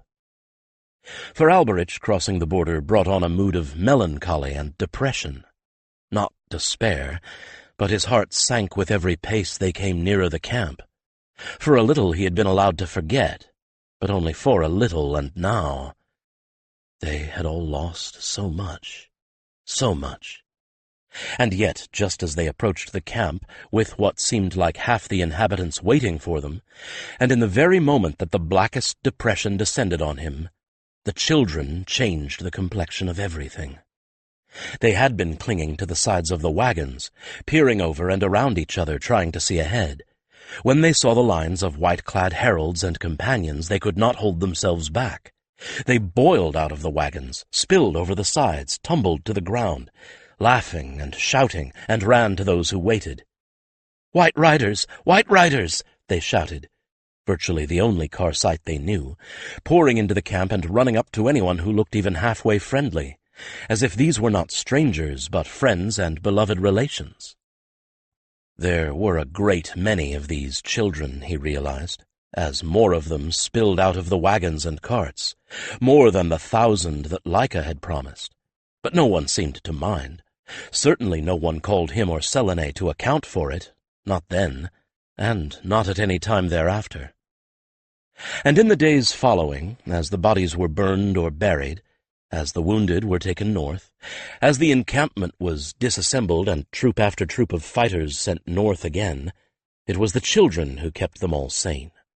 They were everywhere, poking their noses into everything, trying to learn Valdemaran, trying to help where they could, and just being children, some for the first time in their short lives. Not even Selene was proof against their sheer exuberance at being here, a place that they seemed to consider an earthly paradise, and before long she had adopted a half-dozen, or they adopted her, making them her pages and promising that they would be allowed to join her royal household in that capacity once they all reached haven. Nor was she the only one. Every wagon going north seemed to hold a handful of children going to a new home. Fighters, teamsters, heralds, servants, and high-born, everyone who could take in 2, 3, or 4 children did so. I never would have believed it, no matter who had told me, if anyone had claimed that bringing these children here was the best thing we could have done. Selene told him on the 3rd afternoon of the return, watching a child dash away with a message to be given to the next dispatch rider going out of the camp. Her eyes were still shadowed with sorrow, but her lips curved in a faint, fond smile. "I thought that it was something that had to be done, but truth to tell, I was dreading the mess they'd make for us." They'd taken down the black felt linings for the tents, and the painted canvas glowed with afternoon light. That, too, was a mixed blessing. More light raised the spirit a little, but the black felt had gone for use as shrouds. "And I," he agreed. "Most unnaturally helpful they seem." She had to smile at that, just a little. "You don't see them at their worst. They're still children. They still fight, and get into things they shouldn't and have tantrums. But for all of that, I'm afraid that in years to come they're going to be held up as the good examples that every naughty child in Valdemar should behave like. Or perhaps, as children being, a year from now and they will no better nor worse than others become," Alberich suggested. She flicked a fly away with the feather end of her quill. "Perhaps." She put pen to paper and signed another order. "Who knows? I'm no foreseer." "And I see not that far when I see it all," he admitted ruefully. "If I had been, could I have changed any of this? Or was it all too big for any one man to change?" "Speaking of the children, I've given some thought to what to do with them, the ones that haven't managed to get themselves adopted already, that is," she said, looking up at him. "And I wanted to ask what you think." "Keeping them to their own families, you are?" he asked, a little anxiously, because he had seen, just as Lackey had told him, how they sorted themselves out into their own little families and stayed together. It had been the smallest of those groups of 2, 3, or 4 children that were the ones that found homes first. "Of course," she replied. "It doesn't take an empath to realize we shouldn't tear apart what few bonds they have. But that's where the problem lies, you see. There aren't too many families, or even childless couples, prepared to take in 6 or a dozen children at once, much less ones that don't even speak our language. So my first thought was to, well, send them to school." She folded both hands over the papers on her little desk and looked anxiously at him to see what his reply would be. He nodded. That made perfect sense. "Like the academy?" he hazarded. She nodded. "Or the collegia. Oh, obviously they can't actually go to the collegia. We haven't nearly enough room for them. But something like the collegia. And there are a lot of Valdemaran orphans to deal with, too. Though those are having to go to the houses of healing, I'm afraid. They need mind healers right now, not schooling." Her face darkened for a moment, but she took a deep breath and went on. "So I've written to all of the major temples, the ones with both day and boarding schools, and asked if they would take in some of the families for a year. Teach them Valdemaran and some basic reading and writing, until I've got these orphan collegia built." She waited for his response. He pondered what she had told him. "Your project, this is?" She nodded. "If I have to," she said with some of the same mulish stubbornness of her father. "I'll pay for it out of my own household budget." He raised an eyebrow. "Doubt do I, with the current mood of the council, you will have to." And now she had the good grace to blush. "Then better to push it through now than wait," she said, raising her chin. "Given that the booty from the Tedrils has furnished the means to restore all the damage they did down here, there isn't a great deal for the council to complain about." That was certainly true. Lackey had been correct about that as well. "So, build housing for these children, but homes?" he prompted. "I'm going to look for childless couples, and ask them to serve as surrogate parents," she said, warming to her subject. "More than one couple, of course, for each house.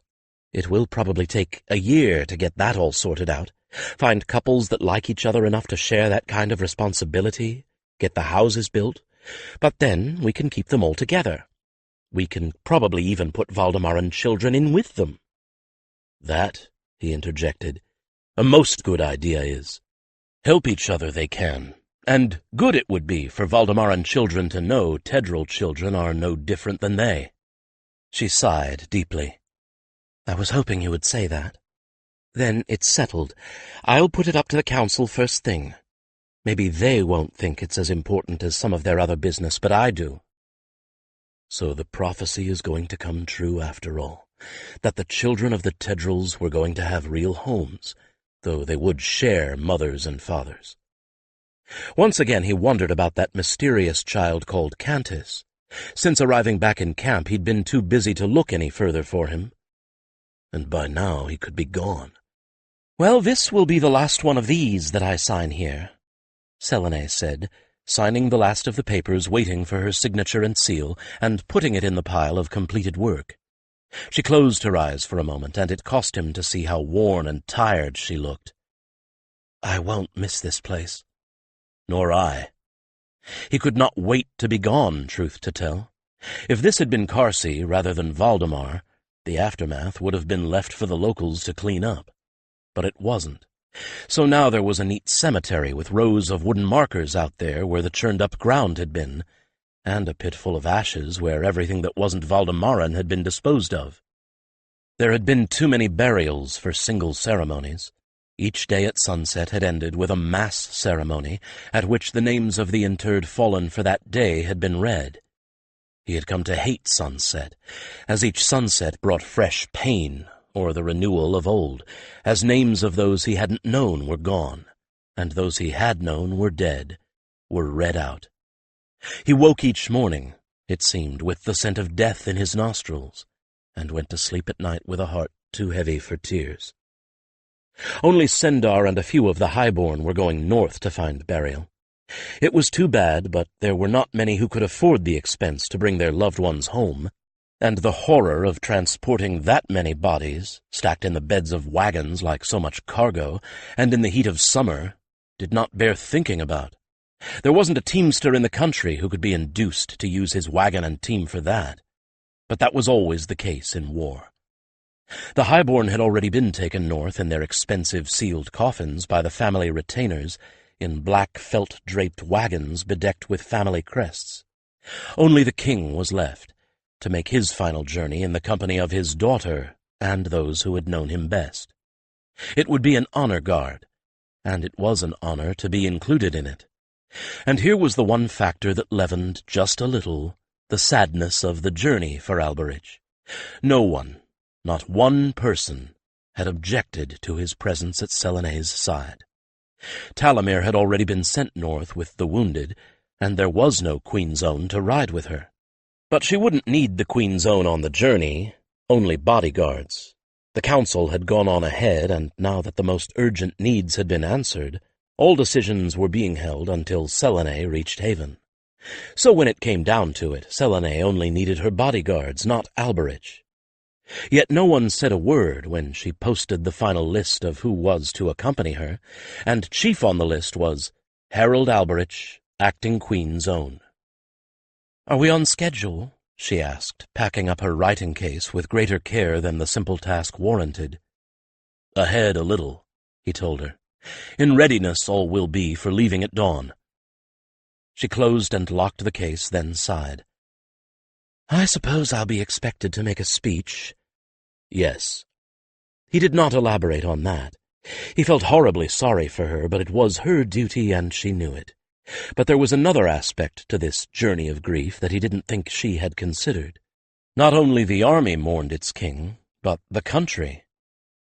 "It is wondered, Majesty, if pausing you will be at each village?" They'd left it to him to ask that delicate question. That and any others that might come up. He was acting Queen's Own, after all. Delicate questions, it seemed, were a part of the job. "At each village?" she asked, looking blank. "A speech to make?" he elaborated. She frowned and looked as if she had suddenly developed a headache. "Oh, gods, I don't want to. But people are going to want to pay their respects, aren't they? But each time we stop, it's just going to make this whole thing drag out longer, and—" The frown turned into a look of despair, and he sensed that if he told her she should make all those stops, she'd do it, but it might break her. He racked his brain for an answer, and finally thought he had a compromise. "Majesty, perhaps not a stop and not a speech, but spectacle. Something for memory and showing honor. A herald sent ahead to warn each place that we come, then drop pace to a slow walk, with, muffled drums, lowered banners, through each place's center, though a detour we make. No speech, but, he sought for the word desperately, on your part, to be the icon of grief. You need speak not, only mourn publicly. She looked as if he had taken a huge burden off of her shoulders. The very thing. Would you go see to it for me? Get it all organized? She must be near the breaking point, or she wouldn't delegate that to me. At once, Majesty, he promised. Please, be eating, would you? Little have you had since morning. That got a thin ghost of a smile from her. Except for the accent, you sound like Talamir, or my old nurse. All right, Nanny Alberich, I'll go get something to eat, and I promise I'll get some sleep, too. Maybe I'll have Krathik give me something to make me sleep and go to bed early. That most wise would be, he said. And eat you must. Too thin, are you? How are you to get a husband, so thin you are? She stared at him for a moment in utter silence, as he kept his face completely expressionless. Then, weakly, she began to laugh. He allowed himself a smile. She wiped away a tear, but he could see that some of the lines of grief and worry around her eyes had eased. "And they say you have no sense of humor," she said. "Nor do I. All know this," he assured her. "Go now, and something impossible demand of the cooks." Impossible? That caught her off guard. Why? First, that a reason they will have at last to complain. Cooks must complain. In their nature it is. Second, that injured their pride has been that you have asked for nothing. Their pride is in that their masters demand much of them. Third, concerned they have been that you have asked for nothing. They fear you need them not. Fourth, they worry for you. He raised an eyebrow. But be certain, though impossible, it is something you want. Suspect I do that they will create it. Ah, she blinked. Do you know everything that is going on around here? He shook his head at that. Not I, but Cantor I have, as Cario you have. Our companions know much, and what they know not, generally they can discover. Sendar made use of that, often and often. I'd better get used to doing the same, then. This time her smile was a little stronger as she picked up her writing case and stood up. And I'll think about impossible things to eat on the way to my tent. Can you find Krathik and send him to me, while you're doing all the other things I've asked you to? Without difficulty. He returned her smile. Ask Cantor I shall. They left the tent together. She picked up her escort of Ilsa and Karen at the door of the command tent, and went her own way in the golden light of another perfect evening, while Alberich started off on the last of the errands she had set him. The last turned out to be the first. Krathik was nearby, and heartily approved of Selene's wish to sleep early. Most of the rest were trivial and easily discharged. That left the organization of what were essentially funeral corteges through every hamlet, village, and town on the road to Haven. But rather than solve that one himself, he asked Cantor to have all the heralds that were left in camp, save only Selene's bodyguards, meet him back at the command tent, and bring with them the remaining highborn, officers, and bards. The latter because bards tended to be very good at concocting ceremonies, and he suspected they would have some ideas. They did, and it didn't take very long either, since this was only going to be a procession. The greatest amount of time was spent in deciding what the order of precedence was going to be, and then what places in the procession would belong to whom. He left them at it, after about a mark. His place would be with Selene, and if they settled their differences without any interference from him, even if not everyone was happy, they couldn't attach any blame to him or the Queen. And nothing would be required of her except to follow the wagon carrying the coffin on foot, with Cario walking beside her. Certainly no speeches. The focus of attention wouldn't be on her, but rightfully on the king's remains, which should be something of a relief. So he hoped, anyway. If she wept, all the better. He hoped she would weep. She hadn't done nearly enough. By this time it was full dark, and the camp was quiet. With an early start planned for the morrow, most people had, if their duties allowed, made an early night. He moved down the now familiar lanes of tents in the light of the torches stuck on either side of his path, thinking that this place would look very odd when all of the canvas had been struck, and there was no sign of what had stood here but trampled grass. "I'm glad to be leaving," Cantor said. "So am I." At least in Haven there would not be the ever-present reminders that this was the place where they had lost a king.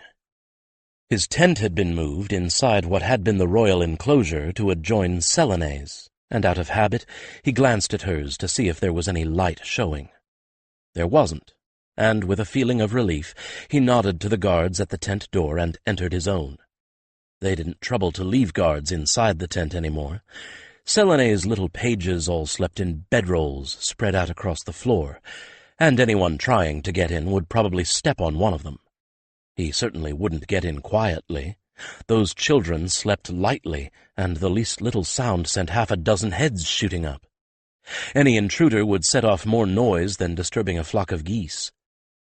A lantern had been lit for him and hung from the center pole, showing that most of his baggage had already been packed up and presumably put on the wagon. There wasn't much left, only a bedroll, a set of clean linen, and the towels and soap he'd need in the morning, and Cantor. Most heralds' tents were big enough for their companion, Misty's being an exception, but she had obviously gotten last choice on accommodations. Somewhat to his surprise, it wasn't at all unusual for heralds to share their tents with their companions, rather than using the canvas shelters. Cantor took up roughly half the space. That first night in his own tent again, bowed down by grief, he had craved Cantor's company with a need that was almost physical, and Cantor had obliged by leaving the canvas shelter at the side and moving into the tent proper. And at first, despite that craving, it had still seemed unnatural in a way to have a horse in his tent. Now it was just as in the old days, when he had shared tent space with another Sun's Guard. It no longer seemed at all odd to see him there. "Excuse me, I believe I am far better company than any of the Sun's Guard you ever shared tent space with," Cantor said indignantly. He felt instantly contrite. "I beg your pardon. Indeed you are. Did anyone leave anything here for me to eat?" Selene's swarm of little ones had adopted him as well, and lately had taken to fetching food for him at the same time that they got meals for her, leaving them in his tent, well covered and protected against the depredations of insects and other pests. "As a matter of fact, they did, and I don't suppose you'll share?" Cantor asked hopefully. Since his appetite had suffered as much lately as Selene's, Cantor's hope was well-founded. "I don't know why not." He sat down on the bedroll and saw that the usual covered platter and cup had been left for him, cleverly balanced on 2 more cups and a pan of water, which prevented insects from crawling into it. He took them out and shoved the pan of water over to Cantor's side of the tent. Taking the cover off the platter explained why Cantor had hoped he'd share. Selene had asked for the impossible, gotten it, and had seen to it that he got some of the cook's largesse. Perfect for the heavy weather and a failing appetite were 2 salats, a savory one and a sweet, the former a bed of greens with cheese, bits of chicken, fragrant herbs and spiced vinegar, the latter of chopped fresh fruit and nuts, with honey-sweetened cream. How had she known he'd like such things, too? "Piff, she asked me via Cario, of course. She doesn't need being told something twice. I'd like some of that cress, please, and some spinach." With the empty platter and cup left outside his tent door, he stretched out along his bedroll and listened to the sounds of the camp. He had been a soldier for too long not to be able to sleep when he needed to, but he had also been a soldier for too long not to be able to assess the mood of the camp just from the night noises. Tonight he sensed mostly weariness and relief. They had been here long enough, and through work and time, what had been terrible anguish had muted to bearable sorrow. Now it was more than time to go home and take up their lives again. Except perhaps for Selene, The time for grief was over, and the time to move on had come. And that was as it should be. When morning came, he was barely able to get dressed and out of his tent before Selene's servants swarmed all over it. Her tent had already been struck, and she was finishing a strong cup of chava and a buttered roll while in her saddle, as he escaped from the collapsing tent, still tying the laces at the collar and cuffs of his shirt. One of the pages handed him a similar cup and roll and waited, impatiently, for the empty cup. Another brought Cantor a bucket of grain.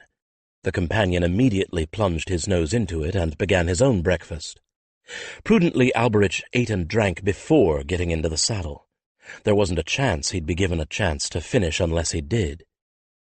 The chava wasn't scalding hot, as he had feared it might be, but the heavy admixture of cream and sugar, and the color like thin mud, warned him that it was probably from the bottom of the pot. It was. Even with the help of cream and sweetening, it nearly made his hair stand on end. But it certainly woke him up. He handed the empty cup to the page, who took it and vanished. The second whisked off the bucket the moment Cantor lifted his head from it. All around them, tents were falling in the thin gray light of pre-dawn. Selene gave her cup to a page just as Ilsa and Karen walked their companions into what had been the royal enclosure. Alberich was in the saddle a moment later. Selene looked around at the vanishing camp. "Is breaking camp always like this?" she asked, a little dazed. "A camp we Sunsguard seldom had," Alberich admitted. "I got the impression last night that everyone was pretty impatient to be out of here, but don't take my word for it," Karen shrugged. "I don't usually serve with the army." "That speech you should make before we leave, I fear," Alberich told Selene in an undertone. "But it will be the last until Haven we reach, this I can promise." She grimaced but nodded. "I hope you two know where I'm supposed to be?" she asked the other two. "That's why we're here," Ilsa told her. "They sent us to fetch you."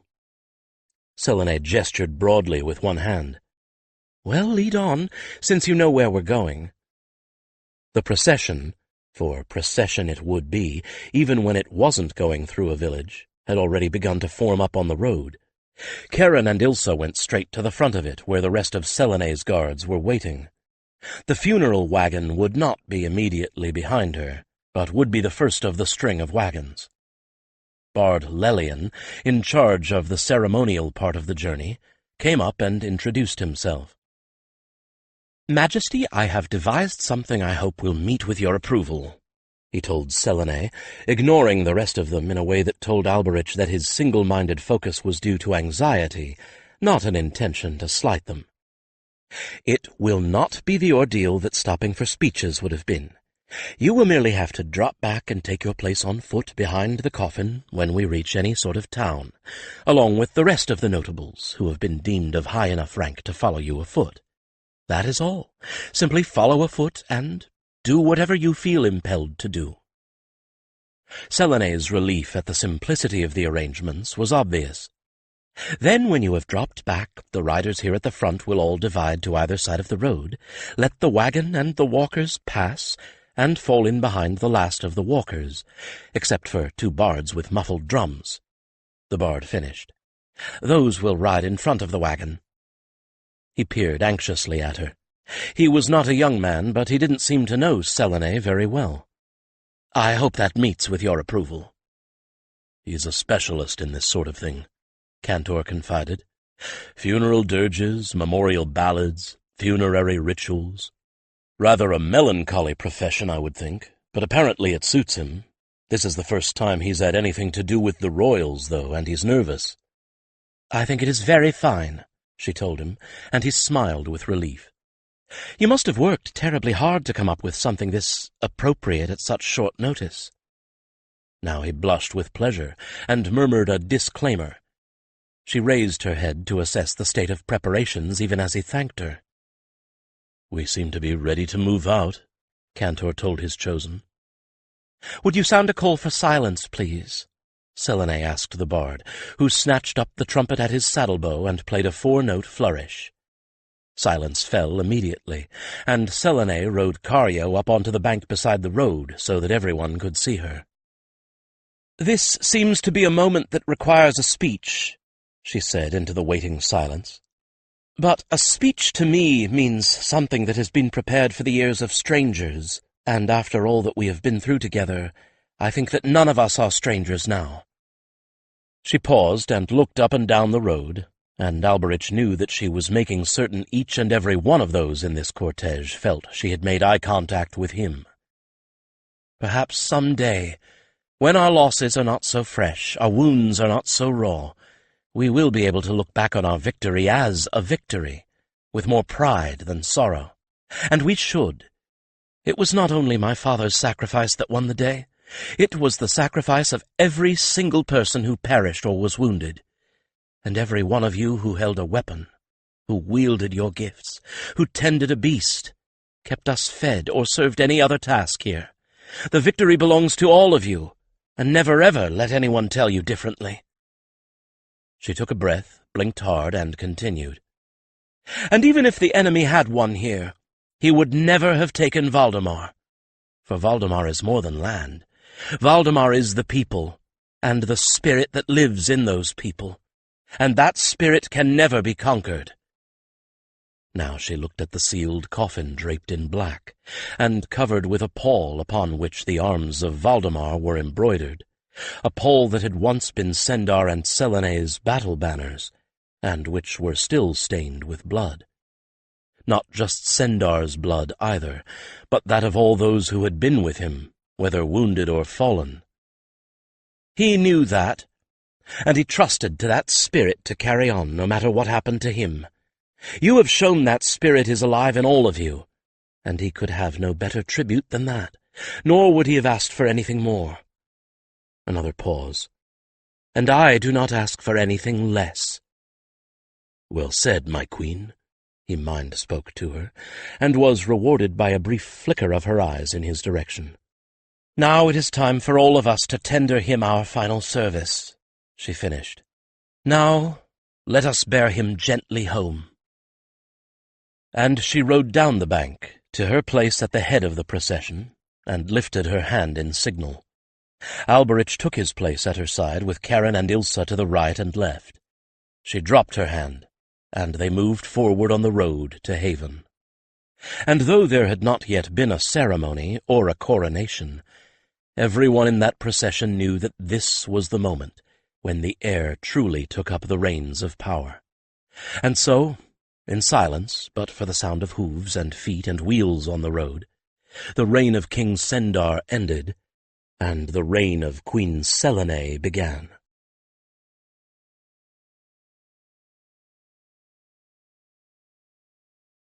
20. The journey north accomplished for Selene what the cleanup of the battlefield had done for everyone else. It allowed her to indulge in the full expression of her mourning in public. Until the moment of departure, she had held her grief firmly in check, feeling that with so many others suffering, she should not further burden them with her own grief. If she wept, she did so only in private. Everyone she knew mourned, but she did so quietly. But on this journey her public duty was to mourn, to be the symbol of Valdemar's grief, and at last she could give free rein to all of the anguish she had held inside. It seemed that everyone along their route wished to pay their final respects to the king. Farmers left their fields, shepherds their flocks, tradesmen their crafts. Villagers and townsfolk lined both sides of the road, and the road itself was carpeted with rushes, flowers, and herbs whenever they entered a town, so much so that the wheels of the wagons were muffled and cushioned against bumps. People carrying baskets and great bouquets of blossoms, and even hand-woven garlands and blankets of flowers, brought them up and placed them on the wagon, as it crept past them at a slow walk, until it overflowed with blooms and foliage, and nothing of the black-draped coffin could be seen. And they wept, which had the effect of freeing Selene's tears. It was exhausting for her, but at the same time it was exactly what she needed. Alberich and Krafik saw to it that she got plenty to drink, plenty of clean handkerchiefs, and the occasional arm about her shoulders. The healer concocted soothing eye washes to rinse her sore eyes and face with whenever they stopped. She ate with growing appetite, which was no bad thing, and was so emotionally exhausted by the time they camped for the night that she slept soundly and without waking. Her little pages saw to it that she had everything she needed, faithful as hounds, and each day that passed saw a little easing of the tension within her that had kept her so near to the breaking point. It was not that she ceased to care or became numb as the days passed. It was more as if the worst of her grief was a finite thing, a barrel that had only seemed bottomless until she began allowing it to flow freely. By the time they reached Haven, and the procession made its slow and solemn way through the city to the palace, that pinched and overstrained look had left her.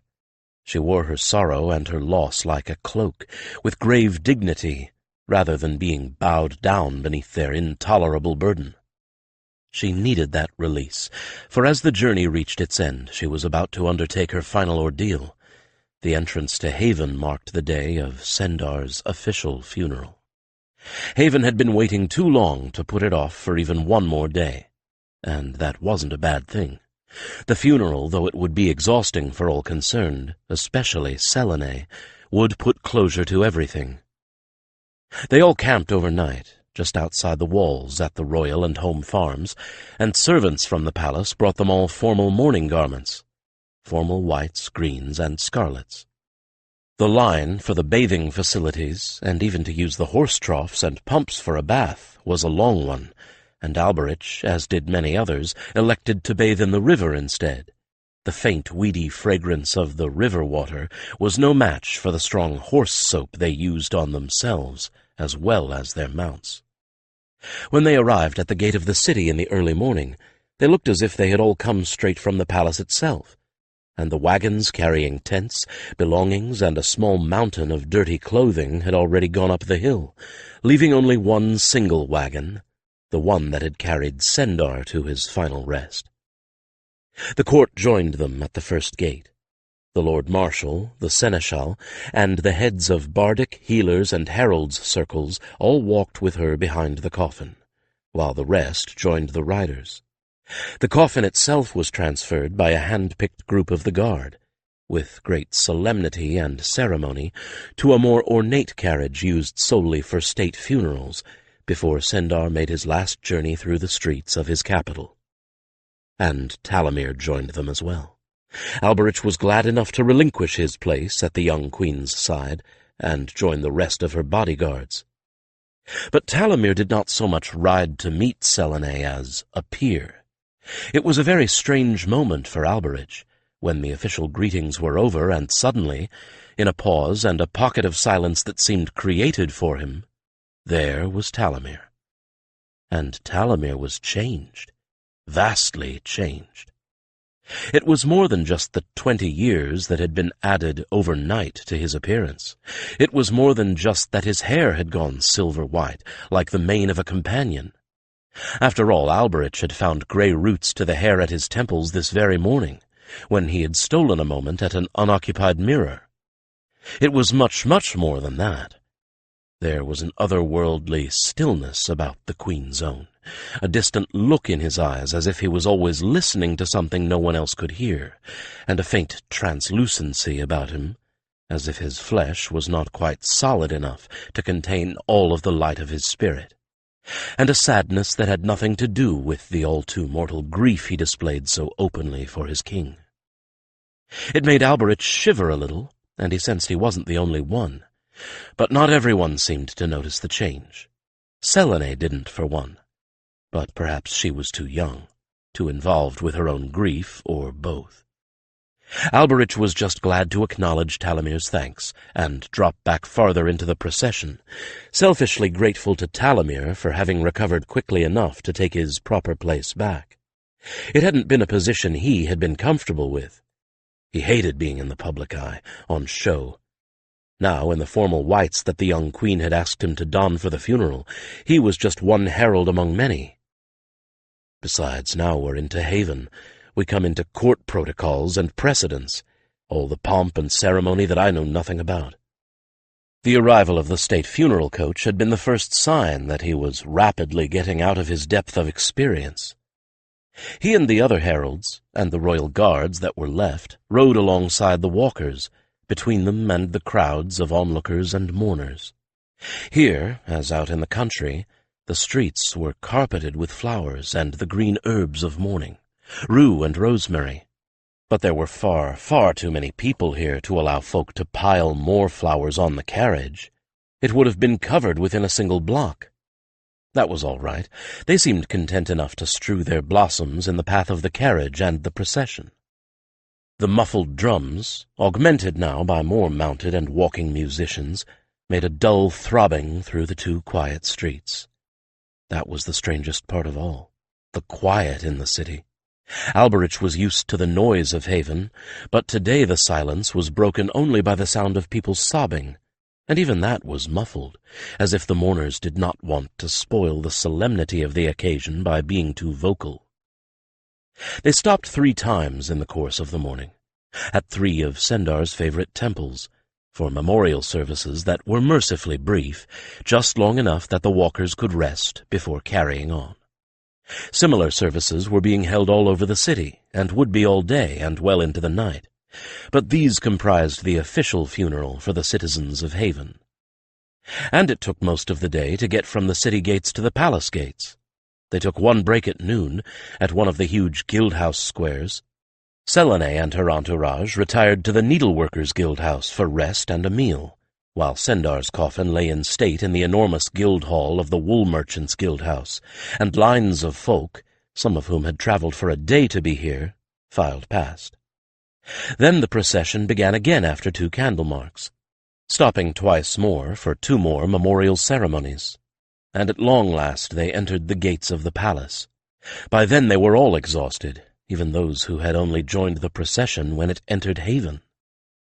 Sendar was to be interred in the crypt beneath the floor of the palace chapel, along with the rest of his line. All was in readiness there, and had been presumably for days. The guard now marched off to their barracks, leaving a much shrunken company to enter the chapel behind the coffin. They all filed inside, where at least it was possible for those who had been walking for so long to sit down. Candles had already been lit all over the chapel, although the last light penetrated the western windows, and the interior was overly warm, with the golden and reddish light making it appear warmer still. Incense warred with the scent of lilies for supremacy. The chapel was packed solid, shoulder to shoulder. Alberich, who had been riding all day rather than walking, took a standing position up against the wall beside the royal pew. He was glad to be there, truth to tell. The stone wall felt cool against his back. It could have been awful, speaker after interminable speaker eulogizing the king until grief turned to benumbed boredom, and that would have been a terrible thing to do to Selene. But someone had been wise. There were no interminable eulogies, only a few brief speeches by those who had known and loved Sendar the best, punctuated by some of the most glorious music that Alberich had ever heard. Not for nothing was this also the site of bardic collegium. The bards had exerted themselves to the utmost, and even though he had thought that the depths of his grief had been plumbed and exhausted, it was the music that brought tears again to his eyes. Anyone who could have listened to such music and not wept must have had a heart of stone. Needless to say, when it came time for the last of the speakers, Selene, she mounted the podium with reddened eyes and tear-streaked cheeks, but her voice was clear and steady as she spoke. "Sendar was my king as well as my father," she said simply. "He was outstanding at both tasks. It can't have been easy to rule this unruly land of ours, and at the same time govern an ungovernable child, being father and mother to her. But he did it, and did it well. I will spend the rest of my life missing him, wishing he could be here to see so many things. I suspect Valdemar will miss his steady hands on the reins, too. I can only pray that I can be as wise and compassionate a ruler as he was. I doubt very much if I can ever equal him as a parent, and I would gladly give my own life to have our positions reversed." She raised her head a little. "Nevertheless, such a sacrifice demands more than just words. It demands deeds. It demands that we be worthy of it. It demands that we all go beyond what we think is enough, making our own sacrifices in the name of a better life for all of Valdemar. That, in the truest essence, is what he did. That is what I will do. That is what he would expect of all of us. He deserves and should have nothing less than excellence as a fitting tribute to his memory. Only then can we be worthy of such a great and terrible gift, the life of a king." She sat down in silence, and it seemed to Alberich that she had surprised many of her listeners, nonplussed some, and actually startled others. They were not sure how to react to her. This was not the speech of a young woman overwhelmed with grief that they had expected to hear. More music filled the silence then, a final prayer, and the service was over. A small and very intimate party followed the coffin down into the crypt for the final interment. Alberich was not part of that procession, nor did he wish to be. He had been an integral part of a funeral that had stretched on for far too long, from the border to Haven, and, meaning no disrespect to Sendar's memory, he was weary of it and wanted only to rest. "Believe me, Selene feels the same," Cantor told him, the weariness in his mind-voice clear as cut crystal. "She's going straight to bed, and she told Cario that she's going to sleep for a week. We're already bedded down, and Cario and I intend to stay here and rest. I told Cario to stay as long as Selene stays asleep." "Good," he said, and meant it. He remained where he was only long enough to see them all emerge from the crypt, see that the seneschal cut short the line of those wishing to offer condolences, and watch Selene vanish through the private door at the rear of the chapel that led straight into the royal suite with Talamir, Krafik, and the seneschal in close attendance. Then he made good his own escape. Perhaps he should have stayed to listen to the court gossip and read what he could out of expressions and what was not said, but that, frankly, was Talamir's job. Then he recalled what Talamir had looked like, and wondered if Talamir was even capable of descending to such mundane and petty depths now. All right, I'd better start to learn it, but not tonight. The air in the chapel had been warm, and now it felt stifling.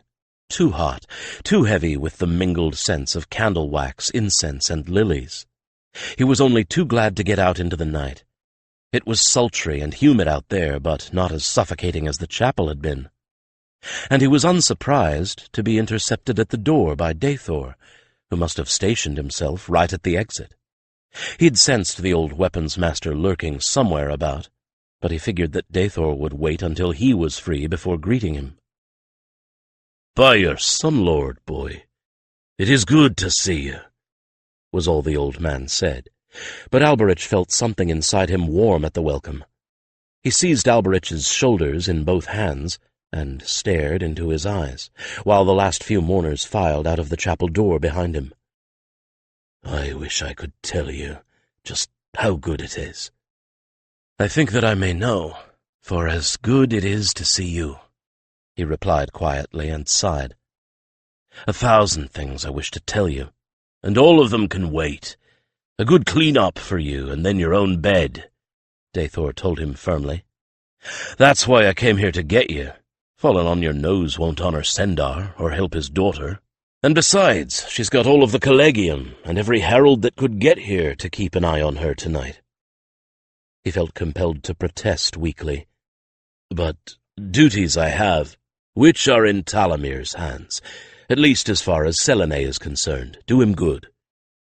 Dathor gave him a little push to send him on the path down toward the Sal.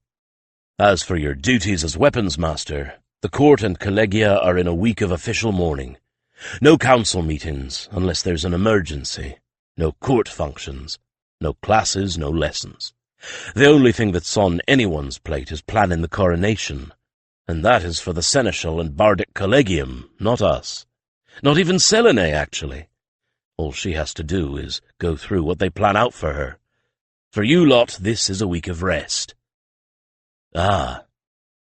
He absorbed that with relief, when something that Dathor had said at the beginning of the explanation struck him as odd. "Dathor, Weapons Master's second I am, not Weapons Master." "Not as of today you're not," Dathor said smugly. "With the Dean's approval, I just retired, and you are Weapons Master." "Ah," he said. It was all he could say. He felt completely stunned and utterly blindsided. This he had not expected. "Glad you agree," said Dathor with satisfaction. "Which is just as well, since it's too late for you to back out. Come along, it's a shower bath for you, and then bed. Worry about whatever it is you're going to worry about tomorrow." "You might as well surrender now," Cantor said sleepily. "He still outranks you. Retired Weapons Master outranks the current Weapons Master." And in fact there was a sweet relief in doing just that, surrendering and letting someone else give the orders. He had never thought he would be comfortable in doing that, but he had never trusted anyone the way he now trusted these friends, these brothers, his fellow heralds. As they trusted him, had trusted him with the safety and life of their queen and their own. As they had trusted him to go home to Carsey and come out again. "In your hands I put myself," he said, and gave in gracefully to the inevitable. "I find it somewhat ironic," Selene said a good 2 weeks and a bit later, as Alberich stood beside her on her left, "that one of the first things I do is ask you to keep to your shadow greys, and yet circumstances keep forcing you into whites." They stood outside the doors of the great hall, and from the other side came a hum of voices and a sense of expectation. On her right was Talamir in that same set of formal whites Alberich recalled from the first moment he'd actually seen the Queen's Own. Now he wore a set of whites every bit as elaborate as Talamir's, and very uncomfortable he felt in them too. It wasn't as if they were ill-fitting. Quite the contrary, they fit him better than any clothing he'd ever worn. They should. It had taken 2 cobblers, 3 tailors, and 5 fittings to ensure that they did, and the wonder was, it had all been done in just under a fortnight. No, it was that same reaction he'd had to Talamir's whites. This was a set of clothing for a high-born courtier, not a common man like him. "I believe at the time you were thinking a foppish, high-born courtier or something of the sort," Cantor observed. "So I was. I still think so. And the moment all this is over, I am changing out of these ridiculous garments as quickly as humanly possible." He refrained from tugging at his high collar. It wasn't tight. He only felt as if it should be. "Only for one day it is," he replied. "Tomorrow, Alberich the Grim, I shall again be." He did not add how much it would take to induce him back into the cursed whites. "Is that what the trainees call you?" Talamir asked with interest. Talamir's health had improved vastly and continued to do so, but there was still something that was otherworldly about him, more so at some times than others, as if only part of him was still there among the living. And it wasn't as if he was absent-minded, or that his mind wandered. Actually, he was, if anything, sharper than ever. He noticed everything, but said very little. Perhaps that was a part of it. He stood aside from life, an observer rather than a participant. The things that irritated and annoyed other people Talamir did not even comment upon. Alberich wondered if there was even anything he was afraid of anymore.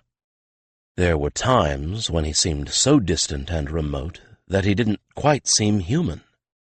Fortunately, today he was very much in the moment, and the most like his old self that he'd been since before the last battle. "Oh, that they call me, other things among," Alberich replied. "And Great Stoneface, or Herald Stoneheart." He permitted himself a sardonic little smile. "They take me, perhaps, for granite." Talamir and Selene both blinked at him. "Was that a joke I just heard?" Talamir asked, in utter disbelief. "A pun?" "Not possible," he replied blandly. "No sense of humor have I, all know this." It was too late for any retort, for the trumpets sounded just beyond the double doors of the great hall. The doors themselves were opened from inside, and Selene stepped forward, followed closely by her 2 escorting heralds. The great hall was crowded as full as it could be with every highborn and notable who had been able to get here in time for the funeral and subsequent coronation. All 6 of Selene's little Tedral pages, decked out in the dark blue of the royal livery, preceded her as she paced up the narrow path between the 2 halves of the audience in time to the music. Each of them had a basket of fragrant herbs, which they scattered in her path with meticulous care. Initial rehearsals had them either dumping handfuls and running out halfway up to the dais, or being so stingy with each leaf that they still had full baskets when they got there, so they were taking immense care to do it right this time. The looks of fierce concentration on their little faces were quite endearing. All of the doors and windows were flung open to the summer day outside the hall, so at least it wasn't as close in here as it could have been. But the crowd glittered like the contents of an overturned jewel chest, garbed in so many colors that, after a fortnight of the stark blacks and whites of mourning, it hurt Alberich's eyes to look at them. The sunshine pouring in the windows glanced off gold and jewels, and the crowd glittered with every tiny movement. Selene set the pace. They only had to follow her. She looked meditative, as if she was taking a stroll in the gardens, not walking up to the throne that she would officially take in a few moments. Alberich thought that she looked as beautiful and fragile as a snow spirit in the gown that had been made for this moment, a gown of some soft, silky, draping stuff based on Harold's whites, but with wing-like sleeves and a train that trailed out behind her, glittering with tiny moonstones and gold beads, and a chaplet of moonstones and beads in her unbound hair. He would much rather that she had worn her armor, truth to be told. He would have preferred to see her marching up to the throne like a conquering battle-maiden. Who would take this sweet young girl seriously as a monarch? The army, anyone who was with us on the battlefield, perhaps those who heard her eulogy for her father. But the others? Highborn and notables from across the land? They knew only what they saw. A girl, a mere girl, come to govern. Well, she'd better learn how to handle them. It was her job to make them take her seriously. With perfect timing they reached the dais just as the music ended, and in a silence remarkable for a room holding so many people, the 3 of them ascended it. Waiting for them there were the chief members of the council, ranged in a half-circle behind the throne: the seneschal, the lord of the treasury, the lord marshal, and the chiefs of the heraldic, bardic, and healers' circle. Representing all of the various and varied religions of Haven was the patriarch Pélion de Jonray. Alberich didn't know which sect and temple he represented, but he looked every inch the part, white-haired, bearded, in robes of purple and white that were absolutely stiff with white embroidery, and an imposing staff capped with a huge globe of amber. "Who comes before the throne of Valdemar?" the Lord Marshal thundered, placing his hand on the hilt of his purely ornamental sword. "I, Selene, daughter of Sendar, and rightful queen of Valdemar," she replied, in a voice as cool as mountain snow. "In the name of the gods, I lay claim to the throne of Valdemar." "By what tokens do you claim the throne?" asked the seneschal, who looked nothing near as imposing as the Lord Marshal. Truth be told, he looked as if he should be asking, "Have we got the order of precedence right?" Selene answered the challenge as her father's daughter should. "By the token of my blood, of the line of Valdemar, first king of this land. By the token of my choosing, by the companion Cario. By the token of my mind, trained to rule this land as wisely as the first king. By the token of my heart, that is given to the service of the people of this land, and by the token of my right hand, that will wield the sword of war or the staff of peace over it as need be." She held her head high, and her voice remained steady and clear. "And who vouches for these things?" the Lord Treasurer asked. "I vouch for her blood, of the line of Valdemar, for my healers saw her born of Sendar's consort," said the chief healer. It was the chief herald's turn. "And I, that she is chosen by the companion Cario, for my heralds saw her trained and granted wights." "I," the chief bard said, somehow putting far more theatrical flourish into the words than anyone else, "vouch for her mind, for my bards have tested her training and found it complete." Now it was Talamir's turn. His voice trembled a little, but only a little, and Alberich didn't think that anyone noticed but him. "I vouch for her heart, for I am the Queen's own, and her heart is open to me." Now tradition said that the last lines were to be spoken by the Lord Marshal himself, but Selene had asked for Alberich to take the final part. "Who else could but you?" she had asked, and he could not find it in him to deny her. He had drummed his response into his brain until he woke to find himself reciting it in his sleep.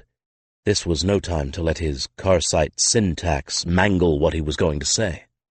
"And I," he said in a voice that sounded harsh to his own ears, "vouch for her hand, strong in defense, gentle to nurture, for I am the Queen's champion, and I have tested her will and her spirit in the fires of adversity." The Lord Marshal nodded and stepped back. "Then come, Selene, daughter of Sendar. Come and assume your rightful place, Queen of Valdemar." Selene took the last few paces until she was within touching distance of the throne, then turned and faced the gathering. Her pages scrambled to gather up the train of her gown and arrange it at her feet. Alberich moved farther to her left, and took the gold wand that served as the seldom-used scepter from the hands of the seneschal, as Talamir did the same on the right and took the crown from the seneschal. Selene removed the bejeweled chaplet with her own hands, and gave it to the treasurer. With infinite care, Talamir placed the simple gold crown, hardly more than an engraved circlet, on her golden head, and stepped back to take his place behind the throne. Alberich gave the scepter into her hands, and looked for a moment deeply into her eyes. She looked back at him fearlessly. A world of question and reassurance passed between them in that look, and he could not have told which of them comforted the other more. But he knew then, in that moment, that no matter what hardships, what trials came in the future, she would not break under them. He had seen her tested in the fires of adversity. Tested and tried and tempered, and she had come out of it full of strength, true as steel, and as tough and flexible. "As of you," Cantor said, a universe of love and pride coloring the words. "And those who don't see it haven't eyes. The rest are proud that you are one of us, Harold Alberich." He stepped back and took his place next to Talamir, and the Lord Marshal called out the very same words that he had used all those many days ago on the road to Haven. "Valdemar, behold your queen!" And the cheer that erupted from those gathered below her held nothing feigned or uncertain. Epilogue. Alberich had wanted to come to the Temple of the Lord of Light and visit Gary for nearly a moon, but there had just been too much to do. It wasn't just his full duties as weapons master, although that was a time-devouring job in and of itself. When you added his continued forays into the darker streets of Haven, then his informal but very necessary lessons with Talamir, lessons detailing the intricacies of the life of the court and the high-born courtiers that made it the very hub of their existence, as well as all the eddies and swirls of intrigue within it, there just hadn't been enough marks in a day. Working with Talamir had been the hardest, although Talamir was, during these sessions, the most like his former self that he ever was these days.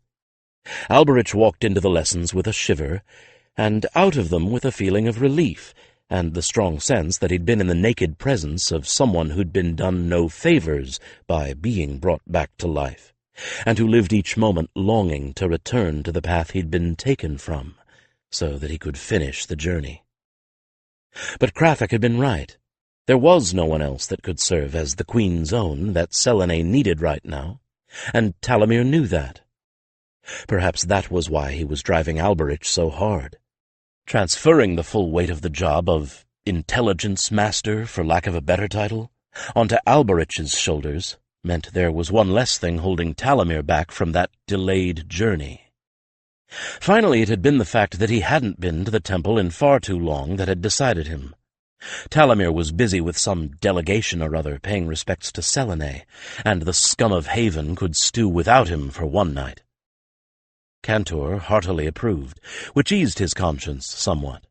And truth to tell, it felt very good to ride down into the city without wondering which persona he should don, if there was going to be any trouble that night, or whether he was going to have to explain himself to the constables and city guard again. He felt relaxed, as he seldom did, as Cantor stopped inside the walls of the temple's outer court and waited for him to dismount. On a pleasant evening like this one, he had expected the court to be full of the Sun Lord's worshippers, and indeed it was. As the priests intended, the court was serving its function as the neighborhood gathering place. Older children who had not yet gone to bed played games along one wall. A number of folk were using the free lantern and torchlight to read by, sitting at the benches on the opposite wall to where the children played. There were little knots of gossip and courtship, awkward flirtation and some friendly rivalry, and even a pair of old men playing a game of castles on a portable board. Alberich wouldn't have been surprised to see a hot pie seller there, though no doubt if one had appeared, Gary would have run him off. There were some things that were just a shade too undignified for the forecourt of a temple. None of them paid any attention to Alberich. He was now a fixture at the temple, though he doubted that anyone knew him for the Queen's champion in his dark gray leathers. They probably thought he was just someone's private guard. Anyone could have a white horse, after all, and what would the weapons master of Herald's Collegium be doing down here in this little neighborhood temple anyway? Those with Karsite blood took great pride in the fact that one of their own was a herald, but no one would ever dream that a herald would come here to worship the Sun Lord, however devout he was. People, he was coming to think, mostly saw what they expected to see, and if they saw something that ran counter to their expectations, they tended to rationalize it away. Useful that for a man in his position, though he would never trust his life to that principle. People were also likely to figure out the one thing you wanted to keep hidden from them at the worst possible moment. The door to the temple lay open to catch the coolness of the night breezes, and he simply walked in and stopped to stare. For there was Gary, and around him was a gaggle of children, one of which he recognized as the little Karsite girl who had talked to him on the night of the rescue. They were all wearing a version of the warm yellow tunics and trews worn by novices in the service of Vicandis, brand new and a bit oversized, and they all acted as if they were completely at home here. Gary was giving them a Valdemaran lesson, with the flock of them tucked out of the way in the side chapel used for long vigils and private meditations. Alberich realized after a moment of complete blankness that this little temple had taken in all of the Karsite children that had been taken by the Tedrils, and if the hour seemed rather late for lessons, well, that might be the case for anyone other than a temple of Vicandis. The Sun Lord had rites and rituals going on from the dawn to sunset, and only after darkness fell was Gary going to be free to give these little ones the language class they needed before they could hope to learn anything else. "I'll have to ask Misty if she can get down here and give him a hand," he thought, watching them all. "I wonder if there are any other Karsite exiles who've got the time to help. Gary won't push it, but Misty will." He quickly moved back into the shadows, lest he disturb them, and watched, and felt something extraordinary unfold inside him. Something so extraordinary that at first he didn't recognize it for what it was. Happiness. Pure, unalloyed happiness. Of all of the things he had done or had a hand in doing, this was the one that had brought nothing but good for all concerned, with nothing whatsoever to regret or wish he had done differently. The children responded to Gary with all of the warmth that he would have expected.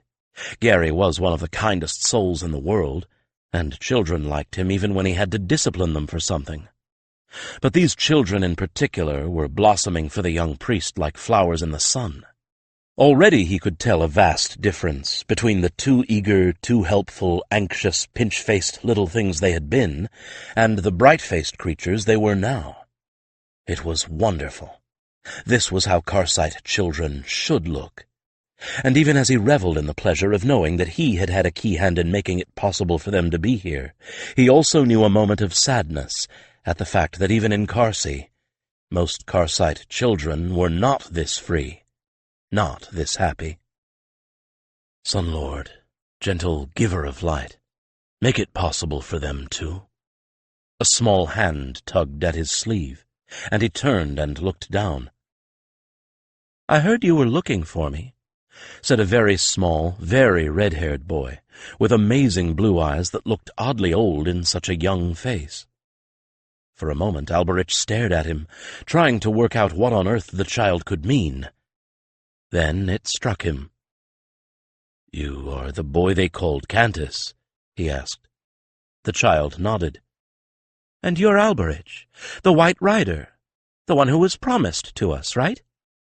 "Well—" He squatted down on his heels, so that he could look the boy straight in the eye.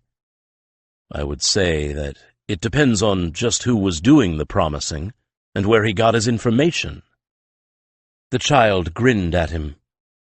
"It would be me that was doing the promising, but the promise wasn't mine. It was the prophecy. And it all came out of the writ, of course. I know the writ very well." He struck a pose and began to recite. Alcar, Canto 7, verse 9. "And the children shall be reft from the people, and they shall suffer in the hands of the infidel, but those that keep faith shall endure, and the riders of light shall redeem them." Porphyr, Canto 12, verse 22. "And lo, in the moment of despair I shall be with you. I shall guide you, as you were a child, out of the camp of iniquity and into the hands of the Saviours, and great spirits of white shall succor you." Worth, Canto 15, verse 49. "And a rider of the purest white spirit shall—" Alberich held up his hand to stop the flow of words. "I would say that you do indeed know the writ very well," he admitted gravely. "But I am not at all certain that there is anything in those verses that I would recognize as being part of the prophecy." He was going to add, if there ever was a prophecy, except that what this child had done, and the hope he had given the others, the way he had organized them and kept them going, how had that been so wrong? Even if it had all been a childish tale concocted out of the scraps of writ he knew, the tales the Valdemaran children babbled, and his fertile imagination, it had essentially saved them. "But I suppose it depends on how you interpret them," he finished instead, and smiled. "I wanted to meet you, primarily because I wanted to thank you for helping all of the others so much." The boy looked at him unblinking, but with a smile playing about his lips. "Isn't that what we're all supposed to do? Help each other, no matter who we are and where we come from. That's what the writ says in the great laws." Where had the child learned that? Not from any of the sun priests that Alberich had served. "Absolutely right." He stood up and gazed down at the child. "You are a very remarkable fellow." "And so are you, Alberich of Carsey, herald of Valdemar." The child's voice suddenly deepened, and seemed to fill his ears, his mind, and his world shrank to the boy's young face and the voice that resonated all through him. He couldn't move, and he didn't want to. "A man of such conscience and honor is a remarkable man indeed. So remarkable that it would seem that his prayers reach a little farther than most." Alberich could not look away from those blue eyes which held an impossible golden flame in their depths. He wasn't afraid, though, far from it. He had never felt such peace before in his life. A man of conscience and honor, who has found a fitting place in his exile among those who value that honor and honor the conscience. The boy nodded. "It is written that exiles do not last forever, for those who are true to their word, their family, and their home. But remember always that the writ tells us that a man's home is where his family is, Harold Alberich, and also that friends are the family one can choose." The child backed away a few paces, as Alberich felt his pulse hammering in his throat, as if he had run a very long distance. He hardly knew what to think. He couldn't have actually said anything if his life had depended on speaking. The boy turned and walked a few more steps away in the direction of the door, then looked back over his shoulder. "And if you think what I am is remarkable, wait some few years, and you will see what my daughter can do. Or should I say, my daughter who will be my son." Then he laughed and ran off, a high, utterly childlike laugh that broke the spell that had held Alberich motionless. He still couldn't think. His thoughts moved as if they were flowing through thick honey, but he needed to run after that boy. "Alberich!" Gary called, and he turned. The priest had broken up the class, and apparently had spotted Alberich in the back of the temple. "I was hoping you'd come to see what we've done. We took all of the Karsite children when the Queen's people came to ask if we had room for any. You know, we couldn't just turn them away, and they've been a delight to have here. What's more, they are making remarkable progress." "Like that boy," he replied, feeling his heart still racing with an emotion that held both excitement and fear. No, not fear, but an emotion like fear. It took him a moment to recognize it as hope. "Boy?" Gary looked puzzled. "What boy?" "The boy I was—" He gestured, but there was no sign that there had ever been anyone there. "Talking to—" They both scanned the now empty temple, but there was no sign of any children now. "It must have been one of the youngsters from the courtyard," Gary replied, looking puzzled. "All of the Karsite children were with me." "Are any of the children who come here in the evening named Cantus?" he ventured, not knowing whether he wanted to hear the answer. But Gary only shrugged. "I haven't a clue. There are so many of them, and they just swarm the place in weather like this. Some of them aren't even worshippers of the Sun Lord. They just come to play with our children." Alberich licked dry lips and thought furiously. It might just have been a child playing a prank. It would have been natural for the Karsite children to tell others about Cantus and their peculiar prophecy. Children sometimes played the most elaborate jokes, especially on adults, when they thought they could get away with it. Although the families who worshipped here were fluent in Valdemaran, they all spoke Karsite at home, and children picked up languages easily. It would have been easy for one to pick out some passages from the writ that matched that prophecy, wouldn't it? And who was he, to be the recipient of a visitation from the Sun Lord himself? No one. If anyone should have gotten a visitation, it should be Gary, not him. And no, I won't worry this to death. If it was the Sun Lord in his aspect as Child of the Morning, or if it wasn't, it's all the same to how I should continue to act. That was free will again, the gift of the Sun Lord, to choose or not choose a path. He would choose the same path he always had, that of honor. And in either case, because pearls of wisdom drop from innocent mouths, I shall take the advice to heart, for it comes from the writ, and I shall take comfort from it for the same reason.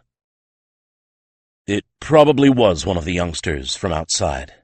If you see him again, make sure to get him to talk to you, for he is remarkably well-spoken," he said, and slapped Gary on the back. "I am dying for a decent glass of tea.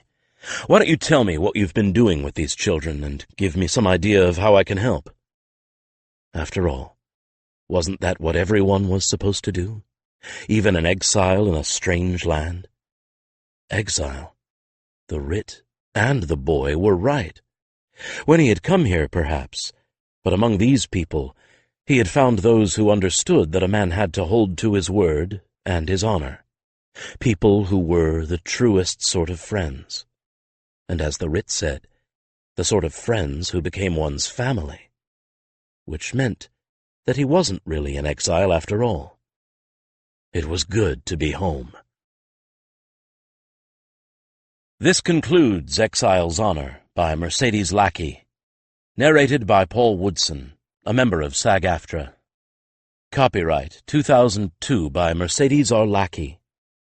This unabridged audiobook is published by arrangement with Mercedes Lackey, care of Scoville Galen Gauche Literary Agency, Incorporated, and was produced in the year 2019 by Tantor Media, Incorporated, a division of Recorded Books which holds the copyright thereto. Please visit tantor.com for more information on our growing library of unabridged audiobooks.